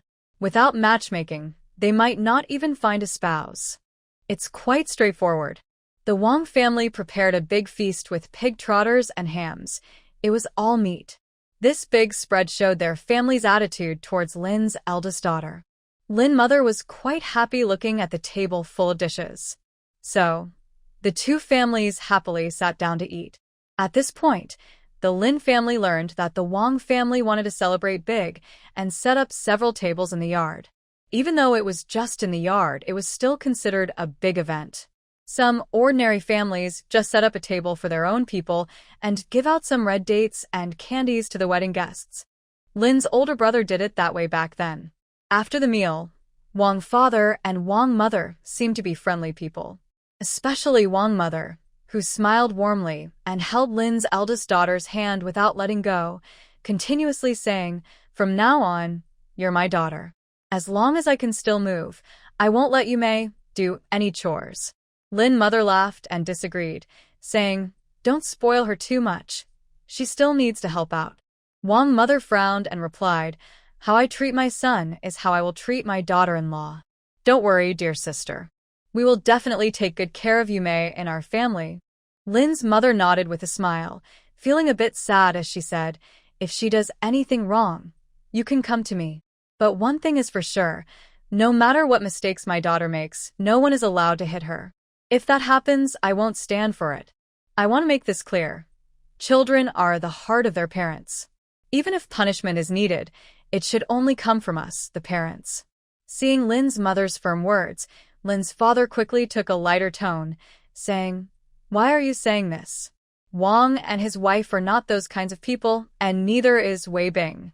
Lin Yu quickly chimed in, "Uncle Wang, Aunt Wang, my mom has been strong-willed all her life and can't stand to see her children suffer. It's best to be clear about things to avoid hurting our family's feelings. Every couple has their ups and downs, but as long as no one gets physical, we can discuss anything. But if anyone dares to hit my sister, not just my mom, but all of us siblings will not accept it. Lin's eldest sister remained silent, but her eyes showed her gratitude. Nowadays, many families resort to hitting their daughters-in-law, and even mothers-in-law hitting their daughters-in-law is common.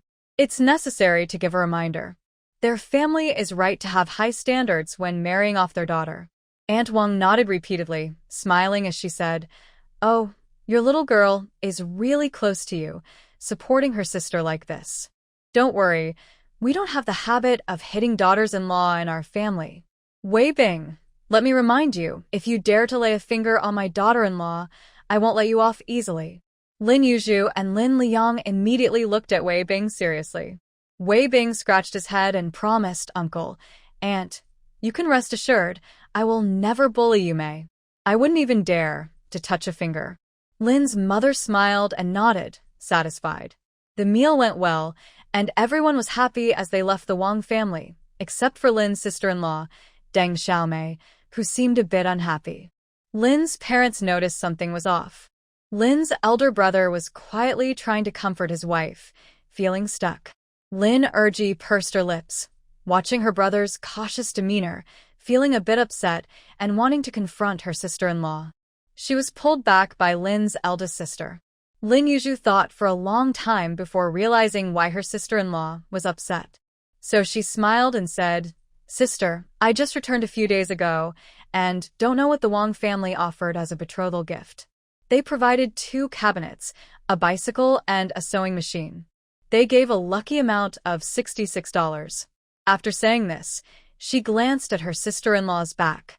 Sure enough, after hearing that, Lin's sister-in-law walked a couple of stiff steps. The couple quieted down. Although the Lin family didn't hold a grand ceremony, Lin's mother was well prepared. They offered a betrothal gift of $188. Without a banquet, it was indeed hard to gather that much food. The Wang family had connections with the supply and marketing cooperative, and Wang Weibing was also a buyer there.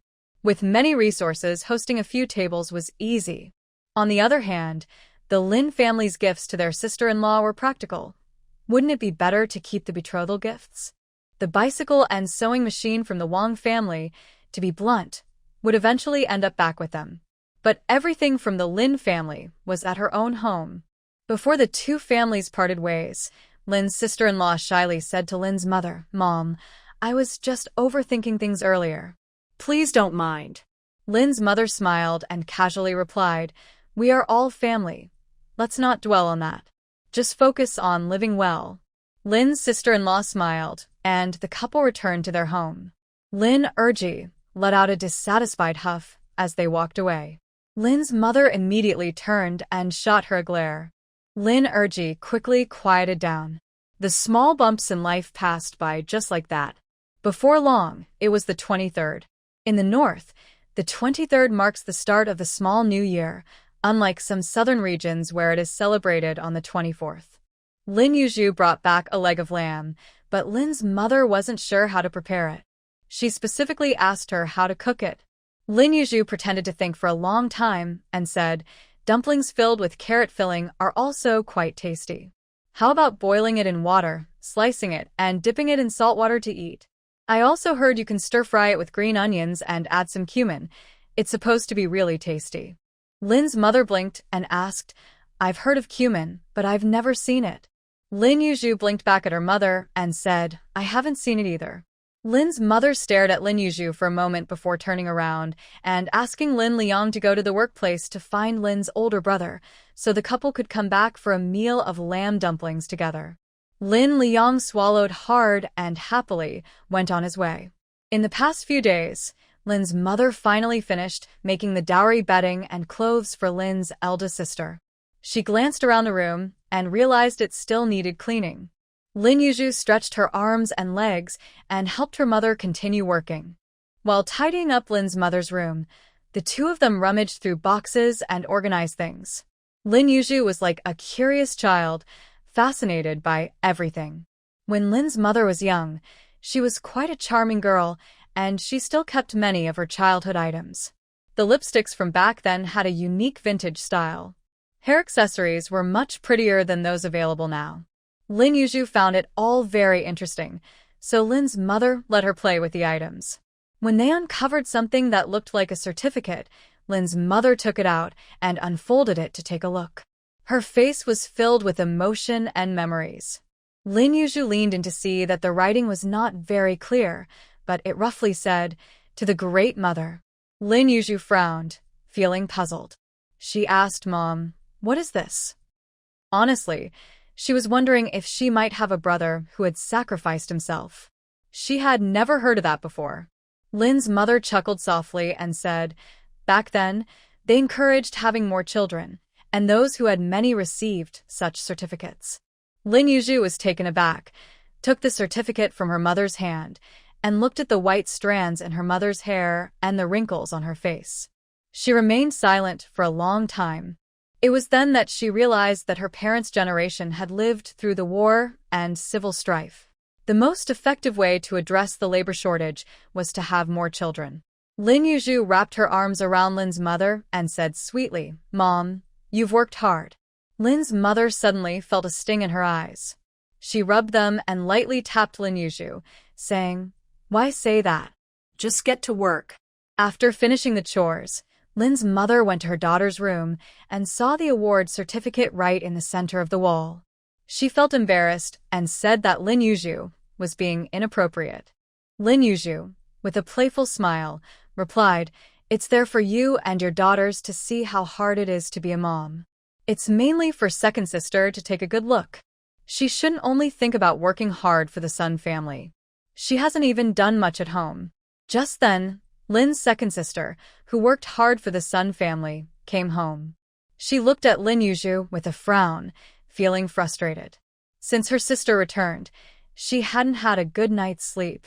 Every day, Lin Yu reported what she had done, making her feel like she was dreaming about work. It was exhausting. The award certificate stayed on the wall, and when Lin's eldest sister came home, she glanced at it and then hugged Lin's mother affectionately. Lin's second sister felt overshadowed. That evening, Lin's sister-in-law, perhaps feeling a bit uneasy from earlier, came home early. The family happily made dumplings together. Lin Yu specifically prepared the filling, and Lin's mother watched, feeling concerned. Lin Yu seriously said, "You need to add some oil to the lamb dumplings." Lin's mother, who didn't know how to make lamb filling, felt skeptical. She thought her daughter was just trying to trick her. When the dumplings were served, taking a bite made the oil ooze out, and they smelled delicious. Even Lin's sister-in-law couldn't help but praise the dumplings. Lin's mother immediately felt proud. Her daughter-in-law had the best taste. If she said it was good, it definitely was. Before Lin's brother and sister-in-law left, Lin's mother specially gave them another lamb leg, saying, "Xiaomei, this is for your parents. Tell them that on the 25th, we're hosting a meal and would love for them to come." Lin's sister-in-law shyly accepted the lamb leg, repeatedly thanking her. After they left, Lin's second sister pouted and said, "Taking food and gifts, how shameless." Lin's mother said with annoyance, "Your older brother and sister-in-law also take things from home. Why do you only see what goes out and not what comes back?" In a previous letter, it was mentioned that the sister-in-law's family helped a lot with the food at home. Lin Yu agreed, saying, "Exactly, second sister. That's a bit unfair. When you go to the Sun family, don't expect to bring things back home while taking food for yourself." Lin Yu, the eldest sister of the Lin family, covered her mouth and laughed. Thinking about her second daughter made Lin's mother worried. Then Lin Yu said in a muffled voice, "Every day it's about the Sun family. From now on, don't mention them. I've broken up with Sun Mushing. It doesn't matter anymore." The three women in the Lin family immediately stopped what they were doing and stared at Lin Yu. Finally, she seemed to have realized something. When love collides with reality, it often ends in failure. Lin Yu felt a sense of retreat when faced with the harsh truth. The final straw for her was a comment from Sun Mushing. When Lin Yu met Sun Mushing, she mentioned that her younger siblings from the countryside had come back and brought many things home, which lifted her mother's spirits. It was just an offhand remark.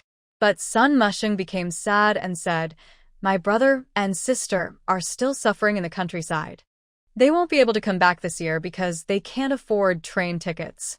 Unlike your siblings who have money to buy tickets and can bring back some things. They are really struggling out there, Yulan. I want to send some money to my brother and sister. I wonder if they can have a reunion this year. Lin Yu stared at Sun Mushing for a while, lost in thought. Seeing her reaction, Sun Mushing asked, Yulan, what's wrong? Are you unhappy? Lin Yu was the most thoughtful among the Lin siblings. She was never one to be selfless. Sacrificing for love was something unusual for her. She recalled Lin Yu's words about not having to support her in-laws, especially with the mother-in-law's medical expenses. Now, it seemed she also had to care for her brother and sister. Lin's second sister, Moo, asked, Do you send money to your brother and sister when you have nothing to do? Sun Mushing was stunned for a moment, then nodded and explained, They went to the countryside, so I could stay in the city and work. Yulan, we should have a conscience, right? My brother and sister are suffering in the countryside.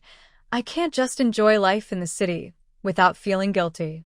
In the future, we should help them out a bit.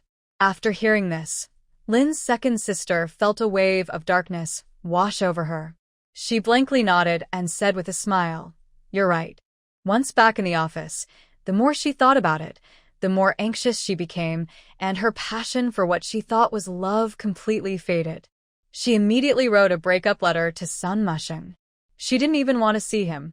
One reason was that she felt a bit ashamed. It seemed wrong to be selfish in this situation. The second reason was that she didn't want her feelings to end up in such an embarrassing way. She didn't seek wealth. She just wanted a simple, ordinary life like other girls. Seeing that Lin's second sister was in a bad mood, Lin's mother surprisingly didn't scold her. Lin Yu and Lin's older sister exchanged glances, but said nothing. Meanwhile, Lin Liang cheerfully said, Second sister, you finally figured it out. Honestly, what's so great about Sun Mushing? He looks average and has wrinkles on his face. What do you like about him?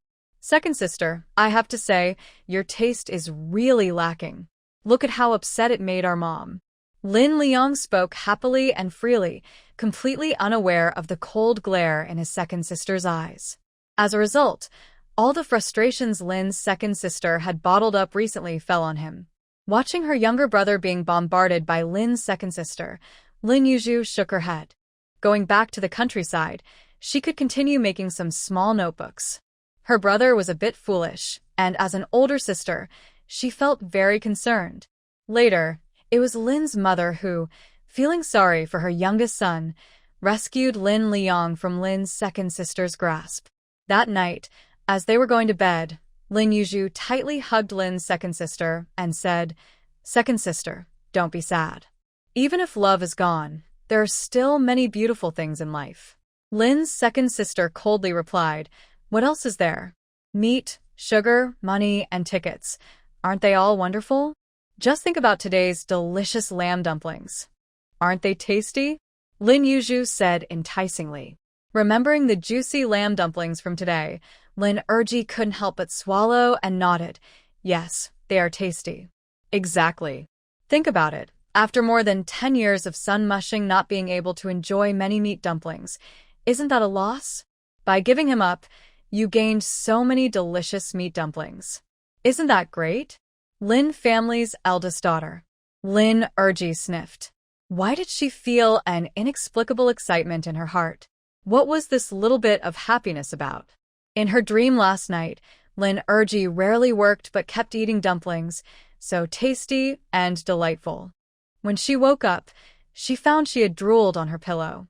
Lin Yu and the eldest daughter of the Lin family. The wedding date for the eldest daughter was approaching, and Lin Mu's mood was unstable. One moment she was as fierce as a bull, and the next, gentle and kind. But it was tough for Lin Yu and Lin Liang, who were at home. On the 25th, they were thinking about Lin family's sister-in-law's parents, Uncle Deng and Aunt Deng, who were also coming over. To prevent her mother from feeling inferior, Lin Yu specially dressed Lin Mu up. Lin Mu looked in the mirror, smiling one moment, and the next, her eyes turned red, almost crying. After all, Marrying off a daughter is different from marrying a daughter-in-law. When the eldest son got married, Lin Mu was all smiles, but her feelings were clearly different when it was the eldest daughter's turn. Mom, if you keep this up, how will my sister feel? How can she get married happily? When it's my turn to marry, please don't act like this. I'm afraid I'll laugh when you cry. Ha ha ha. Lin Yu said, throwing her head back in laughter. Lin Mu instantly lost her mood, looking at Lin Yu as if she were a white-eyed wolf. She pursed her lips, feeling angry for a long time, but eventually couldn't help but smile back at her little daughter. The eldest daughter of the Lin family watched the two with a complex mix of emotions. Lin's mother called not only her sister-in-law's family, but also her uncles and aunts from her side, as well as Lin's father's aunts and uncles. This was another challenge for Lin Yu. She had never met any relatives from the Lin family. When Lin's eldest aunt and uncle arrived, Lin's mother and elder sister were busy in the kitchen, and the second sister was called away by the street for some benefits. Lin Yu and Lin Liang followed their father to greet the guests. You would think that when guests arrive, they would at least acknowledge Lin's father as brother or sister-in-law. But instead, the guests walked in and directly said to Lin Yu, "Oh, Yu is back. How is it in the countryside?" Lin Yu smiled and nodded, saying, it's okay, while wondering who this person was. She awkwardly glanced at Lin Liang, waiting for him to speak. Lin Liang looked back at his sister, confused. Sister, what's wrong? Lin Yu. She continued to smile awkwardly at the guest, noticing they looked quite a bit like her father. Lin's father, seeing his daughter smiling awkwardly, said, Why aren't you introducing anyone? Lin Yu laughed even louder, licked her lips, and smiled brightly, trying, Aunt, Uncle, how are you? She didn't know if it was the eldest or youngest aunt, but she figured it was safe to call them aunt. Lin's eldest aunt didn't react much, just stared at Lin Yu for a long time. Lin Yu felt uneasy, thinking, did I say something wrong? Just when the awkwardness reached its peak, Lin's eldest aunt said to Lin's father, Brother, our Yu is getting prettier, unlike you. She looks more like her mother when she was young. But her personality is just like yours, not like her mother's. Lin's father smiled and nodded. My little girl takes after me. Lin Liang. After Lin's eldest aunt and uncle, there were also the younger aunts and uncles. Fortunately, the younger aunt resembled Lin's father quite a bit. As soon as she entered, she called Lin's father brother, and without thinking, Lin Yu said, Younger aunt, younger uncle. The younger aunt also pulled Lin Yu aside to ask if it was hard or tiring in the countryside. The questions from the two sisters were quite similar, with no real differences. Lin Yu's answers were exactly the same, which was a relief. When relatives from Lin's mother arrived, Lin Yu felt a bit awkward. Thanks to her cleverness, she managed to get through it all. As she noticed more and more people in the house, Lin Yu wiped the sweat from her forehead and asked Lin Liang, Can you count how many people are still missing? Lin Liang counted carefully and replied, Everyone is here except for the eldest brother, his wife, and her parents. Lin Yu sighed in relief, feeling that she had managed to get through this situation. When the eldest brother, his wife, and the Deng parents finally arrived, Lin Yu and Lin Liang could finally take a break from their duties. They started to help serve tea, snacks, and candies. Lin's father, usually quiet, surprisingly took charge. He understood the essence of the gathering and just smiled and went along with everything. With all the relatives together, he didn't even need to find topics to discuss. They chatted happily on their own.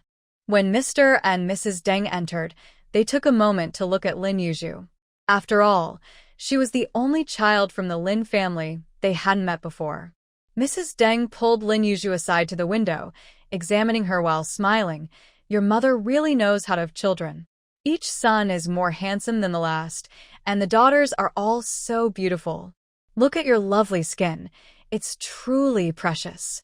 Here, this is a little gift from your aunt. After saying this, Mrs. Deng took out a red envelope to give to Lin Yu. To be honest, Lin Yu hadn't received a red envelope in many years.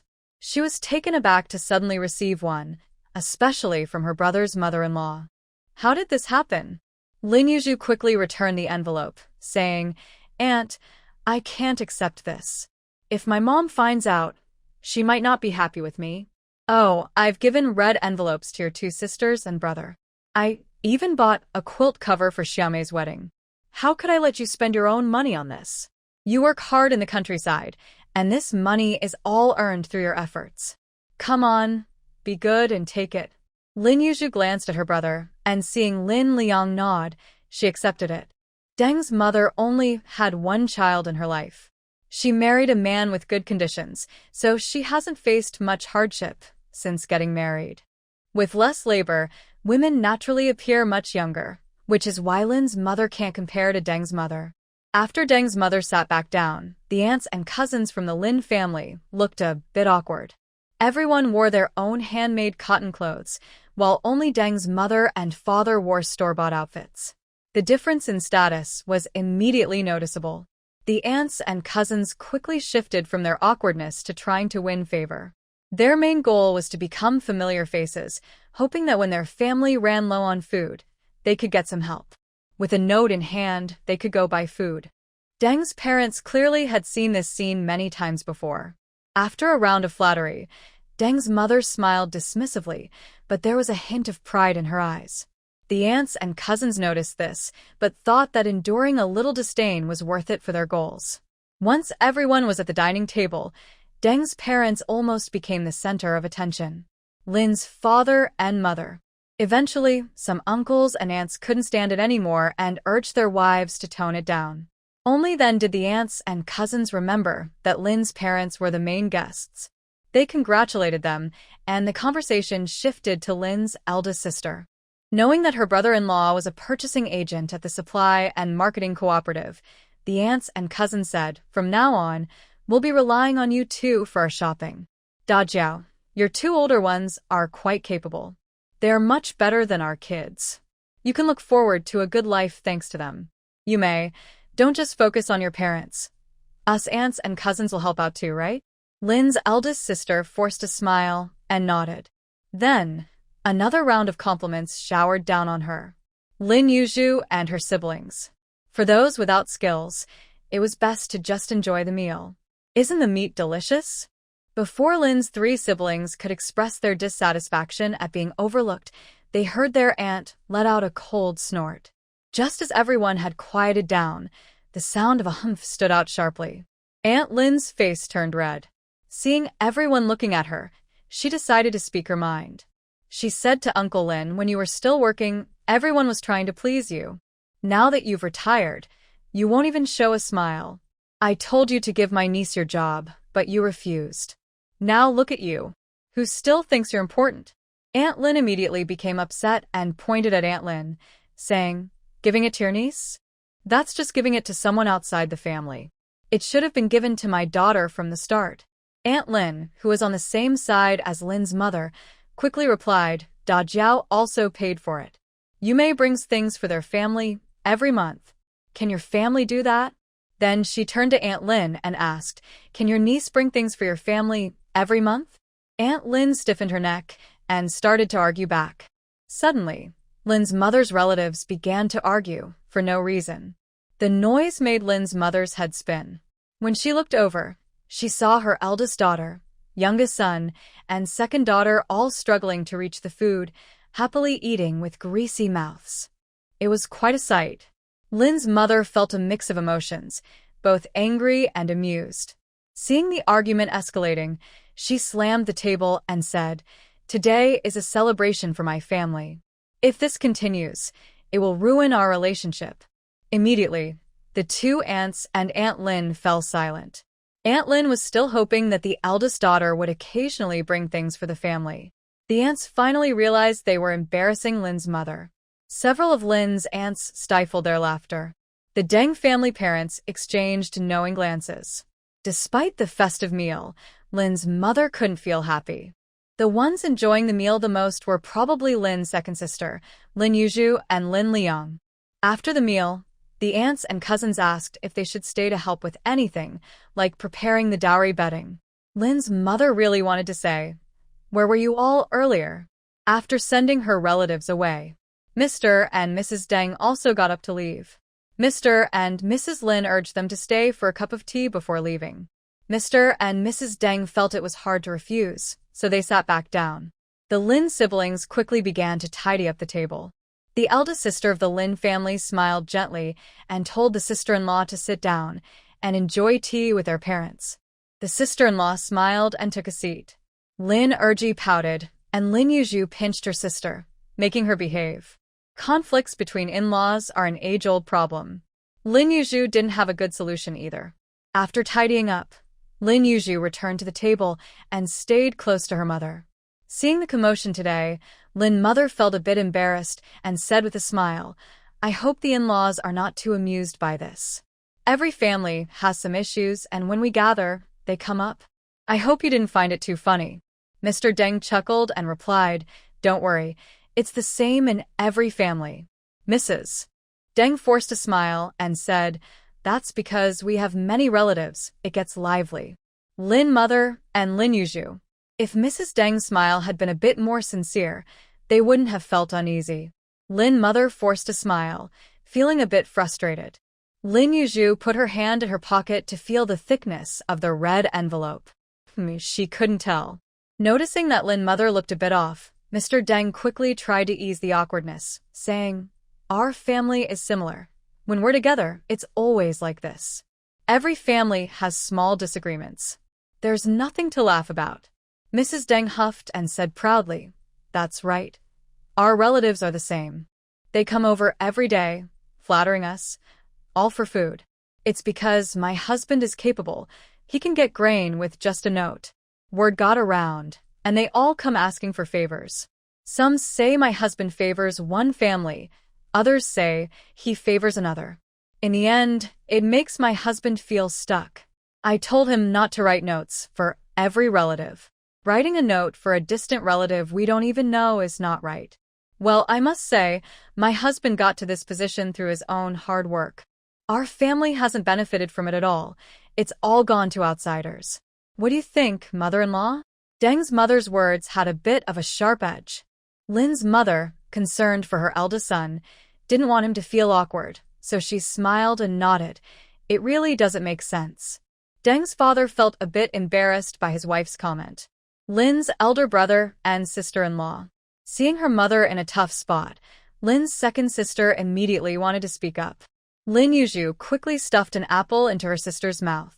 Then she smiled and said, "From what Aunt Deng said, it sounds like Uncle Deng has written quite a few notes for others?"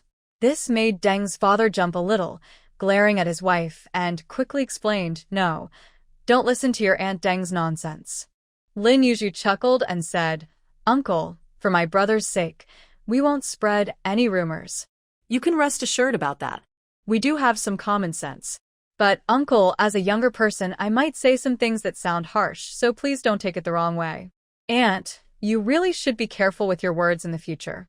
If Uncle didn't do this and you mention it, and someone hears it and reports it, it would be very unfair to him. Not to mention whether Uncle has been kind to these relatives. I really want to advise you both not to write notes carelessly. We have a good friend from our village who ended up with someone working at the grain station. Before we returned, their supervisor was dismissed because they wrote notes for all kinds of relatives. Someone envious reported them, and it was even a relative who did it. Not only did they lose their job, but they also had to walk around town in shame. Aunt, please think twice before you speak in the future. Lin Liang was surprised. How did he not know about this? Lin Yu was being sincere. Deng's father felt anxious. Deng's mother was left speechless. Lin's sister-in-law was restless. Some things are hard for elders to say, and if younger people say them, it might offend others, but usually, it just leads to a few complaints and then it's over. Deng's mother had a hidden meaning in her words, and the Lin family couldn't just accept it. Lin's mother sighed and said, "This matter shouldn't be taken lightly. In my opinion, officials should be honest. In-laws, our relatives might say a few things, but if they really come asking for help later, feel free to refuse them. If it doesn't work out, come to me. Let's not do anything foolish. The food we have is enough to last." I haven't heard of anyone starving just because they couldn't eat a little more. Li Sheng, you and your wife shouldn't bring things home anymore. Right now, our family is small, just me, your dad, and your second sister. We have enough food. Lin Lixing nodded in agreement. He didn't quite catch the meaning behind his mother's words. But Deng's parents understood it well. Lin's mother's stance was clear. No matter how capable the Deng family was, the Lin family wouldn't be asking for help. Both families should treat each other equally. Deng's father felt a bit uncomfortable. He was worried, and he also felt a bit embarrassed. Lin Yu handed 2 apples to Deng's parents and said, "Uncle and Aunt, please don't take my words too seriously. Things aren't that simple. Here, have an apple. My brother and I worked hard for days to get these." Deng's father accepted the apples with a smile, but Deng's mother looked a bit awkward as she took them. After that, both sides spoke politely. Seeing the atmosphere lighten, Deng's father quickly stood up to leave. Lin's parents kindly escorted them out of the yard. Lin's second sister didn't see them off, but went straight back inside. Once they were done, Lin's mother playfully tapped Lin Yu on the head and said, "See, you are clever. Well, weren't you calling me your precious one when I came back? Now do you think this farming girl isn't capable just because I said a few smart things?" Lin Yu pouted. Lin's eldest sister covered her mouth and laughed. Lin's mother was both amused and exasperated, saying, "You silly child, when have I ever looked down on you?" Lin Yu chuckled and, linking arms with her mother, said, "Don't be upset, Grandma. Just wait. In 30 years, I will definitely make you proud. By then, everyone will come to flatter you, and you can speak like Aunt Deng, with a dramatic tone. You can say, 'My Yuju has really made it.' If they want her to help, they must say nice things to me. If they make me happy, then things will go smoothly. If not, they can just leave." Lin's mother found her daughter's playful remarks increasingly amusing yet frustrating. Unable to handle her daughter's teasing, she playfully swatted her on the back. Lin Yu looked a bit wronged. However, Lin's mother's mood improved significantly. Comparing people can be infuriating. She felt very content with her obedient children and a happy family. She never wished for her children to achieve great success. She only hoped they would marry well and not be mistreated. She wanted them to live peacefully and healthily for a lifetime. When night fell and everyone was asleep, Lin's mother came over to share some heartfelt words with her eldest daughter. The two chatted for a while, and eventually, Lin's mother decided to stay and fell asleep holding her daughter.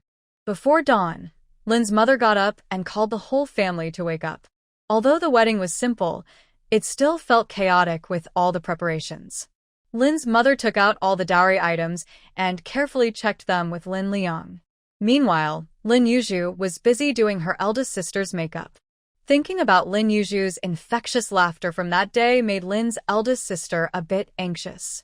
Once everything was ready, and she looked in the mirror, Lin's eldest sister finally felt relieved. Lin Yu tilted her head, admiring her sister in the mirror, who looked as beautiful as a peony, and cheerfully said, "Sister, you look amazing." Lin's eldest sister shyly smiled, her eyes sparkling with youthful charm. She truly looked stunning. After finishing her makeup and hair, Lin's eldest sister changed into a brand new red dress and sat on the bed, waiting for her beloved to come and take her away. The aunts from the Lin family all rushed over. The house was lively and cheerful. Everyone was in high spirits, joking around the bride. Neighbors also brought small gifts to celebrate. Even a mirror was considered a nice gift. It added to the warmth of the occasion. Lin's brother-in-law arrived with several colleagues on bicycles. This scene attracted attention from the entire street. Children followed the bike parade, joyfully shouting. Lin's brother-in-law took out some candies from his pocket, waved his hand, and the children quickly rushed to pick up the treats. The atmosphere on the street became lively. When Lin Yu and Lin Liang blocked the door, they exchanged a few glances before letting people in. They received 2 red envelopes. Lin Yu quietly opened one and found 20 cents. Well, that's not bad. Everyone happily rushed into the house, and when the groom saw the bride, his amazed expression made her smile shyly. Amid the laughter and excitement, Lin's mother served a bowl of noodles to Lin's sister-in-law. Lin's sister-in-law took a bite, looking confused, then frowned. Lin's mother gently asked, "Is it good?" Lin's sister-in-law blushed, while Lin Yu and Lin Liang shouted from the side, "It's great." This made Lin's sister-in-law blush even more. Lin's mother was so annoyed she almost scolded her younger son and daughter for being so silly. Lin's brother-in-law laughed so hard his eyes squinted, then took his wife away. Before getting on the bicycle, Lin's sister-in-law looked back at her family home, where she had lived for nearly 20 years, and suddenly felt emotional. Lin's mother shed tears, wiping her eyes while waving her hand, trying to smile as she urged her daughter to hurry onto the bike. The neighbors nearby laughed at the scene, making Lin's mother both cry and laugh, as if she were in a daze. Lin Yu and Lin Liang went to send them off, riding on one bicycle together. When they arrived at the Wang family, they were warmly invited to the dining table for a meal. The meal was very thoughtful and polite. After the banquet ended, the Wang family specially packed a table of untouched food for the siblings to take home. As the siblings were about to leave, they turned back to see the eldest daughter of the Lin family with red eyes, filled with reluctance. Lin Liang also felt emotional and choked out, "Big sister, why don't you come home with me?" The siblings were putting on a heartfelt show of sibling love and separation. Lin Yu waved her hand and said casually, "See you in 3 days." The eldest daughter of the Lin family and Lin Liang. The good farewell atmosphere was suddenly disrupted. Wang's mother chuckled quietly, finding the Lin family's little girl quite amusing. When the siblings returned home, they found their aunt still there and all the neighbors had come back, including the Deng family parents. Seeing Lin Yu and her brother bring back the food, the aunts quickly reached out to take it. They efficiently brought it to the stove to heat it up. Without needing Lin's mother's help, they set up the dining table themselves. Lin's mother sat inside, feeling a bit sad. Lin Yu quietly walked over and said, "Mom, are you still feeling down? What will you do?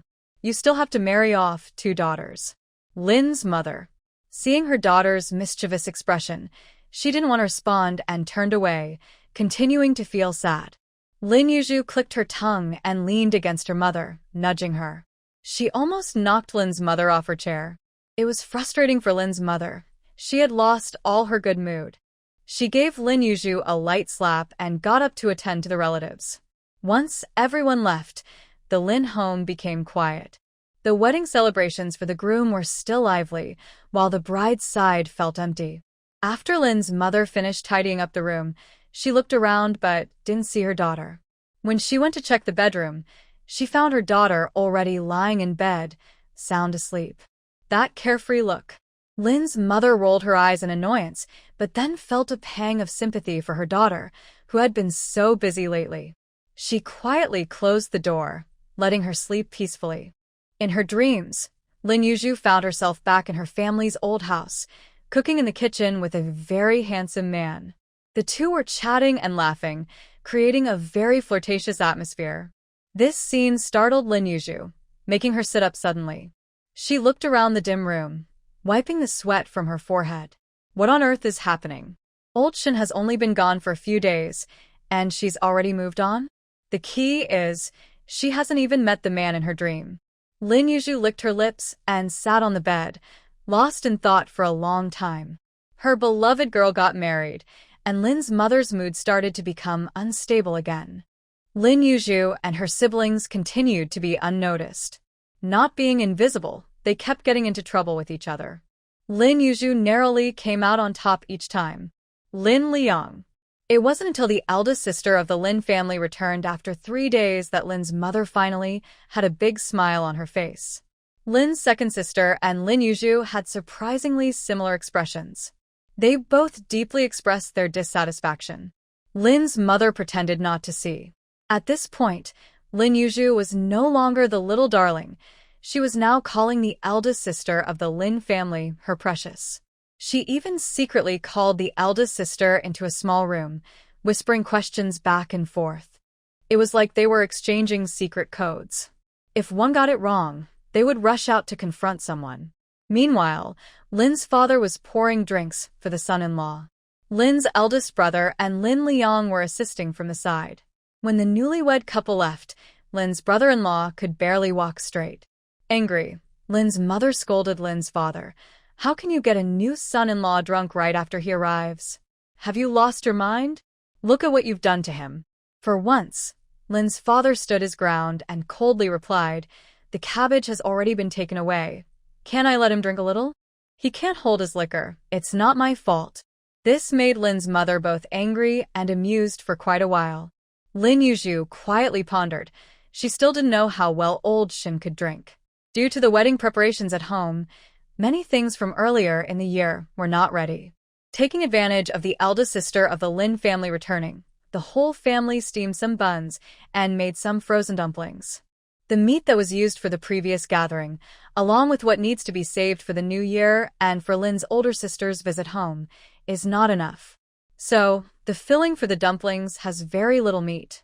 It's not that you can't see the meat, but at least you can taste it. Lin's mother couldn't help but complain a bit. Lin Yu heard this and felt quite helpless inside. She had no solution. She could take out plenty of meat from her space, but explaining where it came from would be tricky. Even mentioning cumin made Lin's mother look at her suspiciously, as if testing her. She was worried that Lin Yu might be trying to take advantage. She was looking for any flaws to criticize and educate her. Lin Yu thought for a moment and decided to be honest. She couldn't help but think of Li Xiangwan and Wang Xiaomei at this moment, wondering if they saved her any meat for when she returned. She hoped that when she got back, those two wouldn't have gained weight. That would be quite a joke. After worrying about the meat, Lin's mother was also anxious about the couplets. The Chiu family next door was lively at the moment. Even though Uncle Chiu often yelled at Aunt Chiu, he was quite talented. He could write beautifully. Chiu Ming, following in his father's footsteps, also wrote well with a brush. During the new year, neighbors would come over with red paper, asking for help with couplets. Since the last fight, the two families hadn't spoken a word. Aunt Chiu, who loved to gossip, had stopped doing so.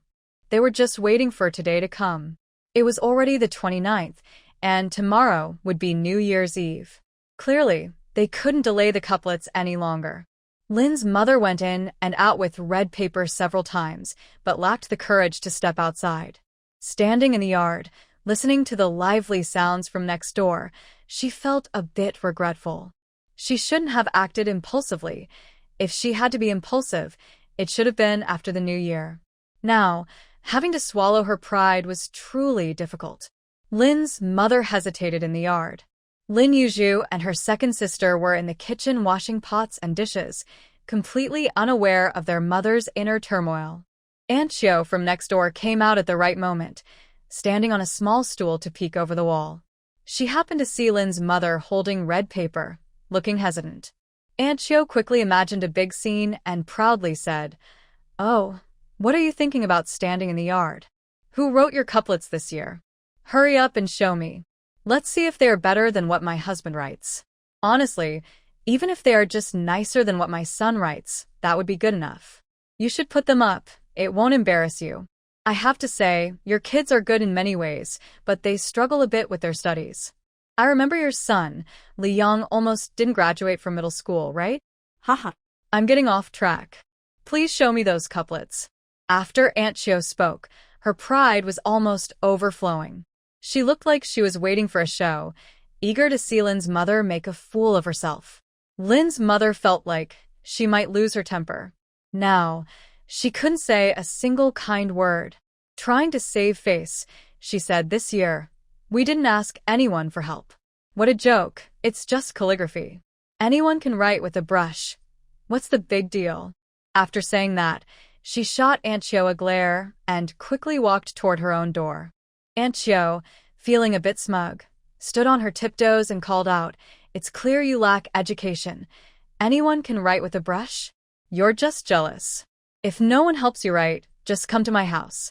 As long as you three come over and apologize, we can work something out."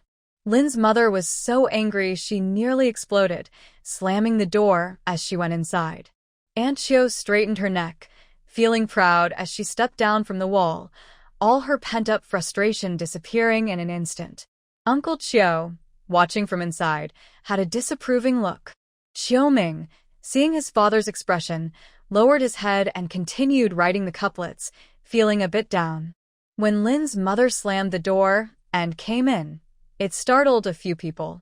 Lin's father, thinking about getting up to rest, noticed Lin's mother's expression and slowed down, cautiously asking, "What happened? Did you argue with the neighbors again?"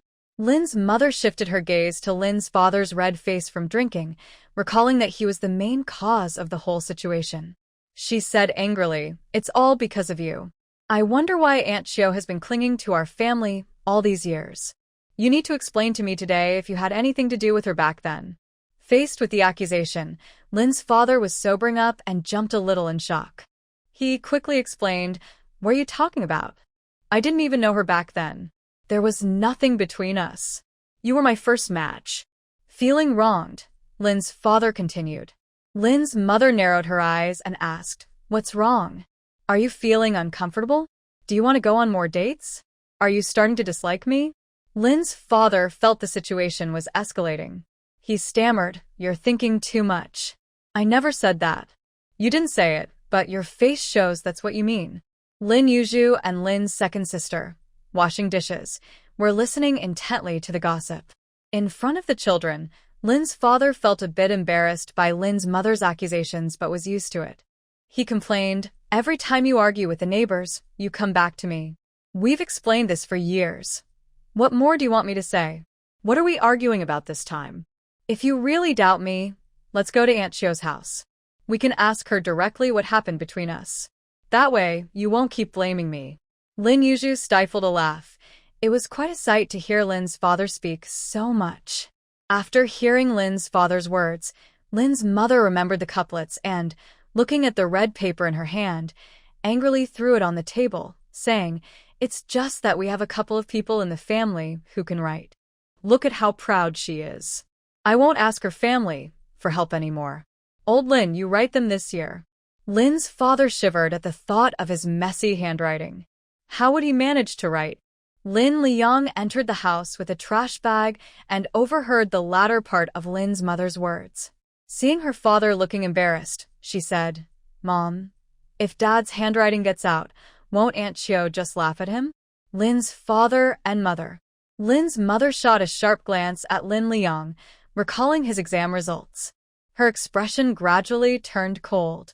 Lin Liang quickly said, "My third sister can write in calligraphy. In the countryside, the school asks her to write for them.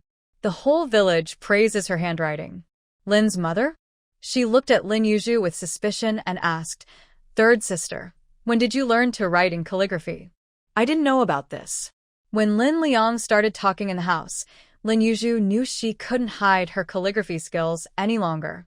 So when Lin's mother asked, she put down her bowl, shyly twisted her body, and said, "You know, Brother Qiuming next door can write in calligraphy, right? I thought it would be nice to have something in common. If others see it, they might say we are a good match. So I secretly learned. I was afraid you would find out. I didn't dare to say anything. Besides, if I mess up the couplets, you would scold me."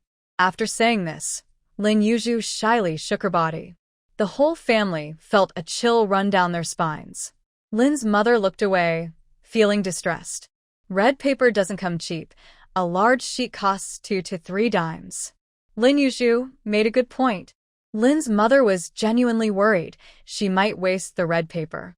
But thinking about the neighbor's attitude, she steeled herself and said, "This year, you write the couplets. Don't worry, Mom won't scold you." Lin Yu nodded in understanding and then, with her big watery eyes, said, "Mom, give me some money. I need to buy ink and a brush." Lin's mother was silent for a while and then asked, "What did you use when you were secretly learning?" Lin Yu immediately replied shyly, "I didn't dare to bring anything home. I took it all to the countryside." Lin's mother. In the end, she helplessly took out some money. Lin Yu happily left the house with some money. As she walked into the yard, she heard some whispers coming from the neighboring yard. After thinking for a moment, Lin Yu boldly stood on a stool and peeked over to listen. She saw Aunt Xiao and Aunt Xiao talking seriously. The two women were so focused on their conversation that they didn't notice Lin Yu's big head peeking at them. Aunt Zhao, with a prepared spring festival couplet draped over her arm, quietly said, "There were too many people in the house earlier, so I couldn't tell you." This afternoon, the Supply and Marketing Cooperative is bringing in a batch of pork without tickets. I'm worried everyone will rush to get it, so only a few people know. You should hurry over and line up. Don't tell anyone else. I feel bad asking your family to write the couplets every year. Aunt Xiao immediately responded with excitement. Is this true? Then I need to hurry. It's just a few words for the neighbors. There's no need to feel bad. You're just being polite. If we get the pork, we'll be thanking you. Quickly go back and put up the couplets. Let's go line up together. Aunt Xiao smiled and said, okay. Just then, they heard the sound of a door closing next door. Aunt Xiao quickly realized what had happened, slapped her leg, and said, "Oh no, they must have heard us." She rushed out of the yard. She only caught a glimpse of Lin Yuju's disappearing figure, and the frustration she had felt for days returned. Without time for pleasantries, she told Aunt Zhao, "I need to hurry and line up." Aunt Zhao nodded eagerly and said, "All right, I'll put the couplets away and come right over." Aunt Zhao nodded and hurried out with her short legs. But her old legs couldn't keep up with Lin Yu. By the time Aunt Zhao arrived, panting, at the Supply and Marketing Cooperative's pork window, there was already a long line. With the new year approaching, the cooperative was crowded, and seeing a line made everyone rush to join in. In winter, the days are short, and it is already getting dark outside. The pork we ordered hasn't arrived yet. Everyone is standing in the cold street, stamping their feet to keep warm. Aunt Xiao was a bit late, and there were 4 people between her and Lin Yu. Lin Yu rubbed her hands and turned around, pretending to be surprised, and said, "Hey, Aunt Xiao, what a coincidence. Are you here to buy pork too?" Aunt Xiao had never seen such a bold girl. She shot Lin Yu an annoyed glance, still pretending. While feeling angry, she thought about moving closer to stand with Lin Yu. The 4 women between them were chatting, but Aunt Xiao was cautious. Seeing Aunt Xiao trying to cut in line, one of the women immediately said, "You can't cut in line. If everyone did that, those of us at the back wouldn't get to buy anything." The woman spoke quite sternly. Aunt Xiao wanted to say something, but Lin Yu interrupted her with a cheerful response. "Aunt, you're right. If everyone cuts in line, we would be wasting our time. Don't worry, I know how to behave." As soon as the woman heard Lin Yu's words, her expression softened, and she praised, "You young people really understand how to get along." This remark annoyed Aunt Xiao, who almost lost her temper. If she didn't think she couldn't win, she would have reacted differently. Aunt Xiao stood there, feeling frustrated, and looked at Lin Yu with increasing dislike, sarcastically saying, "A girl your age has nothing better to do than eavesdrop. It really shows where you learned that behavior." Lin Yu's ears perked up, and she turned around, unhappy, saying, "Aunt, how can you say that? Why don't you mention how you always climb on the stool to peek over the wall at my house? I learned that from watching you since I was little. If we're talking about behavior, who's really in the wrong? Why is it okay for you to peek but not for me? What makes you so special? My family is just as good, with a solid background. My dad and brother are honest workers at the steel factory. My family is just fine." Aunt Xiao said one thing, and Lin Yu responded with nearly 10. Aunt Xiao was left speechless, glaring at Lin Yu. The 4 aunts between them watched the exchange, as if they were witnessing a grand performance. Lin Yu stared at Aunt Xiao, refusing to back down. Frustrated, Aunt Xiao tried to bring up her son, but before she could speak, Lin Yu suddenly exclaimed, "Aunt, your family has already bought a whole yard of frozen dumplings. Why buy pork too? Honestly, it's selfish to keep it all for yourselves. Shouldn't you leave some for those who couldn't buy pork? Aunt, don't you agree?" The aunt next to Lin Yu immediately nodded in agreement, her gaze towards Aunt Xiao turning unfriendly. With fewer resources and more people, they were eager to support Lin Yu. Several aunts who heard Lin Yu's words quickly banded together and began to criticize Aunt Xiao. Unable to withstand the pressure, Aunt Xiao pointed at Lin Yu and said, "That girl's family also took home over 10 pounds of pork before the new year." Sure enough, upon hearing this, The ants turned their attention to Lin Yu, their eyes shining with interest. As the ants looked over, Lin Yu sighed and said, "Ant, you see my family bought meat, but why not consider my sister's wedding? All my aunts and cousins came over to eat and complained about not having meat at home. On my sister's wedding day, our relatives took so much food that there was hardly anything left. This is New Year's Eve dinner, and it's also the first spring festival for a married daughter to return home. The little meat we had was simply not enough. My mom was so worried about the meat that she ended up with several sores in her mouth. The dumplings we made for the new year were all vegetarian. Aunt, we really have no meat left." Aunt Xiao. Seeing Lin Yu speak so sincerely, the other aunts shifted their focus back to Aunt Xiao. In the end, Aunt Xiao couldn't take it anymore and angrily went home. As they walked home, they complained the whole way, almost naming Lin Yu directly. Meanwhile, Lin Yu was still waiting in the cold wind for the pork to arrive. The pork didn't arrive until it was dark, and the tired crowd suddenly perked up, their eyes shining with excitement. Everyone stretched their necks to see, worried they might miss out on the pork. When it was Lin Yu's turn, she followed the crowd and got a big piece of meat. Happy, she walked out of the crowd and ran into Lin Liang, who had come to find her. Seeing her, Lin Liang sighed in relief and said, "Sister, we were worried when you didn't come back. We thought something happened to you." Lin Yu shivered and stomped her feet from the cold, holding up the pork and said, "I got the meat." Seeing the big piece of pork, Lin Liang also felt happy. As they walked, Lin Yu talked about her day with Aunt Xiao while leading her brother into the supply and marketing cooperative. First, they wanted to check on their older sister. Second, they needed to buy ink and brushes. Once inside, they found a long line and their older sister was calling out and selling goods. The siblings couldn't squeeze in at all. Eventually, their older sister noticed them. Seeing Lin Yu with the meat, she smiled, relieved. She had wanted to visit their mother, but couldn't find the time.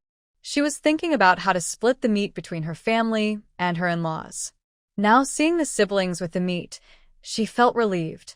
The three exchanged glances, and Lin Yu and Lin Liang went to buy the brushes and ink before leaving. Before they left the cooperative, Lin Liang seemed reluctant to part from their older sister. On the way, he said sadly, "Sister, wouldn't it be great if we could all stay together as a family forever?" Lin Yu nodded in agreement and said, "Exactly. If we could stay together, I could borrow money from you for life. Just thinking about it makes me happy." When Lin Liang and his sister returned home, they saw their mother walking over from the window. Her worried expression quickly turned fierce as she scolded, "You just went to buy ink and a pen. Why are you back so late? If you want to go out and have fun, at least let us know." Lin Liang shook the pork he was holding and said, "Mom, my sister was in line to buy pork." Lin mother was left speechless, feeling a bit embarrassed. After being strong in front of her children for so long, it was hard for her to say something gentle. Lin Yu clutched her chest and said with a pained expression, "I have given so much for this family." Lin mother felt a little itch in her palm, wanting to hit something. However, she was still happy that her daughter brought back the pork. She cheerfully asked Lin father to chop the meat for filling, wanting to make more dumplings before New Year's Eve. Lin father took the meat obediently and cautiously asked, "How much should I chop?" Lin mother paused for a moment and said, "Half, and you can chop a whole piece too." Lin father thought to himself, "How would I know if you don't say?" Lin Yu washed her hands, dried them, and poured a small dish of ink. She confidently dipped her brush into it. Seeing Lin Yu preparing to write the spring festival couplets, Lin mother nervously approached and repeatedly reminded her, "Dear, do you want to practice on some newspaper first? This red paper is the last piece we have at home. If you mess it up, there won't be any left." Feeling her mother's lack of trust, Lin Yu was quite unhappy.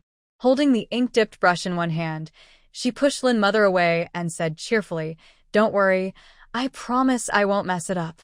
Lin mother, still uneasy, tried to come back. Suddenly, Lin Yu exclaimed in a panic, "Oh no, oh no." Lin mother felt something was wrong and turned around to see Lin Yu holding the brush, staring silently at the couplets. A large drop of ink on the bottom of the red paper caught her eye, making Lin Mother's head spin for a moment. Lin Yu cleared her throat and comforted. It's just a small matter. Lin's mother was not convinced by her daughter's words and began to prepare to cut the paper again. She watched as her daughter made a few strokes with the brush, and a small branch appeared on the paper. Then, she saw her daughter casually draw a few flowers on the branch, instantly transforming the couplet. Lin's mother went from surprise to joy, happily saying, "My daughter really is talent. Her mind is so creative." Lin Yu immediately smiled. She began to write freely on the paper. Lin's mother stood by, watching her daughter's graceful strokes, and thought the writing was quite good. Once hung up, it would surely bring her pride to say it was written by her daughter. Feeling proud for a moment, she soon heard her daughter exclaim in a panic, "Oh no." Lin's mother anxiously looked at the other piece of red paper, not noticing any problems. She then heard Lin Yu ask, "Mom, don't you think the positions of the plum branches in these two paintings are a bit asymmetrical?" Lin's mother stared at the couplet for a long time. "So, this is a painting of plum blossoms?" Lin Yu remained silent for a while. Then she tilted her head and asked, "What else would it be?" Lin's mother. Although Lin's mother couldn't understand her daughter's artistic style, this couplet was clearly a success. Especially the character for Fortune, which was round and plump, looking very festive.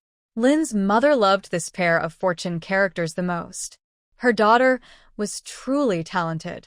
Tomorrow, she would let the neighbors see it.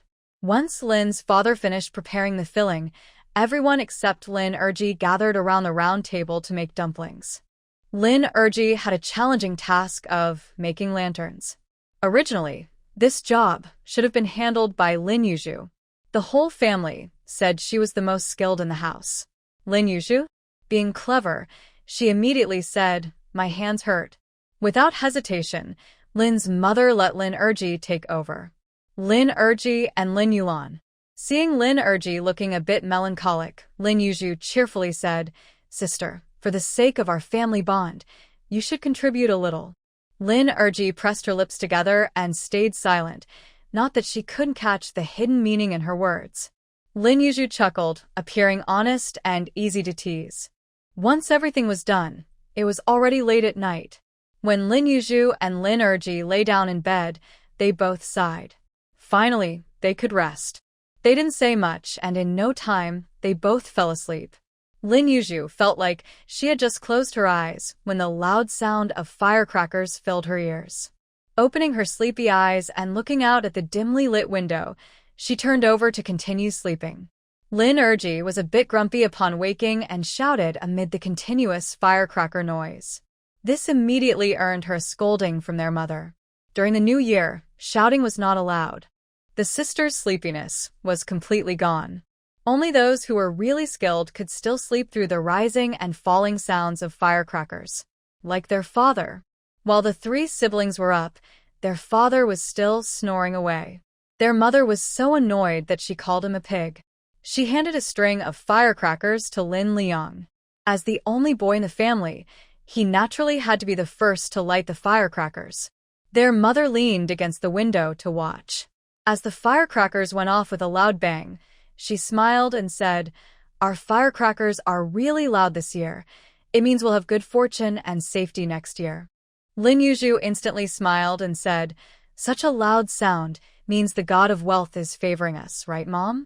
Shouldn't we show some appreciation?" After saying this, Lin Yu rubbed her soft little hands excitedly. Their mother looked at her daughter with rare affection and replied, "Tomorrow."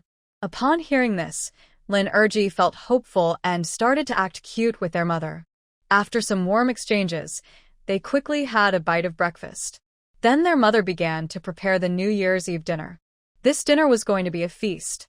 Their mother didn't trust anyone else, so the sisters could only help a little.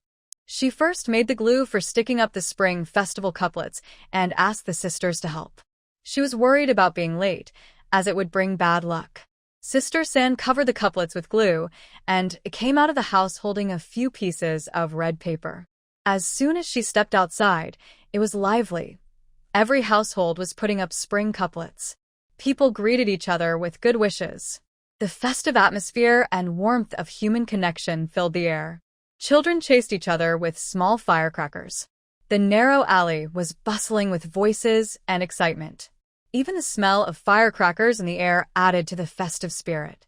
The Chiu family had 3 women together putting up spring couplets. Aunt Chiu was particularly enthusiastic this year because she wanted to show off. She saw the Lin siblings coming out with their couplets. They casually stuck the character for good fortune on the door and rubbed their hands together as they approached. Excitedly, she said, "Why are only the 3 of you putting up the couplets? Where are the adults? What happened? Is it because the couplets aren't written well and you're afraid of embarrassment?" The Lin siblings. The back of the couplets was covered in glue, so the writing side was facing them. Therefore, Aunt Chiu couldn't see how well the Lin family's couplets were written. She was lost in her own thoughts, unable to let go. Lin Yu smiled and said to Aunt Chiu, "Aunt, it's really disappointing that we couldn't buy pork yesterday. I shouldn't have mentioned it so bluntly.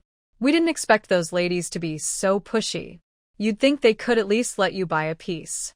Please don't hold it against us younger ones. You came all the way here just to tease us this early in the morning." It was better not to mention the pork, but once it was brought up, Aunt Chiu got upset again. The anger she had managed to suppress yesterday flared up once more. She stared intently at the Lin family's couplets, eager to mock them. Lin Liang was standing on tiptoe to stick them on the door frame. Aunt Chiu watched closely. Lin Erji checked from the side to see if they looked good. Once Lin Liang finished and stepped aside, Aunt Chiu grinned, ready to laugh. But when she looked closely, she froze. The couplets were beautifully decorated with both drawings and writing. Aunt Chiu's words got stuck in her throat, making her feel very uncomfortable. She wanted to say it didn't look good, but couldn't. Lin Yu smiled and said, "Aunt, how do you think my writing looks? It's not worse than Xiaoming's, right? That's why they say having many skills is never a burden. You never know when you'll need them." Aunt Chiu stared at the couplet for a while, clearly struggling to accept the reality. At that moment, everyone loved to join in, and seeing Aunt Chiu and Lin Yu chatting, a few neighbors gathered around. The neighborhood aunties noticed that the couplets from the Lin family and the Chiu family looked quite different. One of them asked, "Yu, who wrote this for your family? It's interesting, and you even drew 2 branches on it." Lin Yu replied, "Aunt, I wrote our couplets. I just added a few strokes. Look at my branches. There are even 2 buds that haven't bloomed yet." The auntie squinted and looked closely at what Lin Yu said. Those are buds. I thought they were leaves about to fall off," one aunt laughed. Lin Yu showed a few white teeth and calmly said, "This represents welcoming spring and sending off winter, a fresh start for the new year. I drew it on purpose." The aunties suddenly understood and nodded along with Lin Yu. Then they started praising her, calling her smart and skilled. They admired her beautiful writing. When Lin Liang put up the character for good fortune, the aunties were truly impressed. "Look at this character. It's round and plump, very festive." Some aunties held onto Lin Yu, asking her to write 2 characters for good fortune for them next year. They wanted ones that were round and plump, clearly full of good luck. Lin Yu smiled and nodded, saying no problem.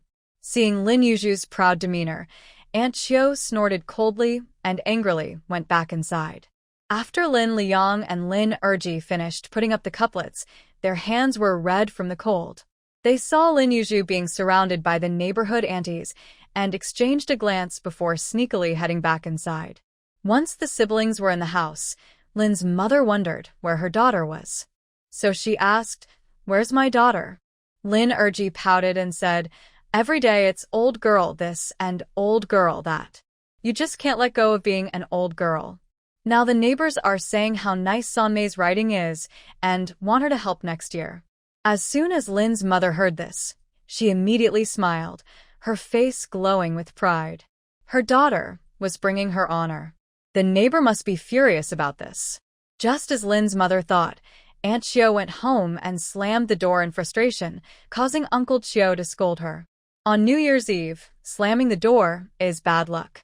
Aunt Chiu. How did she end up with someone like that? At the Lin family's front door, The aunts chatted with Lin Yu for a while before leaving to prepare for the New Year's Eve dinner. Once everyone had left, Lin Yu looked at the couplets she had written, especially the 2 flower buds. She admired her own talent. Just as she was appreciating her skills, she noticed Xiaoming walking toward her, looking a bit sad. Although they were less than a meter apart, Xiaoming felt as if he was very far away from her. At that moment, Lin Yu looked at him, her eyes lacking the admiration they once held, replaced instead with a sense of distance. Xiaoming couldn't think of any other word to describe the meaning in Lin Yu's gaze. After a long silence, Xiaoming finally asked, Xiaozhu, how was your time in the countryside? It was good. There was food, meat, and even some money. Xiaoming. That wasn't what he wanted to hear. He wanted to hear her say that she felt lonely, just like him, and that she had to rely on her feelings for him alone. Lin Yu turned her gaze away, no longer looking at Xiaoming. The look she gave him felt like she was seeing a traitor, making her feel a bit confused and flustered. Lin Yu's attitude pierced Xiaoming's heart with pain. After hesitating for a while, he said, Xiaozhu, can you please talk to my mom? She is hurting inside, and just wants to stop being at odds with you. Lin Yu looked at Xiaoming with a calm expression for a while. As Xiaoming felt a bit anxious under her gaze, Lin Yu spoke up, Brother Xiaoming, I have always treated Aunt Xiao with respect. I always address her politely. Yet, Aunt Xiao has held a bias against me, and I haven't complained. You heard my conversation with your mom, right? Tell me, was there anything I said that was wrong? I didn't yell or scold. I kept a friendly smile. That should be enough. Xiaoming felt a bit choked up, wanting to say something but finding it hard to express himself. He looked at Lin Yu with growing disappointment. This wasn't his little Zhu. She wasn't the pure and kind girl who relied on him. Xiaoming suddenly felt a bit angry. With disappointment and a hint of blame in his voice, he said, You've changed. Lin Yu gave a complex and sarcastic smile, then looked straight at Xiaoming and said, I haven't changed. I've grown up. I won't let people push me around anymore. Xiaoming was momentarily speechless, unable to respond. The conversation had clearly reached a dead end. There was no need to continue. Lin Yu politely nodded at Xiaoming and went back inside without hesitation. This was the last conversation they would ever have. From then on, there would be no more. Lin Yu didn't know how wonderful their past had been. All she could do was bring closure to this relationship while maintaining dignity. The sound of firecrackers continued to go off. As Lin Yu entered the house, she heard her mother mumbling, Whose family is celebrating so late? They'll be the laughingstock for setting off firecrackers at this hour. The 3 siblings of the Lin family watched their father, who had just gotten up and was washing up, silently. Their father. Once he finished getting ready, the eldest brother and his wife also arrived. The whole family busily helped Lin's mother. Lin's mother was impressive. She could manage everyone in the house all by herself. Lin Yu felt deep admiration for her. After the family gathered for a New Year's Eve dinner, Lin's sister-in-law shyly said, Mom, about my parents. Lin's mother immediately understood. You and Lit Song should go to your parents' place. It's a bit quiet over there. Lin's sister-in-law looked gratefully at Lin's mother and kept explaining. Before leaving, Lin's older brother glanced back at their parents, feeling caught in the middle. Lin's mother waved her hand at her eldest son to show her understanding. Once the couple left, Lin's mother appeared calm, showing no signs of disappointment. Lin Yu rolled her eyes and innocently asked, Grandma, your expression control is getting better. You don't look unhappy at all. Lin's mother frowned and said, Do you think your mom is so petty? The Deng family only has your sister-in-law as their daughter. It's a big holiday, and their home feels lonely, which is quite sad. With you all here, I don't miss having another son. After saying this, there was a hint of pride in her voice. Lin Yu nodded repeatedly, flattering her. Wow, Grandma, your awareness has really improved over the years. Lin's mother glanced at her daughter and said with a deeper meaning, I believe that if I treat others' daughters well, they will treat my daughter well too. She then looked kindly at Lin's second sister and Lin Yu. Raising sons is mostly about worrying over money and material things, but daughters are different. Seeing Lin's mother a bit sentimental, Lin Yu cheerfully whispered, "Sometimes, how well you're treated also depends on your dowry. If you give me a nice dowry of 3 rounds and 1 sound, $88.88, I could really shine at my in-laws' place." Ha! Her infectious laughter filled the room. Lin's mother opened her mouth, unsure of what to say. It did make some sense. Lin's father cleared his throat, and Lin's second sister's eyes sparkled, as if a door to a starry path had opened. Lin Liang was nearby, seriously cracking sunflower seeds. Anyway, he is not in a hurry to get married. This big family can't just sit around eating sunflower seeds during the new year. Sister Lin suggested playing cards. Lin Yu blinked, still thinking about how to play the local card game. Then she saw Lin's mother take out a set of long, narrow cards. Staring at these long cards, Lin Yu was confused. These were not the cards she knew. She cleared her throat and said, "Playing cards does not suit my ladylike demeanor. I'll just watch second sister play." The Lin family members. That earlier charming laughter was hardly ladylike. Lin's mother remembered that her eldest daughter had never liked joining in on such activities. She didn't insist. For people made 2 teams, which was just right. They didn't gamble money. Each person got 20 peanuts. These 20 peanuts represented intelligence, luck, and honor. The second Lin sister was the type who wanted to win, but wasn't very skilled. When unsure of what to do, she looked at Lin Yu sitting next to her. Lin Yu was munching on sunflower seeds, pointing and giving random commands. And she was quite confident about it. After a few rounds of her directing, the second Lin sister no longer needed her help. It was all just random guessing. When the second Lin sister stopped listening to her, Lin Yu was not happy. She muttered, "Play this one. See? You didn't listen to me, and now you've lost." Lin's mother and father. The second Lin sister retorted, "If I listened to you, I would lose even more." Lin Yu pouted, feeling quite dissatisfied. She thought she understood the rules, even if it was just her opinion. The atmosphere was very lively. At this moment, Lin Yu still didn't know that she owed Wang Xiaomei and Li Xiangwan 50 cents each. Here's what happened. This year, the youth group had their New Year's Eve dinner together. After eating and dispersing, Li Xiangwan and Wang Xiaomei ended up staring at each other in their room. Later, they thought about playing cards. The 2 of them drew lots, but something felt off. What did it mean to take turns drawing lots during the new year? Later, Li Xiangwan suggested playing Dou Di Zu. Wang Xiaomei blinked and asked how 2 people could play. Li Xiangwan cleared her throat and calmly said, "We can play for Lin Yu. She has a winning hand." Wang Xiaomei looked surprised. "Can we really play like that?" Then Lin Yu's score showed. Plus, dash. P.S. The author has something to say, but it's still under review. Some friends said my word count is low, but I'm writing seriously even without a TV or phone. The New Year's Eve celebration was still very lively. The good thing about having many people is that you can play games and chat, and before you know it, it's late at night. Suddenly, there was a loud bang. Every household hung red lanterns high, and children made orange lanterns by sticking a candle inside with a chopstick, happily showing them off. Families with better conditions could even get some fireworks for the kids. They instantly became the brightest ones in the whole alley. Once the firecrackers stopped, Lin Yu finally felt sleepy. She thought she had only dozed off for a moment when the loud firecracker sounds woke her up again. Sometimes, the firecrackers can be quite bothersome.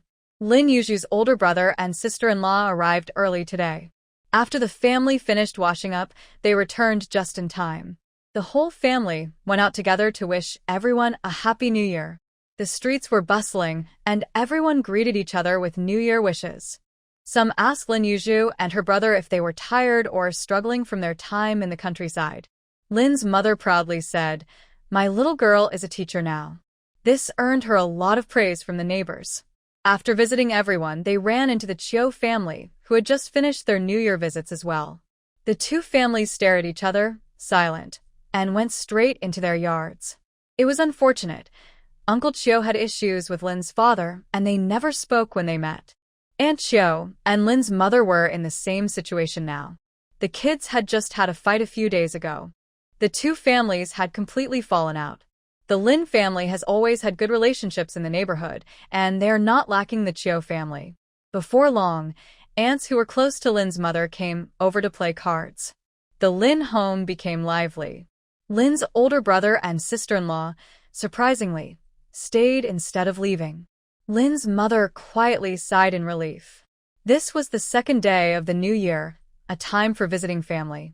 On that day, Lin's mother got up early, waiting by the window for her eldest daughter to return. Lin's second sister was feeling jealous.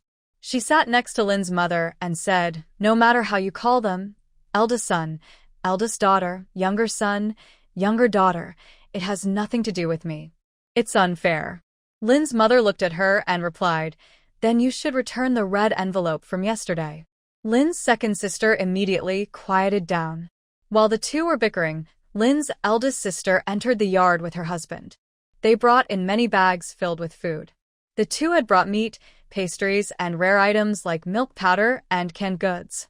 Lin's mother smiled at her brother-in-law and then turned to her eldest daughter, saying, "Why did you buy so much? If your mother-in-law finds out, she will say you are wasteful, always bringing things back home. It's better to keep that money for yourself." Lin's eldest sister gently smiled and replied, "We didn't buy any of this. It was all prepared by my mother-in-law for us to take." Upon hearing this, Lin's mother turned to her brother-in-law, smiling and politely saying, "Thank you to my mother-in-law for all this. It must have cost a lot. When you go back, please take the milk powder and canned goods with you." Lin's brother-in-law immediately smiled and said, "Mom, keep it. We have plenty at home." Lin's eldest sister stood beside Lin's mother and added, "It's easy for the soldiers at work to get these things. Just accept them." The three of them exchanged polite words. The three siblings sat together, watching the lively scene. At the dining table, Lin's father continued to drink as he pleased. This made Lin's mother so angry that she kicked him under the table. After a few kicks, Lin's father learned to dodge, but he was determined to keep drinking. Eventually, Lin's eldest sister could not stand it anymore and playfully said, "Dad." Lin's father immediately calmed down. Lin Yuju's eyes twinkled, showing that she had learned something. Although Lin's brother-in-law was not too drunk to walk, he still stumbled a bit when leaving. Before they went out, Lin's mother cut a piece of meat and prepared some pastries for her daughters to take back. When Lin's eldest sister received them, her eyes were red as she looked at their mother, filled with reluctance. Lin's mother held her daughter's hand, feeling equally sad. Lin Yu glanced around and quietly reached out her hand, saying, "How about taking me along?" Seeing their reactions, Lin Yu tilted her head and confidently said, "I'll be leaving soon too." Lin's eldest sister immediately smiled. "I'll make sure to see you off then." Lin Yu grinned, "Sure, but don't bring anything too valuable. We need to keep an eye on our stuff on the train. It can be a hassle." Lin Liang nodded vigorously from the side, fully agreeing with her. Lin's mother and eldest sister exchanged helpless smiles. Time together is always short. On the fifth day, Lin Yu and Lin Liang were set to take the train back to the countryside. The siblings didn't bring many clothes, each carrying a light backpack. They left just as they had come. Lin's mother packed a lot of goodies for them. She filled a large bag with dates, apples, and pears. Everything that Lin's brother-in-law and sister-in-law had brought during the new year was also stuffed into the bag by Lin's mother. While packing, she told Lin Yu, "Be smart when you get on the train. Don't let them see." They were older now and didn't care much about what they ate. Lin's mother wanted to save these treats and nutritious items for her younger son and older daughter in the countryside. But she was worried that her daughter-in-law and son-in-law might be upset if they saw. Lin Yu smiled and replied, "You really think I won't handle it? Don't worry, they won't see a thing." Lin's mother looked at Lin Yu in disbelief. This girl seemed like a different person after going to the countryside. Though she had become more cheerful, sometimes she could be a bit too carefree. Lin's mother felt a bit worried again and pulled Lin Yu aside, saying, "At first, I thought you were too honest, and now I'm afraid you might not be. You must never get involved in shady dealings, understand? Lin Yu nodded and replied, Grandma, let me tell you, I bought these things from the girl next door. I'm not doing anything wrong, so they can't catch me. Don't worry. If I do get caught, it will be old E who gets in trouble. Later, I could even write a book about it and become famous. Even if I can't escape, Lin Yu, will still be a good person. Of course, she was just joking. If anything serious happened, she would go into hiding right away. If there were any problems, it would be old Yi's fault, not hers. Seeing her daughter's serious expression, Lin's mother felt relieved about her worries. Then she asked next door, Don't you all live in the same house? Lin Yu was caught off guard by the question. That girl is independent and built a small house with the village chief. Haha. Lin Yu laughed awkwardly. She usually wrote letters home, and Lin Liang didn't mention anything to Lin's mother. Lin's mother still didn't know that her daughter had built a house in the countryside. When Lin's mother heard this, she casually said, That girl is quite impressive, but a bit wasteful. Lin Yu nodded in agreement, wiping the sweat from her forehead, and said, That's true. She's too wasteful, unlike me. I'm careful with money and plan every expense. Lin's mother had no doubts and continued with Lin Yu's words, Being good with money is a good thing. When you get married, you'll need to manage everything at home. As the saying goes, you won't go hungry from eating or drinking, but if you don't plan, you will suffer. Lin Yu nodded and flattered her, saying, You're right, Grandma. Lin's mother huffed, tired of being called Grandma all the time, feeling like it aged her by several years. After packing the last bag, Lin's mother checked to see if she had packed everything she could.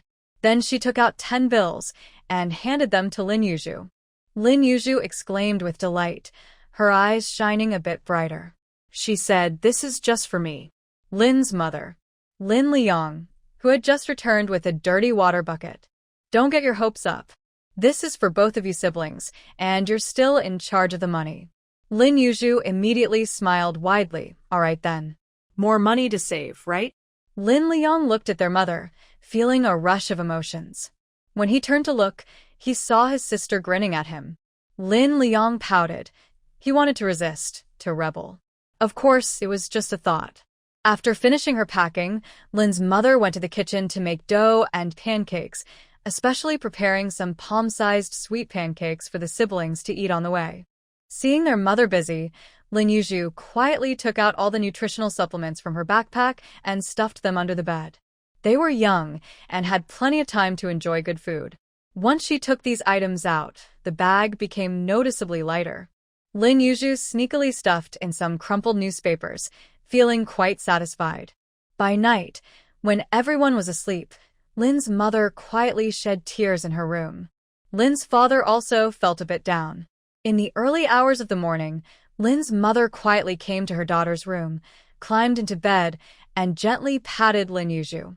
In the past, this daughter wasn't very close to her, and she was aware of it. Now that they had finally grown closer, she wasn't nearby. Lin Yu nestled into her mother's arms, sleeping soundly. She dreamed of her beautiful home, being held while softly humming a tune to help her sleep. Lin Yu greedily hugged her, calling out Mom. When she woke up, her second sister was snoring loudly, like a pig. Lin Yu didn't want to challenge her sister's morning mood, so she quietly got dressed and got out of bed. Opening the door, she saw her mother preparing warm water for them. She was still wrapping up the sweet pancakes in small portions. Seeing Lin Yu awake, she mumbled, This bag has snacks and water. Remember to open it on the way. Keep the other things packed away. Try not to take them out on the train to avoid attracting thieves. Money and other things are all set aside, just keep a little in your coat pocket, enough to get by. Don't pull out a large amount of money all at once. If someone sees it, they might get jealous and start watching you. In the countryside, don't dress too nicely. You're growing into a young woman now, and as you get prettier, some smooth talkers might try to get close, so you should send them away. You need to protect yourself at all times, understand? Lin Yu smiled and tilted her head, saying, I know, I've noticed I'm getting prettier lately. This wasn't just talk. As the saying goes, girls change a lot by the age of 18. Lin Yu realized her eyes were getting bigger, and her features were becoming more defined. Seeing herself every day, she didn't think much of it. But when she looked closely, she really did look much prettier. Especially the pure and lively look in her eyes, which could charm anyone with just a smile. Lin's mother saw her daughter admiring herself in the mirror and approached her, saying, "How about cutting some bangs to cover your forehead?" Seeing the worry and seriousness in her mother's eyes, Lin Yu licked her lips and said, "It's still early in the month, my uncle." The two of them fell silent and stared at each other for a while. For the sake of the Lin family, Lin's mother advised, "After the month is over, if it doesn't work out, just cut some bangs." Lin's mother sighed, thinking that her daughter being so beautiful might not be a good thing. It makes her a target for attention. Her daughter is kind-hearted and doesn't know how to refuse people, and if some troublemaker gets attached, what will they do? So while packing, she shared her advice. Lin Yu nodded in agreement. As dawn broke, the family of four headed to the bus station.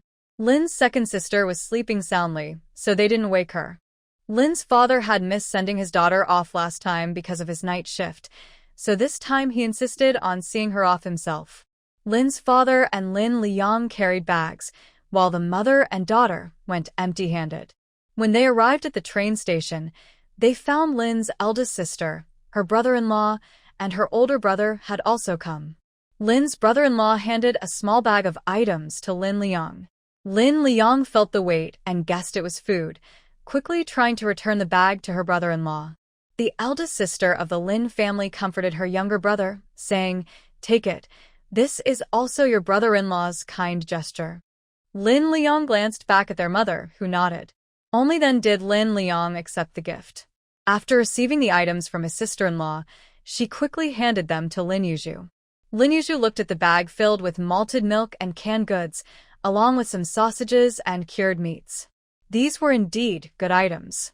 She shook her head repeatedly, saying, "Sister-in-law, this is too generous.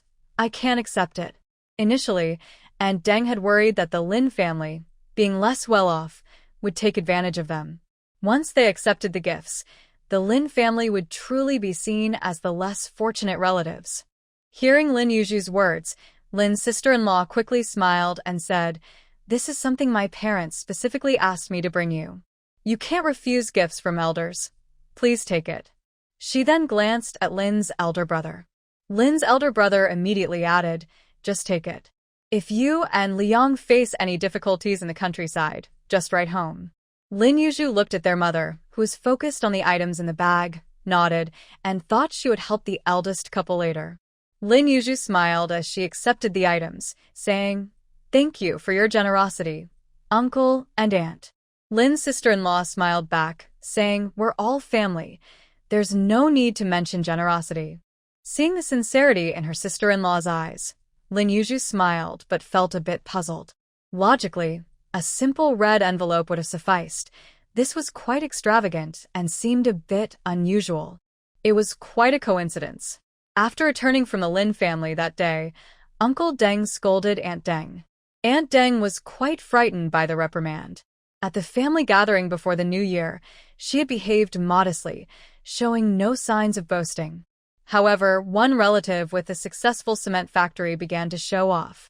He claimed they had plenty of cement, and their yard was paved with it, making it clean and convenient. After this boasting, a sister-in-law asked him to help her get some cement for her house repairs. When he heard this, he casually crossed his legs and made excuses, refusing to help. This led to jealousy, and the next day, he was reported. In the end, he lost his job and wandered around the street for a while. Uncle Deng and Aunt Deng felt a wave of fear after watching the situation unfold. They thought about how to mend the broken relationship, mainly concerning Lin Yu. Lin's mother certainly didn't want to harm her in-laws for her son's sake. But with Lin's younger daughter being so hot-headed, who knows what she might do? Uncle Deng was always anxious during the new year. At home, he often told Aunt Deng, "We are all family. Why would you hurt them?" Aunt Deng was also worried and didn't respond to him. Later, the couple discussed it together. They concluded that nothing beats a straightforward approach. And so, today's events unfolded. The sound of a train whistle came, and when they looked over, The train was slowly arriving at the platform. Lin's mother immediately shed tears and quietly wiped her eyes when Lin Yu wasn't looking. When Lin Yu turned around, her eyes were still red. With a cheerful smile, Lin Yu said, "Are you going to miss me? Do you still find me annoying? Why not come with me? You're retired now anyway. Just think, with my connections in Shanshui village, no one would dare to kick you out if you stayed for a few years." Having heard her daughter boast many times before, Lin's mother put on a serious face and said with a mix of laughter and tears, "Hurry up and go. Let me have some peace. I serve you every day as if I want to." Lin Yu chuckled as the train came to a stop. The siblings hurriedly boarded the train and found a seat. Once they settled in, Lin Yu opened the window, leaned out, and called to her mother, "Mom, I will come back. When I do, check under my bed. There are good things for you." Lin's mother immediately felt her eyes well up again, unable to hold back her tears. Lin Yu's eyes also turned red, her voice trembling. She glanced at her father, who was almost invisible with emotion, and said, "Dad, take good care of Mom. Before long, I'll be back." Lin's father nodded with red eyes. As the train slowly moved away, the whole Lin family watched it go, their reluctance transforming into deep affection. Lin Yu and her younger brother waved continuously at the window. This kind of farewell is just a small part of this era. It is a time full of passion, but also a time when many families cannot reunite properly. As the train left the station, Lin Yu felt a wave of sadness. Turning to look, she saw her brother crying heavily. Her own sadness quickly faded away. Her brother's heart is unusually soft. As Lin Liang cried, his face scrunched up like a puppy, Lin Yu said helplessly, "Boys shouldn't cry easily. You're already very lucky to be going to the countryside with your sister. Many people go alone." Unfortunately, her words did not comfort him at all. They only made him sadder. If he had even a little money, Lin Liang wouldn't be so upset. Lin Yu looked at her brother with disdain. All along, she thought her bag was filled with newspapers she had packed, while she slept soundly with something important. Lin Liang remembered their mother's words, keeping an eye on things and protecting his sister so they wouldn't both fall asleep and get into trouble. When they got off the train, Lin Liang's eyes were bloodshot. He couldn't carry all these things by himself. When Lin Yu helped carry a bag, she felt something was off with its weight. Opening it up, she found no newspapers at all. At some point, their mother had stuffed everything back in. Lin Yu felt a lump in her throat, filled with helplessness. As the siblings entered Shanshui village with their bags, they were greeted by a swarm of children. Lin Yu felt very proud, thinking about her undeniable charm. Even the village kids were so fond of her. The children cheered as they ran to welcome them. Wang Xiaomei and Li Xiangwan came out of the house upon hearing the noise. Seeing Lin Yu return, they were overjoyed. With a bag slung over each shoulder and another in her hand, she opened her arms and ran towards them. Happily, she shouted, "Comrades, I'm back." Wang Xiaomei excitedly opened her arms to welcome Lin Yu, ready for a warm hug. As they got closer, Li Xiangwan suddenly changed her expression and stepped aside. "Lin Yu and Wang Xiaomei?" Just then, as Lin Yu and Wang Xiaomei embraced, they lost their balance in the snow and both fell to the ground. The children watching burst into laughter. Wang Xiaomei, acting as a cushion, painfully said, "Get off me, my back." Lin Yu slowly got up, grinning awkwardly, and said, "I was careless. I was careless." Wang Xiaomei rolled her eyes in response. Li Xiangwan stood nearby, laughing uncontrollably. It was quite unkind. Lin Yu brushed the snow off her clothes. She took out some candy from her bag to share with the kids. It was time for the belated New Year greetings. Once the children left, the three friends happily entered Lin Yu's house. Lin Liang. He felt completely unnecessary. Once inside, they noticed the place was clean and tidy, without any dust. They realized the two had come over to help her clean. After thanking them with a smile, she saw her younger brother had followed her inside. She waved him over and quickly divided their things. After they split everything evenly, Lin Yu said to her brother, "Little brother, do you want to keep your share here or take it back to the front yard? It's up to you." Before they went home, Ma Decai and Lin Liang had already become good friends. Chao Kong's relationship with the two also improved over time. The three were about to form a little group. Poor Zhang Aigua remained the lonely older brother. He couldn't help but regret writing to the family back then. Maybe he could have joined in and formed a four-person team. Lin Liang, anticipating that his sister would not recognize him as her brother after dividing the things, took the meat, sausages, and apples back to the front yard, leaving with a huff, saying, "You can keep the milk powder for yourself. I don't like it." Wang Xiaomei immediately felt envious upon hearing this. In a low voice, she murmured, "Your brother is handsome, not short, and caring. If he weren't so much younger than me, I wouldn't want my chubby brother anymore." Lin Yu and Lin Liang. After the three of them returned to Li Xiangwan's room carrying cured meat and sausages, Lin Yu sighed, "Familiar scent, familiar taste. I missed you all so much." Li Xiangwan rolled her eyes. Once they entered the inner room, Lin Yu turned to look at the wall and noticed a note. Upon closer inspection, she was a bit confused. It said that Lin Yu owed Wang Xiaomei 1.5 yuan and Li Xiangwan 1.6 yuan. Lin Yu's expression stiffened as she looked at the two and asked, "Excuse me, how did I come to owe this money?" Wang Xiaomei shrank her neck and smiled awkwardly. Li Xiangwan remained calm and said, "Oh, we just put that up for fun. Remember on New Year's Eve when we played cards? You lost, so we noted it down." After a moment of thought, Lin Yu understood.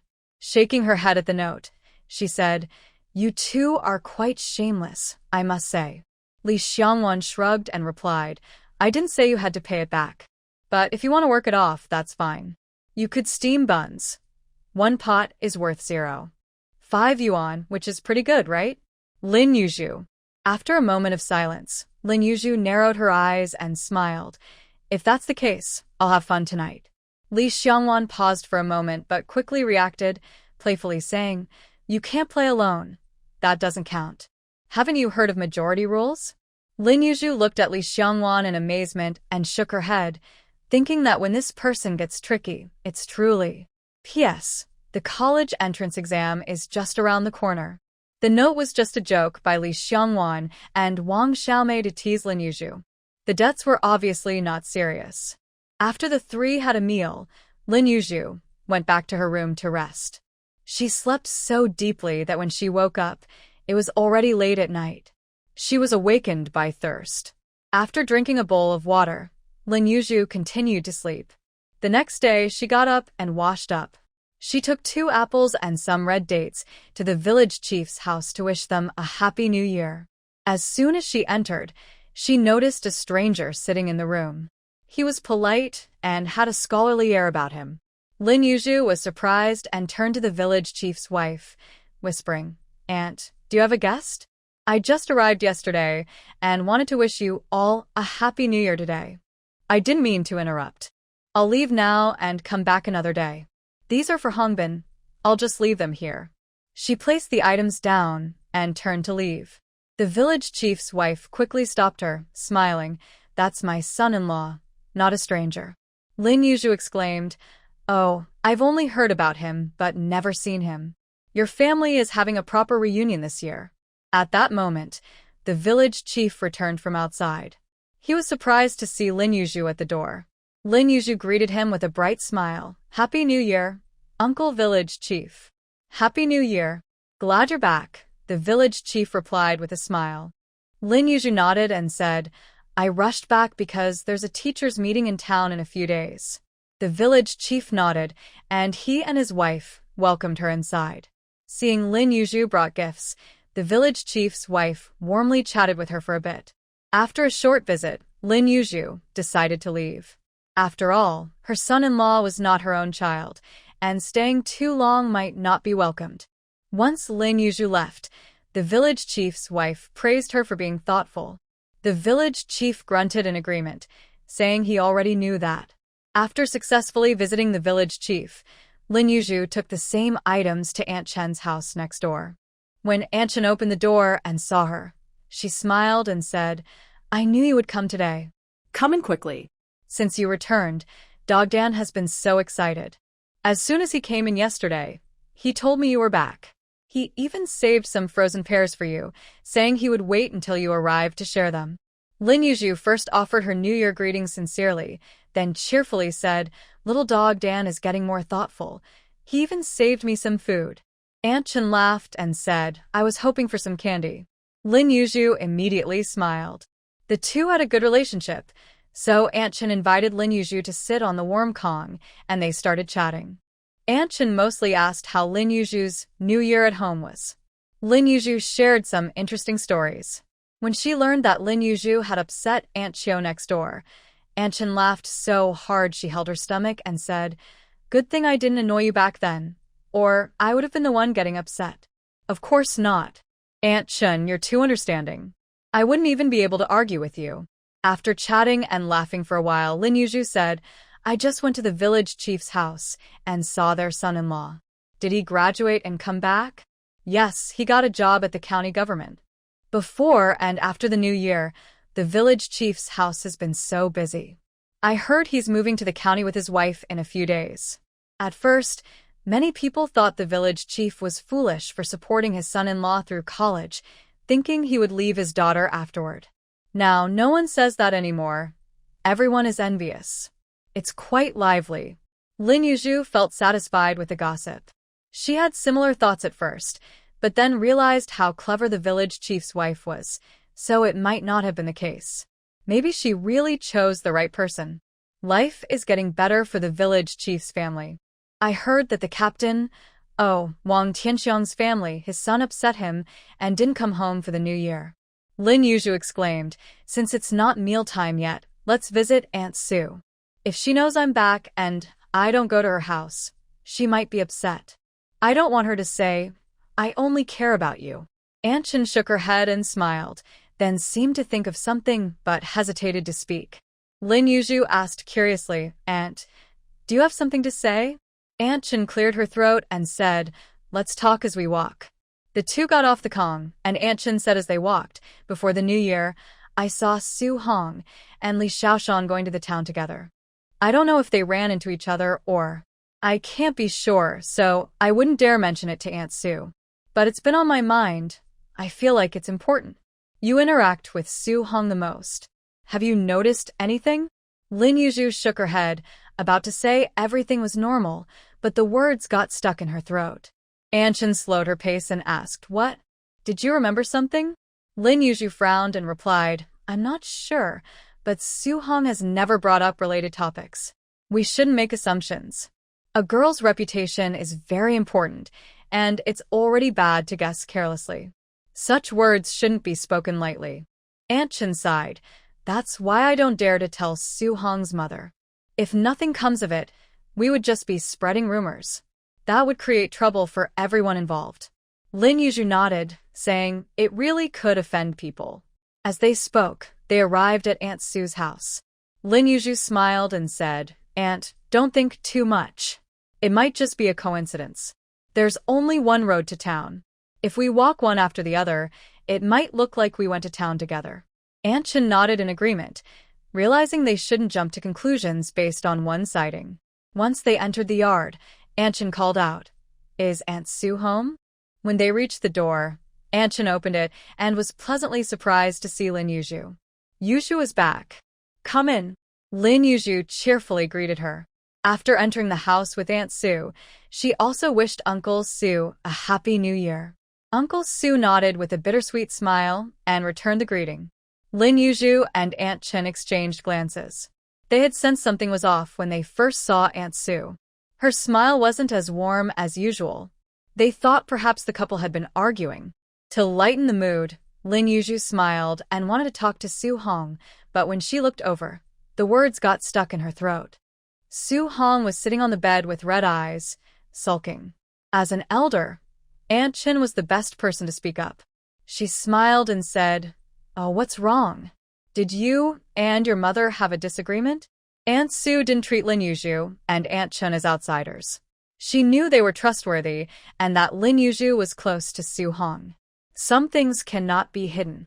First, let the two of them sit down.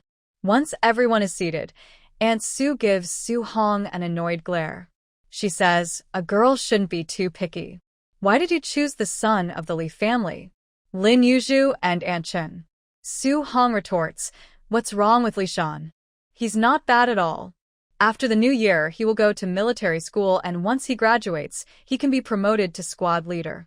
His salary is higher than the workers in town. What's wrong with that?" In Su Hong's heart, she feels that her parents only care about how much money someone makes, not about their character. Since they don't care about character, she just mentions the salary. Aunt Su rolls her eyes at her daughter's words, taking a deep breath before saying, "No matter how high the salary is, can it be given to you? When you marry, you need to consider the family too. You know what kind of people the Li family is, Su Hong. I don't need to explain it to you." Su Hong feels a bit weak, but stubbornly replies, "Everyone knows that Uncle Li and Aunt Li are not his real parents. Li Shan's father was a martyr, a hero. His son is also a soldier defending the country. Mom, what's wrong with him?" Aunt Su shifts in her seat, feeling that her daughter is being unreasonable, and says, "But the reality is, he calls Uncle Li and Aunt Li his parents." Su Hong turns her head and falls silent. Seeing her like this, Aunt Su angrily pulls Lin Yu and Aunt Chen aside and says, "This stubborn girl, I can't make her understand. You two, please talk to her. Can she really marry Li Shan?" Aunt Chen sighs and speaks earnestly, "Xiao Hong, Li Shan is a good person and has decent conditions. But the Li family is not easy to get along with. Even if you marry him, once you are married, he will return to the army. What about you? As a new daughter-in-law, you will have to live with his family. Can you handle that?" Lin Yu nods in agreement, saying, "Exactly. Aunt Li Si is not someone you can easily deal with." Aunt Su, frustrated, placed her hands on the table and turned her head away. "Xiaoshan said that Uncle Li Si and Aunt Li Si won't make things difficult for me," Su Hong said weakly. When she told her family, no one believed her. But she believed it. Lin Yu and Aunt Chen. This. Aunt Su was so angry that she almost stood up, but then sat back down, exclaiming, "You believe everything he says. If he tells you to jump into a fire, would you really do it?" Su Hong turned away, protesting against the heated discussion. Aunt Su covered her head in frustration, pointing at her daughter, unsure of what to say. Finally, she declared, "I will never agree to this, even if it costs me my life. Your dad can't decide this either." Uncle Su coughed softly and added, "I also disagree with this." Lin Yu and Aunt Chen exchanged glances. Both noticed the awkwardness in each other's eyes. Lin Yu thought, "Sorry, Aunt, if it weren't for me, you wouldn't be sitting here today." Aunt Chen replied, "It's fine. Let's just consider it gossip and not tell anyone." The two sat by the wall, watching the family of three. The atmosphere in the room grew tense for a while. Just as Aunt Chen was about to say something to ease the tension, Su Hong turned back and said, "He submitted the marriage application last year. You have to agree to this, whether you like it or not." Aunt Su, hearing this, got angry and said, "No way. I want to see who can make me change my mind." "What?" "I gave birth to her, and I won't allow her to get a marriage certificate. Who can control me? Just because you say I have to agree doesn't mean I will." "Su Hong, don't try to fool me." "Yu, you're educated. Tell Aunt that as long as I don't agree to the marriage certificate, no one can force it." Lin Yu smiled awkwardly, feeling a bit uncomfortable. In terms of feelings, not having a marriage certificate could indeed block things for a while. But theoretically, love and marriage are free. Now that the marriage application has been submitted, if it comes down to it, someone will definitely come to persuade them. Lin Yu felt a bit conflicted. The direction of this topic indicated which side to support.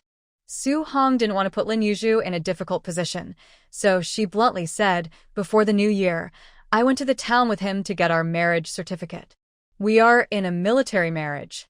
Lin Yu thought, "Oh no, this is going to be hard to break off." Aunt Chen exclaimed, "Oh my, is that when she saw it? This girl usually seems honest and easygoing, but suddenly she drops a big bomb. What did you say? Aunt Sue could no longer sit still. She stood up angrily and walked forward. The anger on her face made Lin Yu feel scared. I said, we got married, so we can't separate now, Su Hong said bravely, though she was actually quite scared inside. Aunt Sue was stunned for a few seconds, then she gritted her teeth and looked like she wanted to hit someone. Seeing this, Aunt Chun and Lin Yu quickly pulled Aunt Sue back, urging her not to act impulsively. Meanwhile, Uncle Sue sat in the corner, looking troubled. Aunt Sue sat on a stool crying loudly, feeling desperate. Su Hong sat on the bed silently shedding tears, looking stubborn. Lin Yu and Aunt Chun sat beside Aunt Sue, trying to comfort her.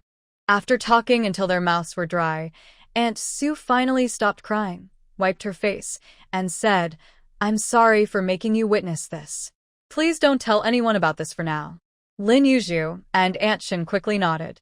They had intended to celebrate the new year and bring some joy, but this situation was unexpected. Lin Yu thought, if only I had known, I would have come a day later. When the two were about to leave, Aunt Sue insisted on seeing them out. Lin Yu held Aunt Sue's hand and said, Aunt, things have come to this point. You and Su Hong should have a good talk. There must be a way to resolve this. Aunt Sue sadly shook her head. Let her do whatever she wants. I'm too tired to care. This was clearly said out of anger. Aunt Chun encouraged, Xiao Hong doesn't seem like someone without sense. Maybe Li Laosi and his wife treat her well. At first, the whole village thought they wouldn't take good care of Xiao Shan, but what happened later? He grew tall and strong, and even joined the army. Aunt Sue nodded, clearly not taking this comment too seriously. Just consider it a way to comfort her. Aunt Sue thought to herself that Aunt Li was always wandering around the village, and Li Laosi was a lazy man.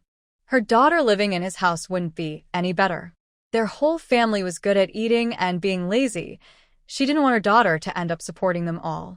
As for Li Dashan, he still hadn't found a wife.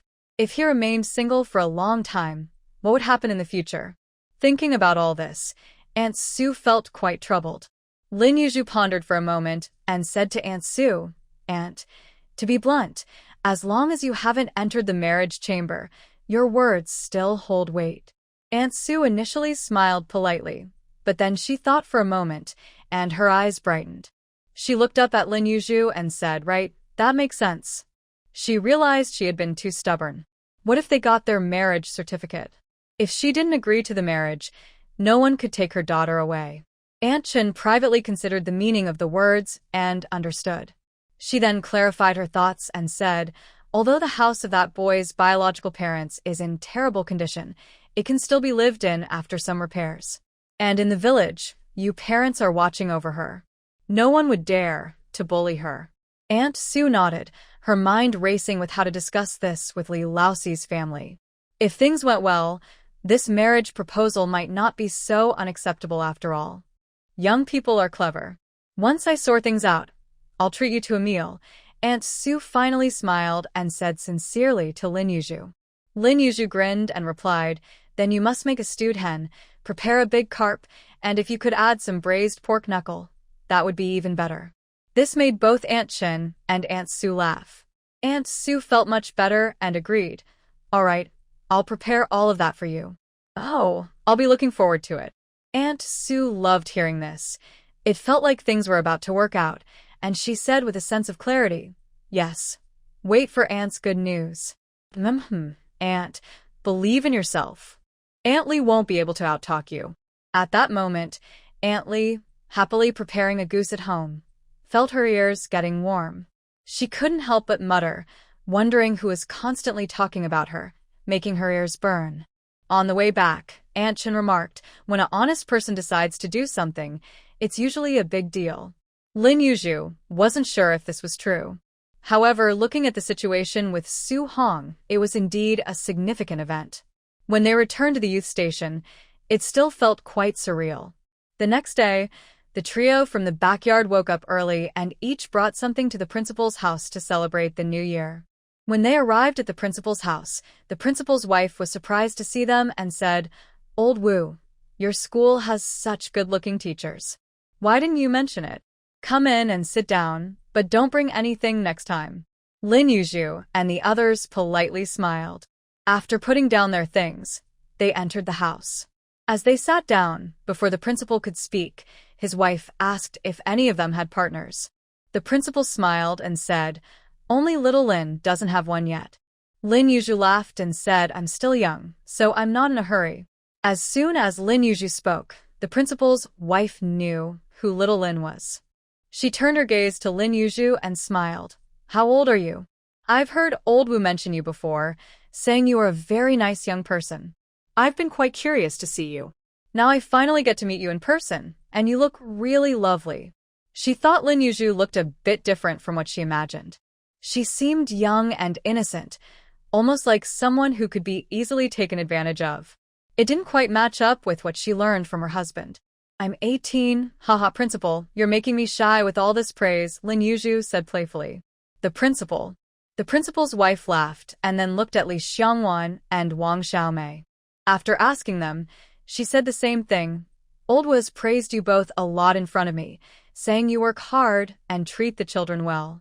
You are both rare and good colleagues." After some small talk, the principal's wife remembered that she hadn't poured them any water yet. She said she would go get some while they chatted. Later, the principal finally had time to chat with a few people. The principal casually mentioned that a new secretary would be arranged for the school after the new year. Lin Yu felt a wave of sadness. After the principal's partner brought over some water, they chatted a bit longer before saying their goodbyes. The principal's partner warmly insisted, "Stay for a meal. I have all the ingredients ready to cook." Lin Yu and the others quickly declined and then left. As they exited the yard, the principal's partner turned to the principal and said, "That young teacher Lin is really attractive. Just the other day, our colleague Zhou asked someone to introduce a partner for her son. How about I help them get to know each other?" The principal shook his head and replied, "Lin is a private teacher, and her household registration is in the village. You should first ask Zhou if he's interested. We don't want to upset anyone." The principal's partner nodded. "You're right. If Zhou is interested, then you can help me." The principal chuckled. "Don't underestimate Lin. She's quite clever. She might not be interested at all." The principal's partner huffed. "In the end, you're just lazy and don't want to handle this." The principal. After finishing his work, the principal and the others had nothing else to do and enjoyed a couple of leisurely days. During this time, they played several rounds of a card game, and Lin Yu, using her cleverness, won back all the money she owed. She boastfully said, "Did you see that? With my skills, how could I lose so much money to you? You two can only win by playing tricks. It's not my fault, I'm just too good." Perhaps she really was too good. After saying that, she was playfully cornered by Wang Xiaomei and Li Xiangwan, who teased her. Lin Yu hadn't dared to visit Aunt Sue's house again. When she went to town for a meeting and ran into Su Hong, she quietly asked, "What's going on with you?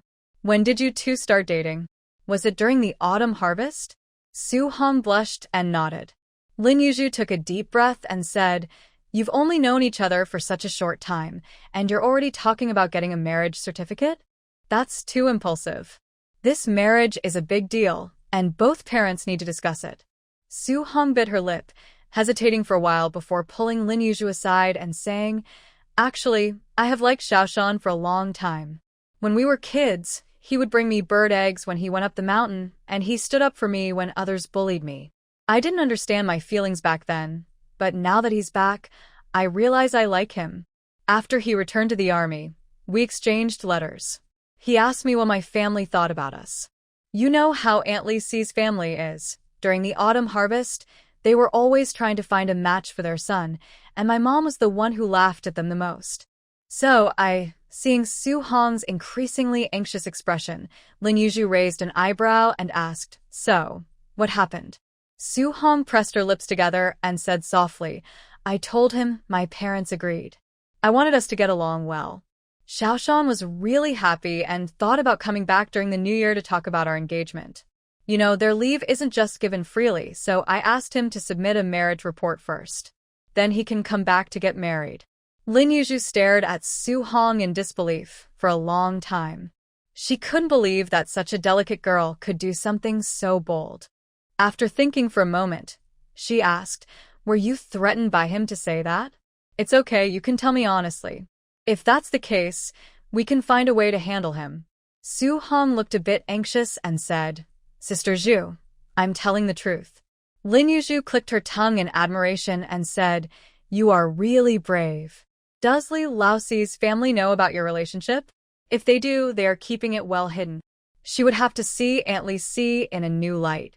Su Hong shook her head and continued, "Uncle Li Si's family can't read, so Xiaoshan never mentioned us in his letters. He was afraid to explain things over the phone, and he wants to talk to his parents face to face. Xiaoshan said he knows a bit about his parents' personalities. As long as his allowance is sent to me every month, they will just pamper me. They won't make things difficult for me. Considering his parents and the watchful eyes of his uncles and aunts, he won't treat me badly." Li Laoxi completely cut ties with his brothers over his nephew's matter. When Li Xiaoshan joined the army and became the most successful in the village, his uncles and aunts came to curry favor. Their words were full of provocation. This made Li Laoxi very angry. He wasn't foolish. He knew who his true allies were and who were outsiders. Lin Yu quickly understood the situation. This meant that for the sake of appearances, Li Laoxi and his wife probably couldn't be too harsh on their daughter-in-law. But getting married without informing the parents, isn't that a bit reckless? Su Hong lowered her head and then said shyly, "I kind of tricked him. When he comes back and finds out my parents didn't know about this, he'll be quite shocked. He wants to postpone the marriage and suggested I talk to my family first. Once they agree, we can discuss the wedding." Lin Yu. "Guessed, you didn't force him to get the marriage certificate by crying and making a scene, did you?" Su Hong nodded slightly and said weakly, "I stood in front of the ice hole and pressured him to get the certificate with me." Lin Yu licked her lips, momentarily thinking that having a son might be better. Seeing Lin Yu's speechless expression, Su Hong said softly, "Mom, you know me best. If I had told her first, there was no way my relationship with Xiaoshan would work. So I decided to settle this first. After that, we can discuss everything else, right? We haven't done anything inappropriate. The day you went, I wanted to test the waters. As I expected, my mom reacted strongly, and I couldn't hold back.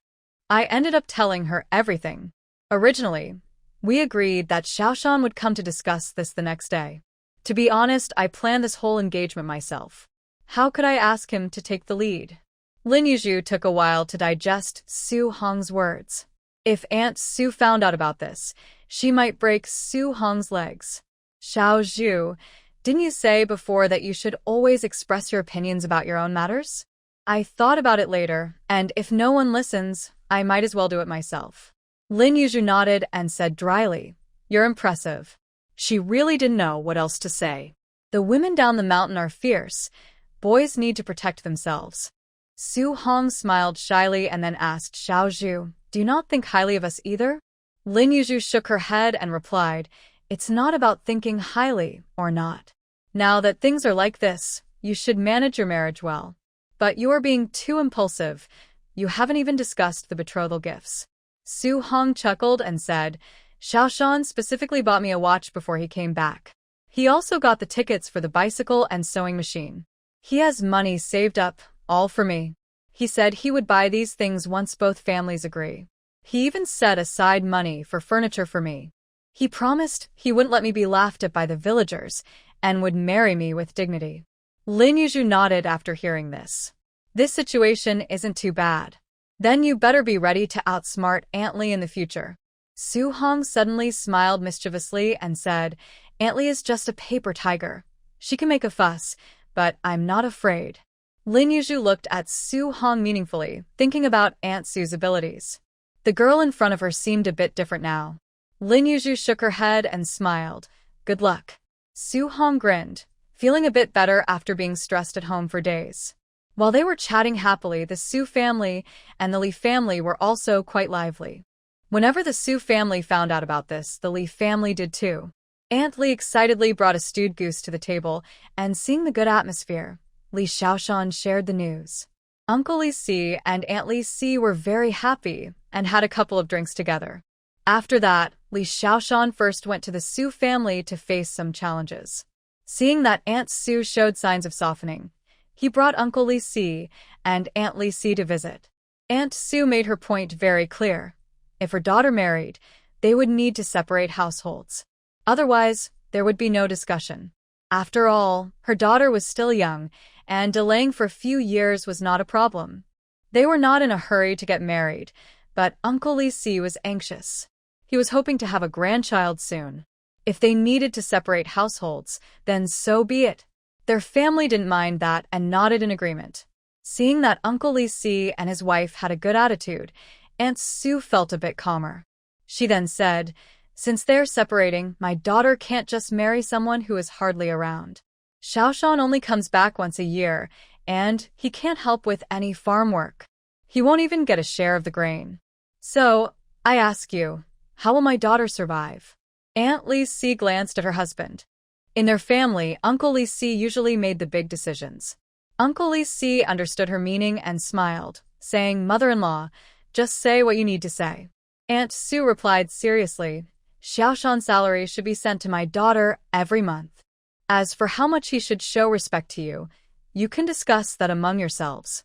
Li Xiaoshan cleared his throat and said, "Dad, Mom, I will have Xiaohong send you $15 each month. When I get a promotion and a raise, I will increase that amount." Uncle Li Si looked at his younger son and nodded. He felt a bit disappointed that Xiaoshan hadn't told him earlier. Was he trying to keep him out of the loop? Once the main matters were settled, Aunt Su began discussing the bride price. Throughout the conversation, it was Li Xiaoshan who responded. Uncle Li Si and his wife took a back seat. Although the Li family couldn't afford extravagant gifts, managing to provide a decent amount was still impressive. Aunt Su felt a bit better after that. Once everything was discussed, the engagement was set. They just needed Uncle Li Si's family to find a matchmaker to formalize things. After returning from Aunt Su's house, Uncle Li Si and Aunt Li Si sat on the Kong, looking a bit downcast. Especially Uncle Li Si, who lay on the Kong without saying a word. Li Xiaoshan saw the couple like this and immediately knelt down. Aunt Li Si quickly got up to help her son. But Uncle Li Si said, "Let him kneel. Once he finishes, it will show our gratitude for raising him." Hearing this, Li Xiaoshan helplessly called out, "Dad." Uncle Li Si suddenly stood up and angrily asked, "Do you think we are such terrible parents? Yes, we have asked you to send money home these past 2 years. Just because of some money, you have turned away from us?" Li Xiaoshan had his own thoughts. He lowered his head and said softly, "Dad, I can't just marry someone without taking care of her. If I marry her but don't support her, what's the point?" Uncle Li Si was so angry that he took a deep breath and slapped the bed, saying, "If you want to give your salary to your wife, what can I say? You are afraid I will disagree, so you chose to tell me today." You. Suddenly, Uncle Li Si didn't want to say anything more and lay back down, feeling defeated. Aunt Li Si hugged Li Xiaoshan and gently patted him a couple of times before saying, "Why do you think so badly of your parents? Yes, our family has a bit more to eat and drink than others, but we are not wasteful. When people see us with a chicken or boiling a few eggs, they say we are squandering and expect you to support them. But those chickens and eggs are raised by us. They see me wandering around the village every day, but they don't notice that I also gather wild vegetables when I come back. They only see your dad not working, but they don't see him catching fish and shrimp to feed the chickens. Our family has just 3 people, and we can still manage to live comfortably. Unlike other families with 10 or 20 mouths to feed, they have to work hard. Over the years, although you have spent some money at home, I have saved quite a bit for you. Your dad keeps an eye on it. I will go get the money for you now." After saying this, Aunt Li Si rummaged through the house and brought out the money, counting it in front of him. "Over the years, we have saved up nearly 700. Here, take this to marry your wife."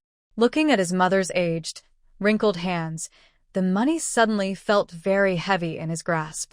Li Xiaoshan did not take any money. Instead, he cried and bowed to his parents, saying, "Dad, Mom, I was wrong. You can scold me or hit me, just please don't disown me. Li Laosi had only spoken out of anger. A son is not something you can just accept or reject. The family then sat down together and talked things through peacefully. Li Shaoshan had promised a bride price to the Su family, and Li Laosi suspected that the money his son had was probably borrowed. Later, he found out that over the years, the benefits from the army, like winter coats, had all been given away. By being careful with his spending, he had saved up quite a bit of money. Aunt Li was heartbroken and wiped her tears.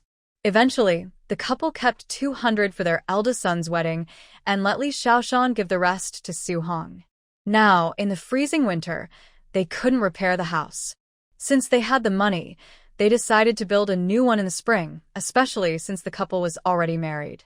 The parents weren't worried about the daughter running away. Giving money was just to reassure the Su family about marrying their daughter. With only a few days left of their son's holiday, it was better to finalize the marriage quickly. Otherwise, if it dragged on, who knew when it would happen? Lin Yu never expected that the big meal promised by Aunt Su would come so soon. Moreover, it was a wedding banquet. This meant that the bride's family was hosting 2 tables of relatives and friends. The sudden engagement led many in the village to suspect that Su Hong might be pregnant. People started to gossip, which led to Aunt Su scolding them. She pointed out that even if her daughter wanted to get pregnant, she would need the opportunity. Li Shaoshan hardly ever returned to the village, so where would he have the chance? It was unlikely that he came back before the new year and found out he was going to be a father by the 15th day of the new year. Who could tell so quickly if someone was pregnant?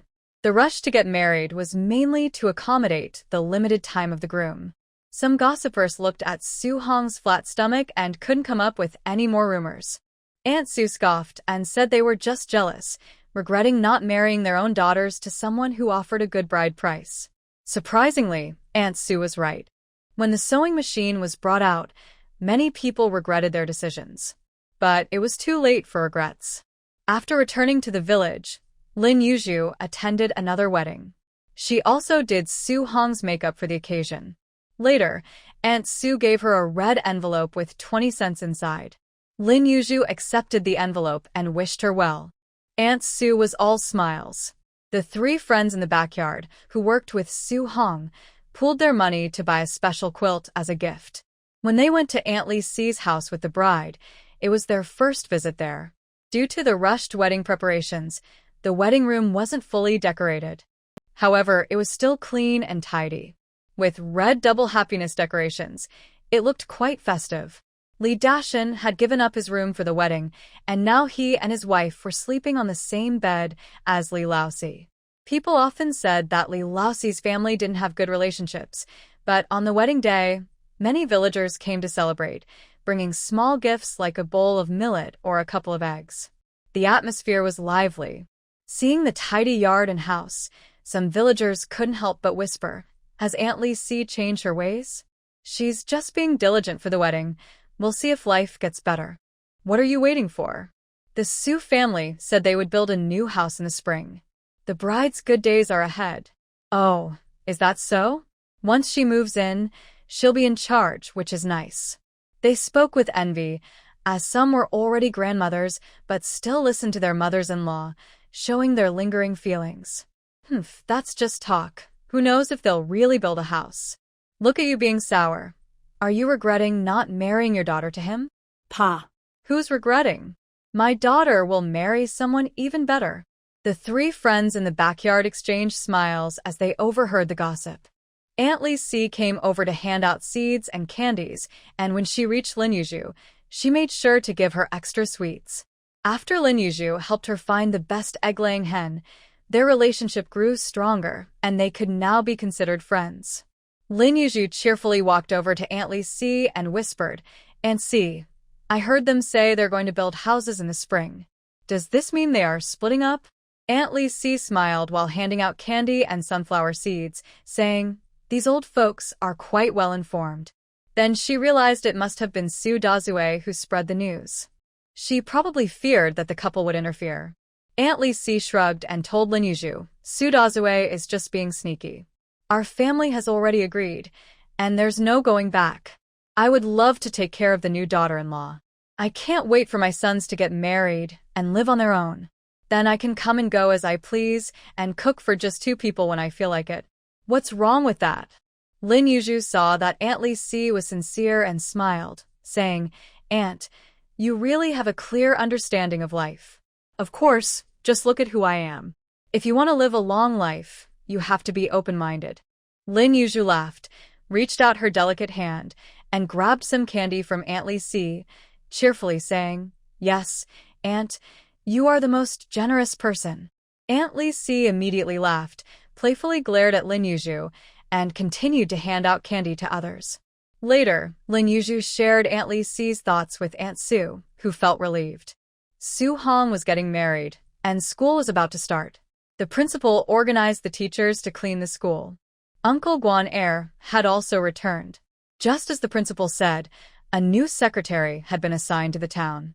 The new secretary, Mr. Zhao, was in his 40s, wore glasses, and dressed in a Zhongshan suit. He had an elegant demeanor and a serious expression. He didn't act like a typical official. When he arrived at the school, he looked around, complimenting everything. He praised the principal, who smiled and said polite things, mainly complimenting the teachers for their good ideas. He even specifically mentioned raising chickens and pigs to improve the students' lives. Secretary Zhao quickly understood this was a hint not to meddle in that area. He laughed and praised the young teachers. In his mind, he thought, how could he dare to meddle? A good young secretary had already been pushed away. He decided to be honest and adapt to the situation. The school's Secretary Shun has been replaced by Secretary Zhao. Looking at the elegant old man sitting in the office, Lin Yu looked up at the sky. She missed her old Shun. Just when she was still getting over Su Hong's engagement, Han Man shyly mentioned that she was also planning to get married. The trio in the backyard congratulated her repeatedly. When they returned to the youth station, Lin Yu cheerfully said, Sister Xiaomei, one by one, everyone is getting married. Aren't you next? It was meant as a joke, but Wang Xiaomei looked gloomy and didn't want to eat, claiming she wasn't hungry, and went back to her room. Lin Yu glanced at Li Xiangwan and asked, What does this mean? Did I miss something while I was away? Li Xiangwan shrugged, shook her head, and looked just as confused, saying, No, she's been fine with the chubby guy. Lin Yu was puzzled. After they finished cooking and started eating, Wang Xiaomei returned. Staring at the food on the table, she muttered, I knew it, I knew it. After saying that, she turned around in anger and left again. Lin Yu took a bite of her bread and forgot to chew. Li Xiangwan's hand holding the chopsticks froze in place. The two exchanged confused glances. Wang Xiaomei's little mood swings came out of nowhere, without any warning. When the two went to her room, they found her lying on the bed, looking lost. Seeing them enter, she huffed and turned her back to them. Lin Yu and Li Xiangwan. Lin Yu thought for a moment and tentatively asked, Does the chubby guy not want to marry you? Wang Xiaomei turned back and said, He's wanted to get married for a long time. I just haven't responded. Lin Yu and Li Xiangwan exchanged glances, even more confused. Wang Xiaomei huffed again. It's because I can't bear to leave you two. Tell me, do you dislike me? Do you think I eat too much, or that I'm silly and want to get rid of me quickly? I'm so attached to you both, yet you wish I would get married right away. It really hurts my heart. Their friendship was no longer equal. Lin Yu and Li Xiangwan. See, you all don't know how to explain it. Wow. I'm really angry. As she spoke, she actually started to cry. This sudden storm left everyone feeling a bit dazed. Lin Yu and Li Xiangwan were at a loss for words. Wang Xiaomei was even more upset, looking at the two as if they were untrustworthy. Lin Yu helplessly said, Even if you get married, you still have to live in the village. When Fat Brother comes back, you'll be with him. When he's not around, you still hang out with us. We see each other at school every day. What's the difference for just a little while?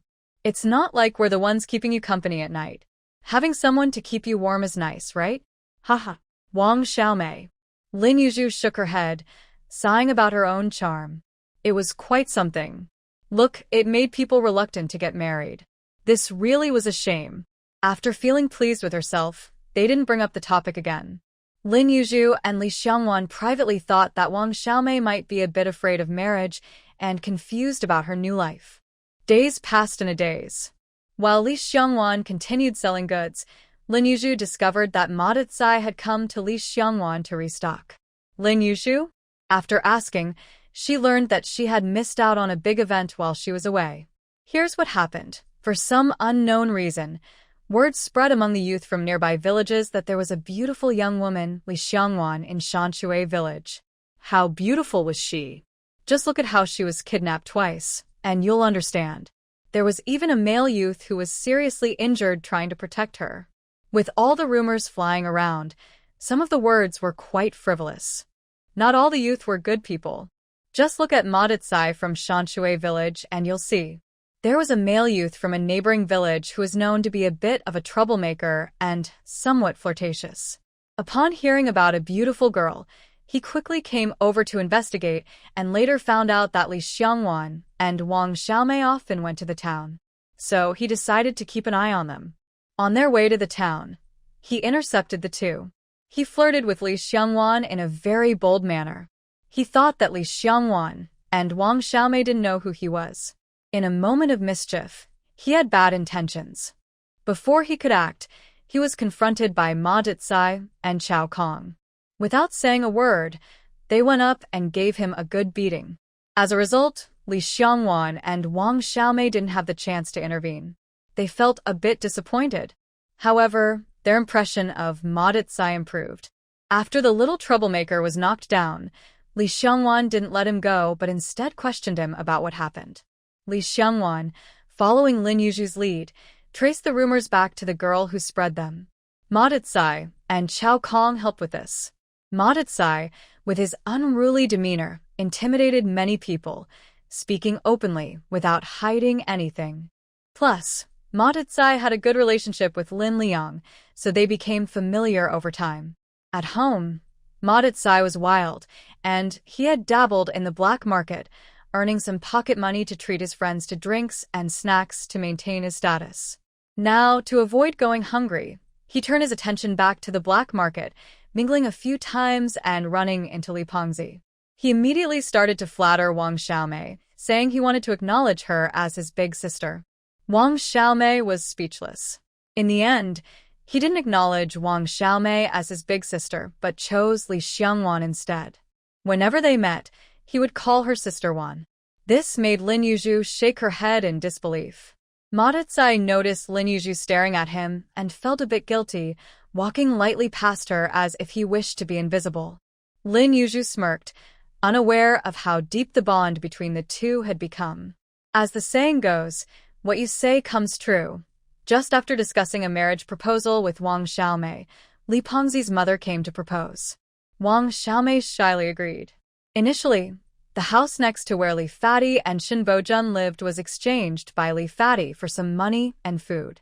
Once the couple got married, they had a new house in town. Li's mother and Li Fati planned to build in the village, so Li Fati visited the village chief during the new year. He brought many gifts, and they could start building in spring. Li's mother also promised a generous bride price for Wang Xiaomei. Wang Xiaomei shyly said it was enough to just show a little intention for good luck. Later, she mentioned, "We won't build in the village. I can just extend the Kong in my house, and it will be fine for living." Li's mother looked at her and suggested she discuss it with Li Fati. Wang Xiaomei nodded shyly. When she returned to Li Fati, it was not a discussion but a decision. Li Fati listened to Wang Xiaomei and directly gave her his savings. That night, Lin Yu was reading the newspaper while hearing loud laughter from next door. It continued until late at night before things quieted down. Wang Xiaomei was no longer afraid of marriage. In fact, she couldn't wait to get married. This shows how powerful money can be. Wang Xiaomei and Li Fati's wedding was set for after spring. Time flew by, and soon it was Han Manman's wedding day. The three of them still teamed up to give a gift. Han Manman felt a bit shy. As the saying goes, a short hand is hard to refuse. After that, Han Manman felt too shy to confront Lin Yu. With this outcome, Lin Yu felt a bit lonely and wished she hadn't given a gift. Life was a little less fun. What Lin Yu never expected was that her honest brother had also gotten involved in the black market with Ma Decai. He was afraid she would find out, so he never showed up around Li Xiangwan. While Lin Yu was busy with her own matters, she had no time to pay attention to him. They only ran into each other while walking through the streets, and that's when Lin Yu found out. This story is a long one. Ma Decai had been wandering in the town's black market for a while and finally found a place to sell goods. Although the prices were low, there was still some profit to be made. As time went on, he also got Lin Liang involved. Lin Liang had just been brought in when their hideout was raided. Ma Decai didn't even take the goods and ran away with Lin Liang. The scene was quite intense. The loss was somewhat significant. Later, Ma Decai thought it would be better to go around the streets, so he borrowed some goods from Li Xiangwan, and the two started over. By chance, they ran into Lin Yu, who had transformed into Lao Yi. As the saying goes, rivals are often in the same line of work. Ma Decai, feeling quite arrogant, boldly said, "Hey, old man, this area is ours. If you know it's good for you, leave quickly. Otherwise, don't blame us for being rude." Lin Yu, what a narrow path for rivals. Seeing Ma Decai's arrogance, Lin Yu felt very displeased. Then he looked at Lin Liang, who seemed to be helping the wrongdoers. Lin Yu gritted his teeth. Unfortunately, the other side had two young and strong guys. Lin Yu squinted, realizing that confronting them directly wouldn't work. But it wasn't a big problem. He shot them a cold glance and turned to leave. He planned to take a different approach. As he walked away, he heard Ma Decai's annoying voice behind him. "At least you know your place." Lin Yu continued to grit his teeth. "All right, very good." As Lin Yu turned out of the alley, he stored his basket and goods back in his space. Then he took a detour and returned to the other side of the alley where he had just been. He saw the two young men knocking on doors to sell their goods. Now, Lao Yi's reputation for selling was quite good. The products were quality, the weight was sufficient, and he was honest and not talkative. Sometimes he could even give a discount. His character was very commendable. Seeing Ma Decai and Lin Liang, Lin Yu couldn't help but feel a bit doubtful. Not many people were buying from them. Before long, the two exited the alley, ready to move on. Lin Yu quietly followed them, as his powerful red bean had yet to be put to good use. Keeping it unused didn't seem right either. Lin Yu's plan was quite simple. Following behind, she threw her powerful red bean to confuse the two of them. Taking advantage of their dazed state, she planned to use a stick to knock them out without them realizing it. The reason for this was that she didn't want to reveal her ability to easily knock people out. Also, using a stick carries risks. If she hit too lightly, it would be embarrassing if they didn't faint, and if she hit too hard, it could cause problems. After all, one of them was her younger brother. The plan was good. As Lin Yu got closer to the two, she quietly threw the red bean, which instantly turned into smoke upon hitting the ground. Ma Decai and Lin Liang didn't notice anything. After counting a few seconds, Lin Yu felt it was time. Holding a big stick, she quietly approached. The sound of her footsteps on the snow was hard to control. Finally reaching Ma Decai's back, she raised the stick. Ma Decai felt dizzy and sensed a cold breeze behind him, so he turned around. He saw the stick coming toward him. It happened so suddenly that neither Ma Decai nor Lin Yu expected him to turn around. There was no time to dodge. There was no time to pull back. Ma Decai took the hit directly and fell to the ground, leaving a mark. As he closed his eyes, he felt quite unwilling. When Ma Decai fell, Lin Liang was startled. Dazed, he tried to look down to see what was happening, but before he could bend down, he felt a pain in his back and fainted as well. After bringing them down, Lin Yu stood with her hands on her hips, nodding in satisfaction. See? They wanted to compete with her for territory. The snow had one advantage. Dragging people was easy. There were many small woods around. Lin Yu found a nearby thicket and dragged both of them over. Together, she tied them to a tree. If it weren't winter, she wouldn't even bother waking them up. After pinching their acupoints, they slowly came to. The first thing Ma Decai, thought of when he woke up was to get up and teach old E a lesson. Lin Yu swaggered in front of him, moving back and forth confidently. Seeing his arrogant demeanor, Ma Decai anxiously shouted, "Old man, what kind of skill is it to sneak up on someone from behind? If you have the guts, let me go, and let's settle this one-on-one." At this moment, Lin Liang also woke up, turned his head, and looked at old E with a confused expression. Although he was excited, he wasn't as intense as Ma Decai. Lin Yu held a whip used for driving donkeys, waved it in the air, and said to Ma Decai, "Kid, I've been in this territory for so many years. Do you really think you can take it from me? Use your not-so-big brain to think about it. Can territory just be taken away like that? Come on, call me Grandpa. And if you do it well, I'll let you go." Ma Decai was so angry, he nearly exploded, shouting, "Nonsense. Even if I freeze to death here, I won't call you Grandpa." Lin Yu snorted dismissively and said, "If you don't want to, that's fine. I don't need another grandson. You can freeze here then." After saying that, Lin Yu turned and left. Seeing that he really was leaving, Lin Liang felt a bit anxious and kept trying to figure out how to untie the ropes. He accidentally touched a sharp piece of tile and, feeling a bit happy, started cutting the rope off Ma Decai's hands. While Lin Liang was busy, Ma Decai kept complaining. He grumbled, "That old guy is playing dirty. I won't let this go. Later, we'll find him and beat him up until he can't find his teeth. Then we'll tie him to a tree and make him call us Grandpa." Lin Liang, "Brother Kai, why don't we just forget it and sell somewhere else? It would be the same. No, this is about our dignity. When faced with difficulties, we must face them head-on. If we keep backing down, how can we survive? Little brother, you're young and don't understand this. Listen to me, we were caught off guard by him. He played dirty, so we will too. It's two of us against one of him. What do we have to fear?" Ma Decai said confidently. Once the two were untied from the tree, Ma Decai confidently led Lin Liang to find Oldie. Then, they were tied back to the original tree once again. To be precise, they hadn't even left the small forest when they were knocked out again. As Ma Decai closed his eyes, he thought this shouldn't be. Just a moment ago, I clearly saw no one in the woods. So, while Ma Decai was being held, he slowly woke up and felt 2 more hits on his body. Old E looked at him coldly and said, "What? You still want to trick me?" Ma Decai shrank back and dodged the whip that came again, defiantly saying, "You tricked us, but you won't let us trick you back. I dare to take responsibility for my actions. If you have the ability, don't let me escape today. If I get out, you'll know what I'm capable of." TSK, TSK, TSK, how capable are you really? I see you have quite a talent for making enemies.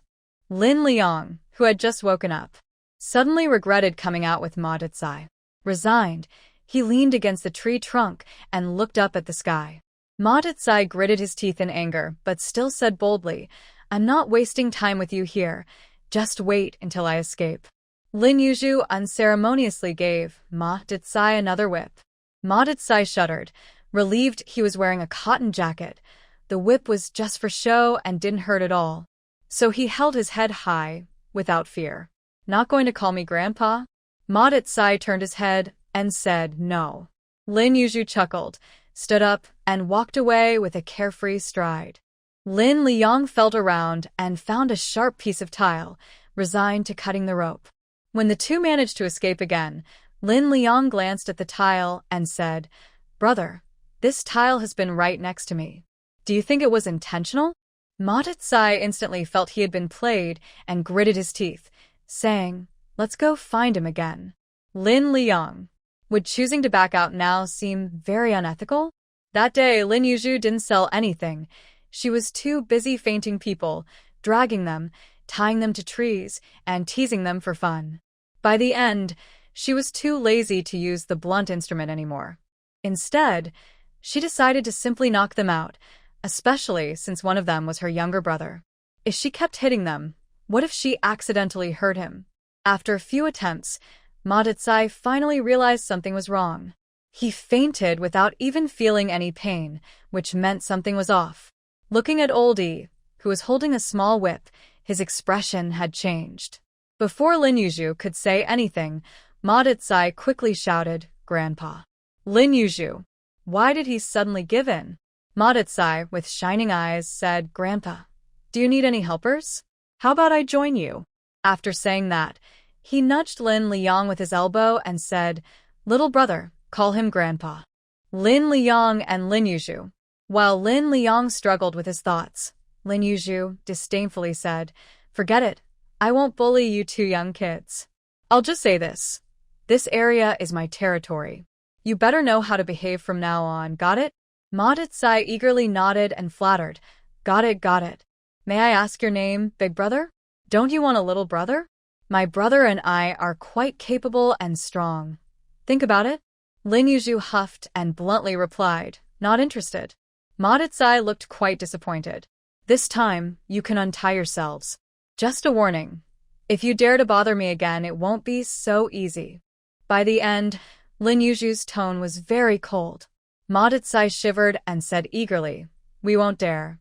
We'll definitely stay out of your way from now on." Lin Yu nodded in satisfaction, about to leave, but then squatted back down. Ma Decai stared blankly at old E, thinking, is he trying to recruit him? Old E teasingly said, "Come on, call me Grandpa again." Ma Decai. Grandpa. Okay, since you have a good attitude, I won't take anything from you. Consider this your New Year's gift. Ma Decai. Lin Liang watched old E leave, skillfully handling the tiles and resignedly cutting the hemp rope. To be honest, he was almost sick of cutting. He wondered where this person got so much hemp rope. Ma Decai leaned against the tree trunk, feeling heartbroken, and said, "Heaven doesn't favor me either. Brother Kai, I think after being tied up the second time, we shouldn't go against him anymore. You need to change your temper. People usually realize their mistakes after hitting a wall, but you... I heard you had a tough time when you first came to the youth point," Lin Liang kindly advised. "Who had a tough time? Who said I had a tough time? That's just nonsense. I was on equal footing with them at first. Later, they softened under my relentless pressure. Brother, I still say, when facing difficulties, don't be afraid. We must confront them. Then, can you handle this?" Ma Decai. This person is a bit tricky. A wise man doesn't suffer immediate losses. Normally, we could definitely try harder. Lin Liang rolled his eyes and continued cutting the hemp rope. After such an experience, Ma Decai left old Yi's base feeling disheveled. After the humiliation, the two were still somewhat unwilling to accept it. They trained much harder under Uncle Guan. Lin Yu observed quietly from the side, unsure if these two would continue to be persistent. She felt a mix of hope and worry, especially since one of them was her younger brother. They waited and waited in anticipation, but the two did not return. Spring was already halfway over. Su Hong had moved into a new house, and Wang Xiaomei's Kong had been expanded. Unknowingly, Wang Xiaomei's marriage was also approaching. At this time, young people getting married usually just sent a letter home to inform their families. Some parents, feeling sorry for their daughters, would even come to the countryside to support them. Wang Xiaomei wrote a letter to her family. Lin Yu and Li Xiangwan understood her feelings. She was probably worried about not having support on her wedding day. The Wang family's reply came quickly, and every word showed their concern about the bride price. The implication was clear. They wanted her to convert the bride price into money and send it home. It was a straightforward message, as if to say it was compensation for raising her all these years. Wang Xiaomei read the letter with a heavy heart and burst into tears. Lin Yu and Li Xiangwan. After she finished expressing her feelings, Lin Yu patted Wang Xiaomei and said, "We can't choose our family, but we can choose our friends. Though I'm not your family, I can be like family to you. I can't promise everything, but on your wedding day, I will definitely be there for you." Li Xiangwan nodded in agreement. Lin Yu was indeed very reliable. With tears in her eyes, Wang Xiaomei hugged both of them tightly and said, "I only have you two." Hearing this made Lin Yu feel a bit sad. Li Xiangwan, feeling emotional too, said with a shaky voice, "I only have you two as well." Lin Yu. Once the three of them let go, Lin Yu sat up straight, raised her eyebrows, and said, "I'm different from you. I have so many friends." Ha ha ha! Wang Xiaomei and Li Xiangwan immediately looked at her with playful determination. Seeing their expressions, Lin Yu quickly softened and patted her chest, saying, "Just kidding, don't be upset. I'm very reliable. Come on, my lovely friends, let me hug you again. With one on each side. You both are simply too beautiful." Watching Lin Yu's increasingly silly behavior, Wang Xiaomei couldn't help but smile. Li Xiangwan also started to laugh. Wang Xiaomei didn't reply to her family's letter, but 2 days before the wedding, she received another letter. It contained only a few words. If she didn't send the bride price, they would consider her a daughter they raised for nothing, and she should never return home. Wang Xiaomei remained silent for a long time, then went to the town and sent 50 yuan. After that, she sent a telegram. "Money has been sent. If you don't want to reply, then don't." Over the past few years in the countryside, she had long given up on the idea of returning home. What was there to miss in a family that didn't value relationships? When Wang Xiaomei returned, Lin Yu gave her a warm hug. The night before the wedding, Lin Yu, along with Li Xiangwan, invited Han Man, Lu Yi, and others from the youth group, as well as Aunt Chen's family next door, to joyfully celebrate with a family gathering. On the wedding day, Lin Yu woke up early to do Wang Xiaomei's makeup and even asked the village chief's wife to style her hair. The house was filled with colleagues, youth, and close friends of Lin Yu. Aunt Sue had gathered quite a few people to come. Even the lively Aunt Li rarely brought 2 eggs as a gift. When Li Pengzi came to pick up the bride, Lin Liang and Ma Decai were determined to block the door. Li Pengzi and his friends were desperately trying to break through. They knocked so hard that Wang Xiaomei felt sorry for her door. The wedding celebration was lively and far from dull. Wang Xiaomei's eyes filled with tears of gratitude as she looked at Lin Yu and Li Xiangwan. Lin Yu patted her, feeling a bit reluctant to let go. She blinked to hold back her tears, truly moved by the moment. Haha! Li Pengzi also brought a bicycle team to pick up the bride. This might not be a big deal in the town, but in the countryside, it was quite impressive. The older women watched the bicycles adorned with bright red ribbons, filled with envy. Old Wang's family said this fat guy was bragging and had no ability to build a house, but now it seems otherwise. Well, those bicycles are borrowed, not bought by him. It's hard to say who has the ability. Without ability, how could he borrow so many bikes? Why don't you try borrowing some? The older woman who was challenged huffed and fell silent. Under the watchful eyes of those either offering blessings or feeling envious, Wang Xiaomei got on the bicycle. On the woman's side, colleagues and friends with bicycles also joined to send off the bride. The procession looked quite impressive. Li Fati knew that Wang Xiaomei had some unresolved feelings about her family, so to avoid making her feel uncomfortable, he specially arranged a banquet. He even invited the principal and the principal's spouse in advance. He also invited the village chief and his wife, but the village chief couldn't attend due to a meeting, so he sent a gift instead. Even with just the principal and his spouse attending, it gave Wang Xiaomei a lot of face. Li's family initially looked down on the bride's relatives, but seeing the grand wedding procession and the school leaders present, they suddenly changed their attitude. People often behave this way, otherwise, we wouldn't have the saying that appearances matter. Once inside Li's home, Wang Xiaomei seemed quite nervous. After following the usual process, she surprisingly wanted to sit next to Li Xiangwan and Lin Yu. Li Xiangwan and Lin Yu. "Big sister, we are here to enjoy the banquet, not to stand around," Lin Yu whispered. Wang Xiaomei blinked and replied, "I'm still here, so what's wrong with sitting here?" Lin Yu. Strangely, that made sense. Li Xiangwan was drinking water and didn't expect Wang Xiaomei to say something like that, nearly choking. It was Li Xiangbei who noticed in time and helped her. Li's mother happened to come by and, hearing this, said with a mix of laughter and disbelief, "On such a joyful day, why talk about being gone or not? Quick, quick, quick." Wang Xiaomei immediately felt a bit embarrassed. Lin Yu chimed in playfully, "May you grow old together. May you grow old together." Li's mother quickly understood and smiled, saying, "Yes, May you grow old together. Then she took Wang Xiaomei aside and said, You and Hongjun can come back later. Let me introduce you to some relatives first. If you don't go, they'll start gossiping. Let me tell you, Hongjuan's aunt loves to talk, so when you're around her, just keep smiling and say less to avoid mistakes. And his other aunt, she's quite chatty too, so try to speak less with her as well. Li's mother was pulling Wang Xiaomei along while sharing her experiences. Wang Xiaomei listened seriously, nodding from time to time. Seeing this, Li Xiangwan turned and said, It really is true that kind people have good fortune.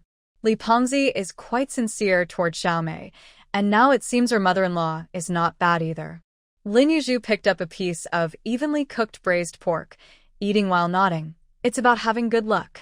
Since ancient times, a good mother-in-law is truly a gift from heaven. Li Xiangwan nodded in agreement. Li Xiangbei's hand paused while eating. Su Qinghua kicked him under the table, and when Li Xiangbei looked over, he made a funny face. Li Xiangbei. Li Xiangwan casually glanced over and caught the scene but felt very calm. After going through so much, she had learned to take things as they come and go with the flow. Living freely isn't a bad thing. Pointing to the homemade sorghum liquor on the table, she said, Want to have a drink together? Speaking of which, Lin Yu was the happiest about Wang Xiaomei and Li Pengzi getting married. This was because Xiaomei's original fate had changed. No matter how things go from here, the beginning is good. Even if things get worse, it shouldn't fall back to the original storyline. Having resolved a problem, Lin Yu was in high spirits and agreed when she saw Li Xiangwan's enthusiasm.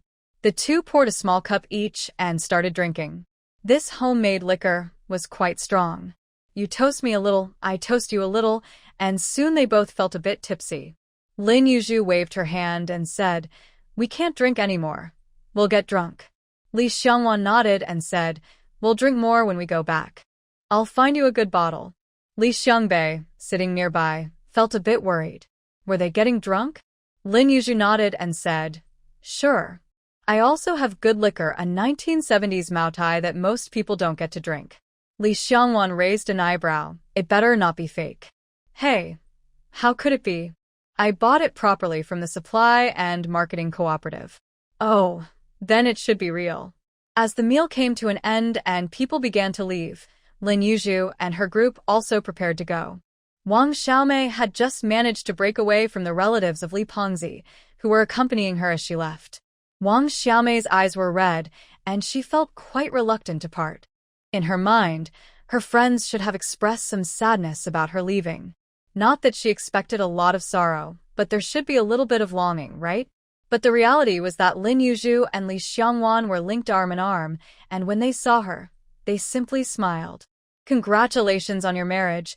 May you have children soon, Lin Yu said with a cheerful expression. Li Xiangwan chimed in, wishing you a happy union and a complete family. Wang Xiaomei. After they finished speaking, the two turned and walked away without a hint of reluctance. She could faintly hear Lin Yu say, When we get back, let's have some peanuts and continue drinking. Okay. Wang Xiaomei took a deep breath and said to Li Pengzi, Brother Pengzi, you are the most reliable. This made Li Pengzi very happy. The two deliberately followed behind, watching Lin Yu and Li Xiangwan, who seemed fine except for their flushed faces. One got into the back seat of Lin Liang's car, and the other into Li Xiangbei's, which eased Wang Xiaomei's mind a bit. As she watched the two of them drift further away, Wang Xiaomei felt a sense of emptiness inside. Clearly, human emotions do not always connect. As they walked partway, Lin Yu patted Lin Liang, saying, Little brother, let me ride. Your driving makes my head spin. Lin Liang slowed down and turned back, concerned. Sister, did you drink too much? Lin Yu looked just like her usual self and shook her head, saying, That little bit of alcohol can't get me drunk. You really don't know your sister well. Your driving isn't great. Let me take over. Having traveled a bit of distance, Li Xiangbei turned back. Seeing Lin Liang and Lin Yu about to switch places, his eyes widened and he shouted, Don't let your sister ride. Lin Liang was a bit confused.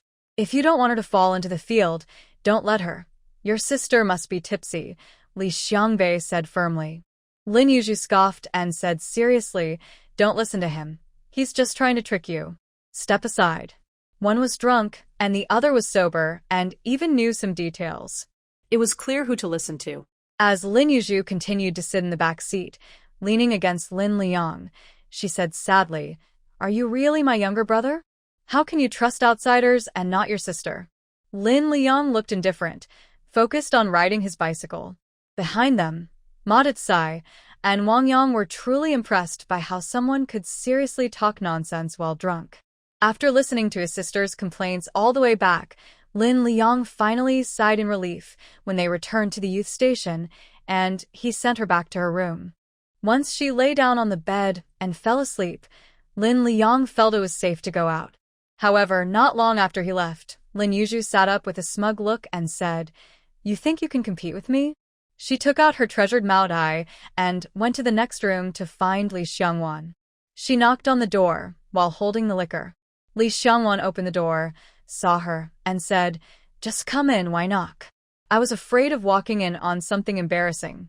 Hearing Lin Yu's mischievous laugh, Li Xiangwan playfully wrapped her arms around Lin Yu's neck and pulled her inside. She exclaimed, "Do you think I'm silly? If you really wanted to do something, you would know to lock the door." "Huh, what if you didn't have time to lock it?" "Stop joking. I'll get you some roast chicken, sausages, and pig ears. Let's keep drinking." "Wow, you really brought the Ma Decai." "Sure." When Lin Yu opened her eyes again, feeling a bit uncomfortable, she stretched her neck and looked around, feeling slightly relieved. She was in Li Xiangwan's room. Looking out the window, it seemed to be morning. Lin Yu glanced at the messy room until her gaze landed on the Ma Decai on the table, her expression becoming serious. Carefully getting off the bed, she picked up the bottle of Ma Decai and, seeing the vintage, felt a pang of sadness. It was the very first bottle she had bought when she arrived. She wondered if she could ever find another bottle from that year again. Lin Yu held the bottle of Ma Decai, feeling a deep pain in her heart. She shook the bottle, finding it completely empty. The pain grew stronger. Li Xiangwan slowly opened her eyes, and upon sitting up, she saw Lin Yu holding the bottle, looking heartbroken. She asked what happened. Lin Yu shook her head and said sadly, "I bought this specially for old Shin." Li Xiangwan, "Should I buy another bottle?" Lin Yu hugged her empty bottle, shook her head, and went back inside, mumbling, "It's not the same. The feeling when buying the wine is different now. The wine is different too." Li Xiangwan looked confused. Wang Xiaomei took a few days off for her wedding and returned to work 3 days later. In the whole school, only Li Xiangwan and Lin Yu were single. Everyone knew Li Xiangwan had a partner.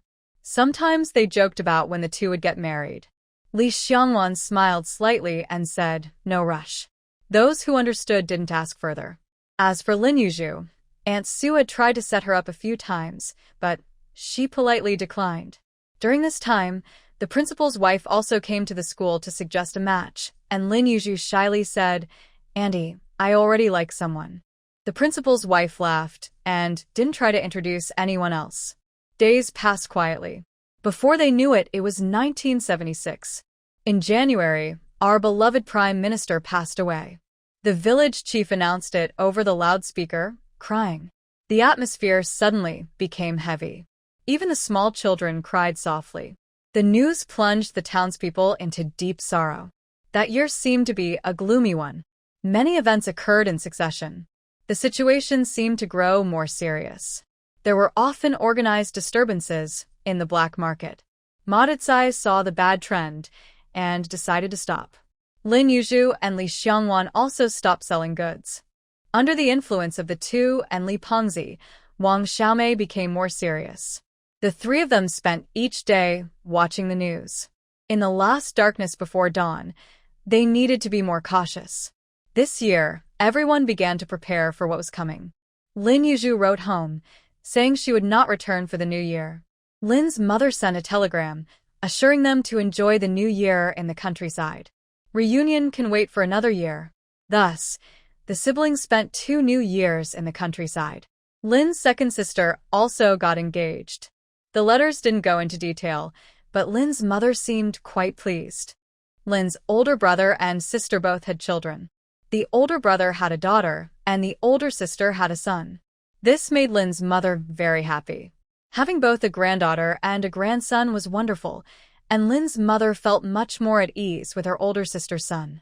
The Wang family only had one child, and with a grandson, Lin's older sister felt less pressure. Lin Liang had matured from a young boy into a more responsible young man. Seeing her brother grow up, Lin Yu felt very proud. The year 1977 quietly arrived, plain and simple. The black market situation was still not good. With the upcoming college entrance exams, there was no need to take risks. In just these 2 years, Lin Yu had saved up 80,000 yuan. Having money made her feel more secure. As the group disbanded, a number of city return slots slowly became available. The village chief's wife specifically approached Lin Yu and Li Xiangwan to share the news. Lin Yu and Li Xiangwan exchanged glances. The first batch of educated youth had been in the countryside for nearly 10 years. In that time, some who couldn't endure it had settled down locally. These educated youth were no longer considered for the return slots. However, the two of them, who had been in the countryside for 4 years, had the best chance. Now they were private teachers, and it was uncertain if there would be any issues with the return slots. Li Xiangwan did not plan to return to the city. She preferred to prepare for the college entrance exams in Shanshui village. Lin Yu thought for a moment. Whether she returned to the city was not important, but her brother. After thanking the village chief's wife, the two of them brought some gifts to the village chief's house. The village chief's wife had just arrived home when she saw the two of them following closely behind, carrying items. She smiled helplessly and said, "Since we have this relationship, even without gifts, I would still help you with anything you need." Lin Yu laughed and replied, "Aunt, if you accept the gifts, we can feel more at ease." The village chief's wife smiled in resignation. When the village chief returned, Lin Yu expressed that if there was a spot available, could she switch it for Lin Liang. The village chief's wife exchanged glances with the village chief, showing some understanding. Lin Yu worked as a teacher in the village, so she wouldn't have a hard time. It was the most reasonable arrangement to let her brother return to the city first. However, the village chief's wife couldn't help but say, "Yu, don't you want to go back to the city?"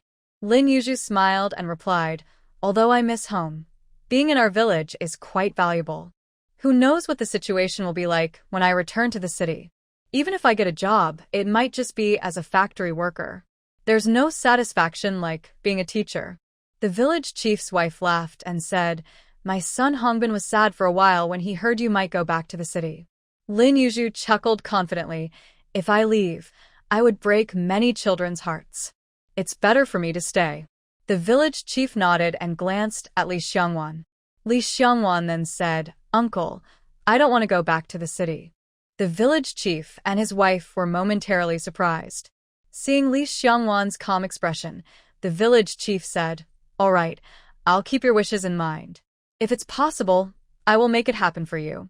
Lin Yu and Li Xiangwan thanked him repeatedly. Finally, Lin Yu said, "If there's anything you need in return, please let me know. I won't let you bear any costs for this." The village chief nodded casually and said, "What you're asking for isn't something shameful. It won't cost much." Once they left the village chief's house, Lin Yu cheerfully said, "How about it? Aren't you happy that I'm staying to keep you company?" Li Xiangwan let out a light hum, a bit proud, but her expression was very joyful. After years of being together, the bond between the three of them had deepened significantly. They are not family, but they feel like family. The opportunity to return to the city caused a big stir among the young people in the group. Lin Liang secretly bought 2 bottles of wine and went to the village chief's house. The village chief and his wife were surprised to see him. Once they learned his purpose, both of them looked helpless. Lin Liang noticed that his sister didn't seem very interested in returning to the city, so he felt a bit anxious. He specially brought a gift for the village chief, hoping to help his sister get a spot to return. After he left, the village chief's wife turned to her grandson and told him to invite teacher Lin to their home after school.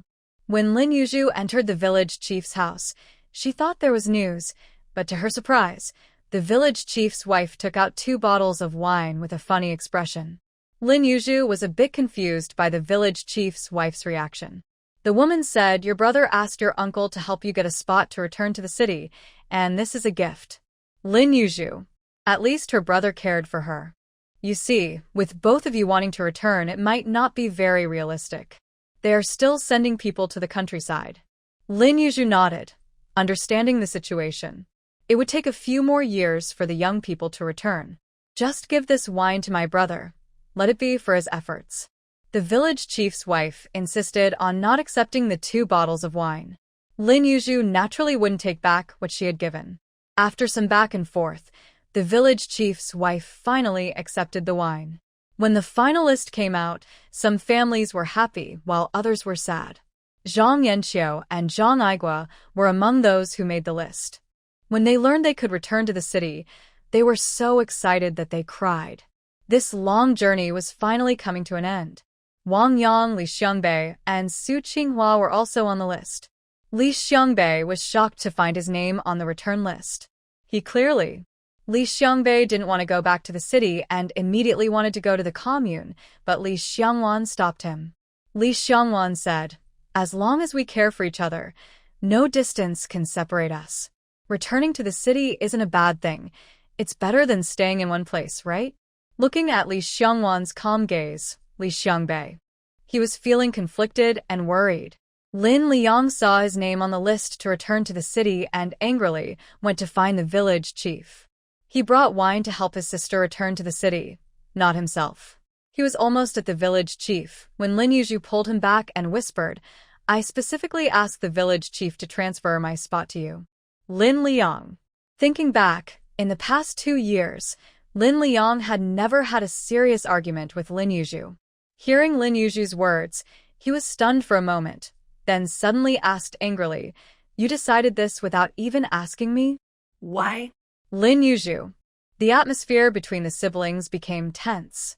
Seeing Lin Liang like this, Lin Yu turned and walked away, planning to give him some space. But Lin Liang followed her, starting to complain, "I'm almost 18. I'm not a child anymore. You can't just make decisions without discussing them with me. That's not right. It's selfish. It's bossy. It's unreasonable." Lin Yu took a deep breath, stopped, turned back, and questioned, "Then what about you sneaking off to deliver wine without telling me? I'm almost 20. I don't need you to decide for me. Aren't you being selfish? Aren't you being bossy? Is that fair? Why is it okay for you?" Lin Liang bit his lip, momentarily at a loss for words. The siblings faced off like this for a long time. A passing aunt cheerfully interrupted, "You two are arguing. Stop it. Just talk it out, and everything will be fine." Lin Yu and Lin Liang turned their heads away, ignoring each other. As the saying goes, during an argument, whether right or wrong, both sides can be fierce. After some time, they might just let it go. Eventually, Lin Liang softened first, saying pitifully, "I'm a boy. I can afford to wait a couple more years. You're almost 20. If you keep delaying, will you even get married? By the time we return to the city, we'll be old maids. You can't even find Xiao Ming from next door." Lin Yu sighed. Her mood instantly dropped. After all these years, there had been no news from Shin Bojun. Li Pengzi always said that no news was good news. Lin Yu could only comfort herself with that thought. Seeing Lin Yu upset made Lin Liang feel like he was being cut with a knife. He said, "I'll go talk to the village chief and see if I can transfer the spot to you." Lin Yu stopped her brother and said, "You need to come back with me first." Once they were back home, Lin Yu took out some newspapers from August and September and pointed out a few key phrases to Lin Liang. Lin Liang looked confused. Lin Yu calmly said, "Do you see these phrases? Many articles now talk about the importance of talent. Development needs talent. But how do we get talent?" Lin Liang stared blankly at his sister. Lin Yu patiently explained, "For a country to develop, it needs talent, and talent requires knowledge. This means that one day university doors will open to everyone. The college entrance exam will be restored eventually. The many articles in the newspapers serve as a signpost. This means that restoring the college entrance exam is not far off. Listening to his sister, Lin Liang felt enlightened and was impressed. Seeing his admiration, Lin Yu stood tall and said, "It's not your fault if you can't see this because of your studies. With your current grades, working in the countryside while studying, hoping to return to the city for the exam seems unlikely. It would be better for you to return to the city and plan for both options. If you can get a job, that's great. If not, you can study for the exam. Even if you can't get into a university, there are still vocational schools. I have a lot of confidence in this. So, returning to the city is the most reasonable choice." Lin Liang looked at his sister. Although he was somewhat convinced, he still hesitated, saying, "But this is all just speculation. What if it doesn't get restored? That's why you shouldn't tell anyone about this. If it doesn't get restored, we'll just be laughed at.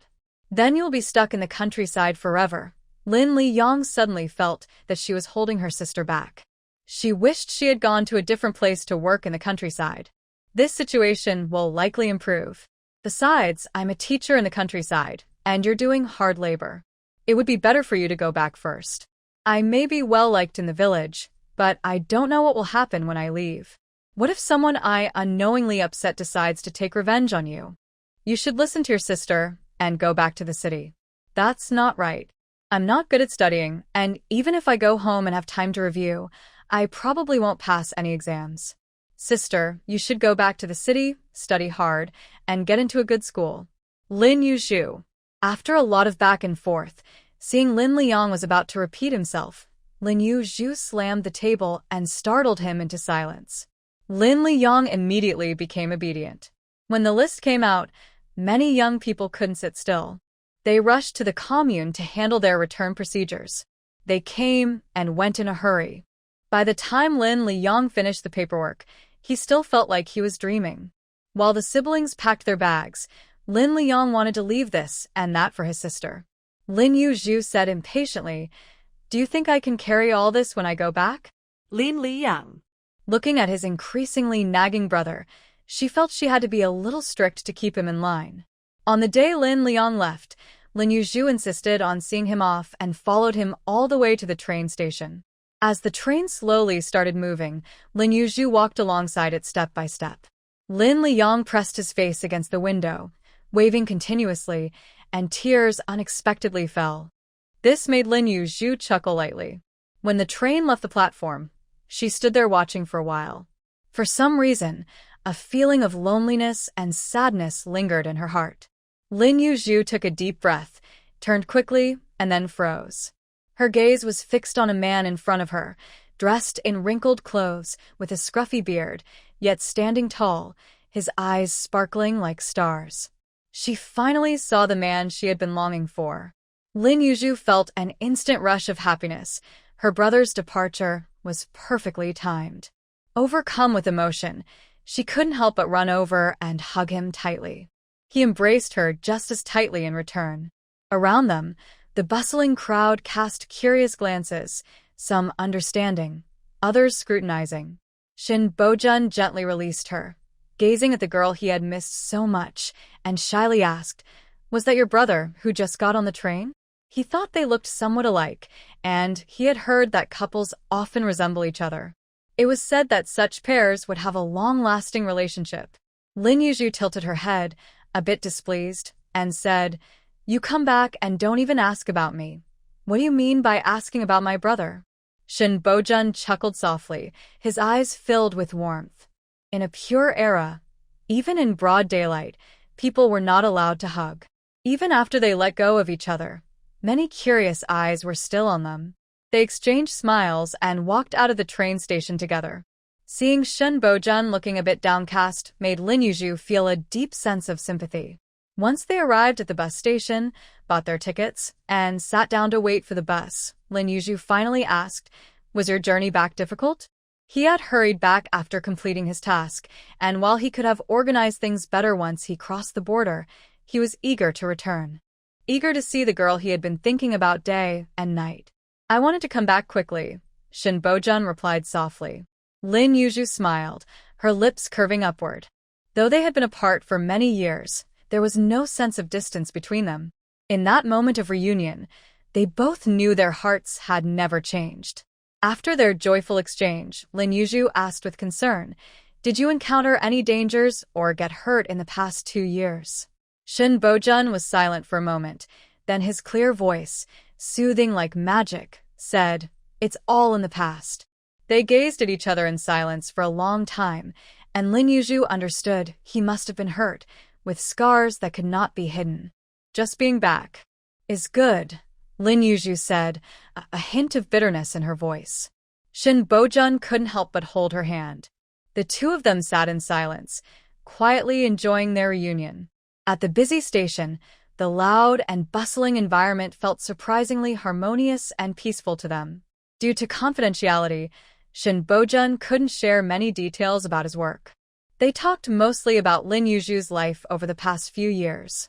Lin Yu spoke cheerfully about the people and events around her. Shin Bojun listened attentively, his expression gentle. He absorbed every word she said, reflecting on the time he had missed. Shun's return made Lin Yu both happy and excited. However, once they got on the bus, the bumpy ride soon made Lin Yu fall asleep. Her little head bobbed and eventually rested on Shin Bojun's shoulder. Watching the sweetly sleeping girl, Shin Bojun felt a wave of tenderness, and his heart, which had been wandering for so long, finally felt at ease. When they returned to town, Shin Bojun needed to go to the police station first, asking Lin Yu to head back. That evening, he returned to Shanshui village with Li Pengzi. When they parted again, Lin Yu felt a bit reluctant, but then remembered her bicycle was at the police station. Happily, she followed Shin Bojun to the station. Seeing the girl enter the yard to retrieve her bicycle, he chuckled softly, knowing only she would leave her bike there so casually. Lin Yu grinned. Where could be safer than this? Shin Bojun nodded in agreement, watching her ride away. Before they parted, he reminded her, "Be careful on the road." Lin Yu replied seriously, "I ride really well now. Don't worry." Shin Bojun pretended to believe her and nodded. With a confident wave, Lin Yu rode off. Everyone was back, so this brief separation wasn't a big deal. There were no poetic farewells or lingering goodbyes. Once she confidently rode back to school, Wang Xiaomei and Li Xiangwan were still thinking about how to comfort Lin Yu. After all, when he woke up in the morning, this guy was feeling quite down. But once he entered the office, he was all smiles. Li Xiangwan and Wang Xiaomei exchanged glances.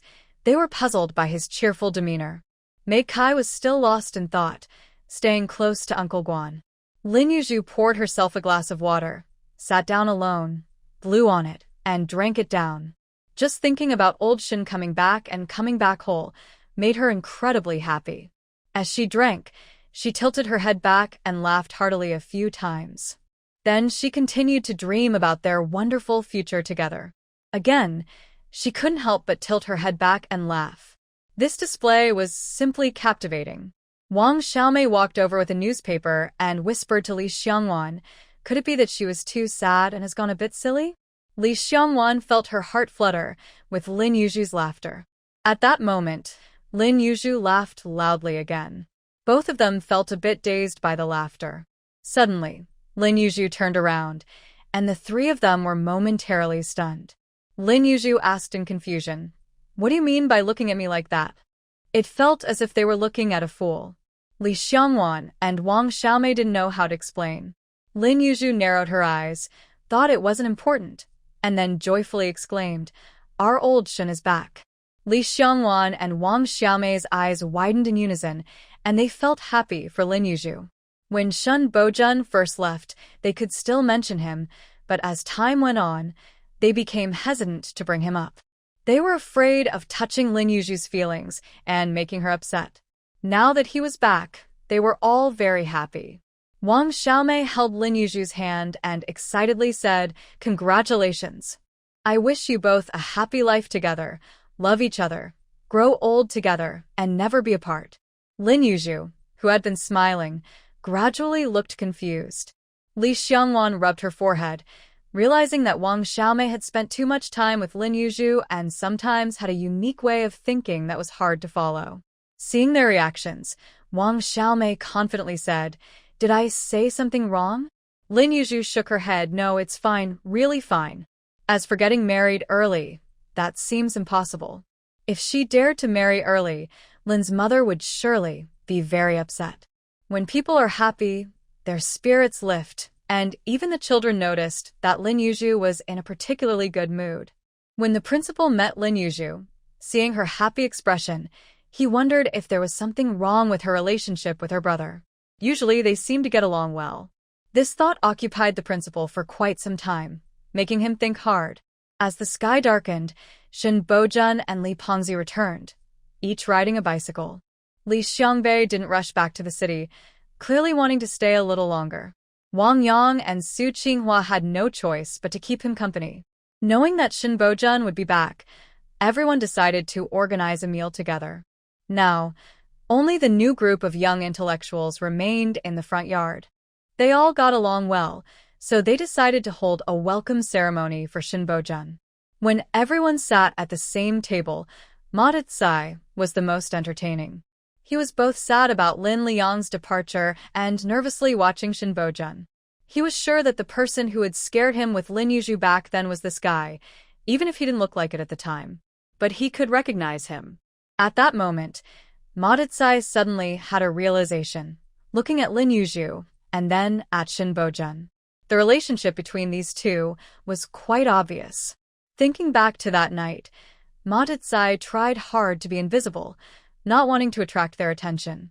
However, things didn't go as planned, and their gazes accidentally met.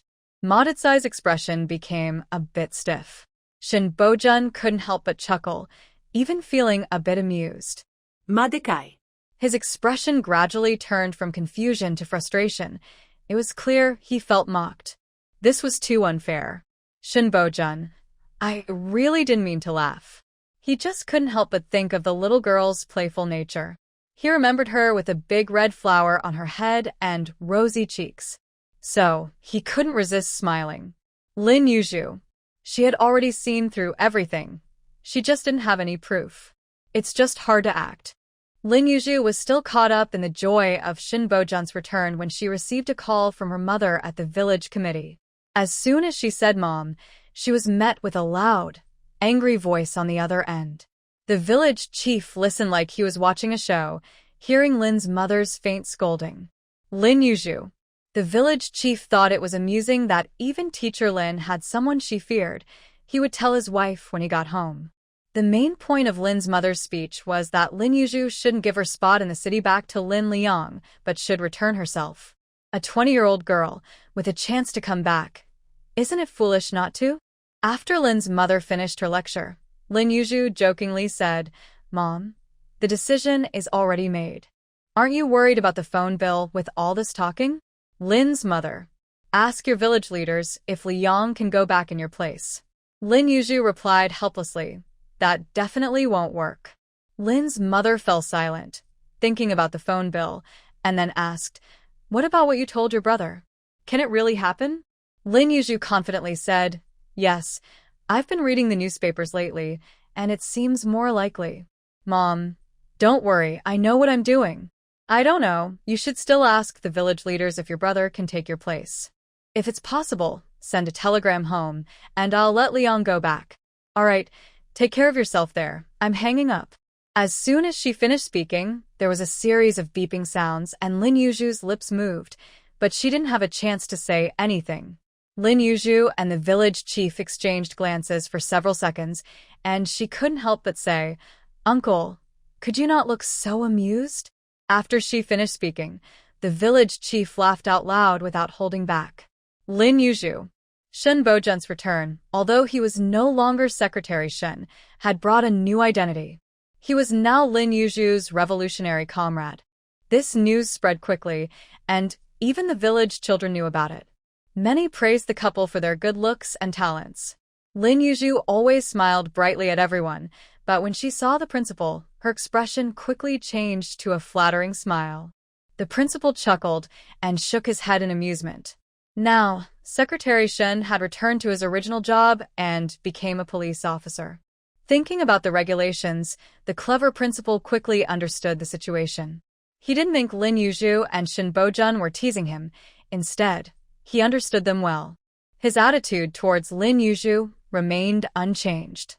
Having such a good leader made Lin Yu feel quite reluctant. But all good things must come to an end. Eventually, birds returned to the forest. On October 20th, 1977, the government officially announced the restoration of the college entrance examination. Millions of young people reignited their hopes for life. Wang Xiaomei excitedly hugged Li Xiangwan and Lin Yu, jumping with joy and saying, "It's real, it's real." Because she believed in Li Xiangwan and Lin Yu's words, Wang Xiaomei and Li Pengzi had been taking precautions. Seeing that she hadn't become pregnant, although Li's mother didn't say anything, her anxious eyes added a lot of pressure on Wang Xiaomei. Fortunately, the college entrance examination was really back. They wouldn't be stuck in the countryside anymore. Wang Xiaomei was so excited that she cried tears of joy, and it was Lin Yu and Li Xiangwan who comforted her. After learning about the restoration of the exam, the three hurried to the commune in town. At that moment, the commune courtyard was filled with young people who had come to gather information, and everyone's face was full of hopeful expressions. They both looked forward to it and feared it was just hearsay. Once it was confirmed that the college entrance examination was indeed back, the commune was filled with cheers from the young people. Lin Yu and Li Xiangwan rarely joined in the cheering with everyone. Their lives had finally reached a new starting point. In the first year of the restored college entrance examination, there were over 12 million candidates eligible to take the exam. After various political screenings and selections, 5.7 million candidates were able to enter the examination room. However, the acceptance rate was only 4.9%.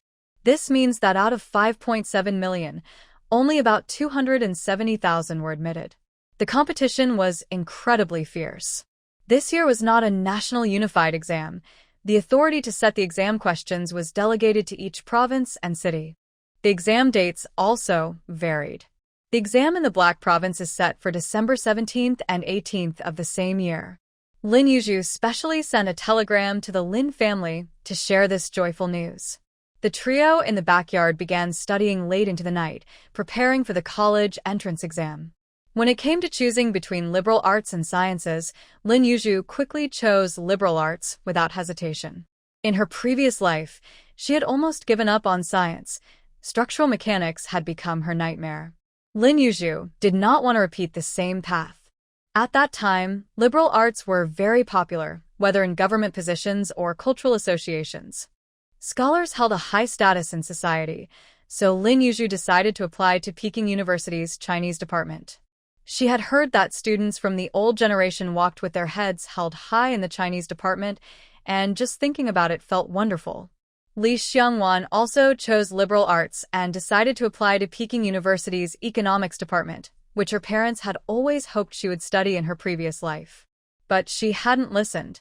Now, Wang Xiaomei felt a bit confused. As a local, she shared the same uncertainty as the current students. She didn't know which school to apply to or which major to choose. She didn't even know what majors were available. Unlike in later years, there were no detailed reference books. It was a guessing game for both the exam and the applications. Seeing that Lin Yu and Li Xiangwan had clear goals, Wang Xiaomei looked at them with a blank expression, feeling lost.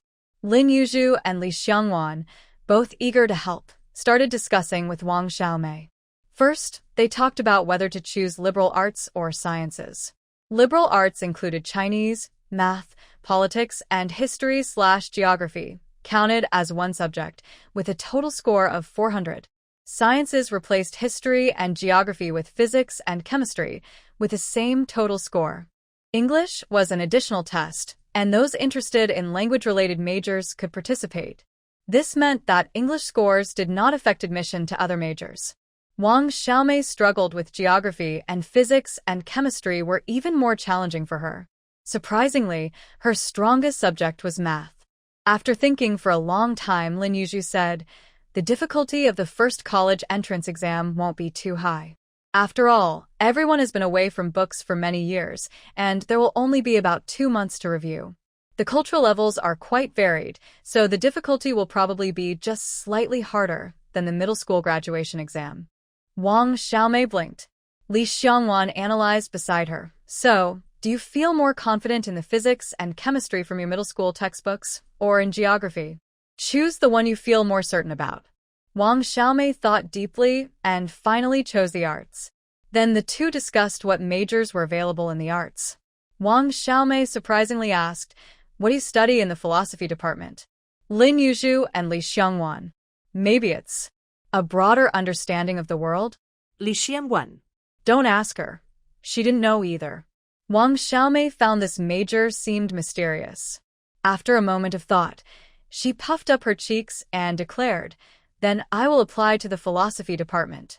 Peking University's philosophy department. Lin Yu and Li Xiangwan exchanged glances and took a deep breath. Lin Yu lightly cleared her throat and said, "If you go to the capital, you and Fat Brother will be separated." Wang Xiaomei sat up straight, looking dreamily, and said, "My dream is to see Tiananmen. Just thinking about studying in the capital feels extravagant. I'm going to school, not running away. It's just a short separation. What is this little hardship?" Lin Yu and Li Xiangwan exchanged glances. Well then. In the past 2 years, Wang Xiaomei had been reviewing her textbooks with the two of them, starting from a high point in the exam. In 1977, the average admission score for Peking University was only around 270 points, a score so low that many candidates applying to other universities missed their chance at Peking University and felt regretful. Once, during their senior year, Lin Yu's desk mate joked that if she traveled back to the 1970s, she could definitely get into Peking University. Upon learning the admission score, Lin Yu boasted that she could too. So, she always kept that score in mind. Regarding Wang Xiaomei applying to Peking University, Lin Yu thought it was worth a try. She encouraged her, saying, "Sister Xiaomei is indeed Sister Xiaomei, with great ambitions and a long-term vision. Let's work hard together. Let's go for it. Let's go for it." Laughter filled the room as the three of them cheered. P.S. Maybe it's because I've been spending less time with my little one lately. Today, she especially wants to be held and played with whenever I try to write.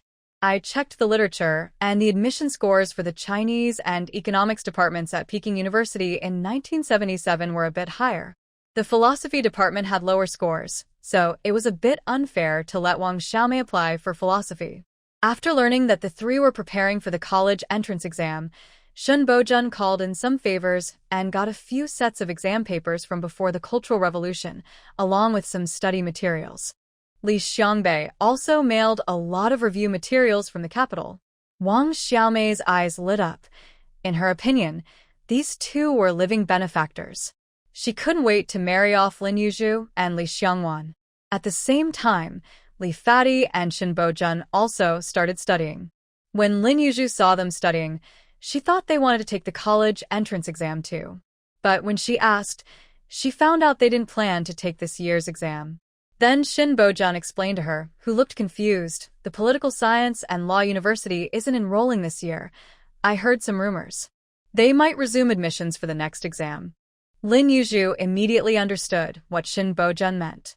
At this time, Beijing Political Science and Law University had not yet changed its name to China University of Political Science and Law. Lin Yu quickly cheered Bojun on. Actually, with his achievements, if his family helped him, he could easily get a recommendation before the school resumed admissions. But since he chose to take the exam himself, it showed that Bojun didn't want to rely on his family. Lin Yu had sensed this before.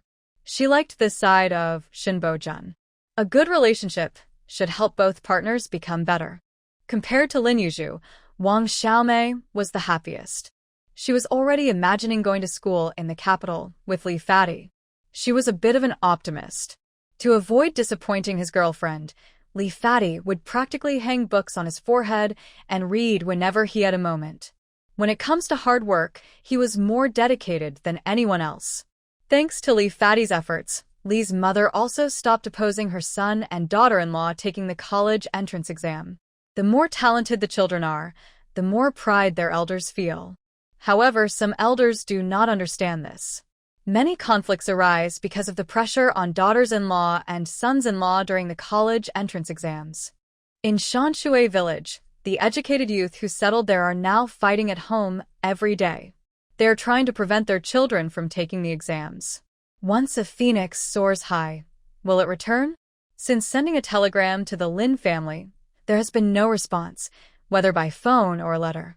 Lin Yu is puzzled and thinks about sending another telegram in the next couple of days. She wonders if something has happened. After Li Xiangbei and Wang Yang left, their house was given to Wang Xiaomei and Li Pengzi. The two no longer have to squeeze together on a small bed. Later, Shin Bojun would occasionally stay in the room that Wang Xiaomei had vacated.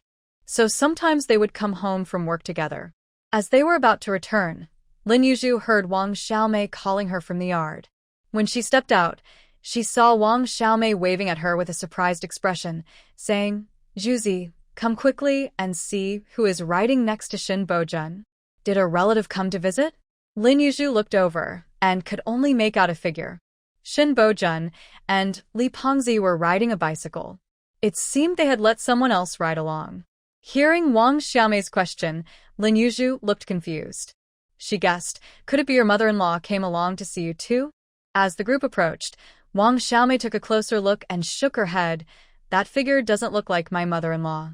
Lin Yu also thought the figure didn't resemble a young girl. With her hair up, she was likely a middle-aged woman.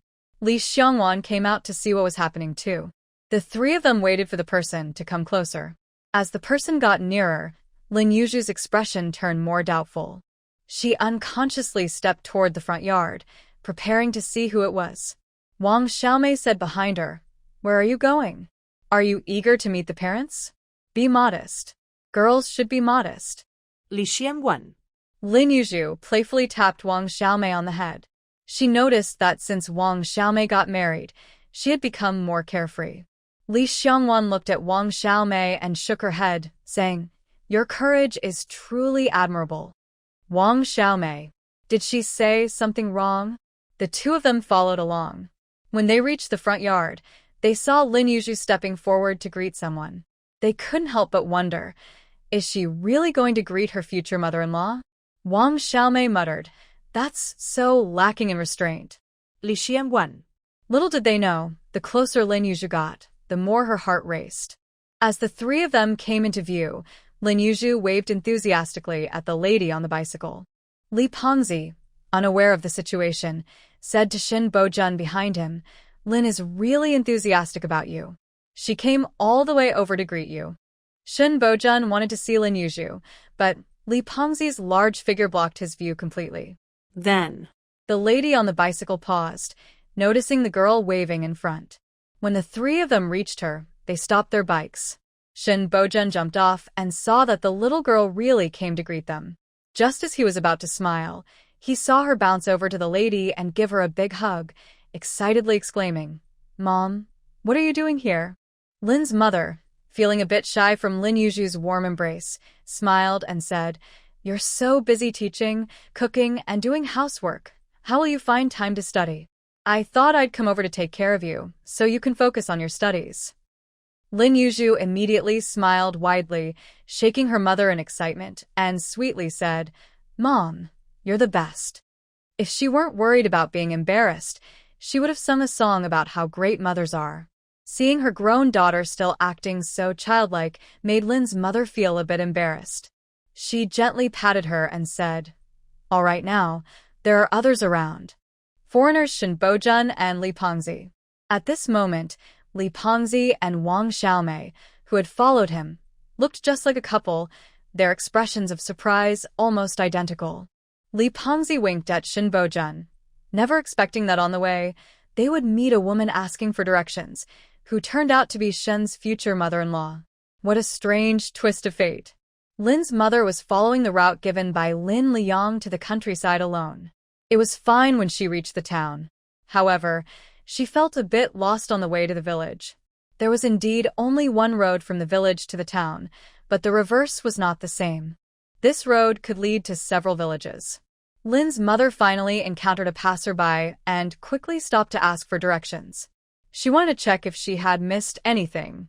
Shin Bojun thought the woman asking for directions looked somewhat familiar, but he didn't have any impression of Lin's mother in his good memory. Hearing Lin's mother inquire about Shanshui village, Li Pengzi smiled and said cheerfully, "What a coincidence, ma'am. We are also heading to Shanshui village. Let's go together." Lin's mother thanked them repeatedly. Seeing that Lin's mother was carrying a lot of bags, Shen Bojun quickly offered her his bicycle. At first, Lin's mother felt a bit shy and declined several times. Shen Bojun had to say then, "Ma'am, you can sit on my back seat and I'll take you home." In the end, Lin's mother rode the bicycle alone, frequently expressing her gratitude to the two young people along the way. Although they chatted a bit, the two only knew that this lady was going to the countryside to visit her daughter. They never thought about Lin Yu at all. Now, they were somewhat stunned.